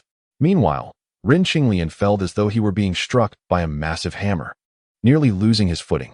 The secret technique activated, and as his vitality surged, the thunderous power burst forth, permeating his body. This bolt of tribulation was evidently more formidable than the last, as Ren Qinglian sensed some of the lightning, while entering his body, opened previously blocked meridians, establishing connections in several hidden pathways. He dared not be reckless. He focused intently on harnessing this lightning for his cultivation. The lightning surrounding him lingered longer, intensifying. When the third bolt of thunder descended, Ren Qinglian had yet to emerge from the refining process of the previous strike. The serpent demon, seemingly inspired by Ren Qinglian, let out a cry and leaped into the air, meeting the lightning head-on. However, she was not as fortunate. The thunder sent her crashing into the underbrush, her body scorched with marks of thunder and fire. The force of the tribulation began to merge with her still-forming demon core, refining it with strands of dark malevolence and impurities. Feeling these changes, the serpent demon momentarily forgot the excruciating pain of her physical form and began to fully embrace the baptism of the thunderous trial. Meanwhile, at the nearby Shuangcha Ridge, the three demons, having just received news from the toad spirit, sensed the power of the tribulation and erupted into laughter, summoning a demonic wind as they headed towards the Monkey King Valley with their entourage of lesser demons. Chapter 055. The Morning Star. As the demons set forth, birds and beasts scattered in fright. In an inconspicuous cave on Shuangcha Ridge, the Morning Star suddenly opened his eyes, observing the ominous clouds of demonic energy in the distance. He furrowed his brow, pondering. The pilgrim will pass through this area in a couple of days. Are these demons preparing for a journey? He had received the Jade Emperor's decree to assist Tang Sanzang in overcoming the first tribulation after leaving Tang. Originally, he was not in such a rush to lie in wait, but the recent celestial mechanisms had become increasingly erratic, disrupting his carefully calculated timeline for intervention. He understood that a sage had obscured the heavenly signs, and to ensure reliability, he had stationed himself in this desolate wilderness. Now, witnessing the restlessness of the demons, he shook his head with a wry smile. Alas, it seems I am destined for a life of toil. With that, he transformed into a beam of golden light and soared towards the source of the demonic energy. From a distance, General Een spotted him and exclaimed, "Everyone be cautious. That figure moves with incredible speed." Just as he finished speaking, the golden light zipped past overhead, heading towards the Monkey King Valley. General Een breathed a sigh of relief, muttering to himself, "Better to be safe. The direction of that golden light is precisely towards the Monkey King Valley. Regardless of whether they are foe or friend, it is wise to avoid the fray." The nearby tiger vanguard chimed in eagerly, "My lord, shall we pursue or not?" "Pursue what nonsense?" General Een scolded. Slapping the tiger vanguard, Retreat, retreat. We shall not join this commotion. What about the second and third lords ahead? The Tiger Vanguard asked, retracting his head. General Yin glared at him and replied, after all these years, how have you not made any progress? The Tiger Vanguard, being a distant relative, was usually cared for. Yet he was a simpleton. With a foolish grin, the Tiger Vanguard said, Uncle, I'll go inform them to retreat. Do you know how to say it? General Yin had only begun to speak when the Tiger Vanguard dashed off ahead. General Yin shook his head, thinking it should pose no significant issue to merely relay a message. Moments later, the Tiger Vanguard returned, panting heavily, and called out from a distance. The second and third lords have already ordered their subordinates to turn back. General Yin nodded in acknowledgement, conjuring a gust of demonic wind as he flew towards the cave in the mountain. Little did he know that the Tiger Vanguard had only conveyed the order to retreat without mentioning the critical details, especially concerning the relation of the special scholar to the Qing-Yo spirit, for the enmity with the Monkey King Valley was one that must be avenged. Though Xiong Shan Jun felt indifferent, the toad spirit was filled with discontent and approached to incite, saying, Brothers, as the heavenly tribulation descends, no matter who undergoes it, the Monkey King Valley is currently at its most vulnerable, not to mention the 9 nether golden lotus. The monkey's sudden surge in cultivation must surely be accompanied by some rare treasures. Upon hearing this, Xiong Shan Jun began to waver. His understanding was not as profound as General Yin's, and he had not discerned the golden light that Taibai Jinxing employed to stir the tiger. Flattered by the toad's spirit's eloquent praise, his greed burgeoned, leading him to conspire with the special scholar that the 3 of them could easily deal with the Monkey King in the valley. Thus, the 3 demons continued to soar forward. Meanwhile, Taibai Jinxing caught sight of General Yin returning with the monsters up the mountain and realized his objective had been achieved. He maintained a cordial relationship with Sun Wukong, having visited the 5 Elements Mountain regularly over the years, and was aware that the monkey had recently fostered a new offspring. Witnessing the thunder tribulation seemingly centered around the Monkey Valley, he was greatly astonished. Although the golden-furred snow monkey was indeed a rare breed, its bloodline had considerably thinned. To break through to the nascent soul realm in merely 200 to 300 years was astonishing enough. This thought heightened his curiosity, prompting him to soar with golden light, creating disturbances as he sped toward the valley. Upon arriving, however, he discovered that this was not the thunder tribulation for the golden-furred Snow Monkey King's breakthrough to the nascent soul realm, but rather a transformation tribulation for a massive white-scaled python. How curious! When did the little monkey suddenly become so generous, allowing this white serpent to achieve its desires and obtain the 9 nether golden lotus? Having visited the valley once before, Taibai Jinxing could sense the presence of the serpent spirit and, with his capabilities, deduced its origins without difficulty. Just then, his attention was drawn to a figure beneath the white serpent's form. It was a human. Instinctively, he attempted to discern the individual's background, but was taken aback to find a chaotic aura surrounding the person. Could this youth possess some significant lineage? As he pondered, a bolder golden-furred snow monkey noticed his presence and hurried over, chattering excitedly. Taibai Jinxing, having a good rapport with the monkeys, found them familiar with his aura. After a brief exchange, he learned that this person and the serpent were friends of the golden-furred Snow Monkey King. Although a few of the golden-furred snow monkeys had attained spiritual awareness, their cultivation was too shallow to communicate effectively. Knowing that the tribulation-afflicted demon was acquainted with the Monkey King, Taibai Jinxing dismissed further contemplation and glanced at Ren Qinglian. Noticing the youth's profound aura as he calmly practiced beneath the thunder tribulation, which prompted a silent admiration from him, he shook his head and made his way into the Monkey King's den, having longed for the exquisite wines of the Monkey King Valley since his last visit. Seizing the opportunity to indulge while the miserly monkey was absent, outside, the serpent spirit undergoing tribulation and the meditating Ren Qinglian remained oblivious to Taibai Jinxing's arrival. At that moment, the thunder tribulation's cleansing had reached its climax, and the demon's core began to condense. A vast surge of primordial energy emanated from her Niwen palace, enveloping her in radiant white light, her bones cracking audibly. After a prolonged moment, her python form seemed unable to withstand the onslaught of this primordial energy, causing her flesh to erupt. Yet, just then, as the tribulation concluded, a beam of golden light descended, merging into her disintegrating form. In an instant, her flesh began to wriggle, her bones regenerated, and the serpent demon's shape gradually morphed into a more human-like figure. The Golden Core realm is often referred to among demons as the transformation period. However, not every demon finds the human form more aesthetically pleasing. Many retain certain traits of their species, such as tusks, foxtails, or horns, as a manifestation of their racial pride. Yet, the serpent spirit before us underwent a complete transformation into a human female. Her skin was as fair as snow, her figure exquisitely defined. She stood there unclothed for a considerable time before glancing at Ren Qinglian, observing him deeply absorbed in his cultivation, his aura even more robust. She felt a secret joy for him, and, after a moment of thought, fashioned a simple white gown from the serpent skin that had shed onto the ground. As the serpent demon broke through her cultivation, her consciousness resonated with the forces of heaven and earth, amplifying her awareness significantly, allowing her to easily detect the approaching auras of the three demons. Concerned at their imminent arrival, she cast a wary glance at Ren Qinglian. Above his head, an indistinct but palpable blood aura lingered, possessing a formidable restraint against demonic energies. This phenomenon, known as the vitality smoke, is a sign of a human body reaching a certain level of strength, emblematic of the perfected blood refining technique following the dragon-elephant prajna.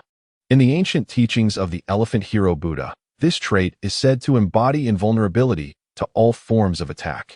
Nevertheless, the serpent demon felt a certain apprehension toward this aura. Observing Ren Qinglian from a distance, she noticed he seemed unlikely to complete his cultivation anytime soon, shaking her head. She quietly remained by his side, neither disturbing his training nor neglecting to protect him when the three demons made their appearance. Ren Qinglian's aura was ancient and wild, indicative of significant cultivation advancements, yet he had endured considerable trials. Fortunately, while the thunder was perilous, its effects were undeniably remarkable. Harnessing the power of the second thunder tribulation, Ren Qinglian broke through two realms, reaching the pinnacle of blood refinement, only a step away from the spirit refinement realm. However, the dragon-elephant prajna circulated by the Lotus Flower Temple is merely a simplified version of the ancient elephant hero Buddha's path. The initial stages of cultivation serve primarily to lay the groundwork for the subsequent refinement of the meridians. Within the human body, the acupoints are as numerous as the stars in the sky. The refinement of acupoints realm is virtually limitless. According to the teachings, those who can refine 108 acupoints can attain the so-called dragon-elephant body. This state is comparable to the early stages of the Buddha's golden body. Although the scriptures given to Ren Qinglian by the Tibetan national master mention a refinement of the spirit stage before the refinement of acupoints, this stage is essentially a minor realm within the refinement of acupoints. The term refining the spirit does not refer to the 7 spirits of the 3 souls, but is, according to the unnamed wandering monk's teachings, the first step of refining acupoints, specifically the refining of the Huin acupoint. The Huin acupoint is a crucial juncture connecting the body's energy channels and is referred to as the sea-bottom wheel in Taoist cultivation. Even within Ren Qinglian's unnamed cultivation method, the key to breaking through from essence refinement to energy transformation is related to this sea-bottom wheel. The upper reaches the Niwen, while the lower connects to the Yongquan. The flow and gathering of true energy lead to the harmonization of breath, embodying the essence of refining energy into spirit. The path of enlightenment is simple, yet many paths converge. Ren Qinglian experienced a moment of clarity, and his previously stagnant martial realm saw some advancement. Utilizing the residual power of the thunder tribulation, he continued to refine his inner strength within his meridians. As more liquid true energy emerged, his cultivation stabilized at the level of an internal martial arts master. Coupled with his half-step martial saint status in dragon-elephant prajna, he felt a surge of confidence in facing the impending demons. In the Monkey King's den, Tai Bai Jinxing suddenly sensed something and gazed toward the direction of the 3 demons, murmuring, "These little demons are quite unaware of their own hubris, having not been frightened off by my formidable presence." Little did he know, driven by greed, that both humans and demons share this trait. However, thinking of the monkey wine in the pond, the Jade Emperor felt a pang of disappointment. This little monkey was rather impatient, the brew not yet matured, and there was an odd flavor lingering. Muttering to himself, he turned his gaze toward Ren Qinglian, seizing the opportunity to discern the origins of this young man. Suddenly, a fierce wind swept through the valley, accompanied by a thunderous roar from afar. "Snow Monkey King, come out." The voice grew nearer. A colossal, bull-headed figure emerging from the dark clouds, bellowing incessantly into the valley. The tempest followed, heralding the arrival of the Bear Mountain Lord and the Toad Spirit. The Toad Spirit, upon spotting the transformed serpent spirit, immediately realized that the duck he thought was in his grasp had flown away. Jealousy surged within him, and he concocted a scheme, turning to the Bear Mountain Lord with a suggestion. "This vile white snake, after her transformation, is quite striking. She would make a splendid consort for the king." The Bear Mountain Lord laughed heartily at this, for unlike the Toad Spirit, he had always yearned for human companionship, having previously captured several beautiful women from the village below as his consorts. Yet, mere mortals could never compare to the enchanting Demon King, and the Toad Spirit's proposal delighted him greatly. Although the Serpent Spirit could not hear the disparagement directed at her, she sensed the murderous intent radiating from the Toad Spirit and couldn't help but furrow her brow, casting a worried glance at Ren Qinglian behind her. All cultivators dread interruptions during their training, as it could lead to disastrous consequences. However, seeing that Ren Qinglian appeared largely unaffected, her worries eased. Unbeknownst to her, the moment the Toad Spirit's voice echoed, Ren Qinglian had already opened his eyes, staring in a daze at the beautiful figure before him. Astonished, he quickly regained his composure, secretly gathering his energy in preparation for the impending battle. The Toad Spirit, freed from the distractions of lesser minions, now moved with astonishing speed, far exceeding expectations. Despite the looming threat, the Serpent Spirit, recalling Ren Qinglian's kindness, was determined not to flee. She revealed her true form, positioning herself protectively in front of him. The foul wind emanating from the giant python struck Ren Qinglian's burgeoning admiration for her down. Unable to resist, he looked again, noting that the white python had elongated further, now measuring a staggering 15 or 16 zhong, its girth a stark contrast to her earlier slender shape. Nonetheless, seeing the Serpent Spirit bravely shield him, his heart warmed slightly. In a world rife with deceit, many were far inferior to her.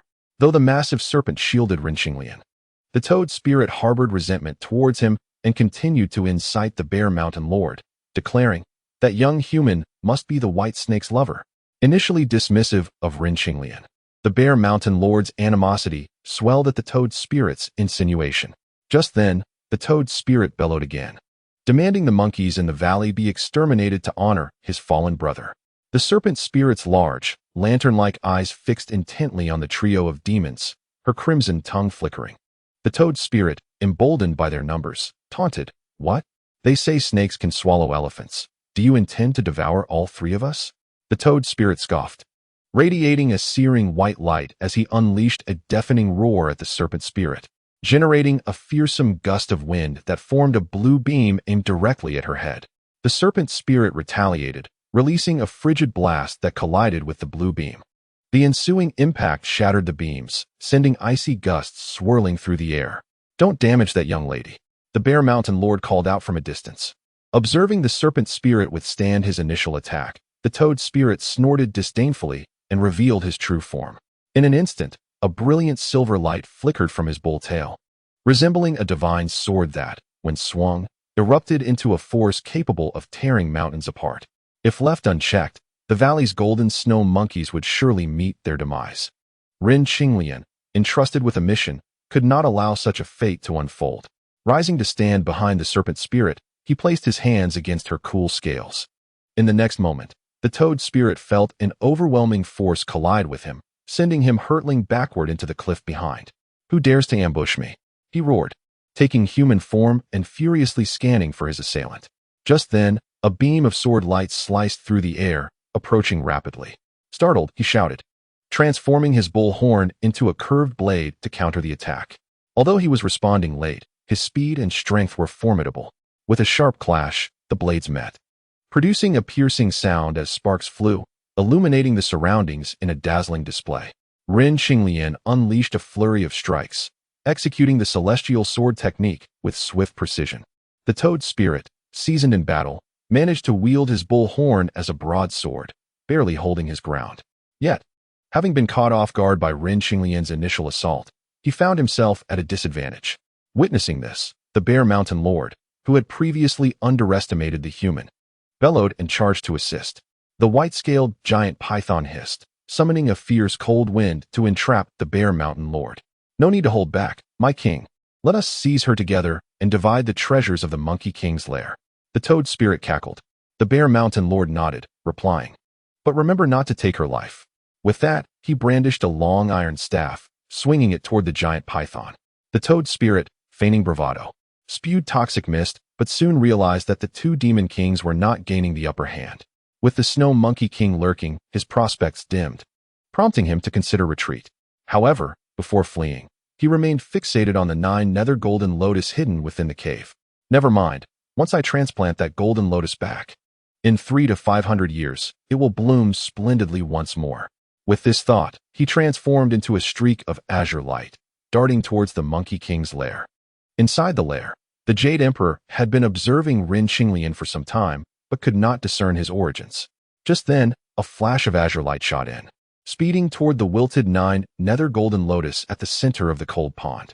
Lo and behold, a jade-green spirit toad. The Jade Emperor exclaimed, extending his arm without moving his feet, swiftly capturing the toad spirit.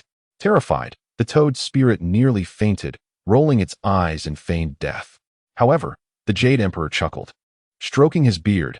You, little creature, seem to possess some celestial fate. Upon hearing this, the toad spirit's eyes widened, and it projected a thought. Great immortal, spare my life. The Jade Emperor, after a moment of contemplation, understood the toad spirit's background and intentions, but chose not to reveal it, continuing to smile. Though the 9 nether golden lotus is exquisite, the true treasure of the jade-green spirit toad lies in its ability to absorb moonlight and cultivate poison elixirs. Truly, the priorities are misplaced. I request guidance from you, esteemed immortal, as I seek to pay homage to my master, the toad spirit said, bowing slightly.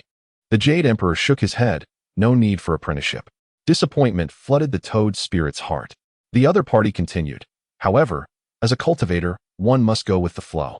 Since we have encountered each other, it is indeed a fate. Saying this, he looked solemnly at the toad spirit in his hands, stating that to achieve immortality, one must undergo a transformation. Do you wish for this? Yes, yes. The toad spirit nodded vigorously, yet failed to notice the peculiar smile that crept onto the face of the old Taoist. Are you truly willing? Naturally. The toad spirit replied with unwavering certainty. Tai Bai Jinxing turned to the 2 small monkeys hiding nearby and instructed, Dabai, Xiaobai, go heat the pot in the cave. Remember to add plenty of ginger and scallions. The toad spirit felt a chill run down its spine, its eyes rolling back before it fainted. Tai Bai Jinxing chuckled, handing the unconscious toad spirit to the smaller monkey, saying, make sure to give it a good wash before it goes into the pot. The 2 monkeys displayed expressions of eager anticipation, prompting Tai Bai Jinxing to warn, you must not eat it while I'm not paying attention. As he spoke, his gaze shifted to the fierce battle outside. With a swift series of sword strikes, the broad blade forged from cow horn in the hands of Tai Chushi was shattered into several pieces by Rin Qinglian. In desperation, Tai Chushi revealed his true form once more. With a mighty shake, the cow hairs on his body fell like a torrential rain, enveloping Rin Qinglian. Rin Qinglian laughed. This move seems reminiscent of the Blue Ox Spirit's earlier attack. As he spoke, he focused his energy, retracting his hands into his long sleeves. The shower of cow hairs, propelled by a fierce wind, surged towards him like a tidal wave. Yet, Rin Qinglian pivoted on his left heel, twirling like a whirlwind. His long sleeves billowed and spun, catching every single strand of cow hair within the folds. Among the various concealed weapon techniques recorded in the poison scripture, there exists a countermeasure known as the ocean accepts all rivers. All streams return to their source. It merely employs true energy to create a spiral vortex between the sleeves, thus generating a powerful suction. The stronger one's internal energy, the greater the suction becomes. In the next moment, Rin Qinglian burst into laughter, calling out, Brother Nyo, go on. Brother Nyo? Tai Chushi exclaimed in surprise, instinctively looking up to see Rin Qinglian hurling a handful of cow hairs skyward. The timing and positioning were impeccable. Although it was his first time executing this technique, Heavenly Maiden spreading flowers, Rin Qinglian was filled with confidence. Tai Chushi snorted, a white light enveloping him as his formidable demon power shielded his form. However, these familiar yet strange cow hairs shattered his protective barrier upon contact. All of Ren Xinglian's physical strength was infused within the attack, and under the enhancement of the Heavenly Maiden Spreading Flowers technique. The force was amplified further, beyond what an ordinary individual could fathom. The cow hairs returned, piercing through the thick hide of the white ox spirit, erupting in splashes of blood. Tai Chusher gritted his teeth, enduring the excruciating pain of torn flesh. Suddenly, he felt a bone-chilling cold enveloping him. Instinctively, he glanced at the returning cow hairs, only to see pale flames igniting upon them, with a faint blue hue flickering within. "You." Tai Chusher barely uttered a word before his mouth froze in place. Simultaneously, a series of cracking sounds echoed as blue flames erupted from the white ox's body. Ren Xinglian casually summoned the flames into his body, arriving at the shattered remains of the white ox spirit, where he discovered a luminous inner core. With a sigh of relief, Ren Xinglian expended all his strength, even utilizing the icy essence within him as a poisoned weapon, ultimately defeating Tai Chusher. After securing the demon core, he turned his attention to the battle between the snake demon and Xiong Shanjun. Despite the length of her python form, the snake demon's speed remained unaffected. Xiong Shanjun wielded a heavy iron staff with impenetrable precision, but as the battle progressed, he found himself gradually ensnared by the immense python. Aware that being entangled would lead to certain doom, he hurled the iron staff at the python's head, conjuring a gust of demonic wind to make his escape. Just then, a streak of golden light shot forth. It was the Snow Monkey King returning from his training. With a furious roar, he unleashed both the Gale Wind Palm and the mountain-crushing fist simultaneously. The force of these techniques parted the cold mist surrounding the white python, as two colossal golden-tinged arms surged towards Xiong Shanjun. The momentum was such that even a mountain could be shattered. Ren Xinglian surmised that this must be the secret technique imparted by the stone monkey, unable to suppress his admiration. Chapter 58. The unpredictable will of heaven. Ren Xinglian could not help but feel a chill of apprehension for Xiong Shanjun. He observed as the bear demon let out a sharp cry, summoning a pair of bear paws that formed a swirling yin-yang pattern in the air, infused with demonic energy. The two immense forces collided, erupting in a dazzling display of light. When the demonic energy dissipated, the Snow Monkey King continued his relentless assault, pummeling Xiong Shanjun deep into the mountainside. Clearly, Xiong Shanjun's final flourish proved ineffective. Ren Xinglian watched with fervent interest. The martial arts displayed by these two demons did not rely on any supernatural techniques, but were purely a contest of martial skill, an intriguing spectacle. At that moment, the snake demon had reverted to her true form and approached Ren Xinglian, bowing gracefully. "I am Baisuzhen, pleased to meet you, immortal." "What? Your name is Baisuzhen?" Ren Xinglian gazed at the beautiful woman before him, finding it difficult to connect her with the earlier giant python. However, the coincidence of her name was striking. The snake demon's expression turned slightly bashful. "Do you find my name unappealing?" When she first gained consciousness, she had encountered a snake hunter, but fortunately, the hunter's daughter had set her free, leading to her subsequent cultivation journey. The hunter's daughter was affectionately named Shuzhen. Although Ren Xinglian was puzzled as to whether this demon truly was the legendary Bai Nyangzi, he merely shook his head, thinking, "It's quite a lovely name." The snake demon, who had long yearned for human life, felt elated upon receiving his approval. She spoke to Ren Xinglian. "How about I accompany you in your cultivation?" Having been naive in her understanding of the world, she simply wished to repay her debt of gratitude, albeit realizing the disparity between this individual and the celestial beings she had envisioned. "Accompany me in cultivation?" Ren Xinglian chuckled bitterly. "I am merely feeling my way forward. You have already attained human form. In this vast land, numerous cultivation sects await your choice." The snake demon, initially driven by the desire to repay her debt, felt inexplicably relieved by his words. At that moment, the battle between the Snow Monkey King and Xiong Shanjun was nearing its conclusion. Although the Snow Monkey King had trained for a short time, his abilities were not lacking compared to Xiong Shanjun, a demon born of the wild. With the martial techniques imparted by Sun Wukong, he maximized his strength, quickly overwhelming Xiong Shanjun, leaving him in a state of disarray. Ren Xinglian casually entertained the snake demon's curiosity about the human world while intently observing the clash between the two demons. Thanks to his profound vision and memory, though he could only grasp the surface, it offered invaluable insights. Meanwhile, within the Monkey King's cave, Tai Bai Jinxing marveled at the prowess of the Snow Monkey King's technique. But when his gaze fell upon Bai Sujin, he couldn't help but recall the toad's spirit left in the iron pot. Though the origin of that little creature remained a mystery, the snake demon and the toad spirit were destined rivals, bound to cross paths in the future. Just then, a scream akin to a pig being slaughtered echoed from the cave. As Tai Bai Jinxing lifted his foot, his form appeared ethereal and elusive, and he found himself beside the iron pot. Beside the pot, several golden-furred snow monkeys were drooling, their eyes fixated hungrily on the toad spirit struggling within the boiling water. Tai Bai Jinxing chuckled heartily, playfully tapping one of the snow monkeys on the head, and then pressed down upon the writhing toad spirit. Although the toad spirit had been thrown into the boiling water by the snow monkeys while it was still dazed, and though it was a formidable creature capable of enduring a temporary crisis, the pressure from Tai Bai Jinxing rendered its fate uncertain. "Spare me, spare me," the toad spirit cried out in its heart. Tai Bai Jinxing replied with a smile, "Just hold on a moment longer, and you shall be reborn."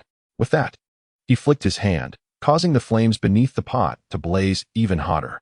The toad spirit let out a wail as the scalding water burned away its toxic sores, transforming the broth into a kaleidoscope of colors. Just when it believed its demise was imminent, it suddenly felt lighter, having been rescued from the water by Tai Bai Jinxing. "Please spare me. Do not consume me." The toad spirit flailed its claws in desperation.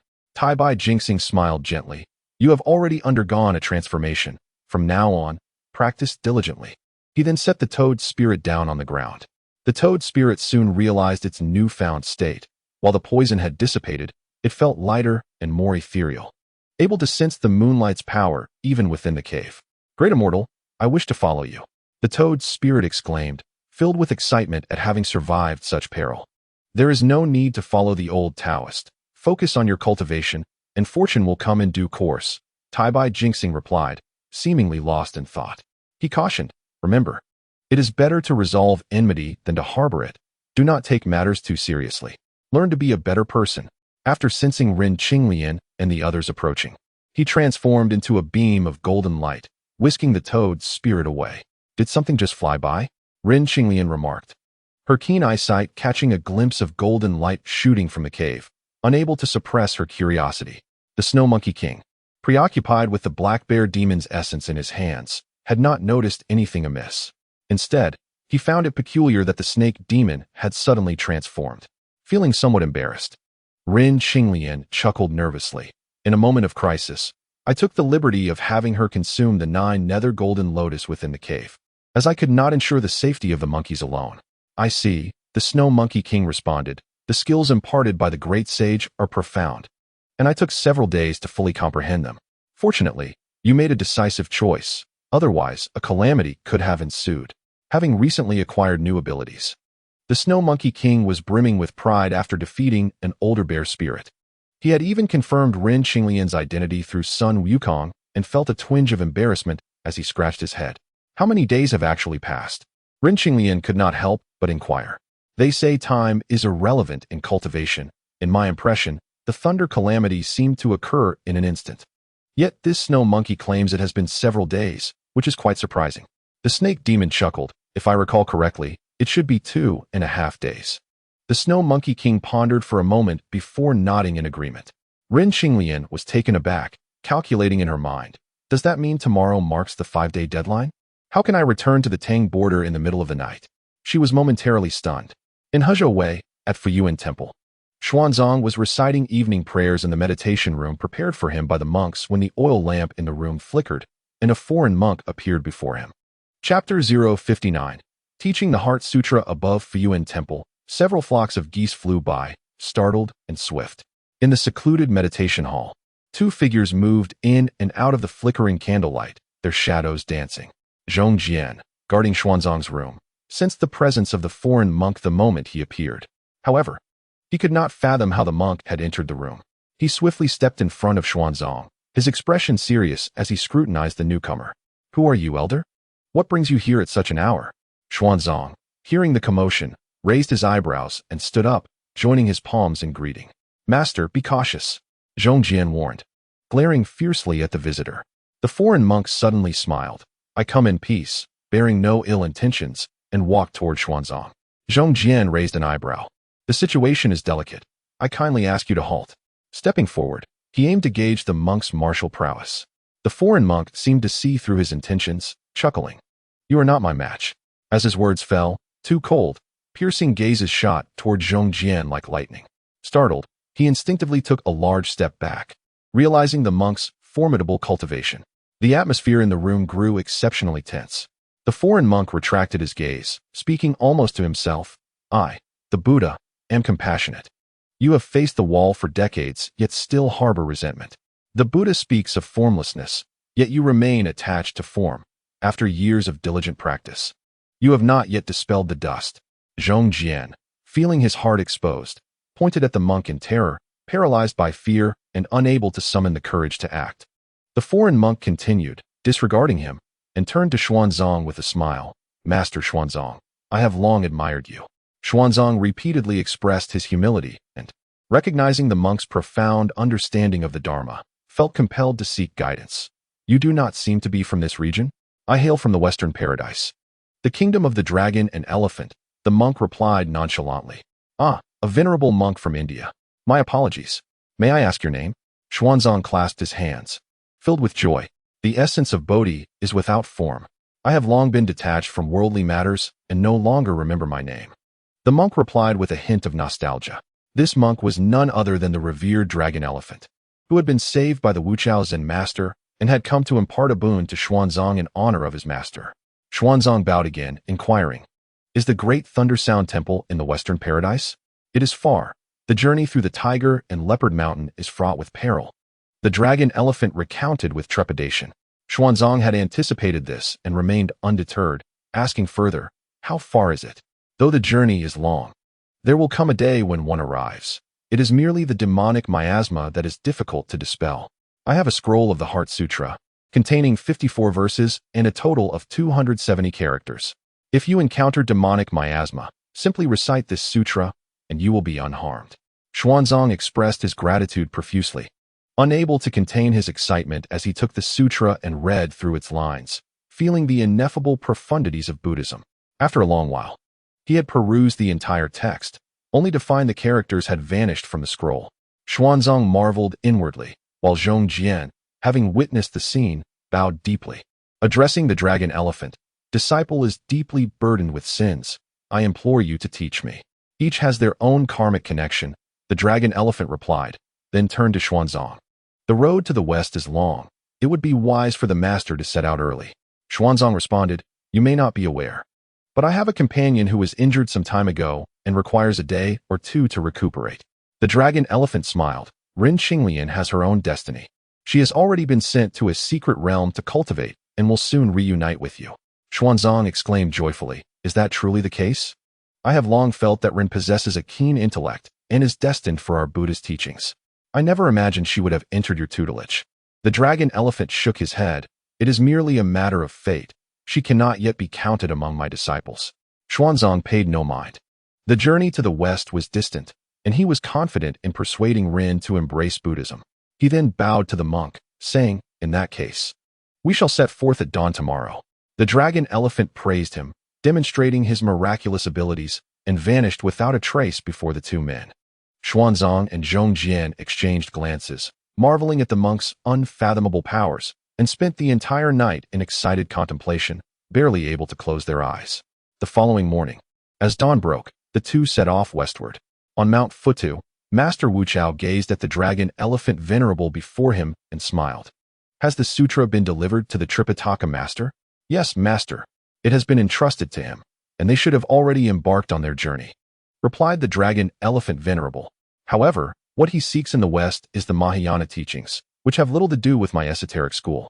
Has he not already studied the Heart Sutra? Although he seeks the Mahayana scriptures, the transmission of the Dharma to the East may encompass either the esoteric or the exoteric traditions. The outcome is uncertain," Master Wuchao remarked, looking towards the direction of Xuanchao Ridge. "Years ago, I aspired to propagate the esoteric teachings to the Central Plains. Yet the people there seem to harbor a deep-seated animosity towards Buddhists." The dragon elephant venerable frowned. "The bureaucracy is ever-changing, with officials coming and going like the seasons. The Central Plains, rich in talent and resources, undergo changes in dynasties more frequently than elsewhere. The current Li Tang dynasty has the emperor recognizing Laojun as the ancestral sage, placing Taoism at the forefront of all teachings, with grand temples of Taiching being established. Why then, at this juncture, propagate the Dharma? Asked the dragon elephant venerable in puzzlement. Master Wu Chao chuckled. The transmission of the Dharma to the east was predestined a millennium ago. The Tang Emperor is but a mere mortal. Under the dual pressures of grace and power, his decrees can change by the day. Yet, the scriptures should not be lightly shared. Which is why the Tripitaka master undertakes a long and arduous journey, sincerely seeking the scriptures, rendering the true teachings precious in the future. The dragon elephant venerable nodded in a half-understanding manner. Well, we have done all we can. Now we must await the fruits of our labor. Master Wu Chao said with a smile. Even the master cannot predict the future? The dragon elephant venerable inquired with curiosity. Such matters cannot be spoken of. Let us return to the Vajra realm, Master Wu Chao replied, and with that, the two transformed into a beam of golden light and vanished from sight.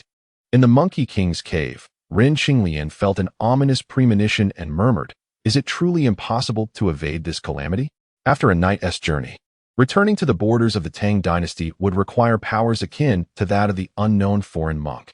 Ah, what a delightful aroma! At that moment, the Snow Monkey King exclaimed, sniffing the air as he approached the iron pot in the cave. Ren Qinglian, lost in thought, entered the cave alongside by Suzhen. The several golden-furred snow monkeys guarding nearby chattered excitedly, recounting the events to their king. The Snow Monkey King, now aware of the situation, scolded. "That old rogue is stealing my wine again." Ren Qinglian was taken aback, thinking he referred to the fragrant wine beggar, but the Snow Monkey King continued, "Nevertheless, that Taoist is elusive. Considering he left this pot of delicious toad soup, I shall let it slide."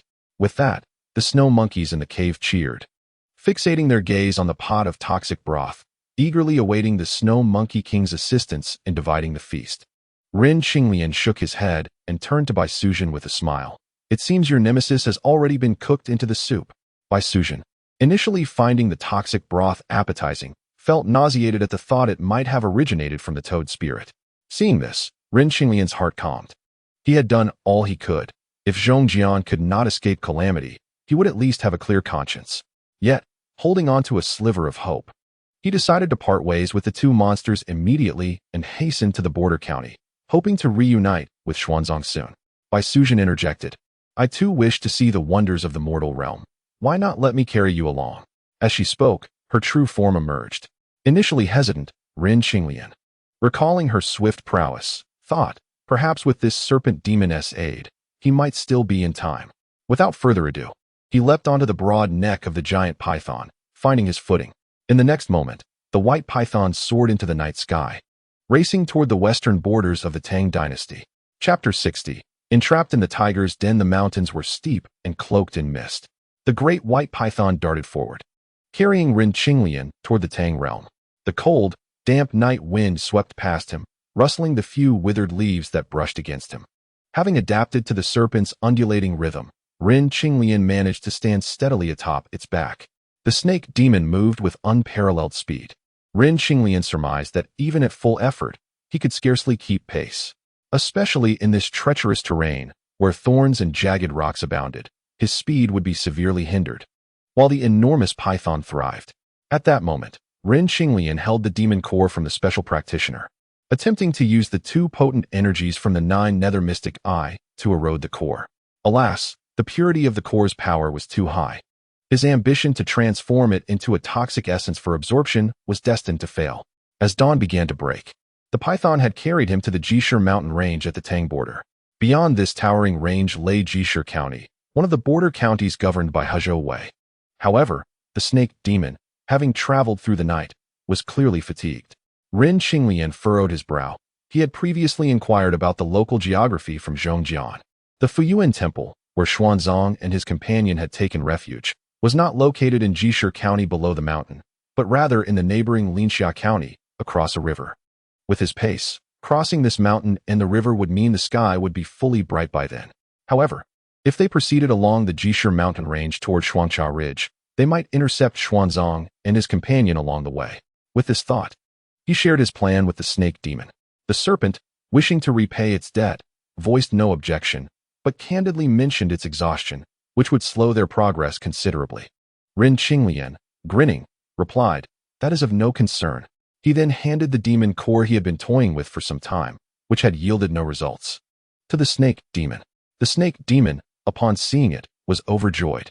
Although humans could not directly absorb the core, it posed no such restrictions for demons.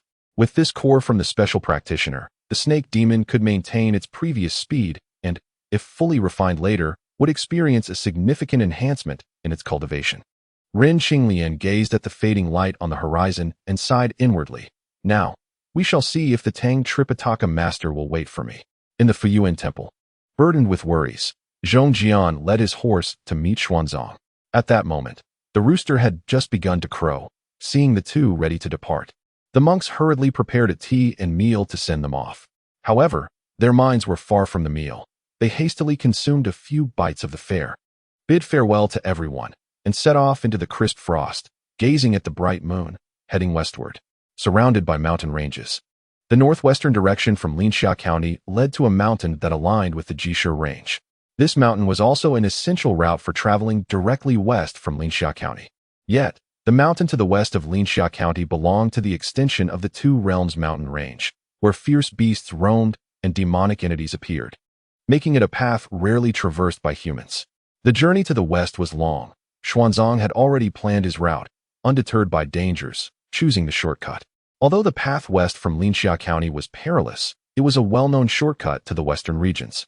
Xuanzang would naturally not shy away from difficulties, especially since he had already lost some time due to Ren Qinglian, and taking this route would provide him with some reassurance. While Zhong Jian had roamed the world for many years, he was limited to the central plains and did not possess much knowledge about the conditions in the northwestern wilderness. As the two trekked early in the morning, they encountered few birds or beasts on the road. Zhong Jian carried the burden of their luggage, casually brushing aside grass to clear the path for Xuanzang, while he recalled the foreign monk he had met the previous night. Unbeknownst to them, they had already fallen into the traps set by the demons in advance. Not far away, several wolves and tigers lay hidden among the thorns and brambles, whispering to one another. "What is that? It seems there is something amiss ahead." In the midst of conversation, a vibrant giant tiger suddenly darted over, standing upright, its tiger head looming as it grumbled. "What? Have you made any gains today?" This tiger spirit was none other than the vanguard of General Yin's army. Upon returning, General Yin had learned from his minions that the two special envoys had accompanied the frog spirit to the Monkey King's valley. He surmised that his dear nephew had failed to convey the message clearly, prompting him to summon the tiger for clarification, which indeed confirmed his suspicion. The continued absence of the special envoy and the Bear Mountain Lord over the past few days led General Yin to believe that the two monsters were in dire straits, and he did not regard the Tiger Vanguard with any favor, sending it out to hunt. The Tiger Vanguard, aware of its failure and anxious from the lack of results, was filled with elation upon hearing the minions' words. "Let's go take a look." With that, the band of monsters sprang into action, heading towards the traps set ahead. Their journey proved remarkably smooth, so much so that even a martial expert like Zhong Jian began to let his guard down. However, at that moment, the ground beneath him suddenly gave way, and he plunged downwards. Though the lightness of Shaolin's lightness skill was not unparalleled in the martial world, it was said that Master Bodhidharma could cross rivers with a single reed, a legendary feat, although Zhong Jian fell short in comparison. He managed to use the weeds beneath his feet for leverage, narrowly leaping to a nearby patch of ground as the dried grass crumbled beneath him. Just then, he felt a sudden dizziness in his mind. Even before he could escape the trap's reach, he tumbled down. Xuanzang, lost in contemplation of profound teachings, was jolted back to reality as his steed lost control and plunged into the pit alongside him. Fortunately, the trap was not very deep. Despite the pain, Xuanzang was not gravely harmed. In a flurry of panic, he instinctively cast a glance towards Zhong Jian, seeking assistance. The great monk of Shaolin let out a fierce shout, forcibly suppressing the toxins in his body with his inner strength. With a powerful step, he intended to leap from the trap. However, in that very moment, a thunderous roar erupted from above. A white shadow flashed, and a furious wind billowed as the vibrant tiger pounced towards the back of his neck. Zhong Jian silently lamented his lack of options. With no leverage, he could only muster a desperate counterattack, striking the tiger's abdomen with his palm. With a resounding thud, the tiger remained as immovable as a mountain, sending him crashing back into the pit. Vanguard of the Tiger. Haha, I knew something was waiting for us up ahead. It turns out to be 2 monks, came the taunting cries from the onlookers. In the pit, Xuanzang and Zhong Jian noticed several heads of tigers and wolves peering over the edge, standing on 2 legs, speaking in an unintelligible beastly tongue. Their claws raised in menacing gestures. As more beastly cries echoed around them, a tremor ran through Zhong Jian's heart. It's monsters. Xuanzang trembled, his face blanching in terror. Before long, a thunderous roar commanded, "Capture them. Bring them here." A whirlwind of demonic wind surrounded them as dozens of variously shaped monsters approached, binding Xuanzang and Zhong Jian with ropes. In the distance, they spotted a palanquin-like contraption being carried by several demons. Through the curtains, they could faintly see a transformed tiger spirit seated within, broad-chested and holding a large club. Xuanzang, already frightened by this display, lost consciousness. Zhong Jian's countenance darkened as he shouted, "You demons, though you have attained a semblance of human form, how dare you use poison against me?" The tiger spirit chuckled, "Humph. Killing is killing, whether by knife or poison. I've been on edge these past few days. Today, fortune smiles upon me. Come, my minions. Take this big monk out and prepare him for a feast." Zhong Jian's vision darkened. He had hoped to provoke the tiger spirit into a fierce battle, which might offer a glimmer of hope. Instead, his words led him directly into the tiger's den, and overwhelmed by the toxic fumes, he fainted. Chapter 61. The battle with General Yin. The tiger vanguard approached with a grin. "My lord, what about the remaining monk?" As he spoke, drool dripped from the corners of his mouth. Zhong Jian, rugged and tough, was indeed a challenge, but the remaining young monk appeared tender and delectable, prompting the vanguard's greedy thoughts. General Yin scolded, "Eat, eat, eat. All you think about is food. As the weather turns colder and human presence grows scarce, who knows when we'll catch another live one? Save some for later." Though he had taken on human form, his rustic origins left him ignorant of the legend that consuming Tang Sanzang's flesh could grant immortality. The tiger vanguard scratched his ear, chuckling, "Uncle is right. I shall instruct my subordinates to feed him well, hoping to add a few extra pounds before the slaughter." With that, a throng of minions escorted General Yin towards a nearby cave. As dawn broke, a red sun began to rise. On the other side of the mountain, the Venus star suddenly realized that the previously calculated day had changed again. Bewildered, the old Taoist utilized his evasion technique, heading towards the Demon King's lair. Tang Sanzang was temporarily confined within a secluded cave in the demon's territory. Upon awakening, he vaguely heard the sound of a tiger devouring a lamb. Before long, a humanoid tiger spirit entered, wielding a bone club. "Ah, you're awake." The tiger vanguard wiped the blood from his mouth, grinning grotesquely. The sound of his voice startled Xuanzang deeply. Simultaneously, the bone club in the monster's hand evoked a sense of foreboding within him. The tiger vanguard grinned widely. "This big-bearded monk is so delicious. I wonder what you will taste like." He turned to the minions guarding the cave entrance, shaking his head. "Too skinny, not worth eating. You lot go catch a few wild rabbits to plump him up." Xuanzang, realizing the grim reality, was horrified. You ate my companion." He had recognized the bone in the tiger vanguard's hand as a human's leg bone, still smeared with remnants of flesh, causing him to retch uncontrollably. The tiger vanguard laughed heartily. "Goodness, this monk is even more timid than the last girl we caught." With that, he swaggered out, leaving the cave in silence. Xuanzang's heart sank in terror and despair, enveloping him in a haze of dread. Suddenly, he heard faint footsteps approaching the cave entrance. His heart raced as he saw an old man, leaning on a staff, enter. The old man stepped forward, blowing gently on the ropes binding Xuanzang. And with a flick of his hand, the ropes fell away. Xuanzang, having narrowly escaped death, was startled awake and knelt in gratitude. "Thank you, venerable sir, for saving this humble monk's life." The old man was none other than the transformed Venus star, who had prepared a speech beforehand. However, just as he was about to deliver it, a loud cry rang out from outside, and the entire demon lair trembled as rocks came crashing down towards them. This unexpected turn of events caught him off guard. Producing a whisk, he gently waved it, deflecting the falling stones, helping Xuanzang to his feet and taking him outside with a swift motion. Boom! Outside, dust swirled, and a cacophony of monstrous cries filled the air, creating a scene of chaos. The Venus star led Xuanzang out of the cave, where they soon witnessed a massive python, over 10 spans long. roaring and swallowing several wolf demons whole. Xuanzang had never encountered such a gigantic serpent before and was understandably terrified. Yet, his attention was soon drawn to a small figure atop the python's head, exclaiming, "It's Mr. Ren. He has come to rescue this humble monk." His excitement was palpable, while the Venus star felt a pang of grievance, realizing that his efforts were unrecognized.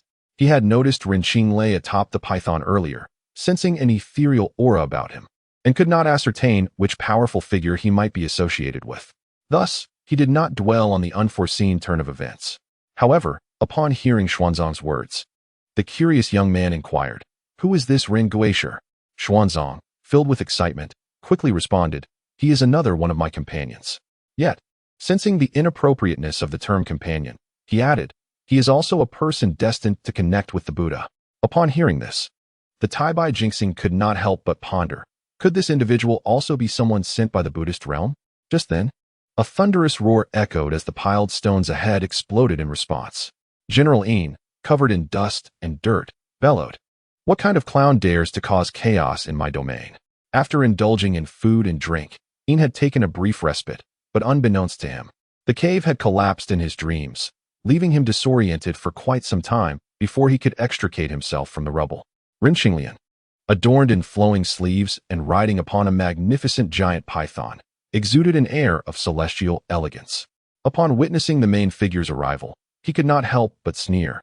"Creatures clad in scales and armor also attempt to mimic human speech? Release the 2 monks you have captured, and I shall spare your life." From the words of the minor demons, he had already discerned that Xuanzang and his companion were ensnared in a perilous situation. The snake demon hissed in encouragement, rallying its support. Enraged, General Yin shouted, thrusting a crescent-shaped blade toward Ren. With a disdainful curl of his lip, Ren leaped off the python's head, soaring through the air, and as he landed, his ancient sword danced through the air, swirling into his grasp. With a thunderous clash, the blade met the sword, dispersing the malevolent aura and martial energy, sending ripples through the surrounding flora. In their fierce exchange, Ren Qinglian showed no sign of retreat, while General Yin felt his grip weaken, causing his blade to fly from his hands. Ren's physical strength surpassed that of the tiger demon. Seeing this, the tiger's minions attempted to assist, but were thwarted by the white python. Many of these lackeys were barely more than mere spirits and were swiftly ensnared by the python, becoming its sustenance. General Yin, witnessing this from a distance, was filled with a mix of sorrow and fury. With a roar, his bones cracked as he underwent a violent transformation.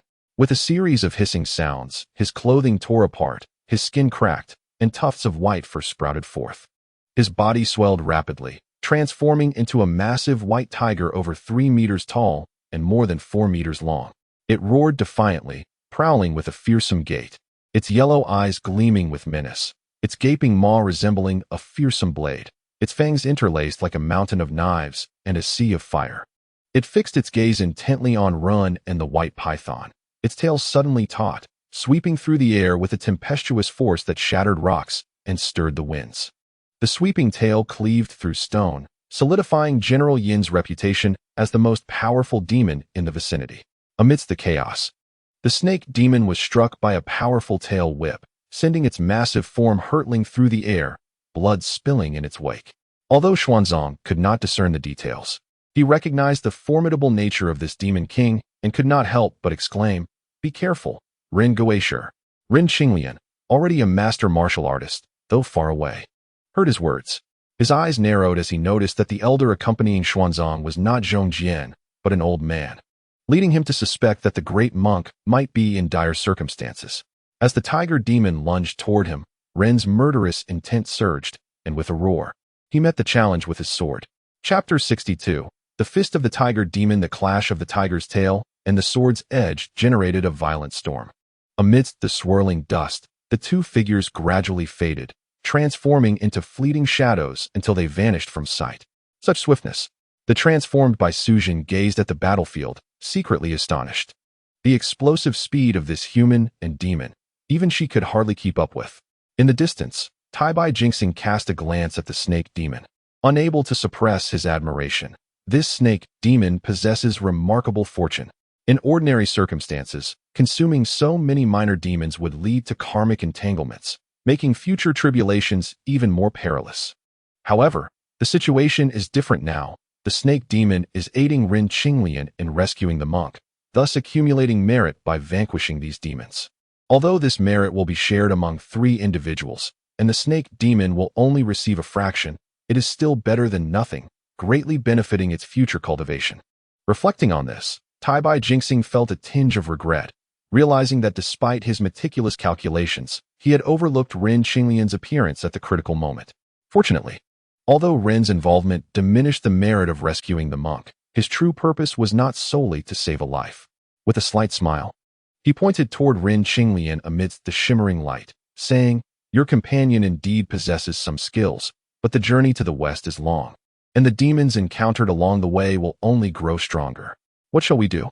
Xuanzang felt lost, experiencing an unprecedented sense of pressure regarding his pilgrimage. Tai Bai Jinxing chuckled. "Follow me." Xuanzang hesitated, glancing back toward Ren Qinglian. Tai Bai Jinxing reassured him, "Do not worry, that tiger demon is no match for Ren Guishe. But this battle will not conclude easily in the short term." Although General Yin, like the special scholar, was a transformed minor demon, his years of cultivation had brought him to the peak of the Golden Core stage, making him even more formidable. Xuanzang nodded, albeit with lingering doubts, and followed the old man in another direction. Not far ahead, they came upon a broad road. Tai Bai Jinxing smiled. "This path leads to the west. Following it will be relatively safer." Xuanzang, trusting his guidance, immediately clasped his hands in gratitude to the elder. Though the road veered slightly north, he had previously insisted on going through Linxia County, which had led to Zhong Jian's demise in the tiger's lair, leaving him with an unshakable remorse. His earlier stubbornness had long since dissipated. A gentle breeze swept by, revealing the elder's true form as Tai Bai Jinxing, who soared into the sky on a red-crowned white crane. Xuanzang stared blankly at the departing celestial figure, as a note floated down with 4 lines inscribed, "I am the Tai Bai Star of the West, here to save your mortal life. Fear not the hardships ahead. Divine beings will assist you on your journey." Grateful, Xuanzang bowed toward the direction of Tai Bai Jinxing's disappearance. Meanwhile, Ren Qinglian continued his fierce battle with General Yin. Though his physical form had not yet transcended to the realm of refining the soul, he was already comparable to ordinary Golden Core stage demon beasts. However, General Yin was a late-stage Golden Core minor demon, having cultivated for hundreds of years. His physical body honed to a degree that surpassed typical demon beasts.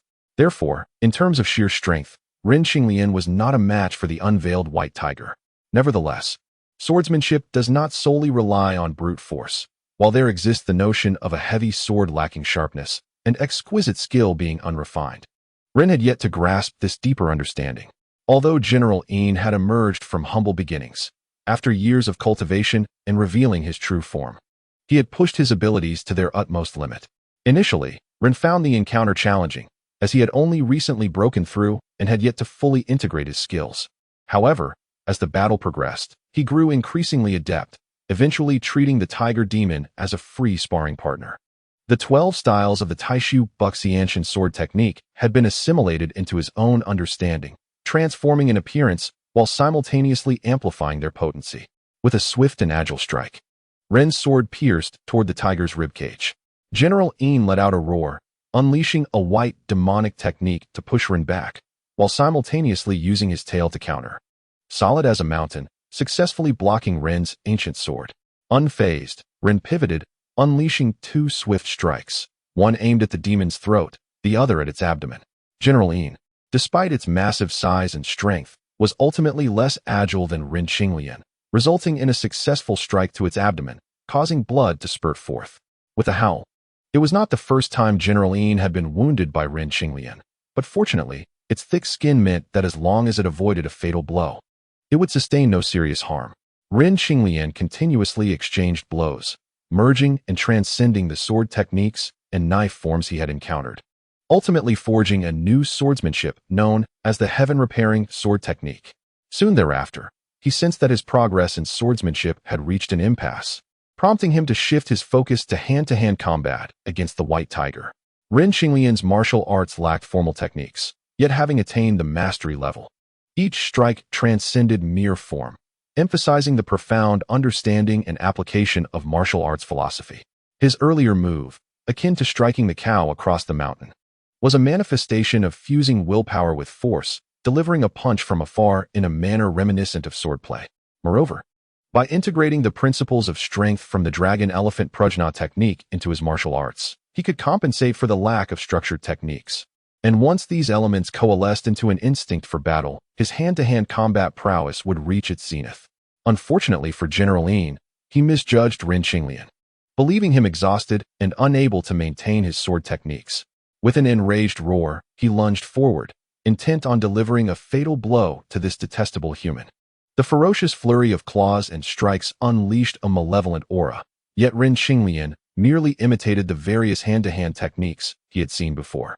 Though he managed to defend against a few attacks, he bore wounds and blood. Despite his disheveled appearance, he felt invigorated by the thrill of bare-handed combat. Above him, an intangible river of blood energy surged, clashing fiercely with the tiger's malevolent essence, rendering its scarce magical abilities ineffective. As the various strength principles of the dragon elephant prajna were absorbed into his combat style, his capacity to withstand blows grew stronger, and the force he could unleash became more formidable. After a considerable time, seizing an opportunity, he struck the ground with his left palm, rolled swiftly, and unleashed a powerful right-handed strike to the belly of the beast. A thunderous impact ensued as the white tiger, in pain, was propelled 2 zhang into the air. However, at that moment, his right arm felt a surge of numbness, and before he could catch his breath, a roar resounded as the white tiger expelled a spray of blood. This seemingly unrefined strike, propelled by an extraordinary force, surpassed anything Ren Qinglian had previously exhibited, achieving the effect of a minor mastery in fist techniques. Elated, Ren Qinglian disregarded the tiger's furious charge and, with a primal scream, lunged forward with reckless abandon. In this wild leap, any semblance of structured technique vanished from his mind, leaving only the most instinctive drive to fight. Yet, General Yin, amidst his fury, sensed a flicker of fear.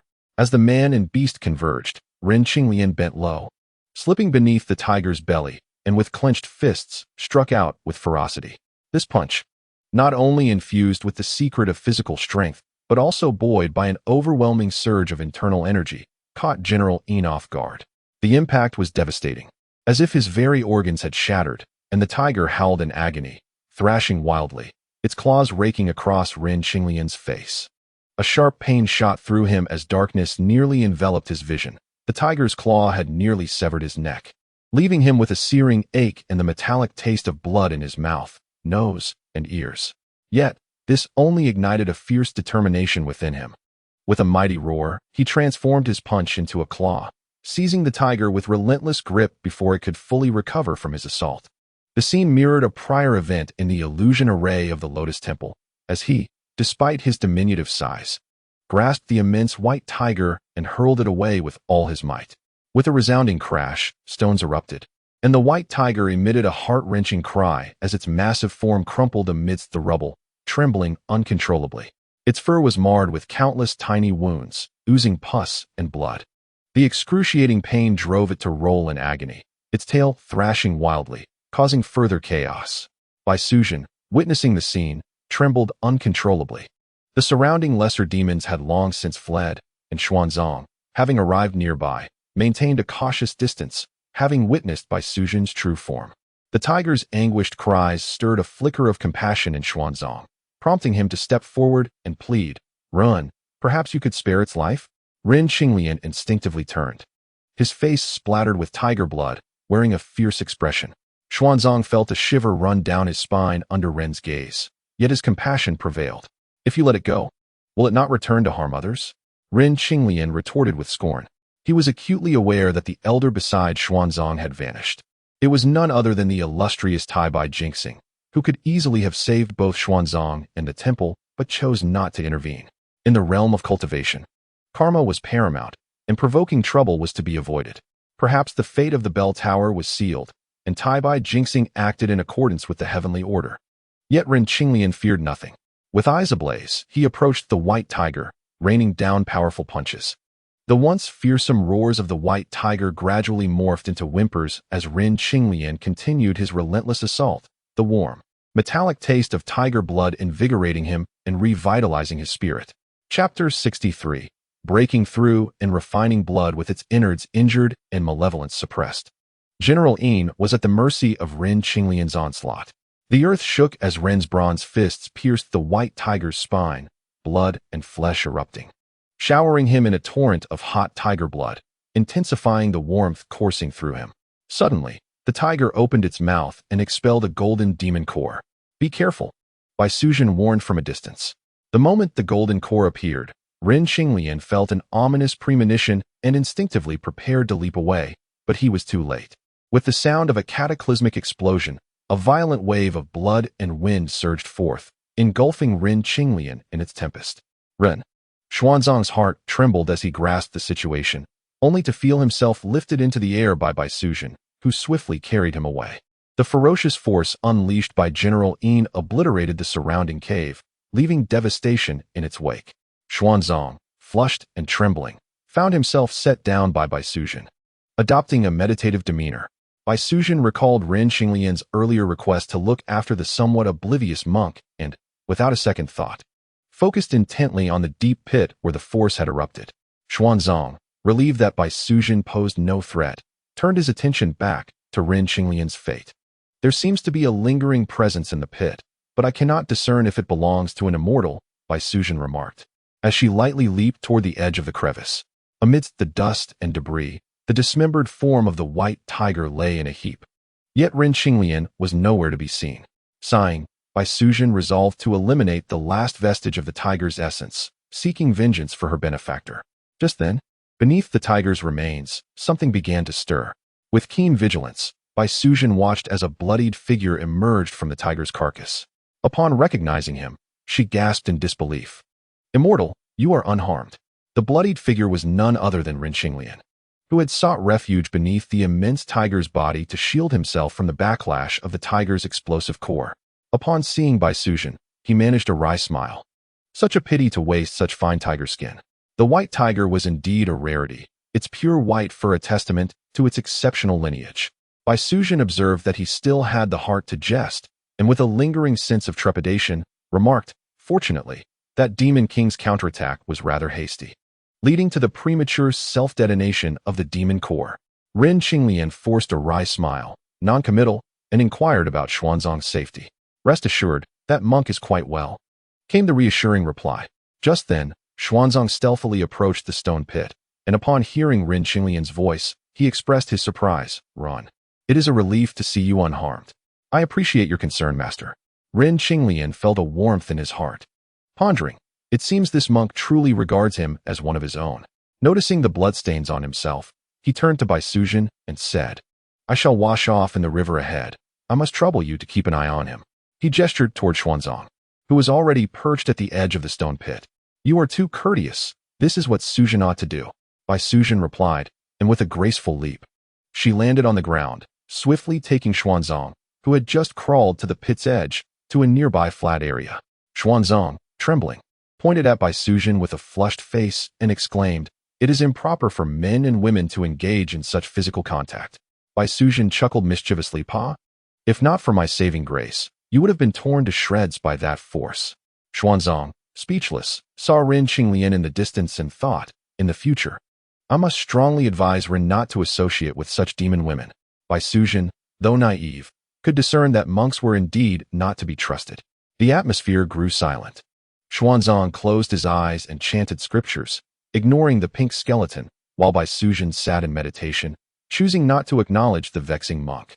Meanwhile, Ren Qinglian sat cross-legged in the turbulent river, letting the water cleanse the blood from his body, all the while digesting the breakthrough he had just achieved.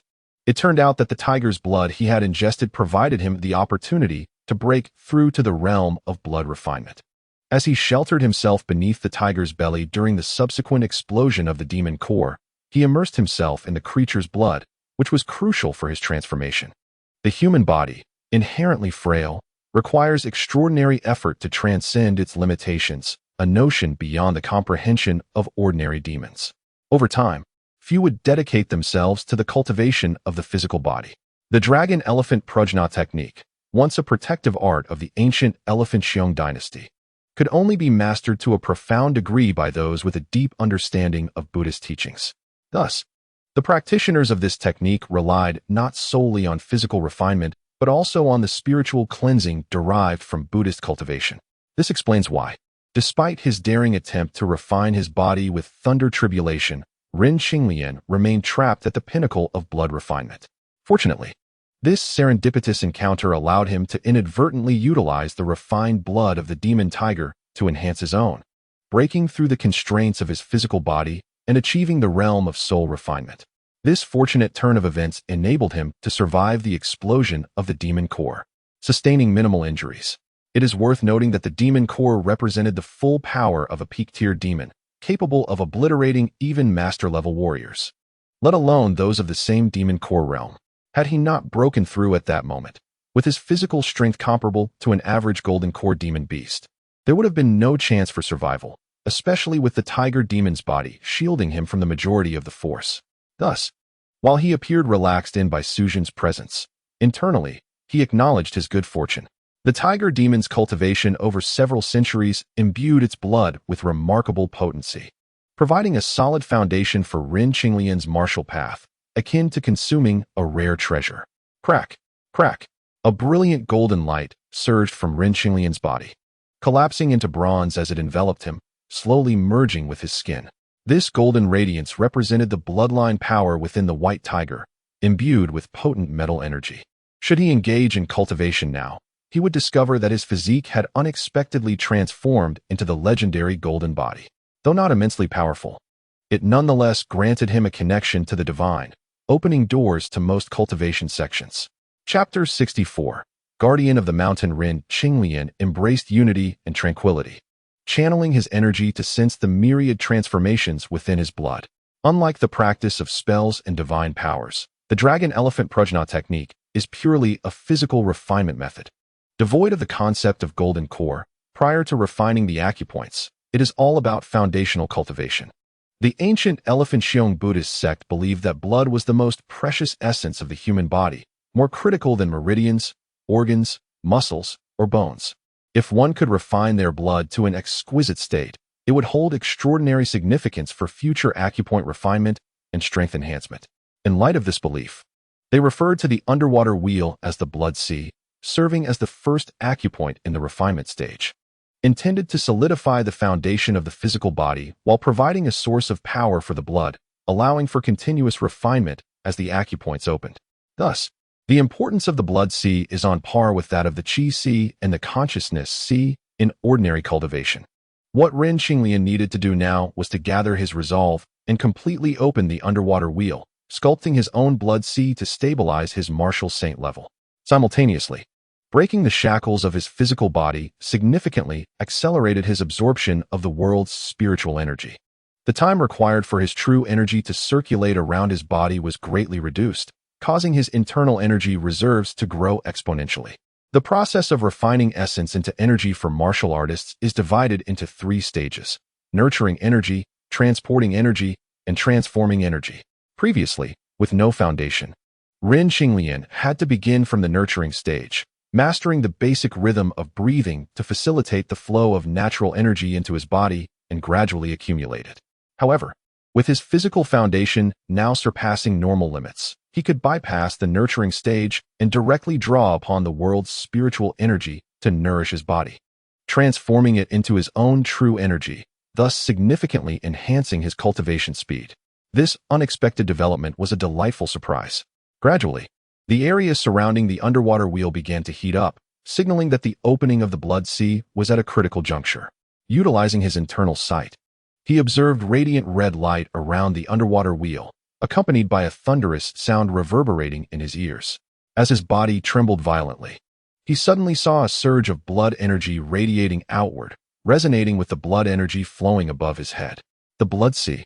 He was momentarily taken aback, then realized this was indeed the blood sea. Under the illumination of the red light, the blood vessels on his body appeared like vibrant red vines, clearly visible before him.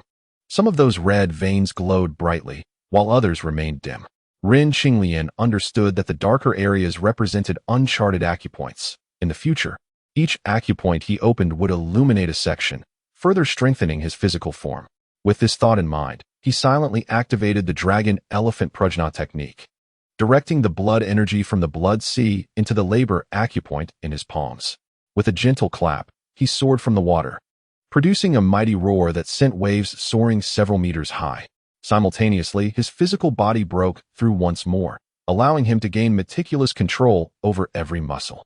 His skin trembled slightly, causing the previously dried blood to vibrate and detach from his skin.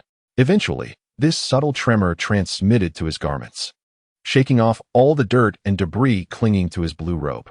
Completing this, he concentrated, allowing true energy to surge from his dantian, circulating throughout his body and evaporating the moisture from his clothes. This entire process transpired in an instant.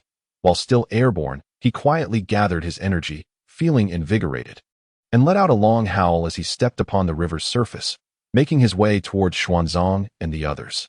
Before long, he caught sight of the situation with Xuanzang and could not help but wear an odd expression. "Ah, you have finally returned." Bai Sujin was somewhat irked by Xuanzang's chanting, yet her heart swelled with joy upon seeing Ren Qinglian return. Ren Qinglian nodded. "Just call me by my name. Titles like immortal are mere fabrications." As he spoke, he could not suppress a smile. On her way, Bai Sujin had already heard of this matter, yet she had grown accustomed to the monkey's address. Recalling how that monkey had been sold and still counted money for its buyer, she too erupted in laughter. Xuanzang held a strong aversion to this serpent demon and, upon seeing her, could not help but clear his throat, advising, "Ren Jusher, it is getting late. We should set off." Only then did Ren Qinglian bid farewell to Bai Sujin. "Ren Gongzi, where do you think I should go for my cultivation next?" Bai Sujin inquired, her future shrouded in uncertainty. Ren Qinglian, though not well-versed in matters of the cultivation world, mentioned several famed mountains known to harbor cultivators. Based on legends passed down through the ages, Bai Sujin committed these names to memory before parting ways with the two. Ren Qinglian mused, "This serpent demon possesses a kind heart. May good fortune befall virtuous beings." Xuanzang recalled the scene of the serpent demon devouring spirits and could not help but remark, "Ren Jusher, it would be wise to avoid interactions with such creatures in the future." Ren Qinglian smirked, glancing at Xuanzang, who bore no possessions, and felt a twinge of concern. With the demise of Zhongjian, he had become burdensome, taking a considerable time to locate Xuanzang's belongings, but the horses had long vanished. Likely frightened off by the earlier commotion on the mountain, he filled several water pouches from the luggage, which weighed dozens of pounds, and without a horse, he had no choice but to carry the burden on his back. For the first time, Xuanzang utilized his tin staff as a walking aid, resuming their journey. The two exchanged words about recent events. Ren Qinglian remained preoccupied with their impulsive departure, unable to restrain his curiosity. Xuanzang, feeling guilty, recounted the entire sequence of events, which astonished Ren Qinglian. According to Xuanzang's narration, the monk from Tianzhu was evidently the same old monk he had encountered at Lianhua Temple, but he had never fathomed that this old monk was an associate of Wu Chao's Zen master. Xuanzang had already acquired the Heart Sutra, implying that he would no longer encounter Wu Chao's Zen master at Putuo Mountain, suggesting that his presence had subtly altered the course of the journey to the west. Although he could not discern Wu Chao's Zen master's intentions, he realized he had become a participant in this grand scheme. Contemplating this, Ren Qinglian felt a mix of anxiety and anticipation. As they continued their dialogue and journey, Xuanzang soon found himself utterly fatigued. Ren Qinglian gradually accepted the reality of being an unwitting pawn in Wu Chao Zen master's game. The path ahead would undoubtedly grow perilous. Aligning himself with Wu Chao Zen master provided an additional layer of protection. Yet, he also became increasingly cautious regarding their future actions. At that moment, the surrounding forest suddenly fell silent. Ren Qinglian signaled Xuanzang to halt as two magnificent tigers and several pythons encircled them. Could these tigers be relatives of Generaline? He muttered, suddenly noticing a figure darting through the distant thicket. His heart stirred as he guessed it was the mountain guardian Lu Buqin. Chapter 65. The vanguard of the giant spirit. The identity of Lu Buqin was intriguing. Ren Qinglian pondered, hesitating to act. Xuanzang, however, was greatly frightened by the encirclement of tigers and snakes, his legs trembling uncontrollably, and had it not been for the support of his tin staff, he might have collapsed to the ground. Fortunately, Ren Qinglian's presence provided him with some semblance of reassurance, though his body still shivered involuntarily, his expression unwavering. In the distance, Lu Buqin spotted the two. Although he was slightly surprised by Ren Xinglian's appearance, his attention was primarily drawn to the monk, who was entirely unlike the ordinary wandering monks he had encountered. The monk's striking visage reflected determination, and his piercing gaze seemed capable of seeing through all. Even in the face of the suddenly emerging tigers and venomous snakes, his countenance betrayed no hint of fear or excitement. He thought to himself, "This golden cicada is truly extraordinary." Originally, he was the vanguard giant spirit under the command of the pagoda-bearing King Li. During the battle at Huagua Mountain, he had been struck by the Monkey King's staff and had fled in disarray, nearly falling victim to King Li's wrath. Had it not been for Neza's intercession. However, while he escaped death, he could not evade the consequences of his actions. After the tumult in heaven, the Jade Emperor counted the costs, and this vanguard officer, who had diminished the might of heavenly soldiers, could hardly absolve himself of blame, resulting in his exile to Wuxing Mountain, later known as the Two Realms Mountain, to serve as the guardian deity of the mountain. Though referred to as a mountain deity, it was, in fact, a rather miserable duty. The mountain bore the protective spells of the Tathagata, and countless restrictions were etched into its very foundation. Anyone attempting to approach the Two Realms Mountain would find their cultivation severely limited. He had remained there for over 500 years, making no progress in his cultivation, spending his days in the company of wolves, tigers, and leopards, a true torment. In recent years, he had even taken to naming one of the tigers, calling it Banbiao. Now that Xuanzang had arrived, it signified his impending completion of merits, which naturally filled him with joy. Thinking of this, he resolved to intervene against the two tigers. Indeed, to intervene. Although his powers were sealed by restrictions, the giant spirit clan possessed innate strength, and every beast and demon of the mountain respected him. While Ren Xinglian concealed his cultivation aura, the bloodlust of a martial saint still posed a threat that the tigers could sense. Suddenly aware of the mountain guardian's approach, the two famished tigers, emboldened by their numbers, let out a thunderous roar. Xuanzang had just escaped the tiger's den, and upon witnessing the gaping maw of the tigers, his heart quaked. With his palms slick with sweat, he lost his grip and fell clumsily to the ground. Lu Buqin, seeing this, assumed the beast intended to harm Xuanzang and shouted as he rushed forward, brandishing a trident. Ren Xinglian observed the mountain guardian's swift and powerful strides, his voice booming with remarkable presence, making it seem as though an army was charging. His eyes narrowed, contemplating, what a formidable physique this man possesses. An ordinary hunter could not possibly wield such prowess. As he thought, the mountain guardian descended like a bolt of lightning, fiercely attacking the tigers with his trident. Xuanzang looked up to see a hunter adorned with a spotted leopard skin hat and clad in a woolen embroidered robe, wielding a steel trident, engaging in battle with the famished tigers. To the mountain guardian, the tigers appeared merely as oversized house cats, and as he was on the verge of liberation, he fought without mercy. One of the tigers, caught off guard, was pierced by the mountain guardian's trident, letting out a pained roar. Although it possessed some intelligence, it had yet to reach the realm of true spirits, lacking the ability to communicate or utter words. Otherwise, it would surely have cursed the guardian for his betrayal. What a warrior with exceptional skills! Xuanzang exclaimed in admiration, though his thoughts lingered on the fact that if this valiant warrior were to assist him, he could avenge the tragedy at Zhongjie, and unaware that Xuanzang had begun to contemplate inviting him to join in the journey to the west. The mountain guardian, buoyed by the praise from the golden cicada, smiled proudly, intensifying his offensive. The tigers, unwilling to face this relentless hunter, fiercely glared and snarled. Lu Buqin, you go too far. Do you truly believe I fear you? Though Ren Xinglian could not comprehend the language of the tigers, he discerned their intent. Upon seeing the mountain guardian, the two tigers instinctively sought to flee. Despite their awareness of the hunter's formidable nature, they were driven by their primal instincts and charged forward with wild roars. However, those venomous serpents and fierce beasts, upon being struck by the aura of the guardian of the mountain, scattered like startled birds. Xuanzang, witnessing this, felt an increasing admiration for the hunter's formidable prowess, and his desire to invite him to fill the vacancy among his entourage intensified.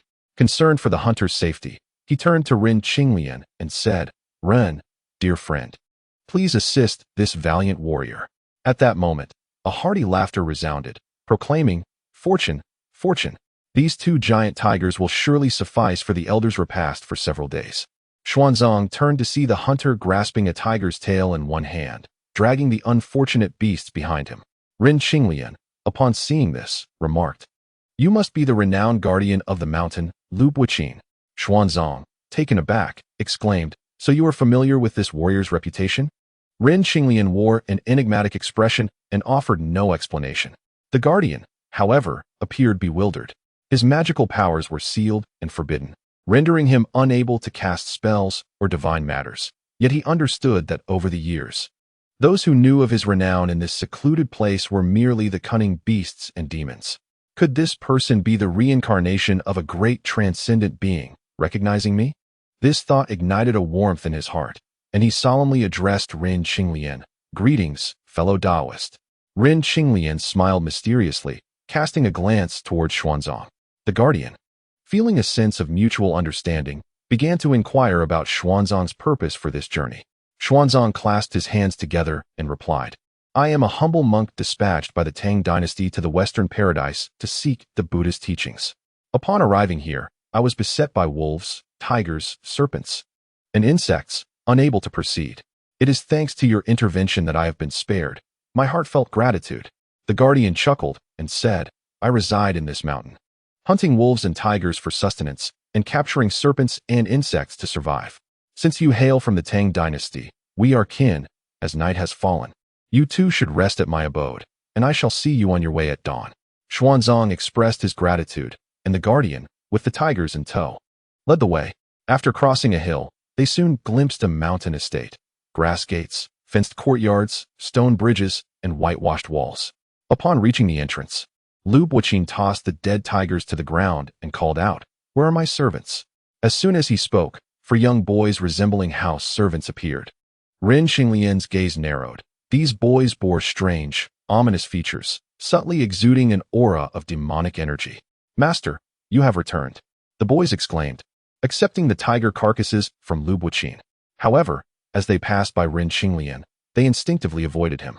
The giant spirit clan, once a prominent lineage, had diminished after becoming embroiled in the war of demons and witches, gradually fading from the realm of earth immortals. Before ascending to celestial status, the giant spirit god was merely an ordinary member of the clan, possessing remarkable brute strength due to his severed legacy. During the Fengshan period, he followed Li Jing into battles, gradually learning some cultivation techniques. Yet, in the vicinity of Five Fingers Mountain, he was bound by restrictions, unable to wield advanced celestial arts. Noticing the boy's apparent fear of Ren Qinglian, he felt a tinge of curiosity, recognizing that this Taoist possessed an extraordinary background. He then ordered, "Take these 2 tigers away and prepare them for our guests." The boys, as if granted mercy, complied and carried the tiger carcasses toward a side room. Xuanzang, observing the remarkable capabilities of the boys, offered his praises. The giant spirit god led the 2 further along a path paved with blue stones, crossing a stone bridge over a brook, until they reached the inner courtyard. The envy of mortals towards the lives of immortals is not without merit. Take the giant spirit god, for instance. Though he was merely a minor deity in the heavenly court, he maintained his own residence and temple, attended by servants.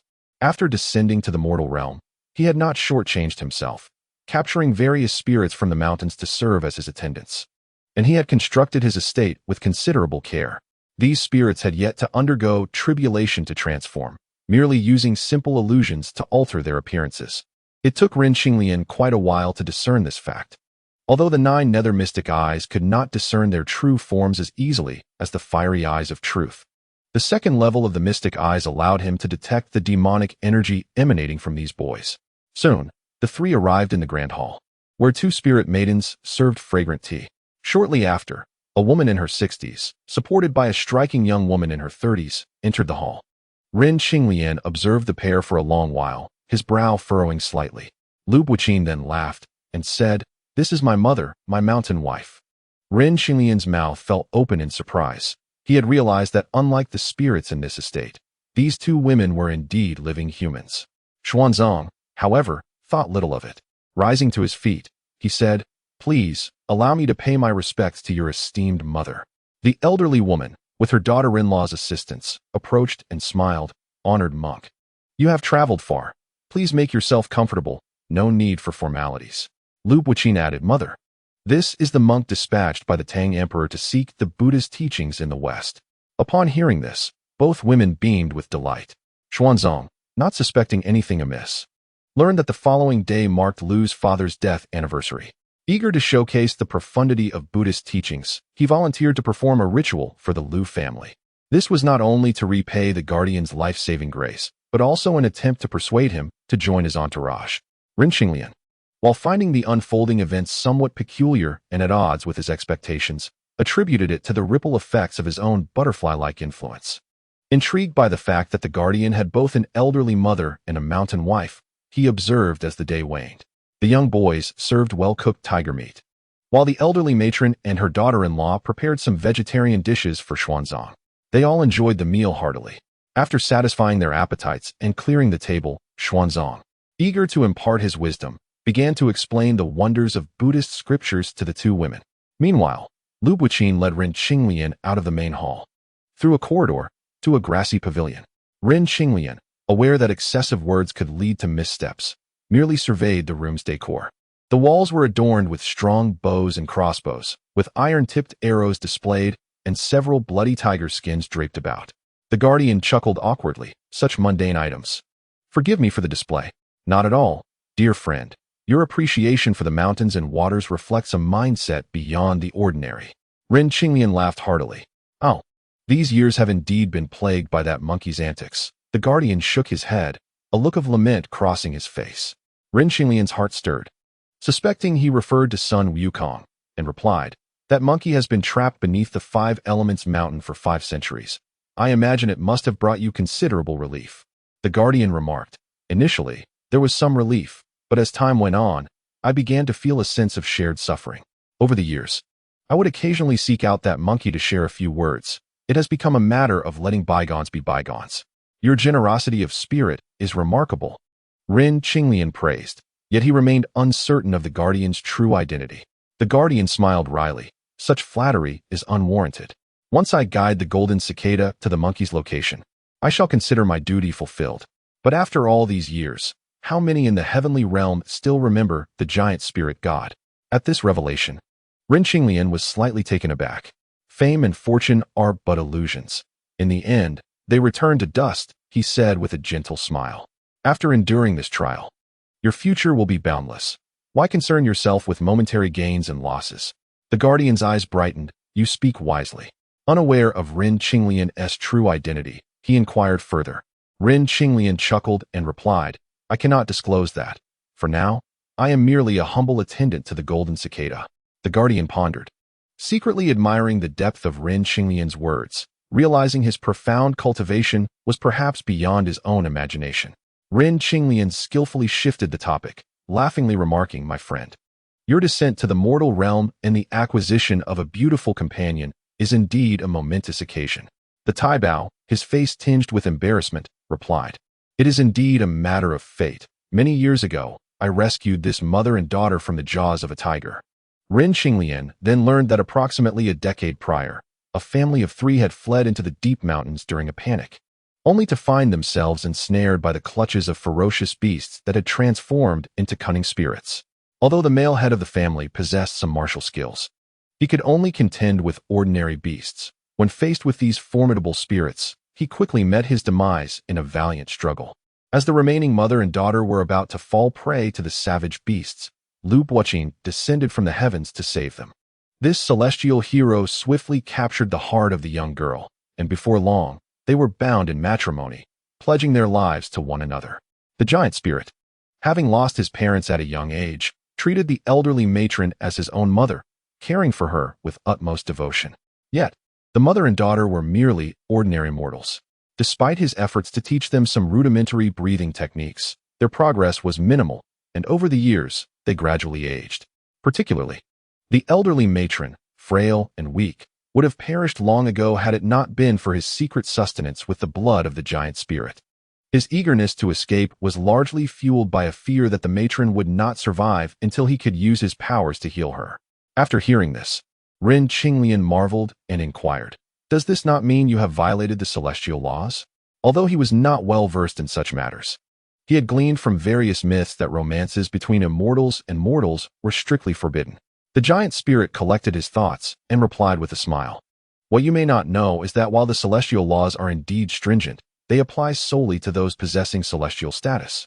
As the giant spirit, I am temporarily stripped of my celestial identity due to my past transgressions, thus I cannot be held accountable for these laws. Ren Qinglian silently agreed. Indeed, it seemed plausible. The Koemu wolf had descended to the mortal realm, living as a husband to Baiwaxiu for 13 years, even fathering a son and a daughter, only to later regain his official status. Chapter 67. The Ancestors of Magic and Martial Arts. As practitioners of cultivation, the conversation flowed effortlessly, and neither felt the slightest hint of drowsiness. Ren Qinglian, aware of the giant spirit's extraordinary martial prowess, sought to engage him in a friendly contest, subtly steering the dialogue in that direction. Fortunately, the giant spirit, having taken the initiative, did not suspect his intentions. Unbeknownst to them, they had arrived at a clearing behind the villa. Ren Qinglian proposed a test of skills, to which the giant spirit readily agreed.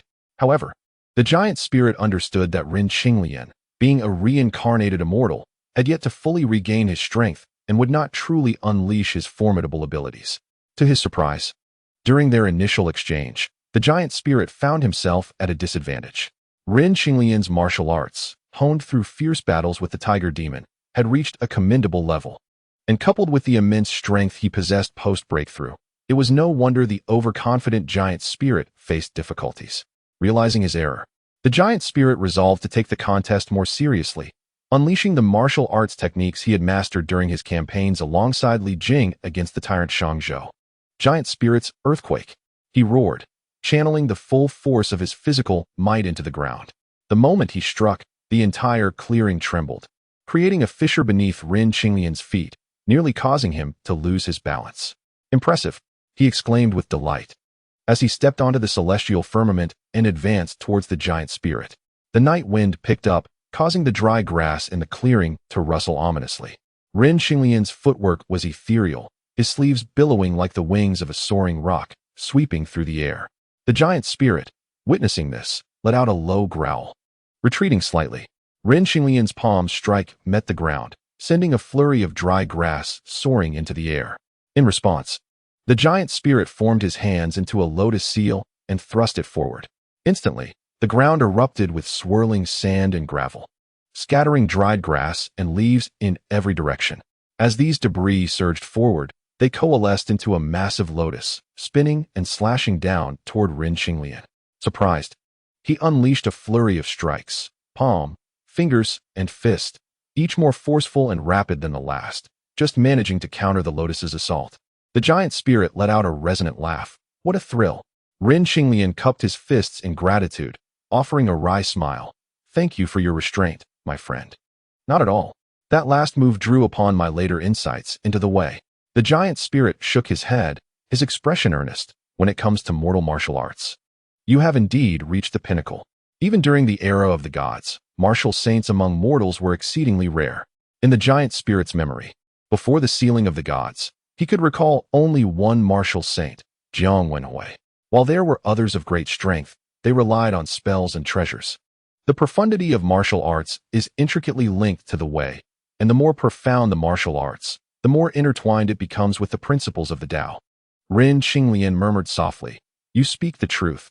It is said that during the era of the 3 sovereigns and 5 emperors, many martial artists among mortals could rival true immortals." The giant spirit sighed. Indeed, it is merely a tale among mortals. Ren Qinglian, however, could not dismiss the achievements of these predecessors, holding them in the highest regard. Regardless of the veracity of such legends, they served as guiding beacons for his journey, illuminating the path he aspired to tread. Observing Ren Qinglian's rapt fascination, the giant spirit felt a pang of urgency and cleared his throat, redirecting the conversation towards the intricacies of the Tao. In my youth, I too was enamored with the martial arts of humanity. Yet even with the formidable physique of the giant spirit clan, after nearly a century of cultivation, I achieved little. It was only after studying the Tao with General Li that my strength truly surged. Is that so? Ren Qinglian furrowed his brow. He had envisioned the giant spirit as an ideal candidate for martial cultivation. The giant spirit, sensing his concern, breathed a sigh of relief. Indeed, martial arts speak of engulfing mountains and rivers, inhaling the cosmos, and embracing every stream. Yet, these are merely beautiful words. Since ancient times, only the shamanic clans exhibited such grandeur. No one in later generations has matched it.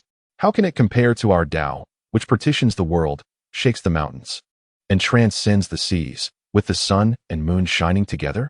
Ren Qinglian remained non-committal. While martial arts were undoubtedly arduous to cultivate, in the eyes of a warrior, the celestial bodies could be vanquished. The Tao, while seemingly carefree, required a careful navigation of cause and effect, aligning oneself with the heavens and the path. The two conversed throughout the night. The giant spirit was a simple-hearted individual who felt somewhat guilty for unsettling Ren Qinglian's state of mind. He took the initiative to impart a technique that integrated Taoist principles into martial arts, known as the crumbling mountain fist, hoping that the other might glean the profundity of Tao from it. However, in Ren Qinglian's eyes, the martial way was merely an expression of existence. The crumbling mountain fist, as conceived by the giant spirit through his understanding of Tao, was no more than a facet of martial art. Embracing the notion of inclusivity, he was indifferent to drawing essence from Tao to enhance the martial path he pursued. At dawn the next day, the Liu family rose early to prepare a simple vegetarian meal in honor of Master Xuanzang. Lost in thought, Ren Qinglian absent-mindedly tasted a few bites, only to observe that Master Xuanzang had already cleansed his hands, offered incense in the family hall, paid his respects, struck the wooden fish, recited the true words for purifying the mouth, and chanted the sacred incantation for cleansing the mind and body before commencing the sutra for delivering the departed. Chapter 068. The Dark Knight's Soul, snatching the resonant sound of Buddhist chants, filled the air. This was not Ren Qinglian's first time hearing Master Xuanzang recite scriptures, but he had never experienced such profound feelings as he did now. His heart was tranquil, as if all worries had vanished, and his spirit felt serene, devoid of thought. He instinctively glanced at the mother and daughter pair, and upon seeing their expressions, he realized that this sensation was not merely his own illusion. Even the giant spirit's gaze bore a hint of tranquility. Master Xuanzang, in his fervor to showcase the profundity of Buddhist teachings before Liu Buqin, seemed to elevate his entire being to a heightened state. Although his understanding of Buddhism in this lifetime was still limited, the essence of the golden cicada's enlightenment was deeply ingrained in his soul, coupled with the merits accumulated over 10 lifetimes. He inadvertently exuded an aura of Buddhist light that warmed the hearts of those present, resulting in an unexpectedly powerful effect during his spiritual performance. Awakening from this state of transcendence, Ren Qinglian scrutinized Master Xuanzang and indeed noticed golden wisps of energy surrounding him. The sparse, yet palpable Buddhist light transformed every particle of dust in the air into something akin to gold, shimmering with brilliance. Such a scene made Ren Qinglian feel a twinge of caution. If a mere mortal like Xuanzang could achieve this, what could be expected from an arhat or a bodhisattva, who might effortlessly utter lotus flowers and summon golden springs with a few words to guide one's soul? Though he harbored no prejudice against Buddhism, the thought of being spiritually guided, living thereafter as a mere puppet in this world, sent shivers down his spine. The giant spirit, having witnessed many grand spectacles, understood that whenever the Buddha preached, it was always accompanied by golden springs and blooming golden lotuses. While he marveled at the golden cicada's undiminished prowess, he also felt a sense of liberation. Through the merit radiating from Master Xuanzang's recitations, he hoped to cleanse his father-in-law of his sins, facilitating a rebirth that would sever the earthly ties for both his mountain wife and aged mother, greatly benefiting their future cultivation. Unbeknownst to Ren Qinglian, the seemingly simple and honest giant spirit also harbored numerous schemes. However, witnessing the efficacy of Master Xuanzang's recitations piqued his curiosity about whether Liu Taigong would indeed visit them in a dream that night. Throughout the day, Master Xuanzang was engrossed in his recitations, moving from the Sutra of Birth to the Lotus Sutra and the Amitabha Sutra. With each recitation, he gleaned different insights, immersing himself deeper in the process and solidifying his unwavering resolve to acquire the scriptures. It was only after Liu Buqin and others had offered various incense and burnt paper horses for the deities, concluding the Buddhist rites, that the sky darkened. The group shared a simple meal before retiring for the night. Ren Qinglian, devoid of sleepiness, sat in meditation while recalling that Liu Taigong would visit them in a dream. He remained vigilant. Indeed, shortly thereafter, a chilling, ethereal presence filled the courtyard. Recognizing this as the aura of the underworld, Ren Qinglian swiftly moved to the window and peered outward. The courtyard appeared desolate, yet through the nine nether mystic eye, he detected an unusual energy swirling nearby. Near the main house, he discerned several wisps of ethereal smoke, from which the cold, ghostly essence emanated. Was this a ghost? Ren Qinglian murmured softly. At that moment, a spectral presence drifted into the main house. Soon, Lu's mother, lost in slumber, dreamt of a familiar figure. Ren Qinglian surmised that it must be Lu Taigong visiting to convey a message to his wife and daughter. Intrigued, he planned to return to his practice. However, just then, the lingering energies in the courtyard began to approach him. Before he could comprehend the situation, the room was engulfed in darkness, and the chilling aura spread in all directions, plunging him into a profound cold. As the cold wind stirred, sparks suddenly appeared on the ground, and in the next instant, several ethereal chains materialized, wrapping around him. Were these the specters of the underworld? Without a moment's hesitation, Ren Qinglian took a deep breath and executed the ethereal movement technique to evade the chains. After a brief moment of panic, he steadied himself and focused his mental energy to scrutinize his surroundings. At that instant, a gust of cold wind surged toward him, its powerful chill akin to a forceful grip that made his body sway slightly. Ren Qinglian inhaled deeply once again and employed his technique to dodge the oncoming force. A loud crash echoed behind him as the wooden bed shattered into splinters. Who dares to show themselves? Ren Qinglian's eyes gleamed with a piercing light, and with a furrow of his brows and a firm grip, he unsheathed his ancient sword with a soft hiss. The sword danced through the air, enveloping him in an azure luminescence as the sword chi crackled around him. "Ha ha, are we not right before you? What, can you not see us?" The mocking voices echoed from all directions, and the room flickered with ghostly light as three green eyes appeared, glimmering ominously. "Merely some mischievous spirits. And you dare make such a commotion without fearing the attention of the master here?" Ren Qinglian said coolly, shielding himself with the sword's aura while evading several chilling gusts. "Rest assured, even if the sky were to fall, no one would come to your aid," one of the spirits retorted arrogantly, cackling as he conjured a ghostly claw to grasp at Ren Qinglian's head. With a cold snort, Ren Qinglian formed his fingers into a sword and struck at it. A muffled grunt followed, and the ghostly figure dispersed into wisps of black mist, taking time to reassemble. Upon witnessing this, Ren Qinglian furrowed his brow. The reformed spirit exclaimed, "Big brother, this one is peculiar. His vitality is overwhelmingly young and strong, perfectly countering our essence." Another spirit bellowed, "Silence. With the Mani Pearl present, how can we allow him to act so brazenly? Increase the intensity of your attacks. I refuse to believe he is invulnerable." With that, the green glow and black shadows flickered, and the three spirits rapidly circled Ren Qinglian, occasionally launching harmless ghostly techniques, seemingly searching for an opportunity to breach his sword aura. Ren Qinglian was inwardly astonished.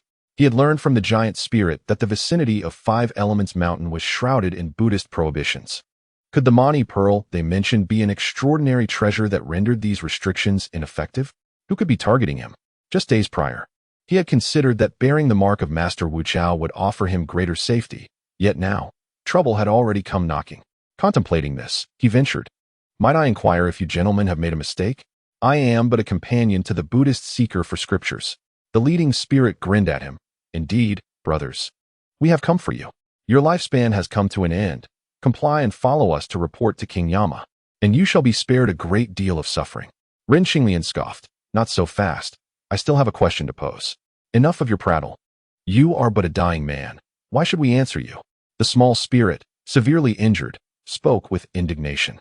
Ren Qinglian no longer concealed the blood aura emanating from him and deliberately revealed the blood river essence of the sea bottom wheel. The leading spirit, upon witnessing this, slightly changed color and finally nodded, saying, "Ask your question. Who exactly seeks my life?" Ren Qinglian fixed his gaze on the three spirits. Chapter 069. Ksitigarbha Bodhisattva, the ghostly envoy, coldly regarded him for a long while before ominously stating, "The Five Elements Mountain is bound by Buddhist laws.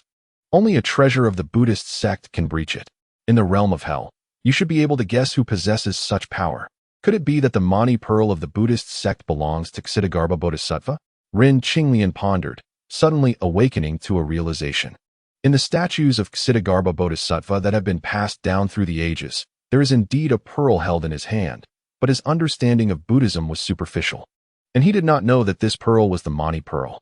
Ren Xinglian certainly did not anticipate that the various schemes of Master Wu Chao had inadvertently drawn him into the internal strife between the exoteric and esoteric Buddhist sections. Ksitigarbha Bodhisattva is one of the 4 great bodhisattvas of Mahayana Buddhism. Although on the surface, it appeared that Guanyin Bodhisattva was the one tirelessly working on the journey to acquire the scriptures, in reality, it was Ksitigarbha who presided over the netherworld. Who was the key figure in this expedition? From the moment Jin Chanzi was reincarnated, Ksitigarbha Bodhisattva had been observing the scripture seeker. The several attempts by the esoteric sect during this time had not escaped his notice. However, these were merely minor schemes, as there had been prior agreements between the exoteric and esoteric sects to set aside their grievances and collaborate in this endeavor. Among the disciples designated for Xuanzang, the esoteric sect had even secured a spot. Yet, Ksitigarbha Bodhisattva never anticipated that the members of the esoteric sect were excessively greedy, and now they had produced a Ren Xinglian to share in the spoils. Though a mere attendant might seem inconsequential, it was something he absolutely could not accept. Publicly, he could not tear his face with the esoteric sect, so he seized this opportunity to incite a few ghostly envoys to capture Ren Xinglian's soul. Should he succeed, old Wu Chao would be left with nothing but bitter silence. To avoid alarming the snake in the grass, and to complete the act, he dispatched 3 spirits of rather mediocre strength, merely common ghost generals. Ghost cultivators are classified by their levels of strength into ghost soldiers, ghost generals, ghost marshals, ghost kings, and ghost lords. A ghost general is already equivalent to a golden core master. After the Mani pearl breaks the restrictions, 3 spirits working together to deal with a mortal martial artist, in Ksitigarbha Bodhisattva's view, would be an effortless task. However, he underestimated Ren Xinglian's cultivation speed. It was not long before he had tempered his physical body to the martial saint realm, and his blood aura posed a significant restraint on these spirits. In truth, Ksitigarbha Bodhisattva had been somewhat careless. He calculated from afar and perceived the chaotic aura around Ren Xinglian, mistaking it for the esoteric sect's deliberate concealment of heavenly secrets. Observing Ren Xinglian's expression, the injured spirit could not help but feel a sense of schadenfreude. Kid, it's your fault for offending someone you shouldn't have. They were merely the most basic ghostly envoys in hell, adept at adapting to circumstances. Over the years, Ksitigarbha Bodhisattva's influence had grown increasingly powerful in the underworld, and having such an opportunity to curry favor was naturally a delightful surprise. Yet, Ren Xinglian's overwhelming blood aura rendered their ghostly techniques utterly ineffective. Even with the Mani pearl dispelling the Buddhist restrictions here, they remained quite formidable. Moreover, even without any power to restrain him, Ren Xinglian's strength was undoubtedly beyond their imagination. Seeing the arrogance on the face of the small spirit, Ren Xinglian smirked disdainfully and retorted, "You are merely riding on someone else's coattails. You are not worthy to mock me." With that, Ren Xinglian propelled himself into the air, a dazzling sword light radiating in all directions. Hundreds of sword energies spiraled like dragons, completely dispersing within the room, intersecting and dancing in a chaotic yet harmonious manner. The 3 ghostly envoys roared in anger, swiftly scattering and transforming into thousands of phantoms darting about. However, Ren Xinglian's blood courage was not something they could easily harm. After a moment, the leading ghostly envoy finally made a decision, bellowing, "Brothers, this mortal exudes overwhelming blood energy and possesses formidable inner strength. If we wish to prevail in the short term, we must set up the 1,000-lock soul-capturing formation." As soon as he finished speaking, the footsteps of the 3 spirits slowed, and the previously glimpsed soul-capturing locks reappeared in their hands. These chains, though ordinary ghostly implements, were no less formidable than earthly divine weapons. Dragging along the ground, they sparked as they scraped against it, resonating with the cold, ghostly energy surrounding the 3 spirits, creating an eerie and captivating ambience. Ren Xinglian understood the power of formations and intensified his offensive. However, while these spirits were unable to harm him, they were not easily subdued due to their ghostly agility. Soon, the entire room was enveloped in a grim green circle formed by the soul-capturing chains. Trapped within, Ren Xinglian felt the chilling winds howl around him, accompanied by eerie ghostly wails that sent shivers down his spine. The winds grew stronger, emitting a series of piercing sounds. Despite Ren Qinglian exerting his utmost effort to counter the ghostly sound that sought to capture his soul, it was a formidable challenge. What was even more concerning was that with the formation of the thousand-lock soul-capturing formation, a peculiar and soul-drenching force began to manifest. Akin to a black hole vortex that sought to draw away his spirit, Ren Qinglian's rising form was forcibly pushed back to the ground. A sinister and eerie laugh echoed. "Kid, accept your fate. The sooner you die, the sooner you can reincarnate.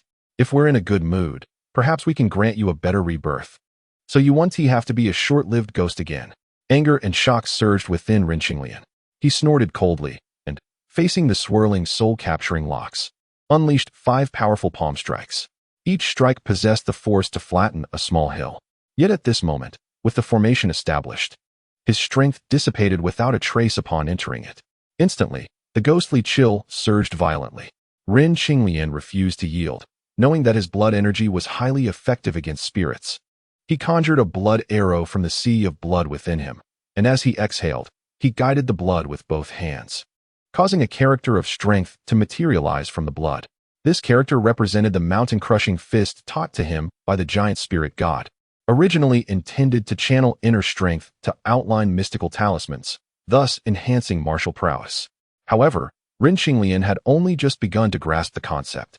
After all, to control inner strength to the point of outlining talismans, a martial artist must achieve meticulous mastery, a realization that the giant spirit god had only attained long after becoming a deity.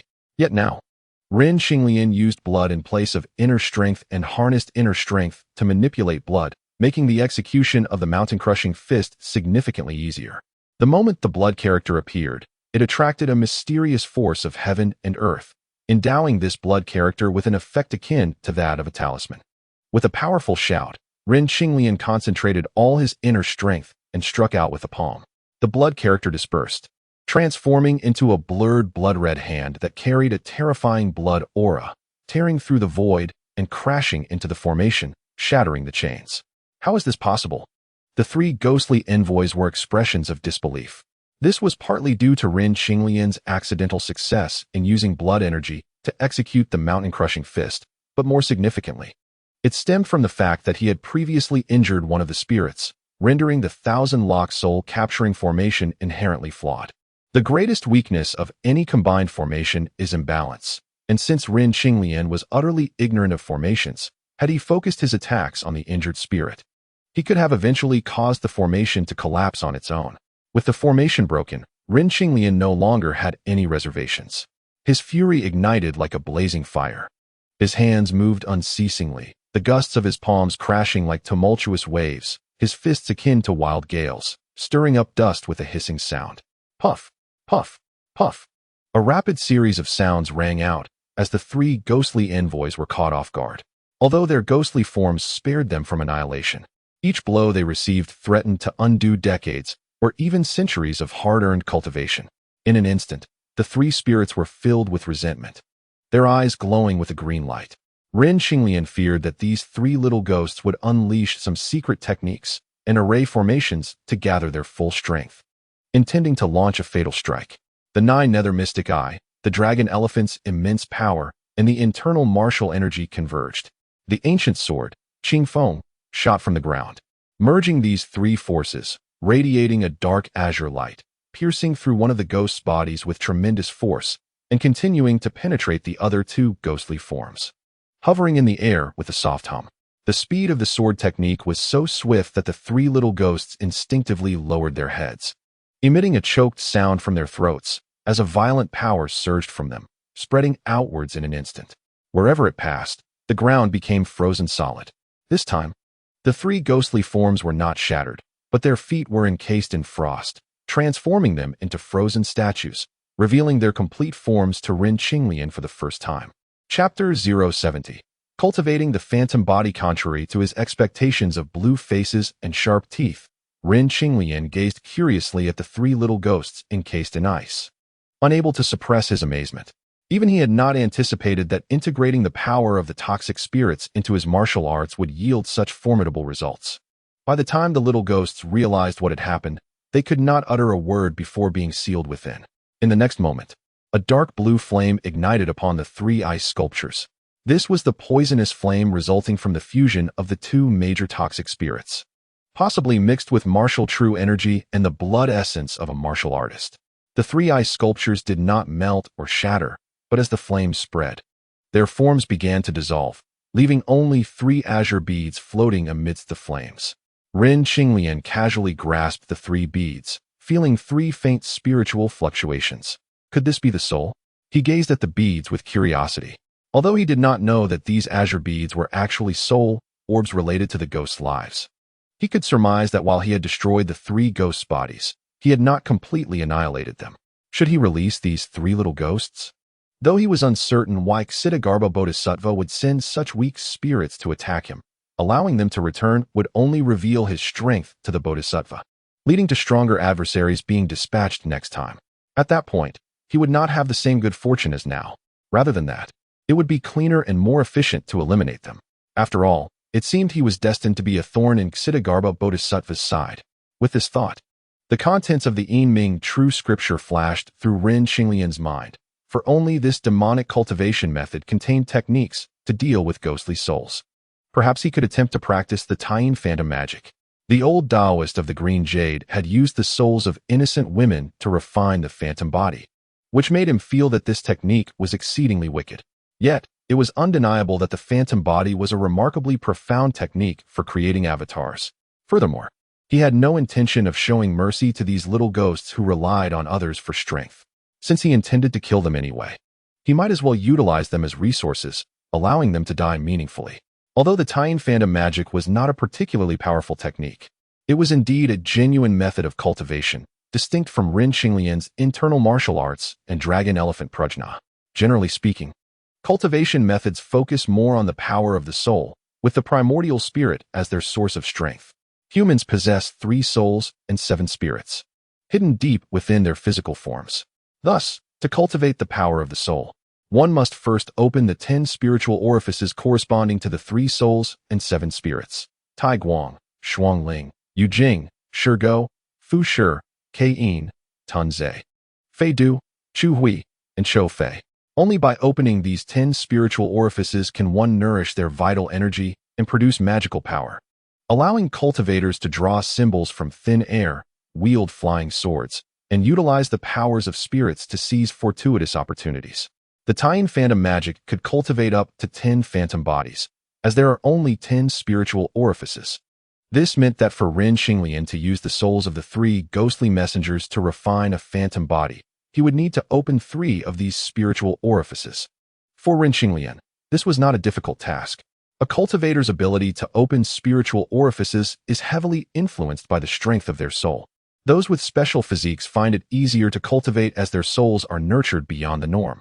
While Ren Qinglian's original cultivation aptitude was merely average, the fusion of his souls from 2 lifetimes made him somewhat stronger than the average person. Coupled with his recent achievements in martial arts, his robust physique allowed him to open several spiritual orifices with relative ease. With the Mani Pearl isolating him from the outside world, he need not worry about being disturbed. He settled into a meditative position, circulating his true energy in a remarkably forceful manner, quickly opening all 10 spiritual orifices. Suddenly, he recalled that although he did not specifically cultivate Taoist techniques, since these 10 spiritual orifices could serve as a foundation for cultivating primordial spirit techniques, they must possess some mystical power. Once opened, they might even assist him in his martial cultivation later on. Next, he began to circulate his true energy according to the Tang phantom magic. Thanks to his non-attribute true energy, the operation of the technique proceeded smoothly. Before long, he extracted a stream of soul power from one of the soul orbs. As Ren Qinglian sensed the peculiar essence of the soul power, he silently guided it into the Tai Guang spiritual orifice. As the technique continued to operate, the soul power began to coalesce into a luminous sphere within the spiritual orifice. It was vaguely shaped, initially weak and indistinct, but as his cultivation deepened, the light grew brighter, transforming into an embryo resembling an infant, full of vibrant life. The more abundant a cultivator's vital energy, the faster the growth of the phantom body. Ren Qinglian had reached the later stages of refining essence into energy and had tempered his physical body to the martial saint realm. resulting in ample vital energy that surpassed that of the green jade Taoist. As he gradually entered a state of transcendence, the phantom body quickly matured into an adult form, resembling Ren Qinglian by about 70%. This was because the consciousness of the ghostly cultivator had not yet been completely extinguished. As the phantom body continued to be cultivated, it would one day bear an identical likeness to Ren Qinglian. However, this was a lengthy process. Achieving this level in such a short time was already an astounding outcome. After all, not every cultivator would subject themselves to the rigorous tempering of their body and bones. While they also emphasized foundational building, they predominantly focused on nurturing their spiritual orifices and consolidating their vital energy and magical power. Subsequently, the power from the second soul orb was absorbed into another spiritual orifice, followed by the third orb, as he had not yet completely extinguished the three ghosts' consciousness. Throughout this process, the Mani Pearl continued to exert its divine power silently. When Ren Qinglian emerged from his cultivation, his soul experienced a surge of excitement. Almost instinctively, he understood that the cultivation of the phantom body had entered the most critical stage of soul seizing and spirit control. As the name suggests, this involved seizing control of the phantom body's soul.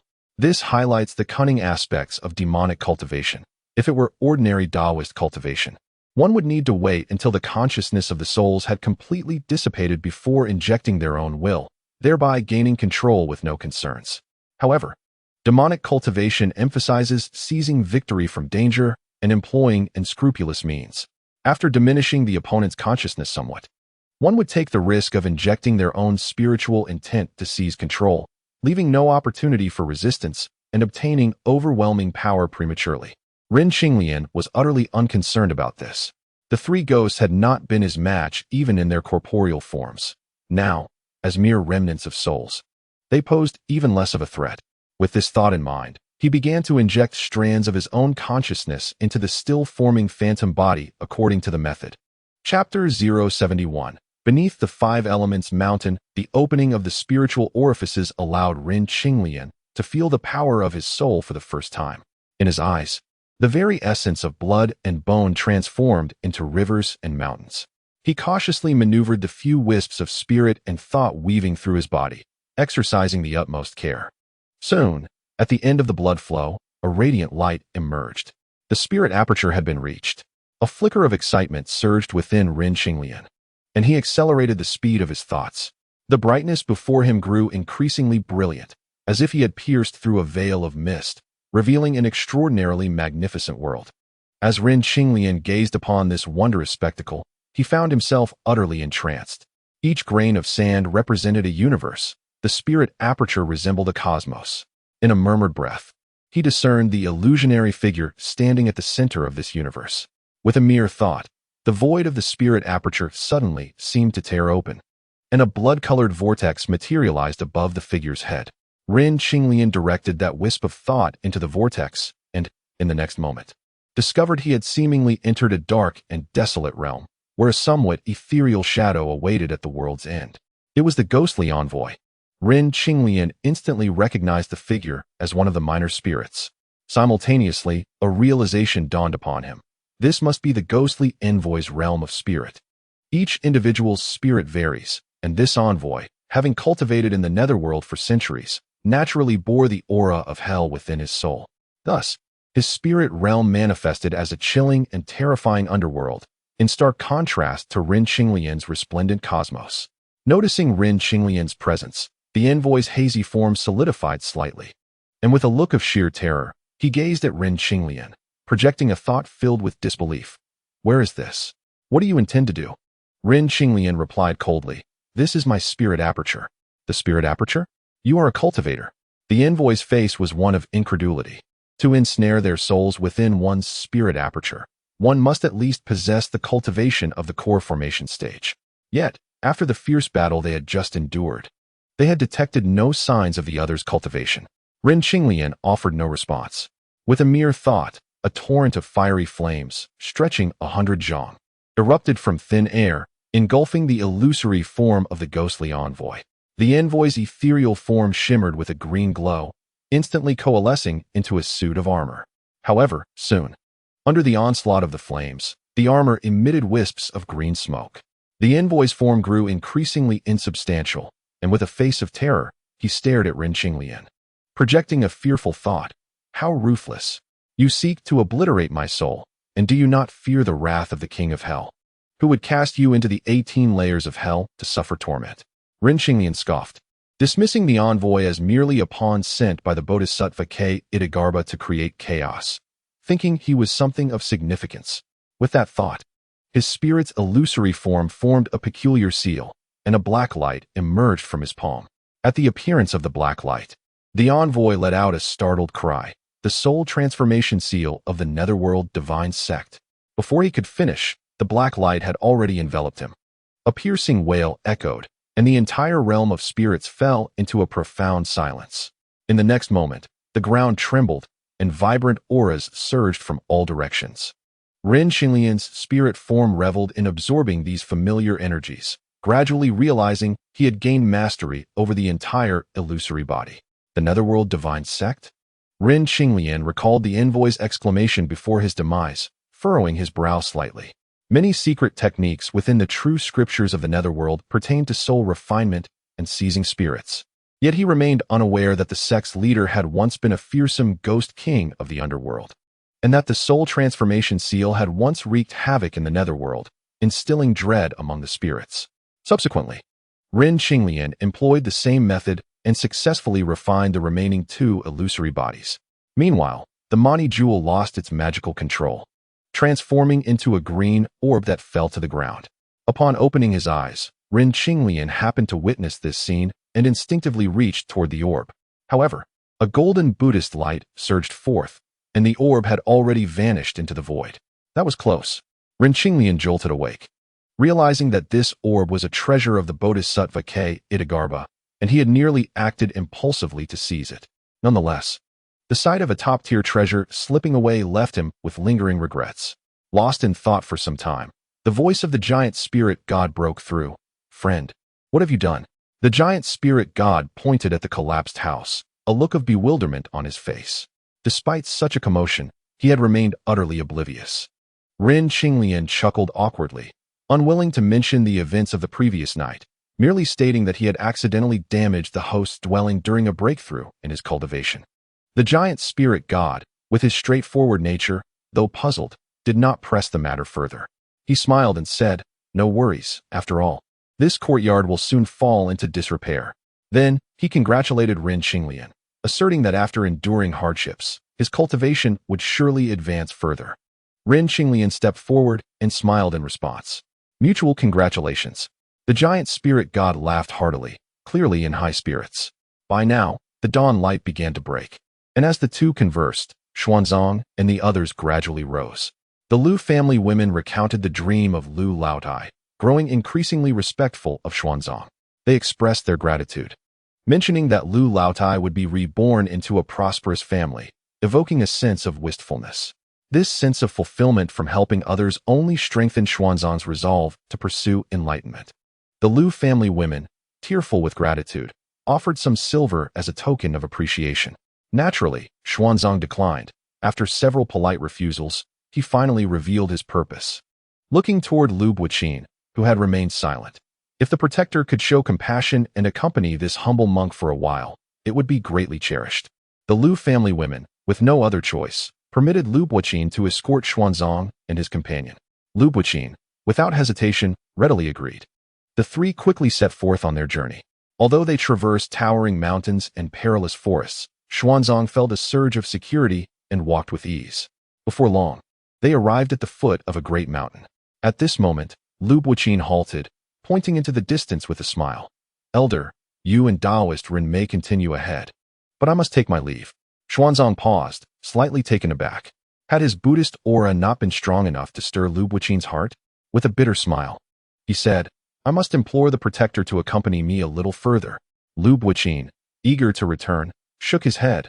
"With Taoist Ren's protection, there is no need for concern, especially since the eastern side of this mountain belongs to our Tang dynasty, while the western half is under the domain of the Tartars. The wolves and tigers there do not yield to my authority, and I cannot cross the boundary. You should continue on your own." Xuanzang was about to insist when suddenly, a thunderous roar echoed from the foot of the mountain.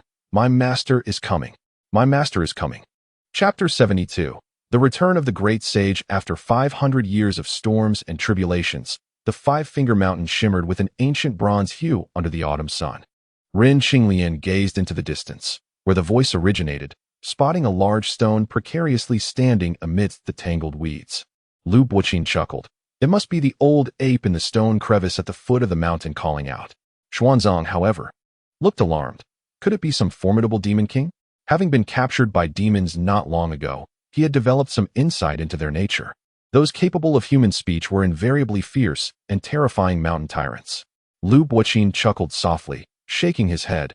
According to the elders in the mountains, when Wang Mang usurped the Han, this mountain descended, pinning down a divine monkey. Upon hearing this, Xuanzang felt somewhat reassured. Lu Buqin had once again suggested departing. Xuanzang sighed, knowing that he could not force the matter, and reluctantly shelved his intentions. After Lu Buqin departed, Rin Qinglian and Xuanzang continued on their journey. Having walked several miles, the sound of the monkey's cries grew increasingly clear.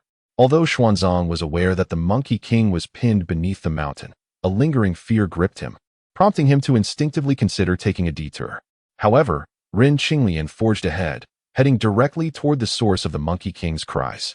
After walking a while longer, Xuanzang noticed that Rin Qinglian seemed oblivious to the monkey's calls and could no longer contain himself. Taoist Ren, what if we take a different path? As he spoke, he proactively used his staff to brush aside the half-man-high withered grass before him and proceeded to walk to the right. Rin Qinglian observed and mused. It seems that the presence of the mountain guardian not only serves to protect the mountain, but also ensures that this monk can encounter the monkey. However, with his arrival, the giant spirit god need not go to the trouble of delivering Xuanzang to the monkey himself. With this thought, Rin Qinglian smiled and said, "Master, do you not wish to meet this divine monkey?"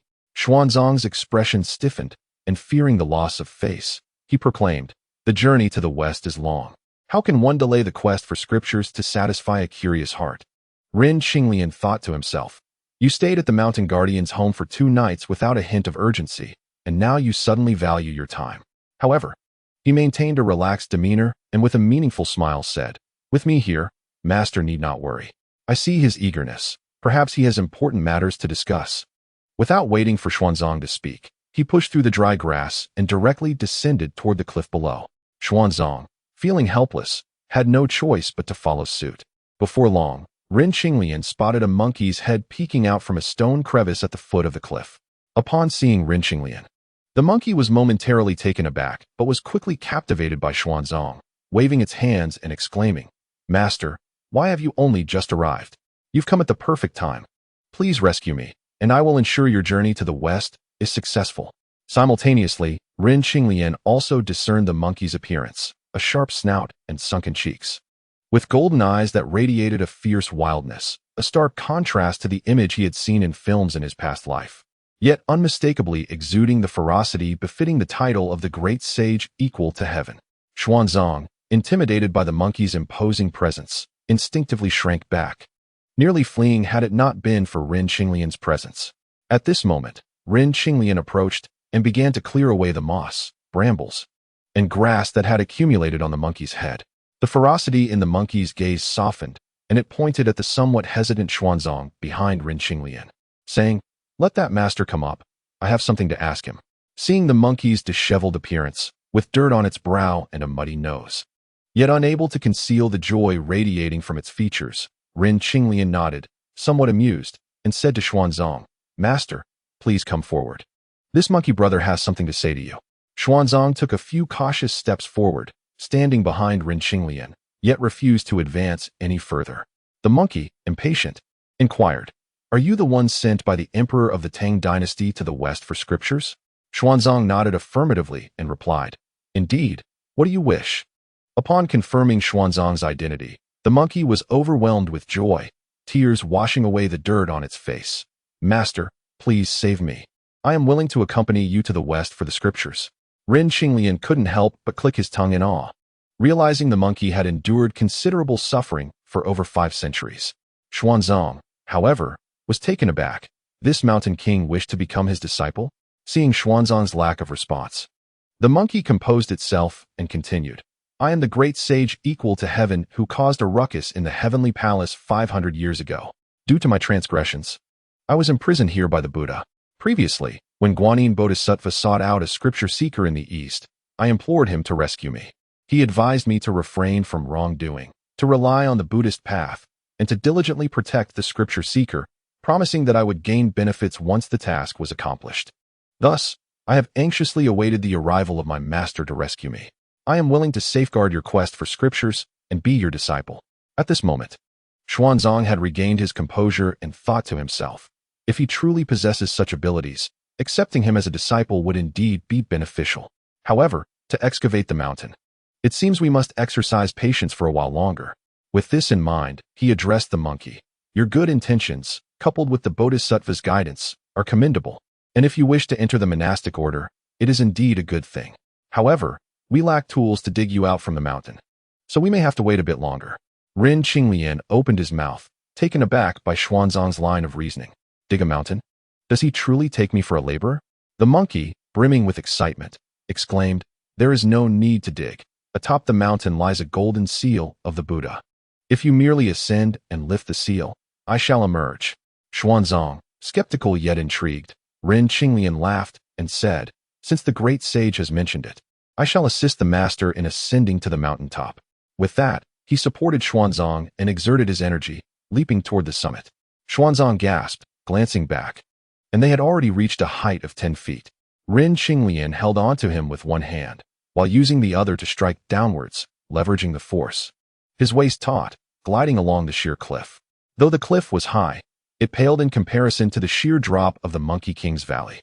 Ren Qinglian executed his lightness skill with finesse, either drawing power from thin air, stepping on protruding rocks, or climbing vines, and in a short while, they reached the mountain peak, spotting a large stone with a divine talisman affixed to it, the inscription shimmering with golden light. Xuanzang recognized the characters on the talisman and chanted, Om, Ma, Ni, Ba, Mio, Hung. As soon as he finished reciting, the talisman stirred without wind. Xuanzang approached, kneeling before the stone, bowing several times, then turned westward to pray. Disciple Chen Xuanzang, sent to seek scriptures by imperial decree, if there is a distinction of disciples. Lifting the golden seal shall rescue the divine monkey and witness the sacred mountain. If there is no distinction, and this creature is merely a fierce and wicked being, deceiving the disciple, it shall not come to pass. After concluding his prayer, he bowed earnestly once more and gently lifted the 6 golden characters. Suddenly, Ren Qinglian felt a hidden tremor in the air around them.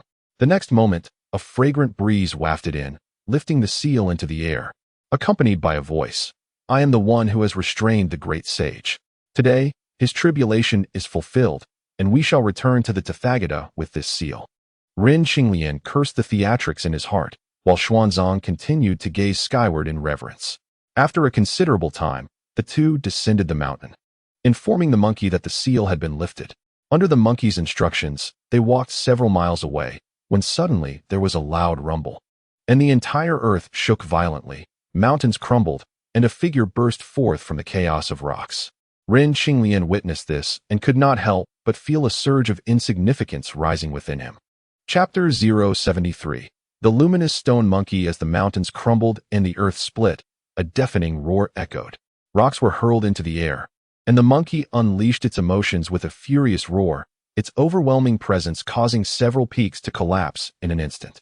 Ren Qinglian and Xuanzang halted at a protruding rock on a distant cliff, gazing at the monkey, both struck by a singular thought. Truly formidable. This is the guardian of the Buddhist order, the victorious fighting Buddha. In terms of practical combat ability at the same level, perhaps only the celestial protector Erlang Shun could rival him. Yet, Erlang Shun's exceptional combat prowess was acquired through years of cultivation, while this monkey possessed innate abilities. Among the 4 chaotic monkeys, the luminous stone monkey may not display particularly dazzling talents, yet he excels in the art of transformation, adept at harnessing the elements of time and space, making him a naturally gifted warrior. Thus, even having practiced the 72 earthly transformations, why does the monkey, with the lowest cultivation level, surpass the Bull Demon King and Erlang Shun in combat prowess?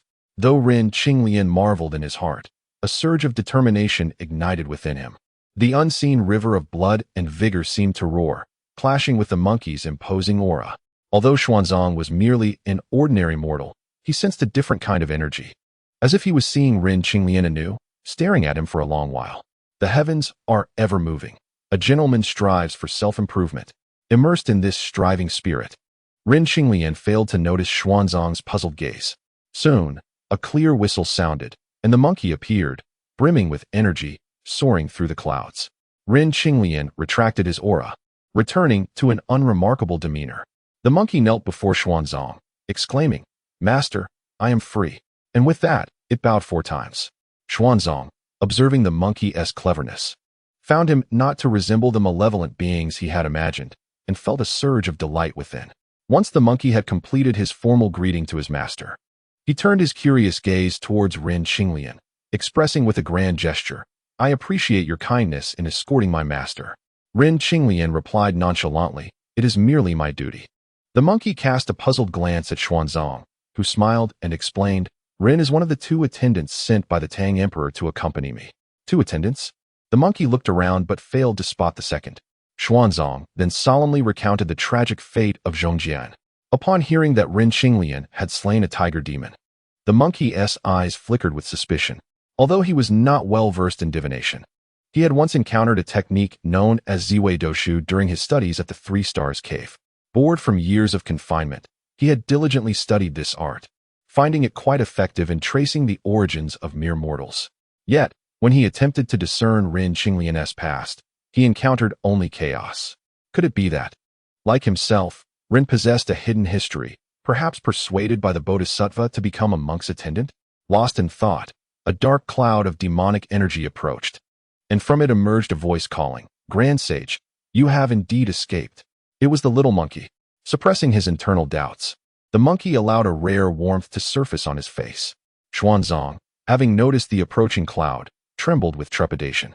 Ren Qinglian reassured him with a smile, "Do not fear. Master, it is merely a friend from the nearby Monkey King Valley."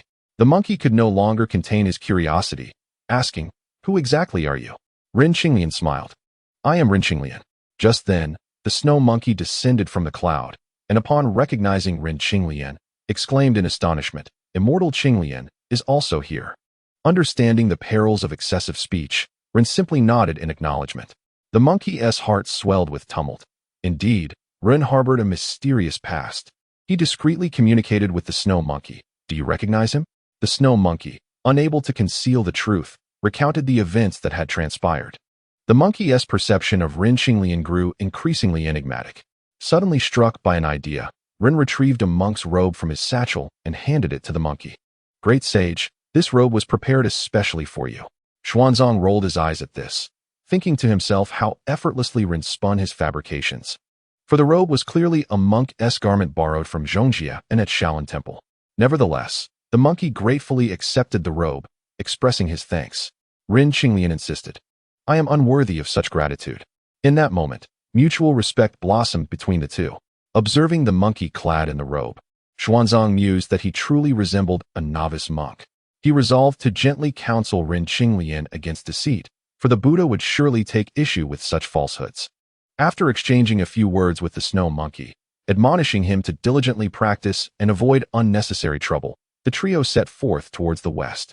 Along the way, they engaged in light conversation, yet Ren remained silent regarding his celestial identity, leaving the monkey perplexed about his true nature. Regardless, Ren's kind gestures, removing the withered grass and leaves from the monkey's face and gifting him a dry robe, endeared him to the monkey, who eagerly answered his questions, revealing many secrets of the celestial and demonic realms. Soon, they traversed the 2 Realms Mountain, encountering a fierce tiger roaring fiercely. According to the original narrative, the tiger's hide was meant to serve as a modest covering for the monkey, but now it was rendered unnecessary. Having been confined beneath the mountain for over 5 centuries, the monkey seized the opportunity to stretch his limbs, brandishing a needle from his ear that transformed into a stout iron rod. With a mighty shout, he aimed to strike the tiger. However, Ren interjected, "Great Sage, do not take its life. Spare it, for this large cat may prove invaluable." The monkey, irked, thrust the iron rod into the ground, shattering several stones. Undeterred, Ren smiled. "In your heyday, You wreaked havoc in the heavenly realms, besting even the celestial deities. Why stoop to contend with a mere large cat? The monkey's expression softened, though he remained unsatisfied, questioning, what use could sparing its life possibly serve? Rin pointed behind them to the panting Xuanzang, whose shoes were nearly worn down from the day's journey. Master Xuanzang is not a practitioner. If we continue on foot, he may collapse before reaching the spirit mountain. Great sage, why not capture this tiger to bear him? Initially, the monkey had been eager to whisk the monk away to the western lands. But Xuanzang had insisted on the necessity of sincerity in their quest for scriptures, eschewing shortcuts. After hours of trudging, he grew impatient with the monk's slow pace, and upon hearing Rin's suggestion, exclaimed, a splendid idea. Unaware of the folly in Rin's plan, Xuanzang turned pale as he listened. Suddenly, with a resounding boom, the monkey swung his staff and charged at the fearsome tiger. This strike, though merely a display of power, was enough to send even seasoned demons fleeing in terror. The world around them fell silent. The tiger, sensing the danger, let out a pitiful cry and knelt, much like a human. The monkey, with a swift motion, transformed the iron rod back into a needle, which he then tucked away. The terrified tiger lay trembling on the ground, large tears rolling from its eyes. Rin Qinglian watched in awe. The monkey approached the great tiger, demanding, if you agree to carry my master, I shall spare your life. What say you? The tiger, now somewhat sentient, nodded vigorously in agreement. Xuanzang, witnessing the monkey's prowess, gasped, heavens! Just days ago, Lu Taibao struggled with a striped tiger for half the day. I never imagined today, with a mere threat, Wukong could subdue it so effortlessly. The monkey, filled with pride, invited, please, master, take your seat. Xuanzang hesitated. Though he knew the tiger was subdued, a hint of fear lingered. Rin chuckled, if we continue on foot, we may have to rest in the woods tonight, where we might encounter all manner of ghostly and demonic beings. Xuanzang opened his mouth, for the creatures Rin mentioned seemed far more frightening than the great tiger. Rin continued, fear not, master. With the great sage here, it will be more obedient than a horse. The tiger, understanding the words, emitted a series of appeasing sounds. Cautiously, Xuanzang approached the tiger, and with the help of Rin and the monkey, he managed to mount it after much effort. Rin, seeing the tiger's broad back, placed his satchel atop it as well. The once mighty ruler of the forest now found itself subjugated, but with the monkey in attendance, it could do nothing but comply.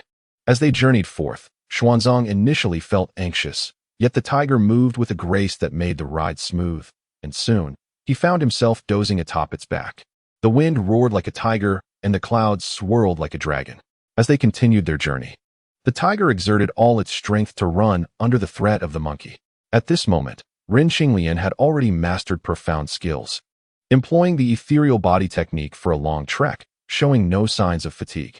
The monkey leisurely followed behind, perpetually curious about his origins, observing discreetly along the way but failing to discern any clues. Unable to contain his curiosity, he asked, Rin, what kind of magic are you employing? Merely the simple martial arts of mortals. Rin Qinglian replied nonchalantly, his pace unwavering. The monkey, having once explored the path of immortality and traveled in the southern continent for nearly a decade, naturally understood what mortals referred to as martial arts. He chuckled and said, could this be the martial techniques from the 3 caves and 5 classics?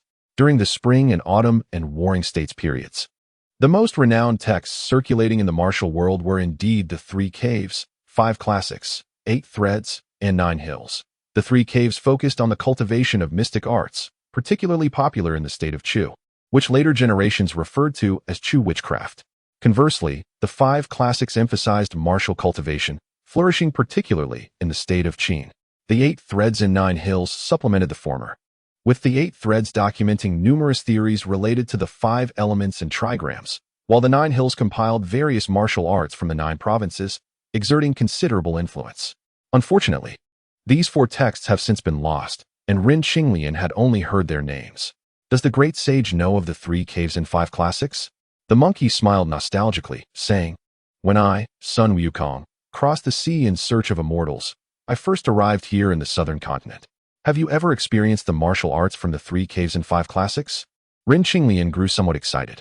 Nowadays, martial arts had waned, and even the cultivation methods following the martial sage had been entirely lost. Although Rin Taishu had records of the martial sage's breakthrough techniques, later cultivation methods were nowhere to be found. In other words, if he wished to continue his martial journey, seeking a superior ancient martial arts technique had become an urgent necessity. The monkey shook his head. I cannot achieve immortality, so I naturally never learned them. Rin Qinglian felt a tinge of disappointment. While it was true that martial cultivation could lead to longevity in the end, prior to achieving the unity of spirit and path, it could at most extend one's lifespan, and even that extension was limited. A martial artist at the pinnacle of refining the spirit would only gain an additional 1,000 years of life, far inferior to the immortal path, where once the nascent soul was formed, one could transcend the constraints of physical mortality and potentially exist indefinitely. Seeing this, the monkey smirked and said, Rin, why bother practicing these mortal techniques when you could be cultivating the sublime arts? The art of immortality is not something everyone can master. Rin Qinglian pondered this, but replied, in this life as a mortal, I still believe there is much merit in mortal martial arts. They can serve as a stepping stone, greatly benefiting one's path of cultivation. The monkey, not doubting him, chuckled, though I have not learned the martial arts from the 3 caves and 5 classics, I have occasionally witnessed a couple of their techniques, one of which bears resemblance to the technique you currently employ. Rin Qinglian's eyes lit up. I humbly request the great sage to impart his wisdom. Certainly. The monkey, eager to share his knowledge of martial arts without reservation, smiled and said, the technique you are practicing now incorporates aspects of the heavenly trigram, but the integration is not yet perfect. The technique I refer to combines the innate 8 trigrams with the Taoist 9 palaces dragon diagram, called the shadow of the phoenix. The shadow of the phoenix? Rin Qinglian could not help but inquire. Indeed, I have a vivid memory of the shadow of the phoenix. Over the years, I have pondered its intricacies and am now aware of its secrets. Rin Qinglian did not doubt him. The monkey, hailing from a prestigious lineage, possessed a broad perspective. At his level of cultivation, many concepts could be easily grasped, prompting him to continue seeking guidance. The monkey proudly shared every detail of this martial technique he had derived, leaving nothing withheld from Rin Qinglian. As they conversed, the sun silently dipped below the horizon. Moments later, they spotted a farmhouse in the distance. Rin Qinglian, still immersed in his understanding of the technique, heard the monkey exclaim, that grove over there is perfect for us to seek shelter. Chapter 75. Unity of Heaven and Man. As the mountain wind blew, Rin Qinglian followed the monkey's gaze and indeed saw a family dwelling. However, before he could speak, the impatient monkey took a few strides to the door and began knocking, shouting, open the door, open the door. Rin Qinglian knew the homeowner was an old acquaintance of the monkey, so he did not intervene, instead watching the scene unfold from a distance. Before long, a white-haired elder, leaning on a cane, opened the door. Upon seeing the monkey's face, the old man was greatly startled, exclaiming, the monster is here, the monster is here, and attempted to shut the door. The monkey recognized the elder but chose not to reveal himself, leaning against the door with a smirk, baring his teeth. The elderly man, unable to push him away in his old age, grew increasingly frantic in his cries. Xuanzang, half asleep, faintly heard the shouts of the monster is here, and immediately awakened with a start. From a distance, he saw the monkey frightening the poor old man, and with Rin Qinglian's assistance, he dismounted the tiger and approached the elder. Do not be afraid, do not be afraid. He is my disciple, not a monster. The old man turned to see a monk with an unusual appearance approaching. Initially startled by the monkey, he had not closely examined the figure outside. But upon seeing Xuanzang's familiar face and recognizing him as a monk, he finally relaxed. Pray tell, from which temple do you come, noble monk? To bring such a ruffian to my door? Xuanzang shot a stern glance at the grinning monkey before replying, I am a monk from the Tang dynasty, traveling westward to seek the Buddha and scriptures. Passing through here, noticing the nightfall, I humbly request to borrow your hospitality for the night, hoping you would kindly allow us to stay until dawn. Upon hearing there were 3 of them, the old man peered outside and was again greatly alarmed to see Rin Qinglian leading the great tiger. Xuanzang laughed. There is no need to worry. This tiger is my means of transport, quite docile. He had comfortably slept on the tiger's back and completely forgotten how he had previously feared it. Rin Qinglian found this amusing and stepped forward to greet the elder. The old man finally calmed down, saying, if the elder can tame such a fierce tiger, he must be a man of great virtue, and this young hero is also quite courteous, likely a Tang person. But that one there is certainly no Tang person. The monkey, displeased, shouted, "You old fool! You lack vision. I am no mere mortal. I am the great sage equal to heaven. You should recognize me, for I have seen you before." The old man, naturally skeptical, the monkey began recounting tales of when the elder was a child, gathering firewood and vegetables before him. After a prolonged exchange of bluster and accusations, the old man eventually recognized the monkey. From then on, the atmosphere became jovial. Ren Qinglian chose not to join the commotion and instead continued to contemplate the shadow of the phoenix technique he had learned from the monkey. This technique integrates the trigrams of the innate 8 trigrams with the Taoist 9 palaces dragon diagram, capturing the masculine essence of the heavenly wind and the feminine softness of the earthly clouds. When executed, it embodied the swiftness of the wind and the majesty of the tiger and dragon, truly unparalleled in speed and intricacy. With a foundational understanding of the ethereal body technique, Ren Qinglian found the shadow of the phoenix to be remarkably comprehensible, and after a night of practice, he had already grasped several aspects of it. The next morning, before dawn, he ascended a nearby hill alone, eager to test the effectiveness of this technique. The shadow of the phoenix consists of 8 postures and 9 palaces, allowing for endless combinations and transformations. Within this narrative, the concept of the 8 forces can be likened to the principles of the pre-heavenly 8 trigrams, harnessing the energies of heaven, earth, sun, moon, stars, clouds, mountains, and waters to enhance one's agility, allowing for swift movement across diverse terrains. Conversely, the 9 palaces correspond to the transformative paths of the 9 palace dragon chart, rendering one's movements elusive and adaptable to various combat scenarios. Before long, as Ren Qinglian gracefully manipulated his hands, he began to draw the surrounding cloud energies within a radius of 10 zhang towards himself, gliding like a dragon between the 3 yin channels of the hands and feet within the 12 meridians.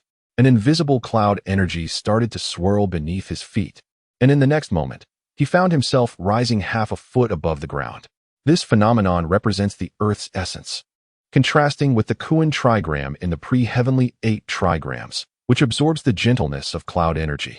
With his will in sync with his intent and aided by the terrain, he effortlessly traversed the rugged mountains and forests, akin to a floating cloud. He then unleashed a sweeping motion of his sleeves, raising his palms towards the heavens. This action embodied the heavenly force, aligned with the Qian trigram, drawing upon the strength of the winds. In an instant, the mountain winds around him intensified, swirling between the 3 yang channels of the hands and feet. As the wind grew stronger, it responded to his palms' movements, allowing him to ride the winds with ease. Soon, his hand movements transformed into the mountain force, resonating with the Jin trigram, capturing the essence of the forest, which made his movements ethereal, enabling him to gallop through the woodlands. Subsequently, he adapted to the Kan trigram's water force, drawing upon the essence of rivers, allowing him to walk upon water. As he validated each force, his internal energy began to harmonize with the energies of heaven and earth, greatly accelerating the flow of his internal breath. Elated, he mused, who would have thought that such agility could expedite the cultivation of martial arts? Consequently, he continued to execute his movements, utilizing the 8 trigrams forces to invigorate the various energies within him. Unbeknownst to him, a monkey had appeared nearby, exclaiming in wonder, "Could this be what mortals refer to as the unity of heaven and man?" Shortly thereafter, Ren Qinglian felt the tumultuous energy within his abdomen, and a tiny crystal of true energy began to form in his dantian. It became evident that this technique invoked the energies of the universe, cycling through various forces, harmonizing yin and yang, effectively refining his internal true energy and enabling him to break through to the realm of qi transformation. Once he fully crystallized his internal true energy, he would solidify this newfound mastery. Although the process was intricate, to the monkey, it seemed to transpire in the blink of an eye. When Ren Qinglian emerged from this extraordinary state, he found the monkey standing guard over him. His heart warmed with gratitude. "Thank you, great sage, for your assistance." The monkey waved his hand dismissively. "I never expected that a mortal's martial prowess could summon the primordial energies of heaven and earth to refine one's essence. It is indeed intriguing." Ren Qinglian smiled and replied, "The martial arts of mortals are intrinsically linked to the Taoist path of cultivation. The ancient emperors of humanity were all figures capable of commanding the winds and rains. The golden cudgel you wielded, great sage, is but a remnant of the needle used by you to tame the waters. Thus, the martial arts of mortals are far more profound than mere intrigue. The monkey paused, regarding him with curiosity. Do you possess prophetic abilities, Ren? It seems you know everything. Ren Qinglian chuckled, as if reminded of something. Master Xuanzang is compassionate and cannot abide innocent slaughter. Great sage, it would be wise to act with restraint in the future. The monkey, unconcerned, replied, I understand. Time is of the essence. Our master must be waiting anxiously. Let us be on our way. With that, the two of them utilized their agility to descend the mountain towards the manor. Chapter 76. The striking fear of the 6 bandits. Xuanzang rode upon the tiger, with the monkey leading the way. Ren Qinglian followed at a measured pace, absorbed in his martial training. The trio journeyed through the night, and half a month swiftly passed, ushering in the early winter season. The land of the Hami kingdom is vast and sparsely populated, with the borders riddled with steep mountains.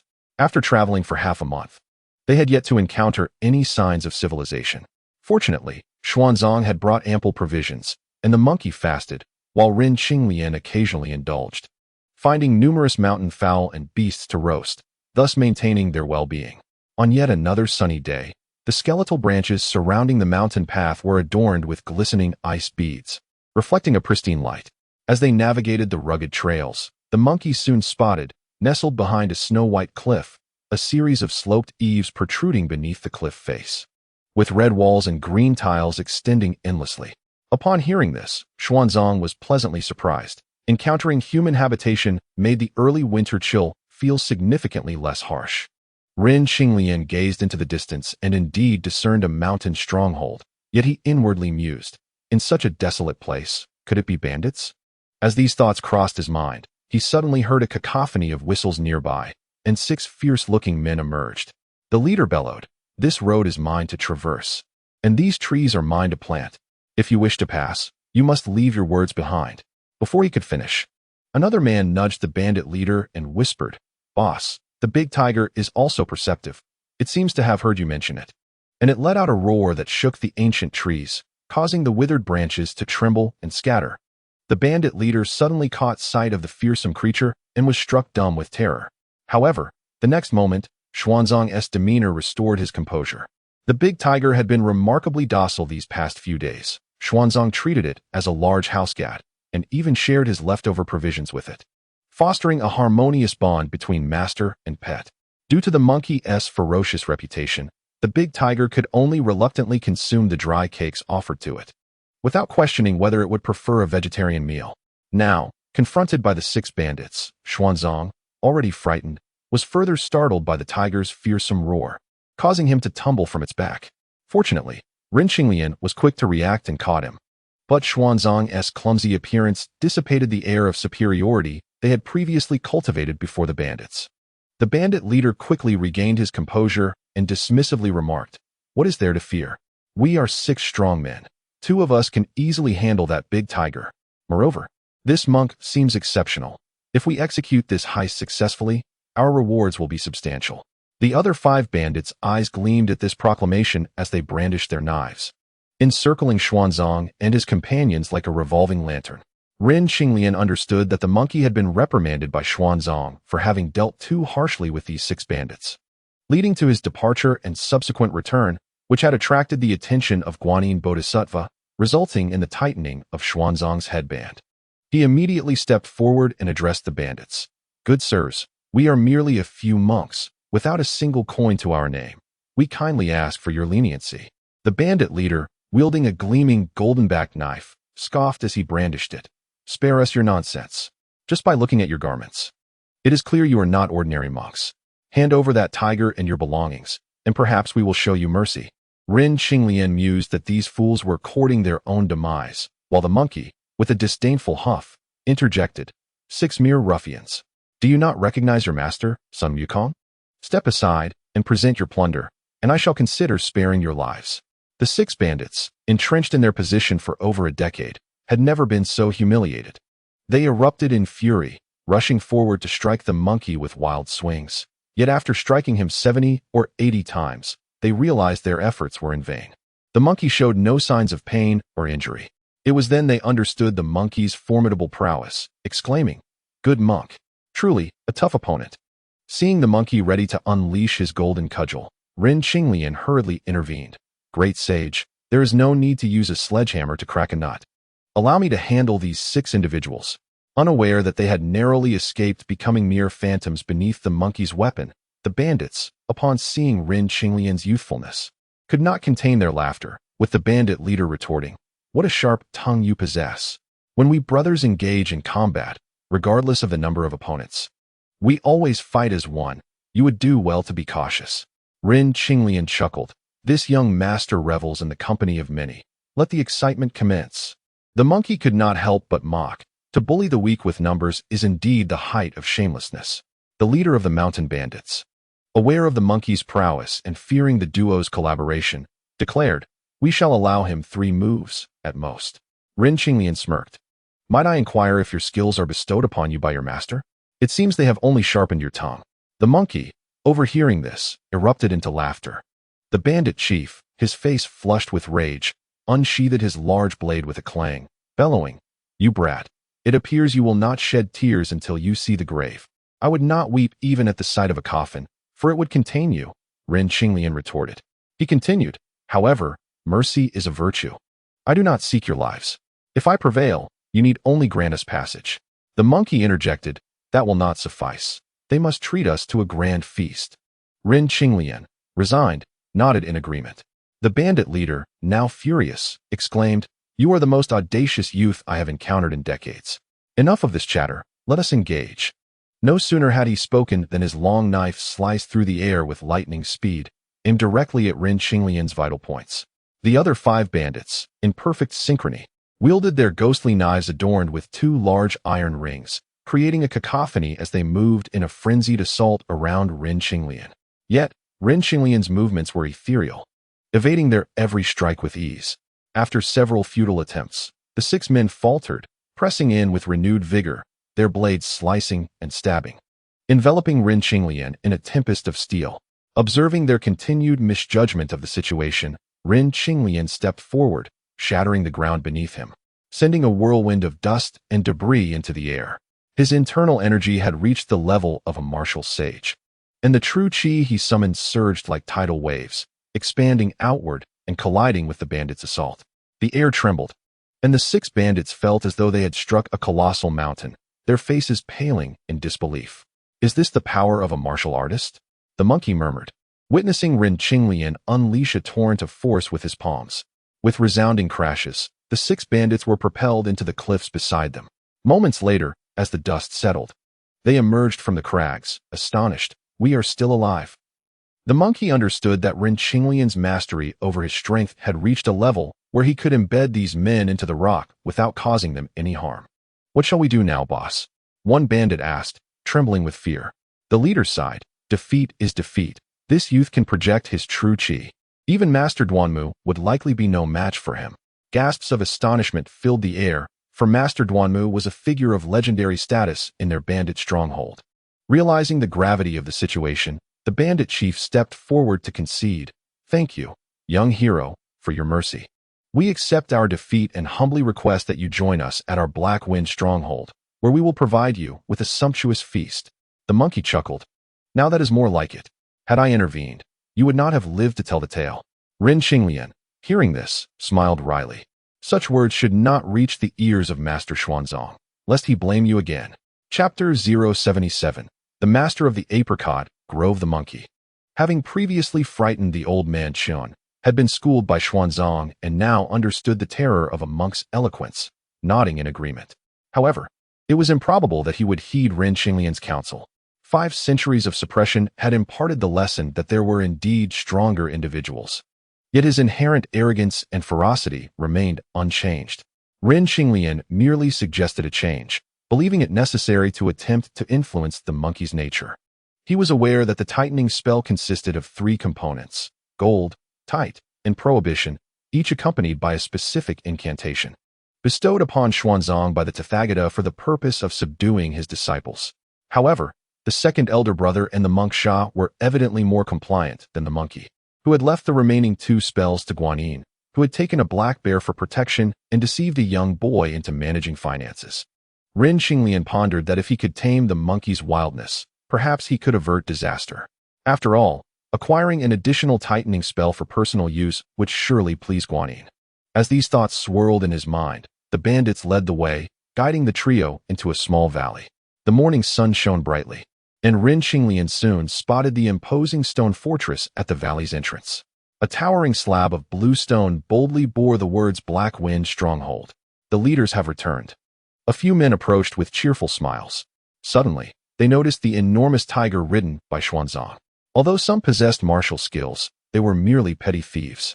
Confronted with the sight of this formidable creature, they felt their legs tremble. The great tiger roared, a sound like thunder, shaking the spirits of all present. The bandit chief cursed internally, feeling that his men's cowardice tarnished the stronghold's reputation. His brow furrowed in displeasure. The monkey, however, merely watched the spectacle with amusement. Saying nothing, Xuanzang, confronted by the imposing figures of the bandits, felt an immediate sense of intimidation, his composure faltering as he clenched his teeth in silence. The atmosphere grew tense. Ren Xinglian leaped to the tiger's side, chuckling softly, and patted its mottled head. "Little flower, we are here as guests. Behave yourself, do you understand?" The tiger emitted a low, submissive sound, lying obediently at his feet as if scolded by a teacher. The bandits stared in awe. "Yes, bring us your finest food and drink. We are here to be entertained," the monkey exclaimed. The bandit leader, seeing the monkey seize the spotlight, dared not interject and, with a pained expression, briefly recounted the events while instructing his men to prepare a lavish feast for their esteemed guests. Xuanzang, noticing the host's hospitality, felt considerably more at ease and began to chastise the monkey for his reckless words, questioning what a monk was doing consuming wine and meat. The monkey, with no other option, instructed his followers to arrange for an exquisite vegetarian meal instead. As they conversed, they arrived at the stronghold's main courtyard. The Black Wind Stronghold was built against the mountains, its grounds paved with patterned stones, which echoed under the tiger's weight as it walked. The villagers cast curious glances. Ren Xinglian surveyed the somewhat exotic village, soon captivated by an elderly man reclining in the courtyard. This elder, slender with flowing silver hair and a rosy complexion, donned white robes that gave him an ethereal appearance.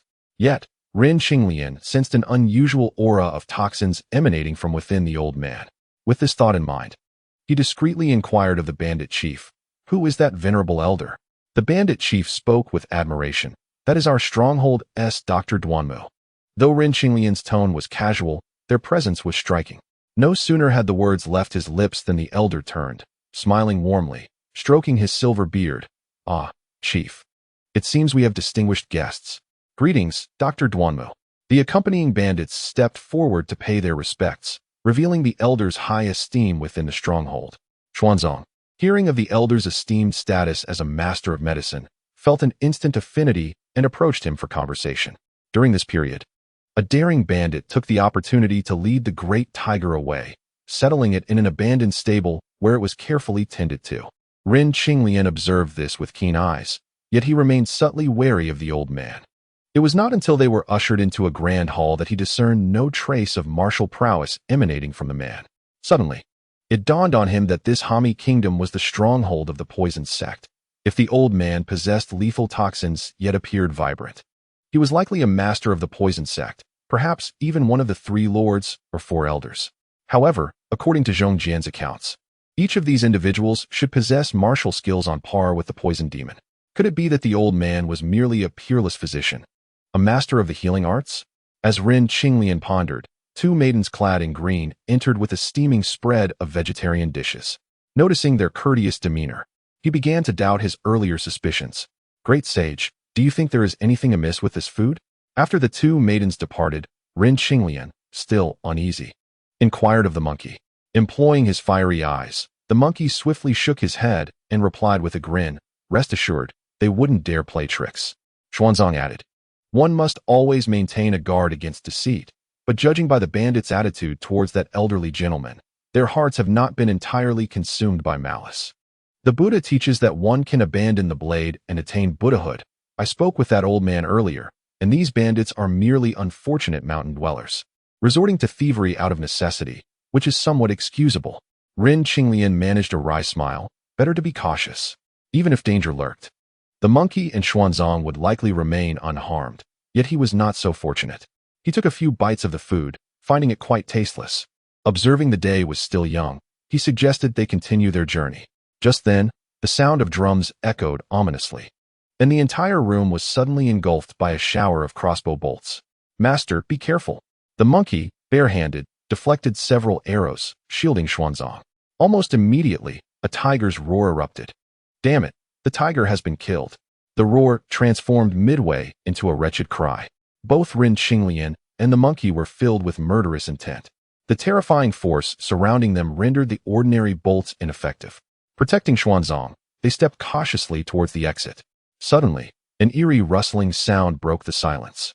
Rin Qinglian turned to see the pots and pans that had been placed on the table scattering like sand, morphing into a swarm of densely packed yellowish insects.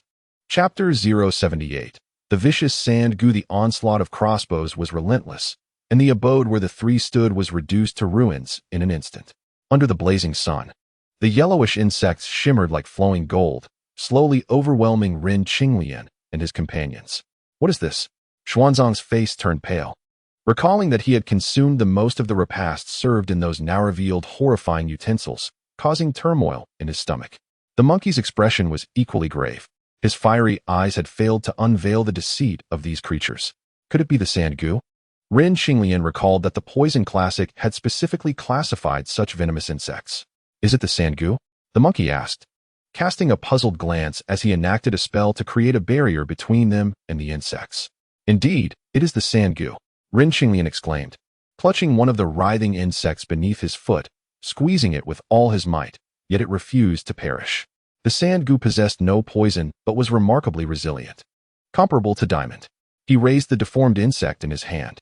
Upon hearing that the goo insects bore no venom, Xuanzang finally exhaled in relief. Various tales of venomous goo circulated widely in the realm. Even he, a monk devoted to piety, had heard of their bizarre and troublesome nature. During their mundane travels, the monkey had often sought to spar with Rin Qinglian. Thus he was acutely aware of the extraordinary strength of this seemingly frail human. Curiosity piqued. He took the deformed insect in his fingers, and with a swift pinch, it crumbled to powder. Rin Qinglian opened his mouth in astonishment after their bouts. He had felt somewhat smug about his own physical resilience, only to realize the vast disparity in their strengths. So it was made of sand. No wonder I failed to detect their presence. The monkey exclaimed in surprise. The internal organs of the sand goo were composed of sand, and even his fiery gaze could only perceive a pile of grains. In this wondrous world, the sand goo was composed of countless nano-sized particles, each imbued with the spiritual imprint of its master. Rin Qinglian murmured, recalling the Poison Classic's account of the sand goo, and couldn't help but express his astonishment. The monkey, not understanding the concept of nano, pondered that perhaps these shattered grains could reassemble. Indeed, as he thought this, the sand in his hand began to coalesce, forming a rudimentary shape of the sand goo. Xuanzang, witnessing this, exclaimed, "Then they cannot be killed." He cast a worried glance around. Just as the three conversed, every piece of porcelain and tile in the room transformed into sand goo, surging towards them and enveloping the protective barrier the monkey had conjured. Appearing from afar, as if an ethereal structure had materialized from thin air. In the courtyard, the plum blossoms were budding, exuding a fragrant aroma. A subtle fragrance wafted through the air, accompanied by the enchanting sounds of a zither emanating from a pavilion across the courtyard, intertwining with the cold plum blossoms and resonating like celestial music. The bandit leader rushed in with a look of urgency, bowing and saying, "Mr. Duanmu, the gold in the village has been entirely depleted, and the monks have yet to perish." Mr. Duanmu, with his flowing silver beard, sat by the window of the pavilion, having already noted the sudden emergence of the structure. "No need to rush," Mr. Duanmu replied with a calm smile. Before him lay a small incense burner, from which a delightful fragrance wafted, and wisps of light smoke curled into the air. Adjacent to the burner was a small black table, upon which rested an antiquated jade zither, his fingers dancing gracefully across the strings, producing melodious notes that floated through the window. Observing Mr. Duanmu's increasingly rapid playing, the bandit leader's anticipation grew, yet he felt an ever-deepening anxiety.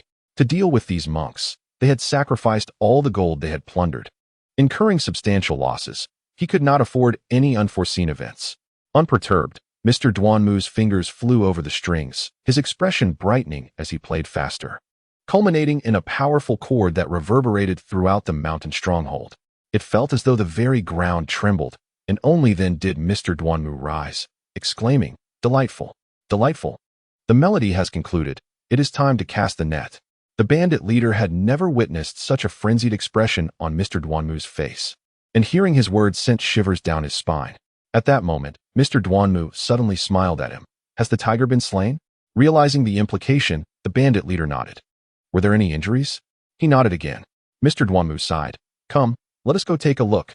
The bandit leader's initial trepidation dissipated, seeing the elderly man as a benevolent savior, akin to a reincarnated benefactor. As they conversed, they arrived in the courtyard, where the bandits, armed with long knives, surrounded the ever-growing mysterious structure with solemn expressions. Upon seeing Mr. Duanmu descend, they each displayed relief, bowing respectfully with great reverence. Mr. Duanmu approached several wounded bandits with a benevolent expression, offering them a few emerald green pills.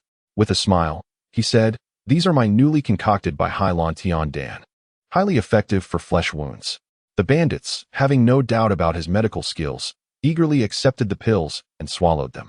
Almost immediately, a worm-like bulge began to move across their bodies, and as it passed, the injuries were swiftly covered by a greenish liquid, followed by an exhilarating sensation as their pain dissipated, truly miraculous.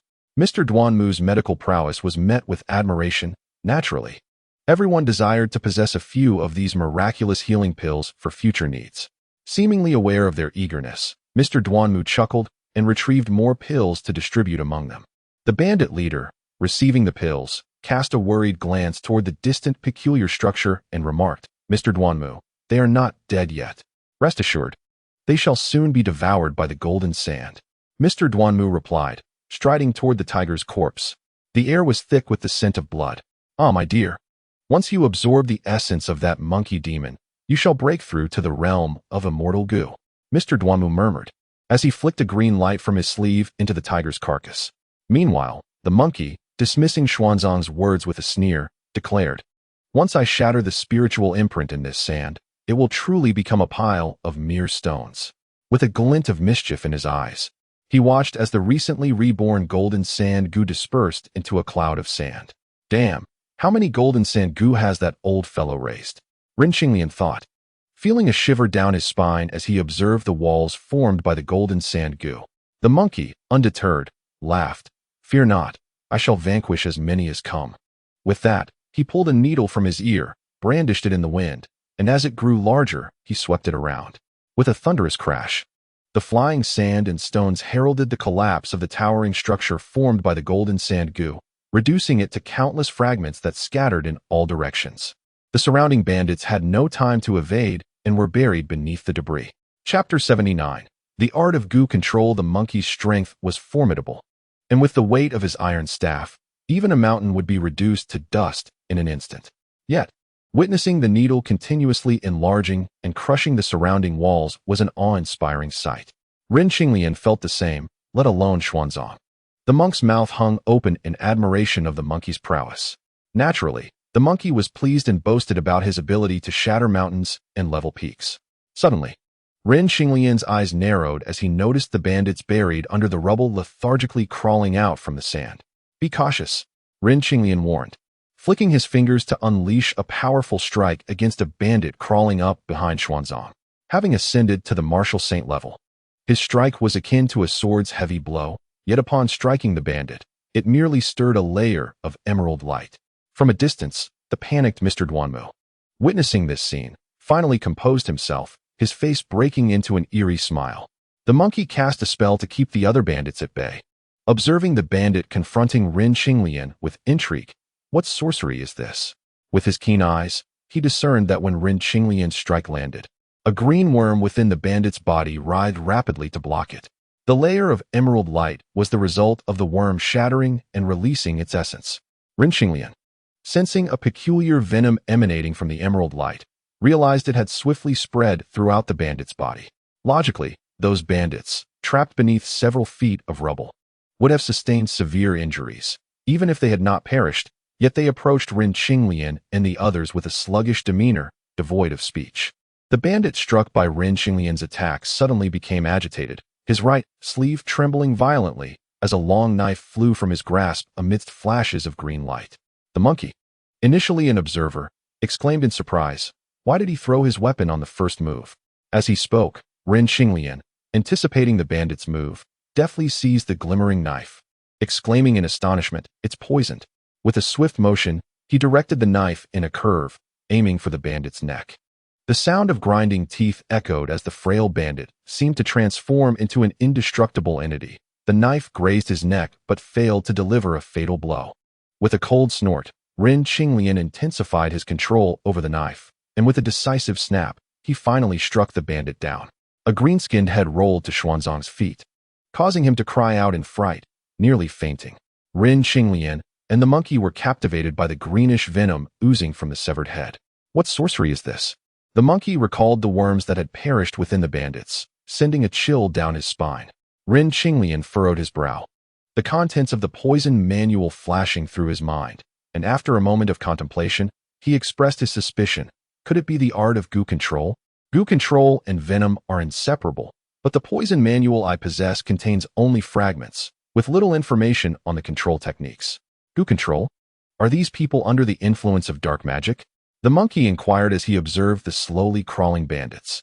Ren Qinglian recalled the previous scene, shaking his head and then nodding, concluding that they were indeed afflicted by the control technique, but not fully under control. The monkey, evidently recalling the earlier bizarre event, sneered, "You protect my master. Watch as I break his dark magic." With that, the monkey's form expanded, transforming into a towering giant. A massive shadow loomed over the entire mountain stronghold. Mr. Duanmu looked up, his eyes wide with disbelief as if awakening from a nightmare. In the area where the golden sand goo had shattered, a giant monkey, hundreds of feet tall, swung an iron staff, mercilessly launching the bandits afflicted by the control technique into the air, shaking the very ground beneath them. The bandits' families, in a state of panic, fled from the collapsing structures, while several women were tragically struck down by the monkey's staff, turning into a mist of blood. The warm rain of blood not only jolted Mr. Duanmu from his slumber, but also brought Xuanzang to his senses. "Wukong, halt! Do not harm the innocent." With a thunderous crash, the iron staff leveled a hill behind Mr. Duanmu, claiming the lives of several women. "Stop, stop!"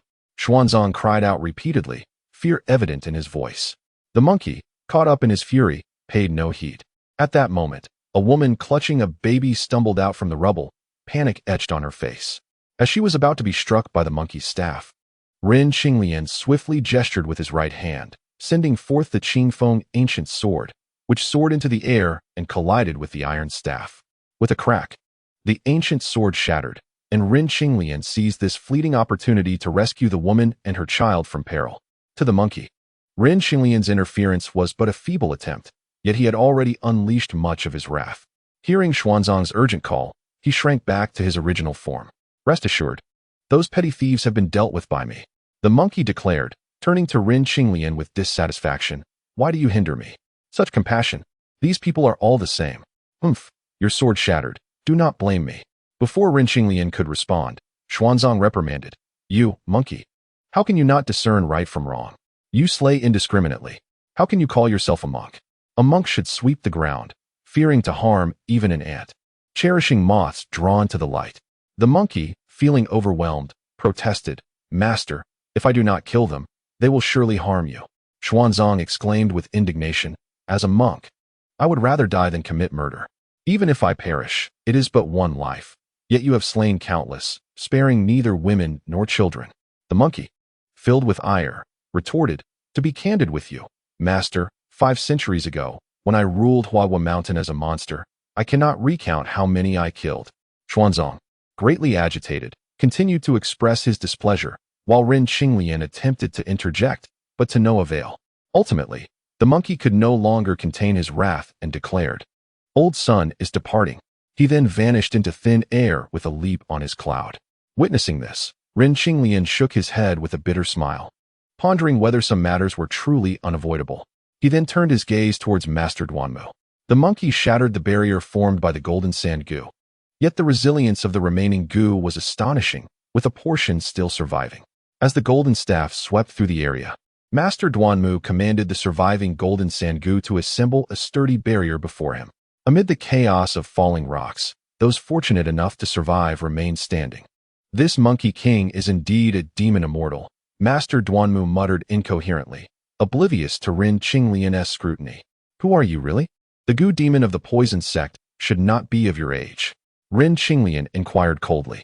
He had learned from the monk at Zhongjie Temple that one of the 3 dignitaries of the poison sect was indeed a goo demon, yet according to the monk's description, this demon should be around 50 years old, possessing profound martial skills, and had already achieved mastery a decade prior in Miaojiang. Upon hearing Rin Qinglian's words, Master Duanmu narrowed his eyes and remarked, "You are familiar with the poison sect. Indeed, you appear to be a martial artist from the Middle Land." Rin Qinglian nodded, stating, "To be able to nurture so many golden sand goo, and to employ the soul goo techniques so subtly, I fear even that goo demon could not accomplish such feats." "Who are you?" "Haha, my disobedient son Duanmu Cankong could not possibly reach such heights. I am the previous generation's goo demon, Duanmu Liangyue." With that, the old demon's face broke into an eerie smile. Rin Qinglian, already on guard, saw a green light shoot forth. His agility was extraordinary, and ordinary spells could scarcely harm him. Yet this green light was swift as lightning, piercing his skin before he could react. "You seek death," Rin Qinglian roared in fury. Channeling his intent and summoning strength from within, his left palm carving an arc as a powerful force surged forth, striking the ground violently. "Haha. Since you know of the golden sand goo, you must have heard of the jade blood flame goo. Should you kill me, the goo will transform into blood flames, incinerating your very essence." Chapter 80. Blood of Azura. The mention of the jade blood flame goo sent a tremor through Rin Qinglian, momentarily halting his offensive. Master Duanmu Liangyue cackled with delight. Xuanzang, consumed by sorrow, instinctively glanced over at the commotion, noticing Rin Qinglian's grim expression, and could not help but ask, "Ron, are you all right?" His gaze then fell upon the maniacally laughing Master Duanmu Liangyue, exclaiming, "Master Duanmu, I foolishly regarded you as a benevolent healer." Duanmu Liangyue shot back. "Get lost. I detest bald heads. Why would a youth like you wish to become a monk?" Xuanzang, taken aback by the transformation of the once ethereal healer into a merciless goo demon, trembled with anger. Rin Qinglian, observing the scene, frowned and urged, "Master, please take them away from here. I will follow shortly." He gestured towards the few surviving women and children. Whether it be compassion or the folly of releasing a tiger back into the mountains, they had already saved the lives of these innocents. It was time to escort them to safety. Duanmu Liangyue scoffed, "You are barely able to care for yourself, yet you wish to play the hero." Rin Qinglian huffed disdainfully, noticing Xuanzang's hesitation, and whispered, "Rest assured, I am fine." Xuanzang, still doubtful, grimaced as he gathered his belongings, leaning on his staff, and led the women and children westward.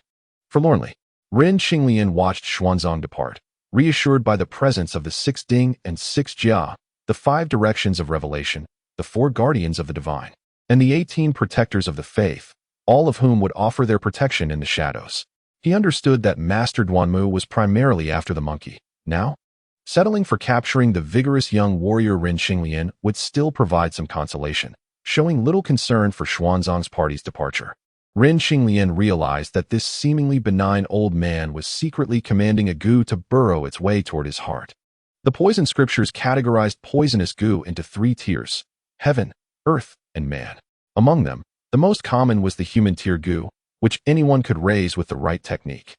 Earth tier goo possessed various extraordinary abilities, like the golden sand goo, which was a premier example of this tier. Such goo required meticulous care and were not accessible to the average person, with few capable of nurturing them within the poison sect. However, heaven tier goo were legendary, and their materials were beyond mere scrutiny, often derived from mythical creatures. The jade blood flame goo within Rin Qinglian was nurtured with the heart's blood of the Azura race. Because of this, heaven tier goo often possessed the potential to evolve into immortal goo, which could rival the prowess of martial saints. Master Duanmu Liangyue had been schemed against by his son, losing all his power, yet relying on his medical and goo arts. He had hidden away for decades to nurture an immortal goo. Though Ren Qinglian did not know where this old poisoner had procured his Azura heart's blood, he dared not underestimate the threat of a heaven-tier goo. As they spoke, he discreetly summoned his inner energy to protect his heart. Through introspection, he could clearly perceive the goo's form. The jade blood flame goo resembled a green pea, weaving tirelessly through his muscles and veins. As it approached his heart, it was halted by an invisible barrier of energy. However, before Ren Qinglian could breathe a sigh of relief, the goo seemed to sense something and transformed into a green light, darting towards his blood sea. Damn it! Ren Qinglian suddenly recalled that after opening his blood sea, the most vigorous essence flowed within this so-called blood sea. This jade blood flame goo fed on the vital blood of living beings, capable of generating a fiery poison that could incinerate blood. Naturally, Ren Qinglian could not allow it to burrow into the blood sea he had painstakingly cultivated.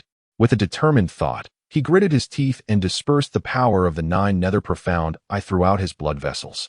Master Duanmu Liangyue's expression shifted as he sensed the cold poison emanating from Ren Qinglian, exclaiming, "You are the heir of the poison demon?" Though he had lost all martial prowess, his lifelong immersion in the realm of poisons allowed him to easily detect the peculiar poison within Ren Qinglian, instantly recalling it as a signature poison of the poison demon. Ren Qinglian's face darkened. While the 9 nether profound eye could devour poison, this goo was a living entity, and he had no idea what might occur upon their encounter. At this moment, he had no other means to prevent the goo from invading his blood sea, and could only risk transforming himself into a poison user, countering poison with poison, hoping the goo would retreat. With a shriek, as the powers of the 2 poisoned spirits from the 9 nether profound eye encroached, the jade blood flame goo emitted a high-pitched wail within Ren Qinglian's body.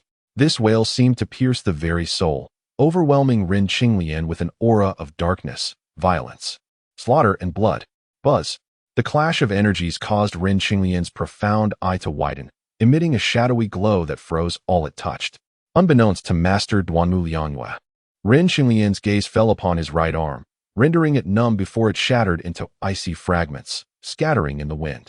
He gasped in shock, retreating hastily as he exclaimed, "Are you human or demon?" Due to the icy severing of his arm, not a drop of blood escaped from the wound. However, in his frantic retreat, he soon realized that a strange toxin was invading his flesh. Fortunately, with his dual mastery of medicine and poison, he swiftly managed to temporarily suppress the toxicity. As the scorching sun shone down, the chilling poison lingering in the severed arm dissipated, replaced by an excruciating pain that drained the color from his face, with beads of sweat rolling down his forehead. Simultaneously, Ren Qinglian felt his blood congeal as an invisible force struck, shattering the venomous insect. Although he had used the power of the 9 nether mystic eye and his own blood essence to obliterate the toxin, his sinews and blood vessels had also suffered damage from the cold poison. At that moment, he had no time to dwell on these injuries. His attention was captivated by a drop of blood lingering where the poisonous insect had vanished. Could it be the heart's blood of an Azura? Feeling the power within the blood, Ren Qinglian couldn't help but speculate. As a creature from the blood sea of the underworld, the Azura clan was known for its bloodlust and brutality. The jade blood flame insect, although nurtured from Azura heart's blood, had absorbed and integrated various bloodlines and toxins during its cultivation. Thus, within this drop of blood, he sensed an overwhelming toxicity and an eerie aura of darkness. Chapter 081. Fusion of essence blood. Sensing the 9 nether mystic eye's attraction to this drop of blood, Ren Qinglian forcibly suppressed his desire. It was not the time to risk absorbing this blood. He then turned his gaze to the pallid face of Duanmu Liangyue. "Who are you? Did Duanmu Sanzang send you?" Duanmu Liangyue's expression twisted with malice. The toxic sect had a strict hierarchy, and the 3 nobles could indeed command the 4 elders. Ren Qinglian merely smiled lightly. "As far as I know, the events of that year seem to have been orchestrated by the old gentleman himself." He was unaware of what had truly transpired back then. Yet his vague words only heightened Duanmu Liangyue's fury. With a cold snort, he suddenly burst into laughter. "You're just a naive child. What do you know of the past? Speak of it in detail." Ren Qinglian was in no hurry to kill him. The members of the toxic sect were known for their vindictiveness, and with the vastness of Happy Kingdom and its sparse population, he sensed he would inevitably cross paths with the toxic sect again in the coming months. Duanmu Liangyue spoke fiercely. The root of the calamity from that year stemmed from a 5 poisons due loquat. Decades ago, Duanmu Liangyue had ventured to the far west in search of materials to cultivate the jade blood flame insect. By chance, he stumbled upon an ancient cave left by a practitioner, where he discovered a poisonous treasure, the 5 poisons du loquat. This loquat was far more precious than the 9 nether golden lotus Ren Qinglian had seen in the Monkey King's cave. The poisonous fruit could be used for alchemy, and the dew could be utilized for toxins, encompassing all 5 elements with potent medicinal and toxic properties. At that time, Duanmu Liangyue had successfully obtained a drop of Azura Heart's blood amidst the conflict between the Buddhist sect and the Azuras, intending to collect more to enhance his insect cultivation. However, upon acquiring the 5 poisons du loquat, he hurriedly returned to the Starry Sea. After returning, he planted the poisonous treasure in the Waterfire Origin Cave on the back mountain of the Poison Dragon Ridge, subjected to the refining of water and fire, absorbing the essence of the mountains and rivers. Duanmu Sanzang had been in dire need of the continuous 5-element poisonous energy for the 5 elements reversal insect he was refining. Upon learning of this, he naturally sought the dew from his father. Although Duanmu Liangyue had given some, the rarity of the treasure meant he could only part with a limited amount. As time passed, Duanmu Sanzang's insatiable greed led him to harbor malicious intentions. While his father was in seclusion refining the jade blood flame insect, he struck a treacherous blow, rendering him powerless and claiming the 5 poisons du loquat for himself. After losing his martial prowess, Duanmu Liangyue faked his death to escape, coming to this desolate land to continue cultivating the poisonous insect, with the aim of one day returning to reclaim what was rightfully his. Ren Qinglian couldn't help but click his tongue in admiration. Indeed, the members of the toxic sect were ruthless. A single poisonous treasure had ignited enmity between this father and son. Nevertheless, he had also learned of the origins of the drop of Azura Heart's blood. The blood sea of the underworld lay in the far west, where the Azura clan resided. The Bodhisattva K. Itagarbha had sworn not to attain Buddhahood until hell was empty, and upon entering the netherworld, his resounding mantra had salvaged many Azuras, leading to the emergence of the Azura clan among the 8 divisions of the heavenly dragons later on. Thus, a deep-seated enmity had formed between the Buddhist sect and the Azura clan, resulting in numerous fierce battles over the millennia. Duanmu Liangyue had seized this opportunity to profit from the war. Seeing Ren Qinglian deep in thought, Duanmu Liangyue could no longer restrain himself, saying, "Before I die, revealing the truth of this enmity is not a bad way to go. You may kill or torture me as you please." Ren Qinglian smiled. "So eager to meet your end?" Duanmu Liangyue replied with a grim smile. "The world is filled with suffering. The sooner one dies, the sooner one transcends. You are indeed a sinner, yet you still seek transcendence." As he spoke, Ren Qinglian flicked his hand, and with a soft thud, he created a round hole in the old demon's forehead. Duanmu Liangyue, with eyes wide open, collapsed lifelessly. At that moment, the drop of essence blood suspended within Ren Qinglian's body erupted violently. The techniques of insect manipulation and descending spells were unique arts derived from the mundane. Yet after the ancient Qiyu was slain, they became a path of the left. Although the insect had been reduced to a drop of essence blood, the master of the insect remained alive, and the intricate spell imprints embedded during the blood refinement process persisted, preventing the drop of blood from dispersing. Now, with the demise of the old demon, it could no longer maintain its form. Ren Qinglian dared not be careless. He directed the power of the 9 nether mystic eye to absorb a strand of the dark, eerie toxin. Simultaneously, he activated the dragon elephant prajna technique, using the Azura blood to refine and enhance his own bloodline. The Azura clan thrived on blood. Their blood possessed a powerful bloodlust. Fortunately, although this drop of blood was solid and potent, it was still inferior to the torrential blood essence that had already been refined to the martial saint realm within Ren Qinglian. It soon began to break down into wisps of dark red threads, which were assimilated and absorbed by Ren Qinglian's bloodline. As the blood merged and refined, an overwhelming, unfathomable power surged from Ren Qinglian's blood vessels into his blood sea. What a magnificent power! Ren Qinglian's heart surged with excitement, guiding the vigorous blood essence in the blood sea to crash into other acupoints. Soon, one acupoint was breached, and the powerful blood essence flooded into it, rapidly forming a lake. Throughout this process, the blood essence constantly washed over his limbs and bones, continuously transforming his body, making him sturdier and more powerful. What formidable strength! Even my meridians have undergone some transformation. Feeling the immense power almost bursting forth from his body, Ren Qinglian couldn't help but marvel, yet also worried. If this transformation continued, would he develop traits of the Azura clan? It was said that the men of the Azura tribe were notoriously ugly. Fortunately, the strength of this drop of essence blood was relatively small, even after decades of being refined by Duanmu Liangyue using various creatures' essence blood. It had only allowed Ren Qinglian to open a single acupoint. As the blood essence stabilized, the transformation of his physical form came to a close. Aside from a slight increase in height, there were no other noticeable changes. As Ren Qinglian sighed in relief, he began to immerse his mind in the cultivation of the 9 nether mystic eye. Meanwhile, the monkey arrived at the East Sea Dragon Palace.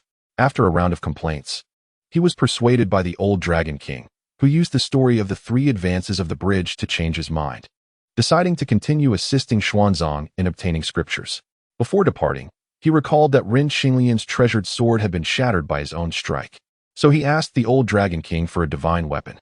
As Xuanzang led the group a short distance, they encountered an elderly woman. Chapter 082, Feng Su Riding the Wind. Clearly, the arrival of Ren Qinglian had not altered the course of events.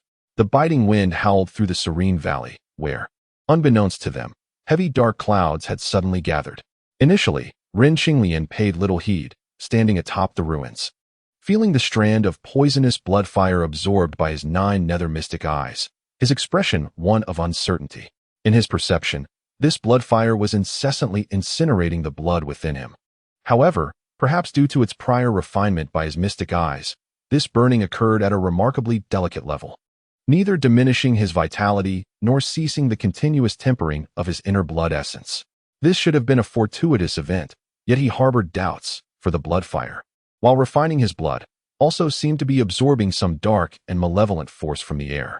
After opening his spiritual orifices, although he had not specifically cultivated any doctrines, his spiritual awareness appeared to have significantly heightened, and with the experience of his previous cultivation of the phantom body, he had gained some insights into the application of spiritual power. Soon, he attempted to separate a strand of his consciousness, following the trails of the dark, malevolent energy to its source. To his astonishment, it led him to the corpses of the mountain bandits. Could this poisonous blood fire actually consume the essence of the dead? Ren Qinglian pondered, activating his 9 nether mystic eyes, only to discover a gray, decayed dust swirling above these corpses. As a type of malevolent essence, the essence of the dead was indeed recorded in the scripture of poisons, and Ren Qinglian quickly recognized that this drifting gray substance was the essence of the deceased. The energies he had traced, however, were intangible, ethereal presences. Could these energies be akin to the essence of the soul? Ren Qinglian mused, unaware that such dark malevolent forces were referred to as karma within the Buddhist tradition. As he waited for the blood fire to absorb all the karma left by the corpses in the valley, Ren Qinglian found himself perplexed about the nature of this power. Resigned, he decided to tidy up and pursue the direction Xuanzang had taken. However, at that moment, his expression shifted dramatically as he sensed a subtle tremor in the heavens and earth. Enlightened, he gazed at the now silent sky, his gaze sharpening as he incredulously exclaimed, "I still have to endure a tribulation." Monsters must withstand tribulations when breaking through to the Golden Core realm, as they need to transform themselves into innate Tao bodies, a process known as metamorphosis, facilitating subsequent cultivation. Yet, humanity is different. The human body is inherently a perfect innate Tao body. The navel is the ancestral palace, within lies the yellow court, the heart is the crimson palace. The lungs are the floral canopy, and the soles of the feet connect to the spring of vitality, corresponding even to the 18 plates of the small intestine and the 18 prisons of the 9 netherworlds. Unless one engages in Zen meditation to transcend the shackles of lifespan, whether in Taoism or Buddhism, after establishing the foundation, one begins to defy destiny. And even without a physical form, one can cultivate the ghostly path with the Yin spirit. Pure human warriors need not fear being targeted by heavenly tribulations before merging with the Tao. Ren Qinglian had understood this common knowledge since he first embarked on martial cultivation, and his breakthrough to the martial sage realm was not a matter of days. The heavenly Tao must have regarded him as a prodigy to have unleashed tribulation upon him at that time. However, He quickly realized that the drop of Shura blood that had integrated into his veins had altered part of his meridian distribution. Strictly speaking, this was also a form of metamorphosis.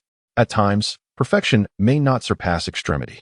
Although the human innate Tao body is flawless, it is not the most potent. Races as formidable as the Shura, while lacking the perfect correspondence with the Tao of heaven and earth, possess mysterious powers and unique innate abilities that humans find hard to rival. In Ren Xinglian's view, the process of cultivation is a continuous evolution of life.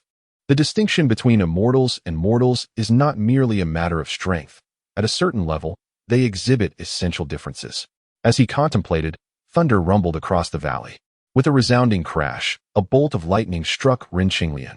Rather than being alarmed, he felt exhilarated, channeling his internal and external techniques, allowing the lightning to cleanse his entire being. The last time he harnessed the white serpent's lightning tribulation, he was merely a martial master. This time, with his internal cultivation and physical refinement having reached the martial sage realm, he effortlessly faced this minor tribulation. Soon, before the second bolt could descend upon him, Ren Xinglian executed the stunning phoenix shadow, leaping into the sky to meet the lightning head-on. Previously, his stunning phoenix shadow had undoubtedly connected him to the heavenly essence, allowing him to enter the supreme state of unity with the heavens and earth. Although he had not regained that state recently, his relentless efforts had enabled him to master the technique of drawing on the heavenly essence to accelerate his internal energy cultivation. As he willingly collided with the tribulation, the energies of heaven, earth, sun, moon, stars, mist, mountains, and waters began to converge. Under the violent cleansing of the lightning, these heavenly essences quickly became exceedingly concentrated. Fortunately, Ren Xinglian's internal energy lacked attributes, rendering him unafraid of the chaotic essences, swiftly absorbing a significant portion, thus enriching his true energy and solidifying the energy crystal in his dantian. Following this, the third, fourth, and fifth bolts of lightning descended in succession. The karma within Ren Xinglian had long been incinerated by the blood fire, and protecting the seeker of truth was a deed of merit. Although he had undergone a transformation in the realm of life through the Shura blood, it was still somewhat different from the metamorphosis of monsters. Therefore, this tribulation consisted of only 6 bolts, and their power was not particularly formidable. As the 6th bolt struck, the dark clouds of tribulation began to dissipate. Ren Xinglian felt a sense of unfulfilled longing. However, as the tribulation clouds receded, the heavenly rewards that fell upon him plunged him into ecstasy. Previously, Bai Suzhen had utilized the power of the tribulation to not only heal all injuries sustained during her tribulation, but also to elevate her state to its zenith. Now, although Ren Xinglian's tribulation was somewhat less potent, he emerged from the entire process without sustaining any injuries. On the contrary, he had used the tribulation's baptism to elevate his strength further, having already reached the mid-stage of refining energy into spirit. Yet now, as the force of heavenly reward merged with his body, a unique energy emerged deep within him, akin to the life force of all things awakening, unstoppable and unresistible. This power penetrated to his very marrow, making him feel as if he were a plant breaking through the soil, bursting with vitality that compelled him to let out a joyous roar. At the same time, under the influence of this force, the true energy in his dantian crystallized entirely, and he had inadvertently broken through to the late stage, even the peak of refining energy, into spirit. The tribulation in the valley had not escaped the notice of the monkey, who had been tricked into wearing the tight headband by Xuanzang. As he returned with Xuanzang, he spotted Ren Xinglian suspended in midair from a distance. Warriors in the late stage of refining energy into spirit can already traverse the skies with their true essence. Riding the Wind. Chapter 083, The Divine Sword Taie. Majestic and sweeping, riding the wind with abandon, Ren, the layman, is he destined for immortality? Xuanzang recited a poetic line, his face a mask of astonishment. In ancient times, when Master Bodhidharma crossed the river on a reed, he was regarded as a divine being and revered as the martial ancestor of Zen. Now, Ren Xinglian surpasses him, soaring through the wind, which explains why Xuanzang mistakenly believed he was about to ascend to immortality. The monkey shook his head and replied, "Tribulations are easy to cross, but true immortals are difficult to become." In his heart, he pondered, reaching the pinnacle of martial arts, where one possesses the strength to suspend their body in midair, is a considerable achievement. However, breaking through to the realm of true immortals and shattering the void presents a far greater challenge. In his quest for enlightenment, he had once heard whispers of the martial arts pinnacle and the legends of void shattering, but such tales were mere fables. In that era, those capable of riding the winds were as rare as phoenix feathers. After merging his movements with his mental discipline, Ren Qinglian experienced a significant enhancement in his comprehension of the changes in the cosmic energies surrounding him.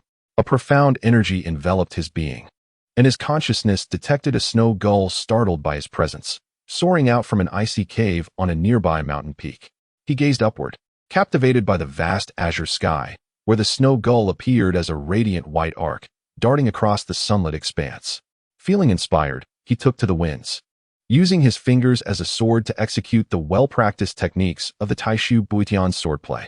At that moment, with his profound mastery, he could perform many of the fantastical techniques from the incomplete swordplay, which had evolved far beyond the rudimentary style conceived by Ren Taishu. As he executed the 12 sword moves, strands of sword energy spiraled around him, dancing in harmony with the ebb and flow of his sword's might. The monkey, witnessing this, collected his thoughts and called out from afar, "Run, catch this sword."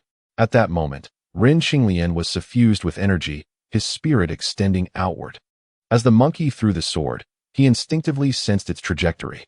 His shoulders surged, and in an instant, he moved horizontally through the air, his palms reaching out to grasp the orange flash that approached. The sword felt astonishingly heavy in his hands. With a sidelong glance, he observed that the sword was predominantly a fiery orange, adorned with the ancient characters Teia engraved along its blade. The Teia Divine Sword. Ren Qinglian's eyes sparkled with excitement. This sword was said to have been forged by the legendary blacksmiths O Yezi and Ganjiang, wielded by Qin Shi Huang during his conquests, earning the title of the Sword of Might. In this world of immortals and demons, its legend was even more profound. Having tempered his physical form and reached the level of a martial saint, he possessed the strength to lift 1,000 pounds effortlessly. Yet, this sword's weight suggested it was nearly 800 or 900 pounds, far from the 13,500 pounds of the monkey's golden staff, but still an extraordinary weapon. This realization stirred a wave of exhilaration within him. With a mere flick of his fingers, he channeled his energy into the Teia sword, producing a thunderous resonance that echoed around him. With a hearty laugh, the sword stirred the winds, slicing the surrounding clouds into two circular formations that intertwined like yin and yang, brimming with infinite meaning. In the next moment, the divine sword soared through the air, transforming into a blazing orange flame that traced the patterns of the Tai Chi fish in the cloud. One swing sent the energy cascading through the cosmos, clearing the heavens and the earth. "What a magnificent swordplay!" the monkey exclaimed, his heart stirred, unable to restrain himself as he leaped through the clouds to Ren Qinglian's side. The Teia sword returned to Ren Qinglian's grasp of its own accord. "Thank you, great sage, for this gift," he said, bowing slightly in sincere gratitude. "Oh, as long as you like it. I thought that old Dragon King was deceiving me." The monkey chuckled, noting that while the Teia was indeed a divine weapon, it was neither a magical artifact nor as substantial as the golden staff. To him, it hardly seemed worthy of the title of a divine blade. He recalled how the old Dragon King had hidden away the treasures of the Dragon Palace after the monkey's previous demand for the staff, and after much effort, he had only managed to find this sword, which was still of considerable use. Ren Qinglian felt a surge of emotion, recognizing that the monkey truly regarded him as a friend, and he expressed his gratitude once more. Suddenly, his gaze narrowed as it fell upon the golden circlet atop the monkey's head. "Great sage, you."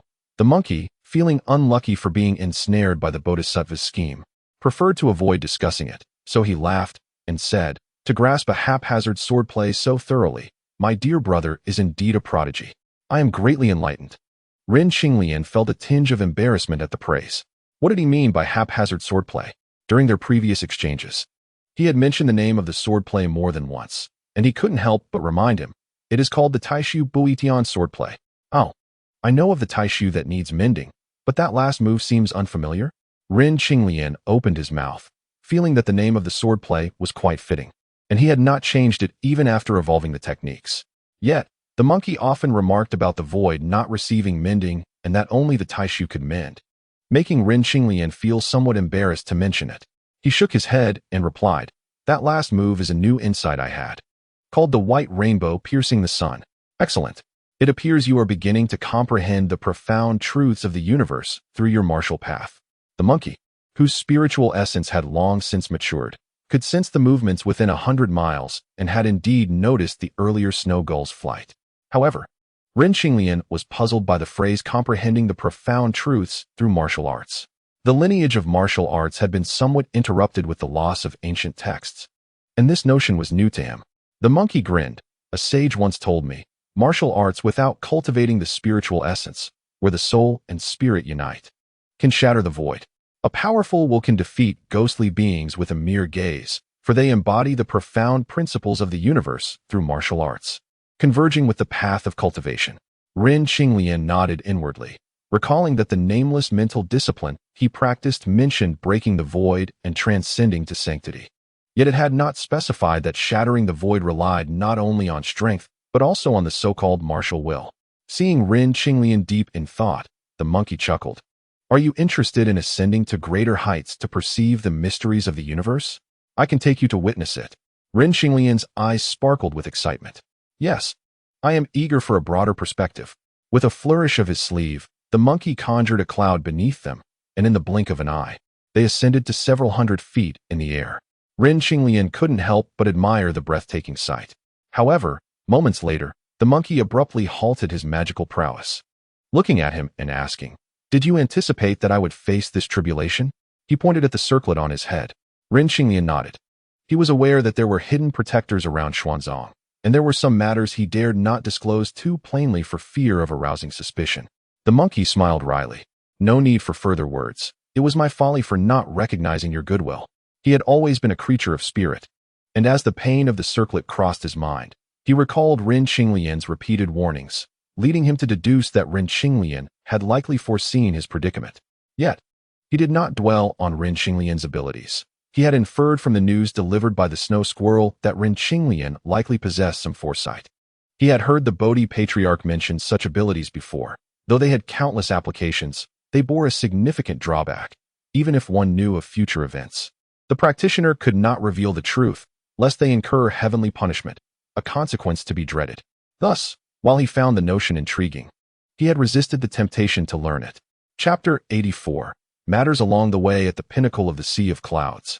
Ren Xinglian took a moment to calm his thoughts before saying, "There is no need for the great sage to dwell on this matter. It would be wise to keep the monk in good spirits to avoid unnecessary hardships. Once the pilgrimage is complete, the bonds will surely be broken." The monkey's eyes brightened at this. Throughout their journey, he had been trying to glean the incantation for the tightening spell from the monk, but had gleaned nothing. Now, hearing Ren Xinglian's words, he felt a weight lift from his heart. Just then, Xuanzang's voice suddenly reached the monkey's ears, prompting him to smack his lips and exclaim, "The master is calling for me." Ren Xinglian, initially awestruck by the majestic winds and the ethereal landscape, had no mind left to ponder the profound truths of the universe. "Let us descend. We must indeed keep the master waiting." The monkey nodded, having brought Ren Xinglian to this clouded summit to evade the scrutiny of hidden figures near Xuanzang. Now that his purpose had been fulfilled, he knew that if they kept the monk waiting too long, the consequences would be dire. Ren Xinglian evidently contemplated this notion, and even considered whether someone might take advantage of Xuanzang to bring about his own ruin. After all, when the monkey was tormented by the tightening spell, he had no time to tend to himself. Had he not been killed in the fall, he would surely have been grievously injured. Fortunately, the monkey's prowess in riding the clouds was formidable, and their conversation lasted but a fleeting moment. Once they returned to the ground and took a brief respite, the trio continued their journey. This place was inherently a desolate wilderness, and the terrifying aura the monkey had exuded while vanquishing the bandits had long since frightened away the nearby beasts. Thus, after several days of travel, Ren Xinglian and his companions were unable to find any beast to transport Xuanzang. Unbeknownst to them, winter was drawing near. A recent heavy snowfall had rendered the mountain paths even more perilous. This could not continue. Ren Xinglian pointed at Xuanzang, who was struggling through the snow, his expression filled with helplessness. Despite the monkey clearing the way, in such frigid conditions, Xuanzang's frail physique was bound to succumb to illness. The monkey, upon hearing this, let out a bitter laugh. The recluse refused to ride on a makeshift sled, opting instead to endure such hardship. It turned out that the heavy snowfall had blocked the paths, prompting Rin Qinglian to whimsically describe the form of a sled to the monkey. Under the influence of celestial arts, they swiftly fashioned a sled, intending to pull Xuanzang along. However, Xuanzang deemed this contraption a dubious trick, suspecting it might compromise their quest for scriptures, and thus refused to sit upon it. Rin Qinglian could not fathom this reasoning.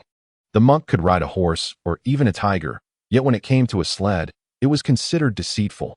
What kind of logic was that? Suddenly, the monkey exclaimed, pointing towards a water stronghold not far off. Rin Qinglian discerned several small boats drifting on the river, yet no sign of human activity was apparent. If this river led in the right direction, they might consider taking a boat. Sledding was out of the question, but surely a boat would suffice. The monkey soared into the sky for a better view and returned with the news. I have observed that this river, though winding, leads towards Xipan Mountain. That was indeed their destination, and Rin Qinglian nodded in agreement. At that moment, Xuanzang approached, out of breath, and upon hearing this news, he appeared rather pleased. Yunshui village lay nestled in a valley, with the river winding around it on 3 sides, presenting an advantageous location. The villagers, accustomed to hunting and fishing, lived quite comfortably. The recent snowstorm had not frozen the rushing river, yet the snow-covered mountains heralded an excellent hunting season. However, a strange beast tide had recently driven most wild animals to the front of Xipan Mountain, leaving the villagers with little more to show for their efforts than a few rabbits. Snowy days were indeed prime time for catching wild rabbits.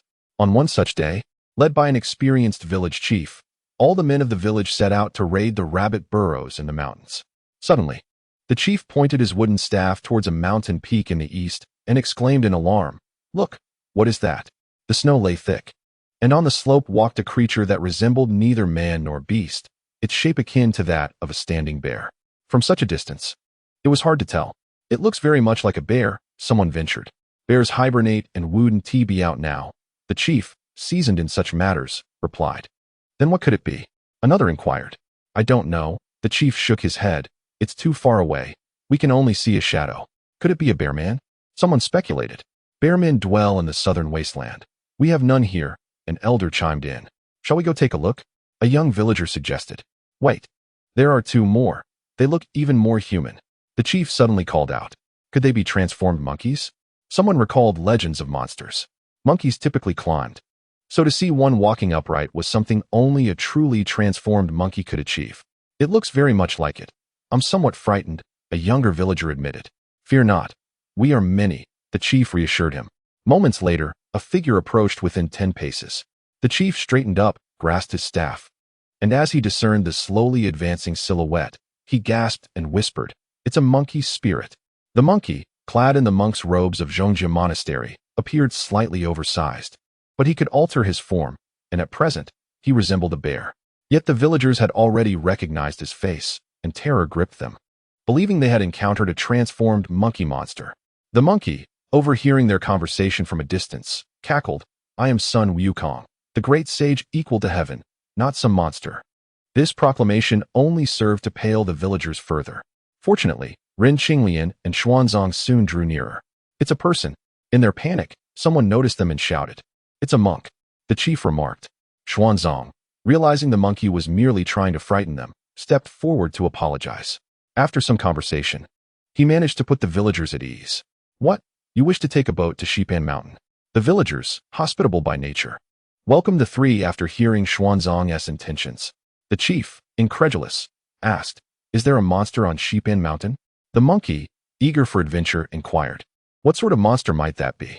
The chief, knowing of the monkey's status as a monk's disciple, was unafraid and chuckled, "Elder monkey, you should know that this river leads to a place called Eagle's Cry Gorge, where the waters are treacherous and deep. A boat could easily capsize." The monkey declared, "My surname is Sun." Rin Qinglian and Xuanzang could hardly contain their laughter. The monkey continued, "In my past, I have navigated seas and faced countless tempests. A mere Eagle's Cry Gorge is nothing to me." Chapter 085. The ice river cleanses the sword. The 3 of them stayed overnight in the water stronghold, and at dawn the following day, as the orange-red rays of sunlight pierced the horizon, they resumed their journey. Having previously mingled within human society, The monkey understood the ways of people and offered the chief some silver coins, allowing them to board the most luxurious fishing boat in the village. The boat featured a canopy that could accommodate 2 or 3 people, and Xuanzang spent his days inside, eating vegetarian meals and reciting scriptures, living quite peacefully.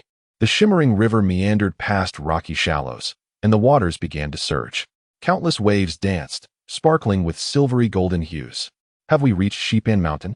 Ren Qinglian mused. Gazing into the distance, the surrounding cliffs rose sharply, resembling towering pillars that upheld the azure sky. Floating clouds spiraled gracefully, while azure birds soared among them. The gentle sound of flowing water mingled with the rustling of fallen leaves, which twirled with the waves before drifting away. During this time, Ren Qinglian had been reflecting on the monkey's words, gaining new insights into the mysteries of the universe and experiencing a deeper understanding of martial arts. As he observed the falling leaves, his gaze suddenly fixated on the glimmering surface of the water. With keen perception, he spotted numerous fish swimming by. In a moment of inspiration, he reached out seemingly at random and caught a fish by its tail. In the next instant, he brought forth a plump grass carp, pinched by the tail between his fingers, and lifted it from the water. Appearing pleased with his dexterity, he allowed a smile to play at the corners of his mouth. Then, he summoned flames from his hand, enveloping the entire fish in fire. Before long, an enticing aroma wafted through the air. The monkey, who was at the prow, caught a whiff and felt his throat stir, though he had already adopted a fasting regimen. The delectable scent of the grass carp roasted by Ren Qinglian's true fire stirred his appetite. Yet, upon remembering the monk inside the canopy, he quelled his desire to taste it. Days and nights drifted by as Ren Qinglian continued to fish and roast, both to satisfy his hunger and to hone his skills. The true fire is a fusion of the ice essence cold flame, stripped of its toxicity, and the goo poison blood flame, utilizing true energy as fuel. Through meticulous control of this energy, one can precisely regulate the temperature of every inch of the grass fish's flesh, resulting in a naturally delectable barbecue. Suddenly, dark clouds surged across the sky, and a furious wind howled, causing the fishing boat to rock violently as if it were tossed into the air. Waves crashed against the deck, and river water flooded into the cabin. "Wukong!" Xuanzang exclaimed in alarm as he rushed out. The monkey firmly anchored his feet on the deck, and with astonishing strength, quickly stabilized the fishing boat. "Wukong, could it be that a monster has arrived?" Xuanzang clutched the monkey's garments, his face pale with fear. The monkey glanced at the monk and nodded, reassuring him. "Fear not. With me here, no monster dares to cause trouble." Just as he finished speaking, the sky darkened once more. A white line appeared on the distant river surface, shooting towards them like an arrow. Xuanzang recognized it clearly, his expression shifting in alarm. "A great shark? Is it really a great shark?" Ren Qinglian found it hard to believe. In his imagination, this place should be the dwelling of the little white dragon. If there were to be a monster, it ought to be the little white dragon. Xuanzang turned to Ren Qinglian, saying, "I warned you not to kill the fish, yet you insisted. Look, you've provoked their ancestral spirit." Ren Qinglian opened his mouth, rendered speechless. The monkey, however, scoffed, "That's no shark." Ren Qinglian began to doubt. After all, sharks should not be found in rivers. "Then what is it?" Xuanzang asked, bewildered. "A dragon." Just then, the great shark approached, its momentum fearsome, leaping into the air with its massive jaws wide open, fiercely aiming to bite Ren Qinglian. Seeking death, Ren Qinglian cursed, realizing that this great white shark must be the transformed form of the little white dragon. Although he was unsure why it would attack him, it was evident that he was the weakest among the trio. With a loud shout, the Tai sword shot forth, its blade slicing through the air. The sword energy surged, and Ren Qinglian skimmed over the water, condensing the surrounding moisture into a Tai Chi symbol of blue and red, launching it towards the great white shark. The shark emitted a disdainful roar, opening its mouth to unleash a water arrow. Boom! The distance was still half a zhang, but the river surface erupted with violent waves as the two attacks clashed, creating whirlpools. The monkey steadied the boat, spinning and swaying, faintly hearing Xuanzang's startled cries. Ren Qinglian sneered, stepping forward, the sword energy like a rainbow, directly targeting the great white shark's true form. The Tai divine sword soared through the air, slicing through the void, locking onto the great white shark above, leaving it nowhere to evade. The great shark was filled with intense dread. Ren Qinglian's combat prowess exceeded its expectations. With a fierce glare at Rin Qinglian, a dazzling aura of water light enveloped it. The light sword tore through the air, a white rainbow piercing the sun. Upon striking the water light barrier, it sparked two flames, one blue and one red, rapidly spreading until they engulfed the great shark's barrier. Moreover, the flames continued to expand. The river froze, and waves of fire burst forth. The great shark's water light barrier quickly shattered, revealing a fearsome dragon head amidst the flurry of white scales. Indeed, it is you. Rin Qinglian seized the returning Tai's sword, wiping the dragon's blood from its blade, igniting a crimson flame. The essence of the dragon's blood coursed through him, augmenting his physical strength. Upon seeing the flame in Rin Qinglian's hand, the dragon's eyes flashed with terror. The ice essence cold flame and the goo poison blood flame, one yin and one yang, produced tremendous destructive power. But it was this dark red flame that inflicted significant harm upon the white dragon. Amidst the fear, the white dragon also felt a surge of anger. Acknowledging that it was weaker than the nine-headed dragon was one thing. It had endured years of hardship, fully dedicating itself to the Buddhist path, all for the chance to make those who looked down on it regret their actions. Yet, it could not fathom being inferior to a mere mortal.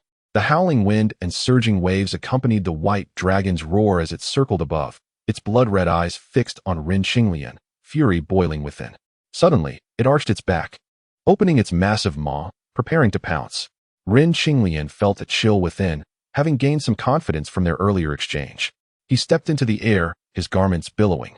Standing resolutely, with a faint smile, he remarked, "I have long heard of the West Sea's third prince's renown. Seeing you today, you are indeed extraordinary." The monkey, listening from afar, pondered, so this white dragon is the son of the old mudfish from the West Sea.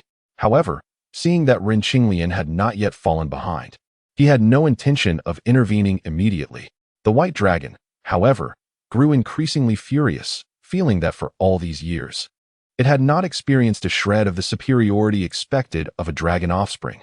Chapter 086. Heart Monkey and will horse. The heart of the monkey is restless, and the will of the horse gallops freely. If one were to say that the monkey's wild nature can only be tamed with the tightening of a golden hoop spell, then the little white dragon's profound thoughts require time and perseverance to cleanse its heart.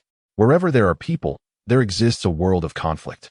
And this holds true even in the realm of immortal heroes. The legendary era belonging to the Dragon Clan has long since concluded, and the 4 Sea Dragon Kings maintain a precarious existence in the current situation. The West Sea, bordered by the southern continent of Nanzhan, faces the western continent of Xinyo-Hezhou. The northwest is the ghostly Blood Sea, and the southeast is the eastern Victory Divine Continent. Struggling for survival in this narrow space, the West Sea Dragon King, Ao Run, appears to navigate skillfully through challenges, yet life is far from easy. Although the southern continent of Nanzhan seems devoid of formidable powers, it is, in fact, the epicenter of the clandestine battles among Taoism, Buddhism, and the Heavenly Court. Ao Run has always approached this place with caution. However, being of low strength destined him to become a pawn for others. At the onset of the journey to the west, his good brother-in-law, the Dragon King of the Jing River, fell victim to powerful magic, losing his mind and breaking the heavenly decree, becoming a sacrificial offering for the journey to the west. The remaining territories of Xinyo-Hezhou, the ghostly Blood Sea, and the eastern Victory Divine Continent are dominated by the forces of Buddhism, Azuras, and Taoism respectively. Ao Run is unwilling to offend any side. Thus he has allied himself with the Heavenly Court, adopting a neutral stance. Meanwhile, within the Dragon Palace, as several of his sons grew up, an internal power struggle for succession began to brew. This has been a long-standing tradition among the Dragon Clan. Due to the abundance of descendants, such conflicts are often the only means to bring forth the strongest heirs to lead the entire race to prosperity. Unsurprisingly, the power struggle culminated in the victory of the eldest prince, Moong. Ao Run designated his heir, feeling a sense of contentment, yet he was torn between his children. To console his disheartened third son, he quickly conferred a beautiful bride upon him, the princess of Wanxing from the Bai Bo Pond.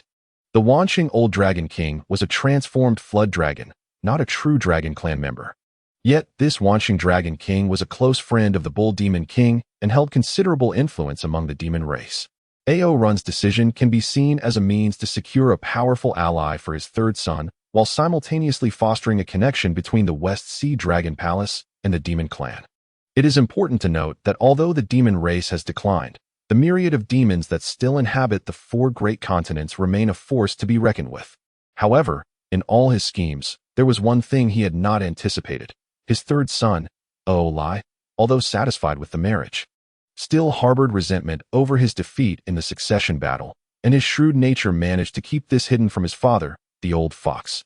During this time, Lai had secretly made multiple contacts with high-ranking figures from Buddhism, yet remained hesitant and unable to make a decisive choice. The fame of the Wanxing princess attracted many suitors from the demon race, and the many demon heroes who coveted her were not pleased with Lai's good fortune. On the wedding day, the recently renowned demon king, the nine-headed worm, approached with an unfriendly demeanor, proposing a contest with the groom. Although Lai felt anger simmering within, he maintained a calm facade, intending to unleash the pent-up fury he had accumulated against this ignorant nine-headed creature. However, that nine-headed insect was born of the ancient bloodline of the nine phoenixes and emerged as a demon king from the realm of slaughter, far beyond the capabilities of a prince raised in the serene confines of the Dragon Palace. In that battle, he faced a defeat so humiliating that he wished to vanish into the ground. The Princess of All Saints, in the aftermath, could not resist praising the nine-headed insect, inadvertently striking at the wounds within his heart, inciting a furious shame that led him to angrily denounce the daughter of the dragon for her supposed promiscuity and her alleged collusion with the serpent. The princess, unable to endure such grievances, wept and returned to the Baibo pond, thus extinguishing a promising romance. In his rage, Lai set fire to the luminous pearl bestowed by the Jade Emperor, a symbol of the Dragon Palace's identity, an act that brazenly challenged the authority of the heavenly court. At that time, the Dragon King of All Saints learned of the events from his beloved daughter and, in a fit of anger, demanded an explanation from the Western Sea Dragon Palace. The serpent inherently harbored a profound yearning for the true dragon bloodline. The Dragon King of All Saints, having allowed his daughter to wed a fallen dragon prince, had done so precisely for the sake of the true dragon bloodline. Furthermore, despite the princess's renowned beauty, she had merely encountered the nine-headed insect for the first time. How could one speak of illicit entanglements or promiscuity? In light of these circumstances, to preserve the greater good, Run was compelled to act against his own kin, condemning his son Lai to a death sentence in the heavenly court. Subsequently, the Bodhisattva interceded on behalf of Lai before the Jade Emperor, ensuring the survival of the little white dragon, which led Lai to fully embrace the teachings of Buddhism. His intervention against Rin Qinglian was subtly guided by the Bodhisattva. In her eyes, a true dragon at the Yuaning realm was adequate to confront Rin Qinglian. Moreover, the little white dragon's conversion to Buddhism was unknown to others, and thus, if a great demon inadvertently harmed Rin Qinglian, the esoteric sect would be left speechless. Unbeknownst to Rin Qinglian, he found himself amidst surging waves as a colossal white-scaled dragon, nearly 100 feet long, roared into the sky, its fierce gaze and bared fangs exuding an aura of terrifying ferocity. Xuanzang shouted a warning to Rin Qinglian, but by then, the little white dragon had already dove downward, unleashing a barrage of silvery arrows that enveloped Rin Qinglian. The skin tones of the dragon clan correspond to the 5 elements. The east embodies wood and is green, the south represents fire and is red, the west signifies metal and is white, and the north symbolizes water and is black. The little white dragon, wielding the purest essence of metal energy, unleashed arrows that rivaled the most formidable weapons of humankind.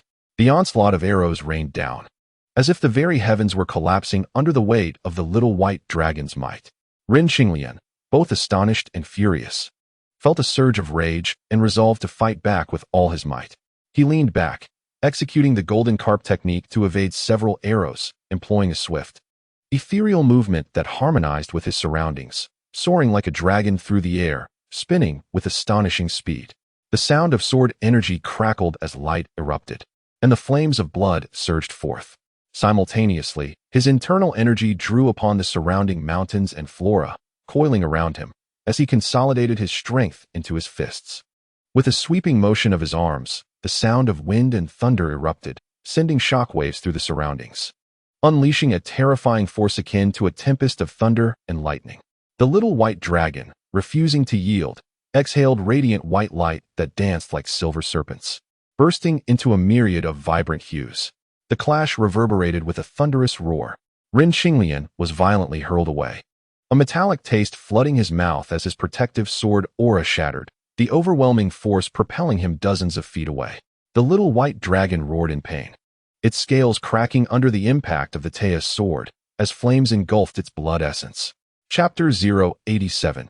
In water like a fish, Xuanzang, witnessing Ren Xinglian being swept away by the force, felt a pang of concern and turned to the monkey, saying, Wukong, please assist Ren Xinglian. The monkey replied with a laugh, if I intervene, I fear I might scare that white dragon into hiding beneath the water. The dragon clan had fallen. The 4 great dragon kings were only at the Tai immortal level, a rank they had attained after countless years of cultivation. Despite being a true immortal, the monkey could easily overpower them. The little white dragon was merely around 1,000 years old, just entering adulthood in the long lifespan of the dragon race, possessing only the strength of a great demon, which paled in comparison to the monkey, who could crush most Tai immortals. Thus, the monkey held this confidence. Xuanzang, hearing this, looked doubtful. You have always boasted about your feats in the heavenly palace, claiming to subdue dragons and tigers. How can you not subdue him now? The monkey, unable to endure Xuanzang's retort, declared, Do not speak. Do not speak. Let me face him first. With that, he leaped into the air, wielding his golden staff with a fierce whoosh, striking the little white dragon's scales with a series of rapid blows that pierced through its body. The little white dragon, caught off guard, halted suddenly, unleashing a furious roar of pain, blood spraying from its wounds, and the remaining flames of its essence blazing even more intensely. Realizing the gravity of its situation, it expelled a dark white pearl that radiated azure light, rapidly enveloping it, extinguishing the flames and transforming it into a water snake, burrowing into the grass and diving into the depths of the stream, never to resurface. The monkey, using his fiery eyes, peered through the rushing river and discovered countless interconnected openings at the stream's bottom, vast and deep. The little mudfish was nowhere to be seen. Cursing his misfortune, he began to vent his frustrations vocally. The little white dragon, having endured multiple injuries, recognized that the monkey was not an adversary it could contend with. It transformed into a water snake and concealed itself in a deep cave at the stream's bottom, stifling its presence. The monkey, cursing from above, noticed that the little mudfish had retreated, and he jumped to the stream's edge, extending his golden staff into the water, stirring it up as if to create a tempest, churning the once clear stream into waves reminiscent of the tumultuous yellow river. The little white dragon, restless in its hiding place, thought to itself, Bodhisattva, if you do not intervene soon, this raucous monkey will surely slay me. The monkey's notorious escapades in the Dragon Palace had become legendary, instilling fear in the hearts of the sea's inhabitants, and his reputation had grown alongside him. Just then, Xuanzang's urgent voice finally managed to quell the monkey's fervor. Wukong, cease your actions. The monkey, caught up in the excitement, was furious at Xuanzang's interruption, but he reluctantly retracted his staff and approached, grumbling, Master, please do not be such a coward. I could have captured that little mudfish in no time. Xuanzang ignored the monkey's complaints, urgently saying, Ren Xinglian, what has happened to him? The monkey, somewhat disgruntled, replied, What of Ren Xinglian? Xuanzang pointed to the spot where Ren Xinglian had vanished, observing the monkey's puzzled expression, and added, He has disappeared because of your ruckus. The monkey then realized his blunder, scratching his ear in embarrassment. Ren Xinglian is skilled. He should be fine, right? Though he spoke with uncertainty, as Ren Xinglian, despite his breakthroughs, was still immortal, and the monkey's earlier turmoil could have easily turned any aquatic creature into mere mush. Should I go down and search for him? The monkey suggested with concern. Xuanzang nodded but soon shook his head, an expression of distress on his face. The river is vast. Where would you even begin to look? If that white dragon were to emerge while you are absent, I too might become its prey. What shall we do? As he spoke, tears streamed down his face. The monkey, hearing this, grew increasingly frustrated, exclaiming thunderously, You are utterly useless. You want to save him, but one tea let me go. You just sit there, crying like an old fool. Just as his anger surged, a voice echoed from above, calling out, Great sage son, do not be angry. Brother Tang, do not weep. We are divine beings sent by the Bodhisattva Guanyin, tasked with secretly safeguarding the seeker of scriptures. The Monkey King had long sensed the presence of others shadowing Xuanzang, yet he chose not to reveal this.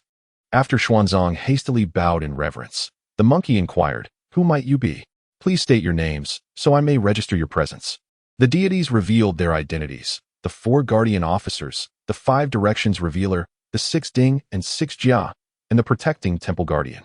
These beings, akin to the likes of the yellow turban warriors and the mighty demon kings, were summoned by any god in need of assistance, even by powerful Taoists and monks during their rituals.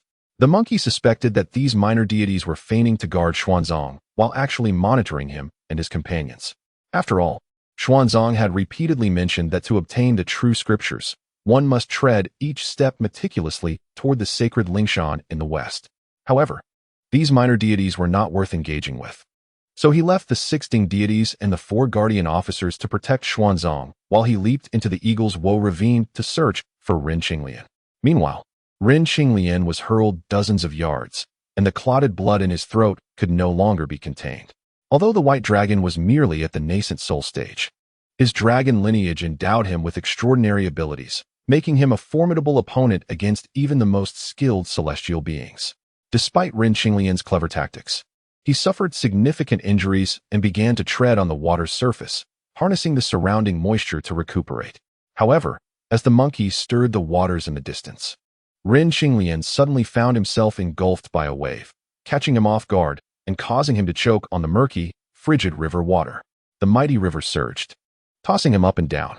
Fortunately, his cultivation had reached the pinnacle of qi refinement, allowing him to hold his breath for extended periods, alleviating any immediate concerns for his life. Time passed, and Ren Qinglian began to acclimate to the underwater environment. His 9 nether mystic eyes granted him remarkable vision. Despite the muddied waters, he could still observe many fish, much like himself, being swept helplessly by the current. As he remained calm, he occasionally studied the breathing patterns of these fish, gaining new insights into the elusive art of floating light and gliding shadow. Throughout this process, his aura gradually faded, allowing him to truly merge with his surroundings. Unbeknownst to him, the countless pores on his body opened simultaneously, drawing in the water's air, which circulated freely within his meridians, permeating his blood and reaching his heart and lungs. Over time, he no longer needed to consciously hold his breath and began to feel increasingly at ease in the water. Although the river remained turbulent, he found himself luxuriating in its depths. As for the Eagle's Woe ravine, its interconnected openings were deep and complex, and with the monkey's disturbance, the terrain became even more intricate. Having mastered the art of underwater breathing, Ren Qinglian vigorously swam upward. Soon, he faintly heard the monkey's shouts, and he couldn't help but chuckle bitterly, wondering if the monkey and the white dragon were conspiring against him. At that moment, the river surged backward, and an immensely powerful whirlpool suction suddenly emerged from behind him. The monkey's actions had altered the original flow of the water, creating a new vortex. Caught off guard, Ren Qinglian was swiftly pulled back down to the riverbed. The whirlpool churned violently, and despite exerting all his strength, Ren Qinglian could not break free.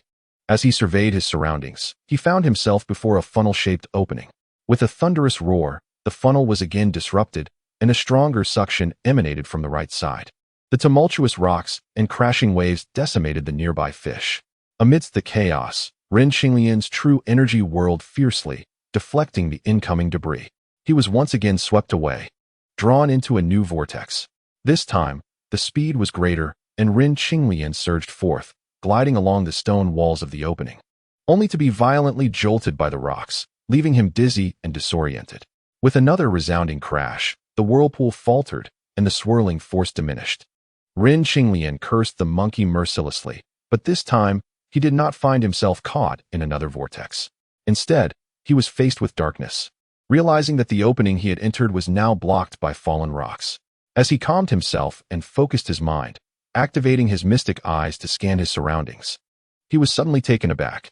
The myriad openings beneath the Eagle's Woe ravine were interconnected, traversing a significant portion of the Snake Coil Mountain. The openings he had relied upon were now sealed, leaving him in a solitary space. Additionally, due to its proximity to the mountain's core, this space felt exceedingly vast and empty. Ren Qinglian surfaced, estimating that he was approximately 10 yards from the cliff ceiling. He leaped, sending a spray of water around him, and landed on a protruding platform nearby. Channeling his true energy, he dried himself and began to scrutinize the deep, cavernous chamber before him. The walls were adorned with peculiar rocks, with numerous dark, eroded holes scattered above, casting shadows that hinted at the presence of many lurking monsters. To gain a clearer view, Ren Qinglian flicked his fingers, releasing several streams of true fire that illuminated the stalactites above, creating a mesmerizing and fantastical display.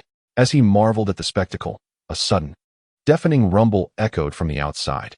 Although the cavern did not collapse, the reverberation caused Ren Qinglian's blood to surge, leaving him feeling nauseated. He surmised that his confinement within the mountain's belly, surrounded by heavy rock, had shielded him from the monkey's tumultuous powers. While contemplating this, a whirlpool unexpectedly formed in the center of the cavern's river. Ren Qinglian felt a surge of hope, thinking that the monkey's disturbance had reopened a previously sealed passage. Knowing that opportunity was fleeting, he fixed his gaze on the whirlpool, preparing to escape with the water's current. However, as the swirling waters receded, the river within the cavern grew shallower, and Ren Qinglian's brow furrowed tighter. The anticipated opening had not materialized, and he now stood in waters that barely reached his knees, scrutinizing the damp walls for signs of where the water might have vanished. Suddenly, a strange cracking sound resonated through the air, and as he turned to investigate, he noticed the shallow river rapidly disappearing. In the next moment, cracks began to form before his eyes. The final drop of water seeped into the depths through these fissures. The continued cracking noise engulfed the entire cavern, and Ren Qinglian felt the ground beneath him give way. As the walls began to collapse, panic surged within him. He utilized floating light and gliding shadow to its utmost, evading the falling rocks and seeking a foothold amidst the chaos. Unbeknownst to him, the original cavern had expanded significantly, transforming into an unfathomably deep abyss. Ren Qinglian could vaguely hear the sound of an underground river, but the collapsed cavern had become a smooth, steep-walled pit with no apparent landing spot. Reluctantly, he continued to descend, hoping to follow the underground river and find an opportunity for escape. Time passed, and after what felt like an eternity of falling, Ren Qinglian finally found solid ground beneath his feet once more. In this dimly lit crevice, barely 2 meters high, in this cavern with a height of less than 2 meters, a sense of oppression looms, compounded by the labyrinthine underground rivers that bewilder the senses. Suddenly, he discerned a faint glow ahead. His heart tightened, and he stealthily muffled his footsteps, intending to approach cautiously. Abruptly, a cackling laughter emanated from the source of the light. "Ha ha! After nearly 3,000 years, someone finally remembers me." Startled, Ren Qinglian flicked his fingers, unleashing a few strands of true fire. The flames illuminated a dark iron chain before him. Following the chain's path, he saw it coiled and extending toward a massive stone pillar in the distance. There, a creature resembling a monkey, with a white mane and golden claws, was shackled by the chain around its neck, a bronze bell piercing its nostrils. Upon noticing Ren Qinglian's gaze, the creature's eyes sparkled fiercely, and it tugged at the chain, straining against its bonds, causing the bell on its nose to emit a series of crackling sounds, illuminating the area with flashes of white light. "Youngster." Ren Qinglian raised his eyebrows in surprise. Seeing the creature's inability to break free from its chains emboldened him, and he stepped closer, vaguely making out the engraved characters Turtle Mountain on the immense stone pillar. "You are Waziki." A tumultuous wave surged within Ren Qinglian as he realized this place was indeed Turtle Mountain. During the era of the 5 Emperors, the water monster Waziki wreaked havoc in the Huai River, only to be vanquished by the warrior Gengchen wielding the Fangtian halberd, subsequently imprisoned at the foot of Turtle Mountain in the south of the Huai River. Ren Qinglian had previously heard this tale from the giant spirit god and had been skeptical at the time, but now, having learned of Waziki's story in his past life, he recognized the truth. The water monster was indeed bound by Great Yu at the foot of Turtle Mountain. Yet, how did this stone pillar, belonging to Turtle Mountain, end up beneath Xipan Mountain? Little did he know that in the later stages of the Fengshan era, the saints had clashed, shattering the primordial land, resulting in the 4 continents being reassembled, leading to inevitable discrepancies in many places, with some areas having long since vanished in that cataclysmic battle. For Waziki to have survived to this day, it could be deemed a stroke of fortune. Chapter 089. The Weak Water Divine Technique. Listening to Ren Qinglian's murmurs, Waziki couldn't help but let out a cold snort. Back in the day, When the earthly immortal realm suddenly collapsed, mountains and rivers changed color. I dragged half of Turtle Mountain on my escape, only to be submerged by the shattered earth. Little did I expect to be trapped for over 1,500 years. Recalling those past experiences, the ancient monster still felt a twinge of fear. Ren Qinglian then realized that this half of Turtle Mountain had been dragged here by Wuziki itself. During that time, it was indeed the later stages of the Fengshan era, when several saints clashed, resulting in the earthly immortal realm being torn asunder. Wuziki was rather unfortunate. Having finally escaped the Earth's restraints while dragging half of Turtle Mountain, it was once again submerged as new Earth formations quickly took shape, trapping it anew. In fact, the formation of Shipan Mountain before him was attributed to that half of the mountain brought here by Wuziki. However, even after exhausting its magical energy, this ancient creature still possessed the power to traverse vast distances with half a mountain, a feat that was indeed formidable. Ren Qinglian remained on guard, his blood boiling, muscles tense, and true energy circulating throughout his body. Wuziki soon sensed the aura emanating from Ren Qinglian, momentarily taken aback, then laughed maniacally. Who would have thought that after over 1,000 years in this desolate place, I would finally see a human warrior again? Wonderful. Simply wonderful. As their gazes met, Ren Qinglian felt a jolt to his spirit, but he quickly regained his composure. Understanding that despite Wuziki's depleted magical power, its primordial spirit still lingered. He grew increasingly cautious of the many secret arts it might wield. Wuziki observed Ren Qinglian's enigmatic eyes, probing his aura with its divine sense, suddenly frowning and coldly demanding, "Why do you carry the scent of the Dragon Clan?" It turned out that during Ren Qinglian's encounter with the little white dragon, some dragon blood had splattered onto his sword, which he had refined into his body with blood flames.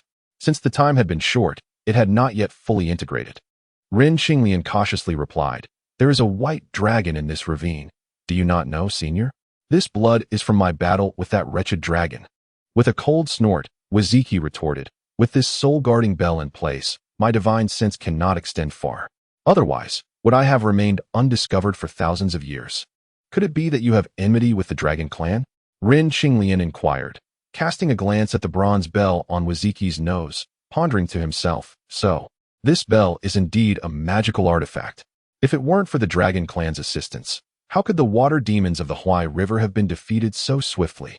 Wuziki coldly remarked, "Great Yu's achievements in controlling the waters are boundless. It is only natural for the Dragon Clan to seek some merit from it." "Ah, I see. However, rest assured, I am no ally of that white dragon outside." Ren Qinglian suddenly smiled. Wuziki scoffed, "I am well aware of that. Otherwise, how could it have confined you within this subterranean rock layer?" Ren Qinglian opened his mouth, thinking, "Your reasoning is not without merit." Wuziki continued, "Do you possess profound knowledge of the cultivation of warriors? Understanding oneself and one's opponent is key." Wuziki replied with a faint smile.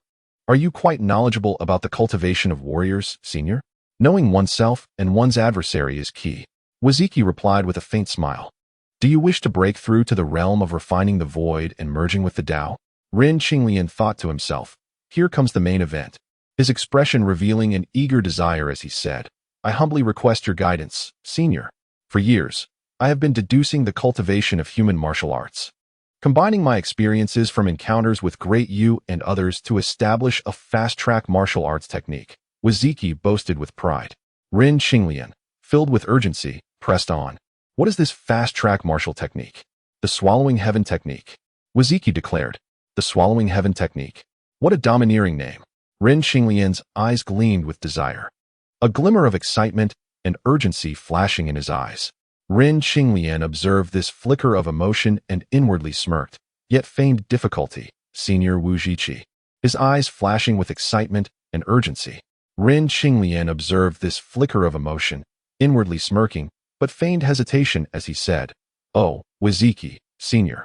Thinking, "Let us see what confidence you have in this so-called Swallowing Heaven technique." Though Wuziki maintained a demeanor of disappointment, he secretly felt relieved and sighed. "Very well. Let me first assess the credibility of your so-called Swallowing Heaven technique." Although Wuziki appeared frustrated at Ren Qinglian's reluctance, it secretly felt somewhat relieved, sighing, "Very well.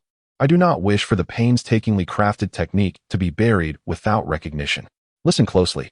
The vast waters flow endlessly. As one takes and divides, the accumulation becomes boundless. Ren Qinglian listened intently, thoughtfully pondering, for he was not a fool and wished to discern if this ancient monster was merely boasting. However, after listening for a while, his eyes widened in astonishment. Waziki noted the change in his expression and inwardly chuckled. This technique was derived from his own cultivation of the weak water divine technique, fused with the martial arts practices of human warriors, evolving into a martial arts philosophy. It could absorb the martial aura left by others to enhance one's own cultivation, aiming to draw upon the martial energies of the warriors bound by the chains in order to escape. Yet, as he was not of the human race, even practicing this mindset for half a day would hardly free him from the lingering demonic energy.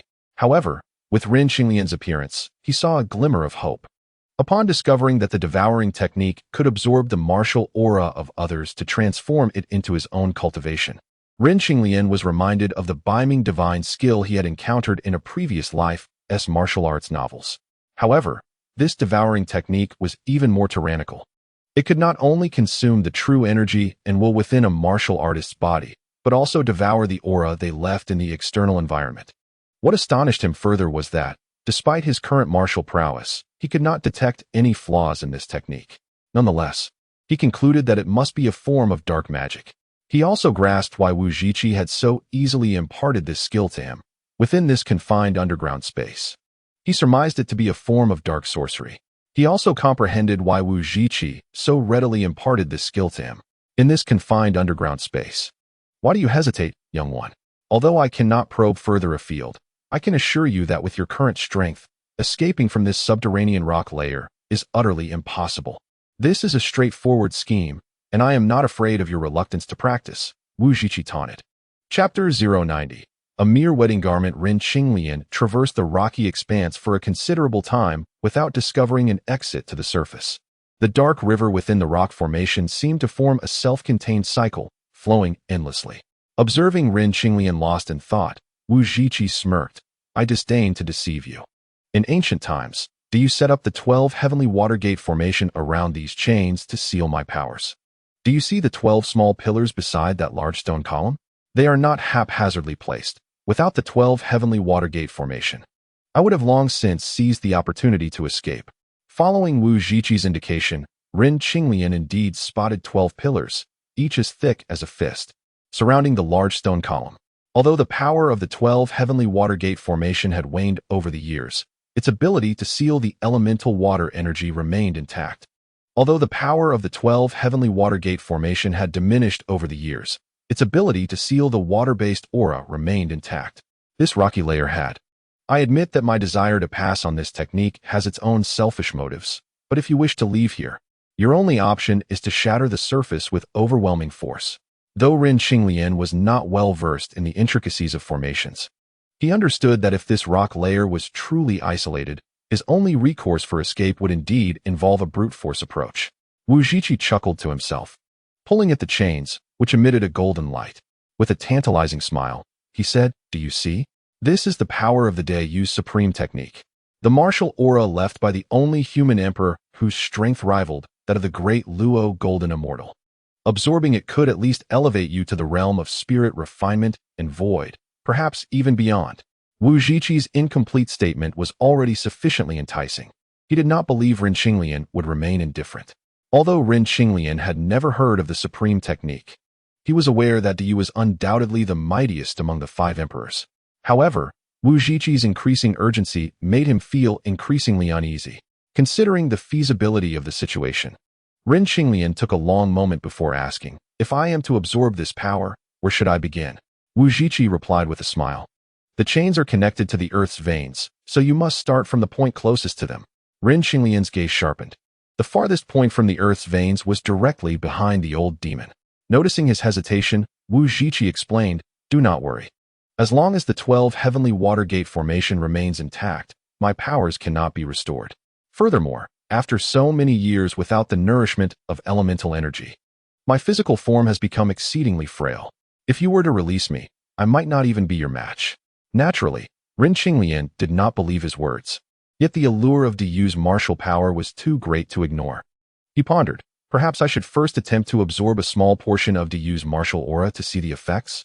With that thought, he stealthily approached Wu Zhiqi from behind, activating the devouring technique and channeling true energy within himself.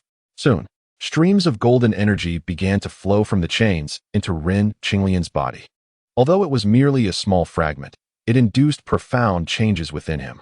The golden aura seemed to transform his meridians into vast landscapes.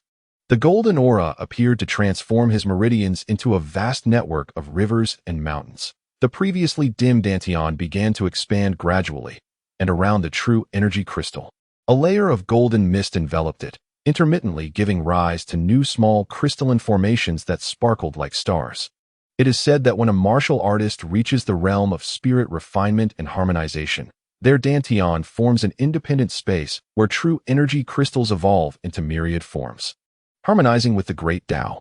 In ancient times, Diyu was a master at the pinnacle of this realm, and the aura on the chains was worth years of Ren Qinglian's arduous cultivation. As he felt the surging true energy within him, Ren Qinglian unknowingly became enraptured by the experience. Wu Zhiqi appeared to anticipate this, a strange smile flickering in his eyes as the bell of soul binding emitted a continuous white light. Ren Qinglian seemed oblivious to these developments, his mind lost in the ecstasy brought by the swelling elemental energy. Within this martial aura resided Diyu's martial will. Although it had weakened considerably over 2,000 years, the entire space seemed to tremble violently as a golden boot descended through the clouds, aiming for a giant golden-eyed snow-toothed ape. The entire space seemed to tremble violently as a golden boot descended through the clouds, aiming to trample a giant golden-eyed snow-toothed ape. The overwhelming golden aura instantly enveloped the entire area. In the presence of such power, Ren Qinglian felt a sense of insignificance he had never experienced before. This was the majesty and strength of the ancient human emperor. Even a top-tier demon king like Wu Zhiqi would have to bow in submission before this might. Roar! The giant ape, wary of the boot's owner, bellowed in fear and fled toward the sea, creating towering waves behind it. At that moment, the surface of the sea erupted in a tempest of white waves as a winged dragon soared upward, thrashing its tail and clawing at the sky.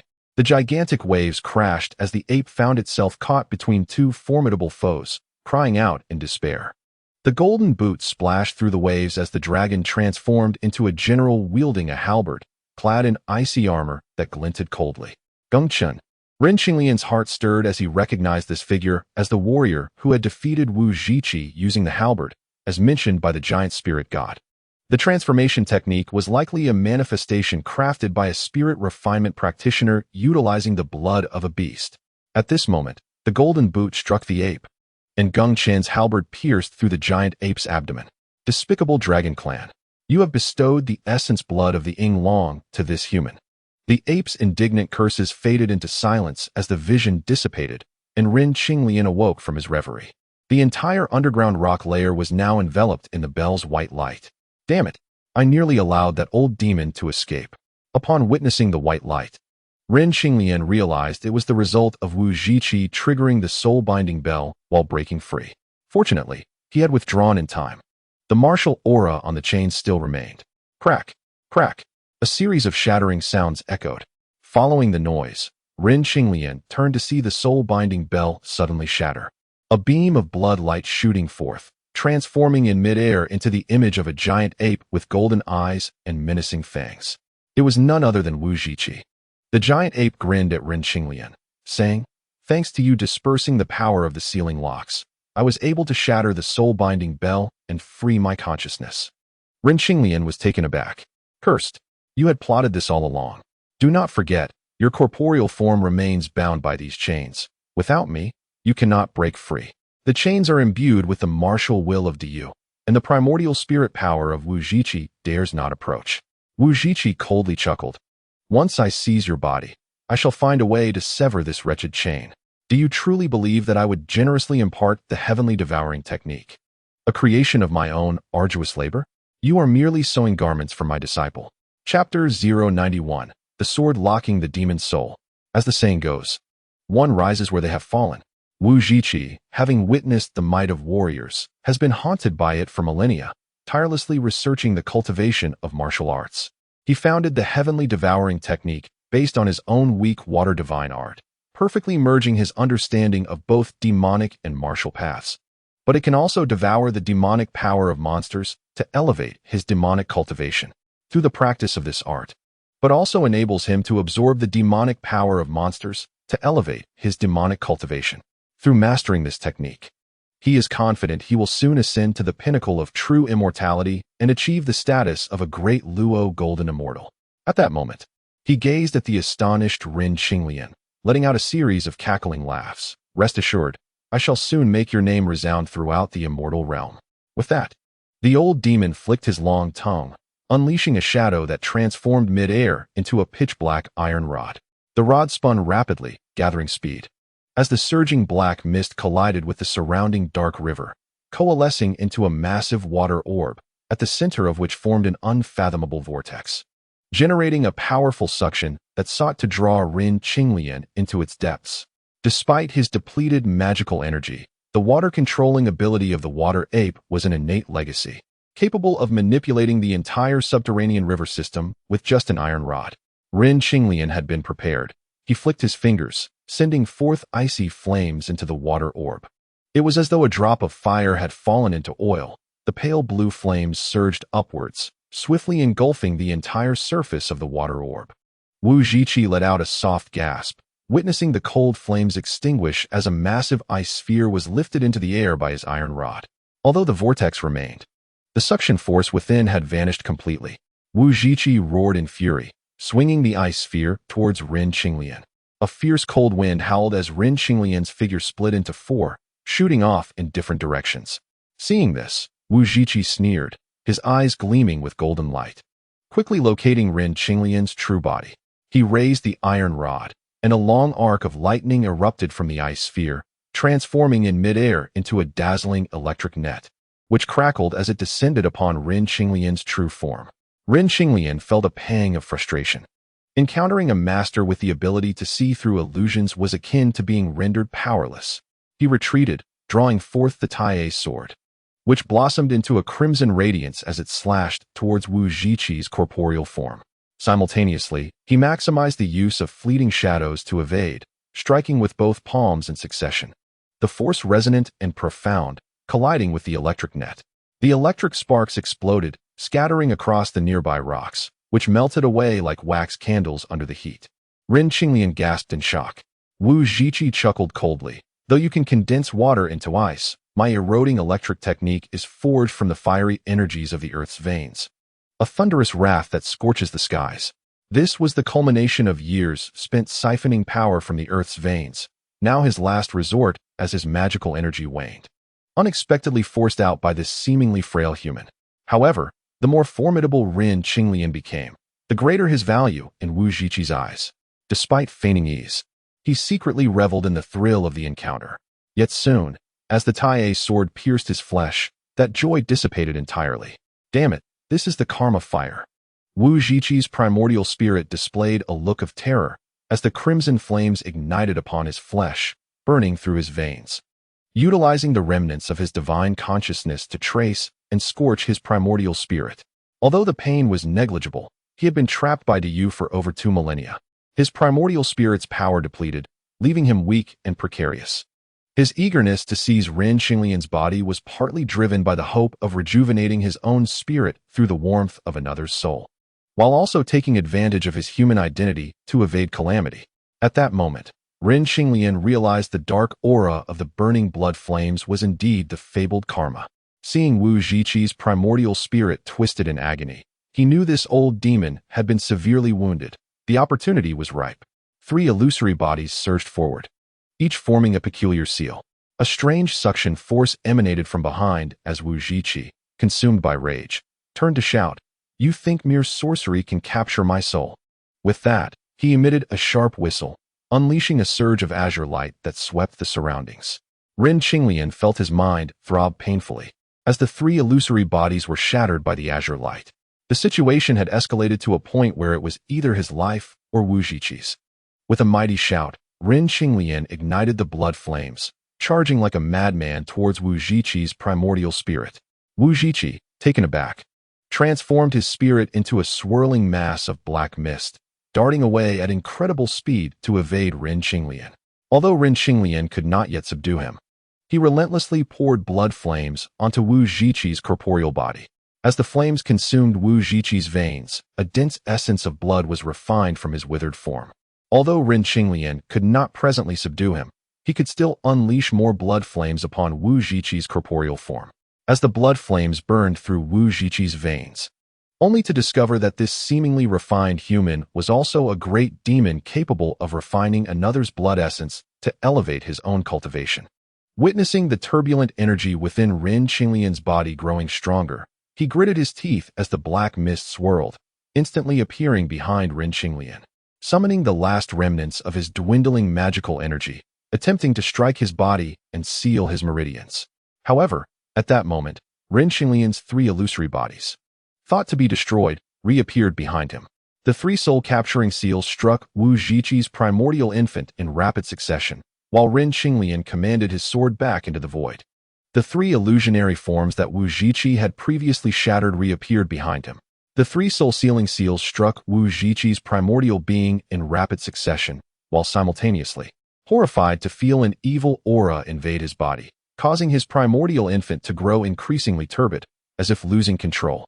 Ren Qinglian paid no heed to Wu Zhiqi's thoughts, his hands forming seals at an accelerating pace, casting one after another of the techniques from the Netherworld scripture designed to combat souls, driving them into Wu Zhiqi's body. Initially, Wu Zhiqi could dispel 1 or 2 of the seals, but as time passed, the foul energies accumulated, rendering his primordial infant immobile. Typically, such noxious toxins would pose no challenge for him, but in this moment of weakness, he was ensnared by Ren Qinglian's half-baked sorcery. "You insolent brat," ultimately preventing his primordial spirit from functioning. Under normal circumstances, such foul toxins would be trivial for him to handle, yet in this moment of desperation, he found himself ensnared by Ren Qinglian's half-baked sorcery. "You insolent brat, do not push me too far. I shall self-destruct my primordial spirit, and we shall both meet our doom."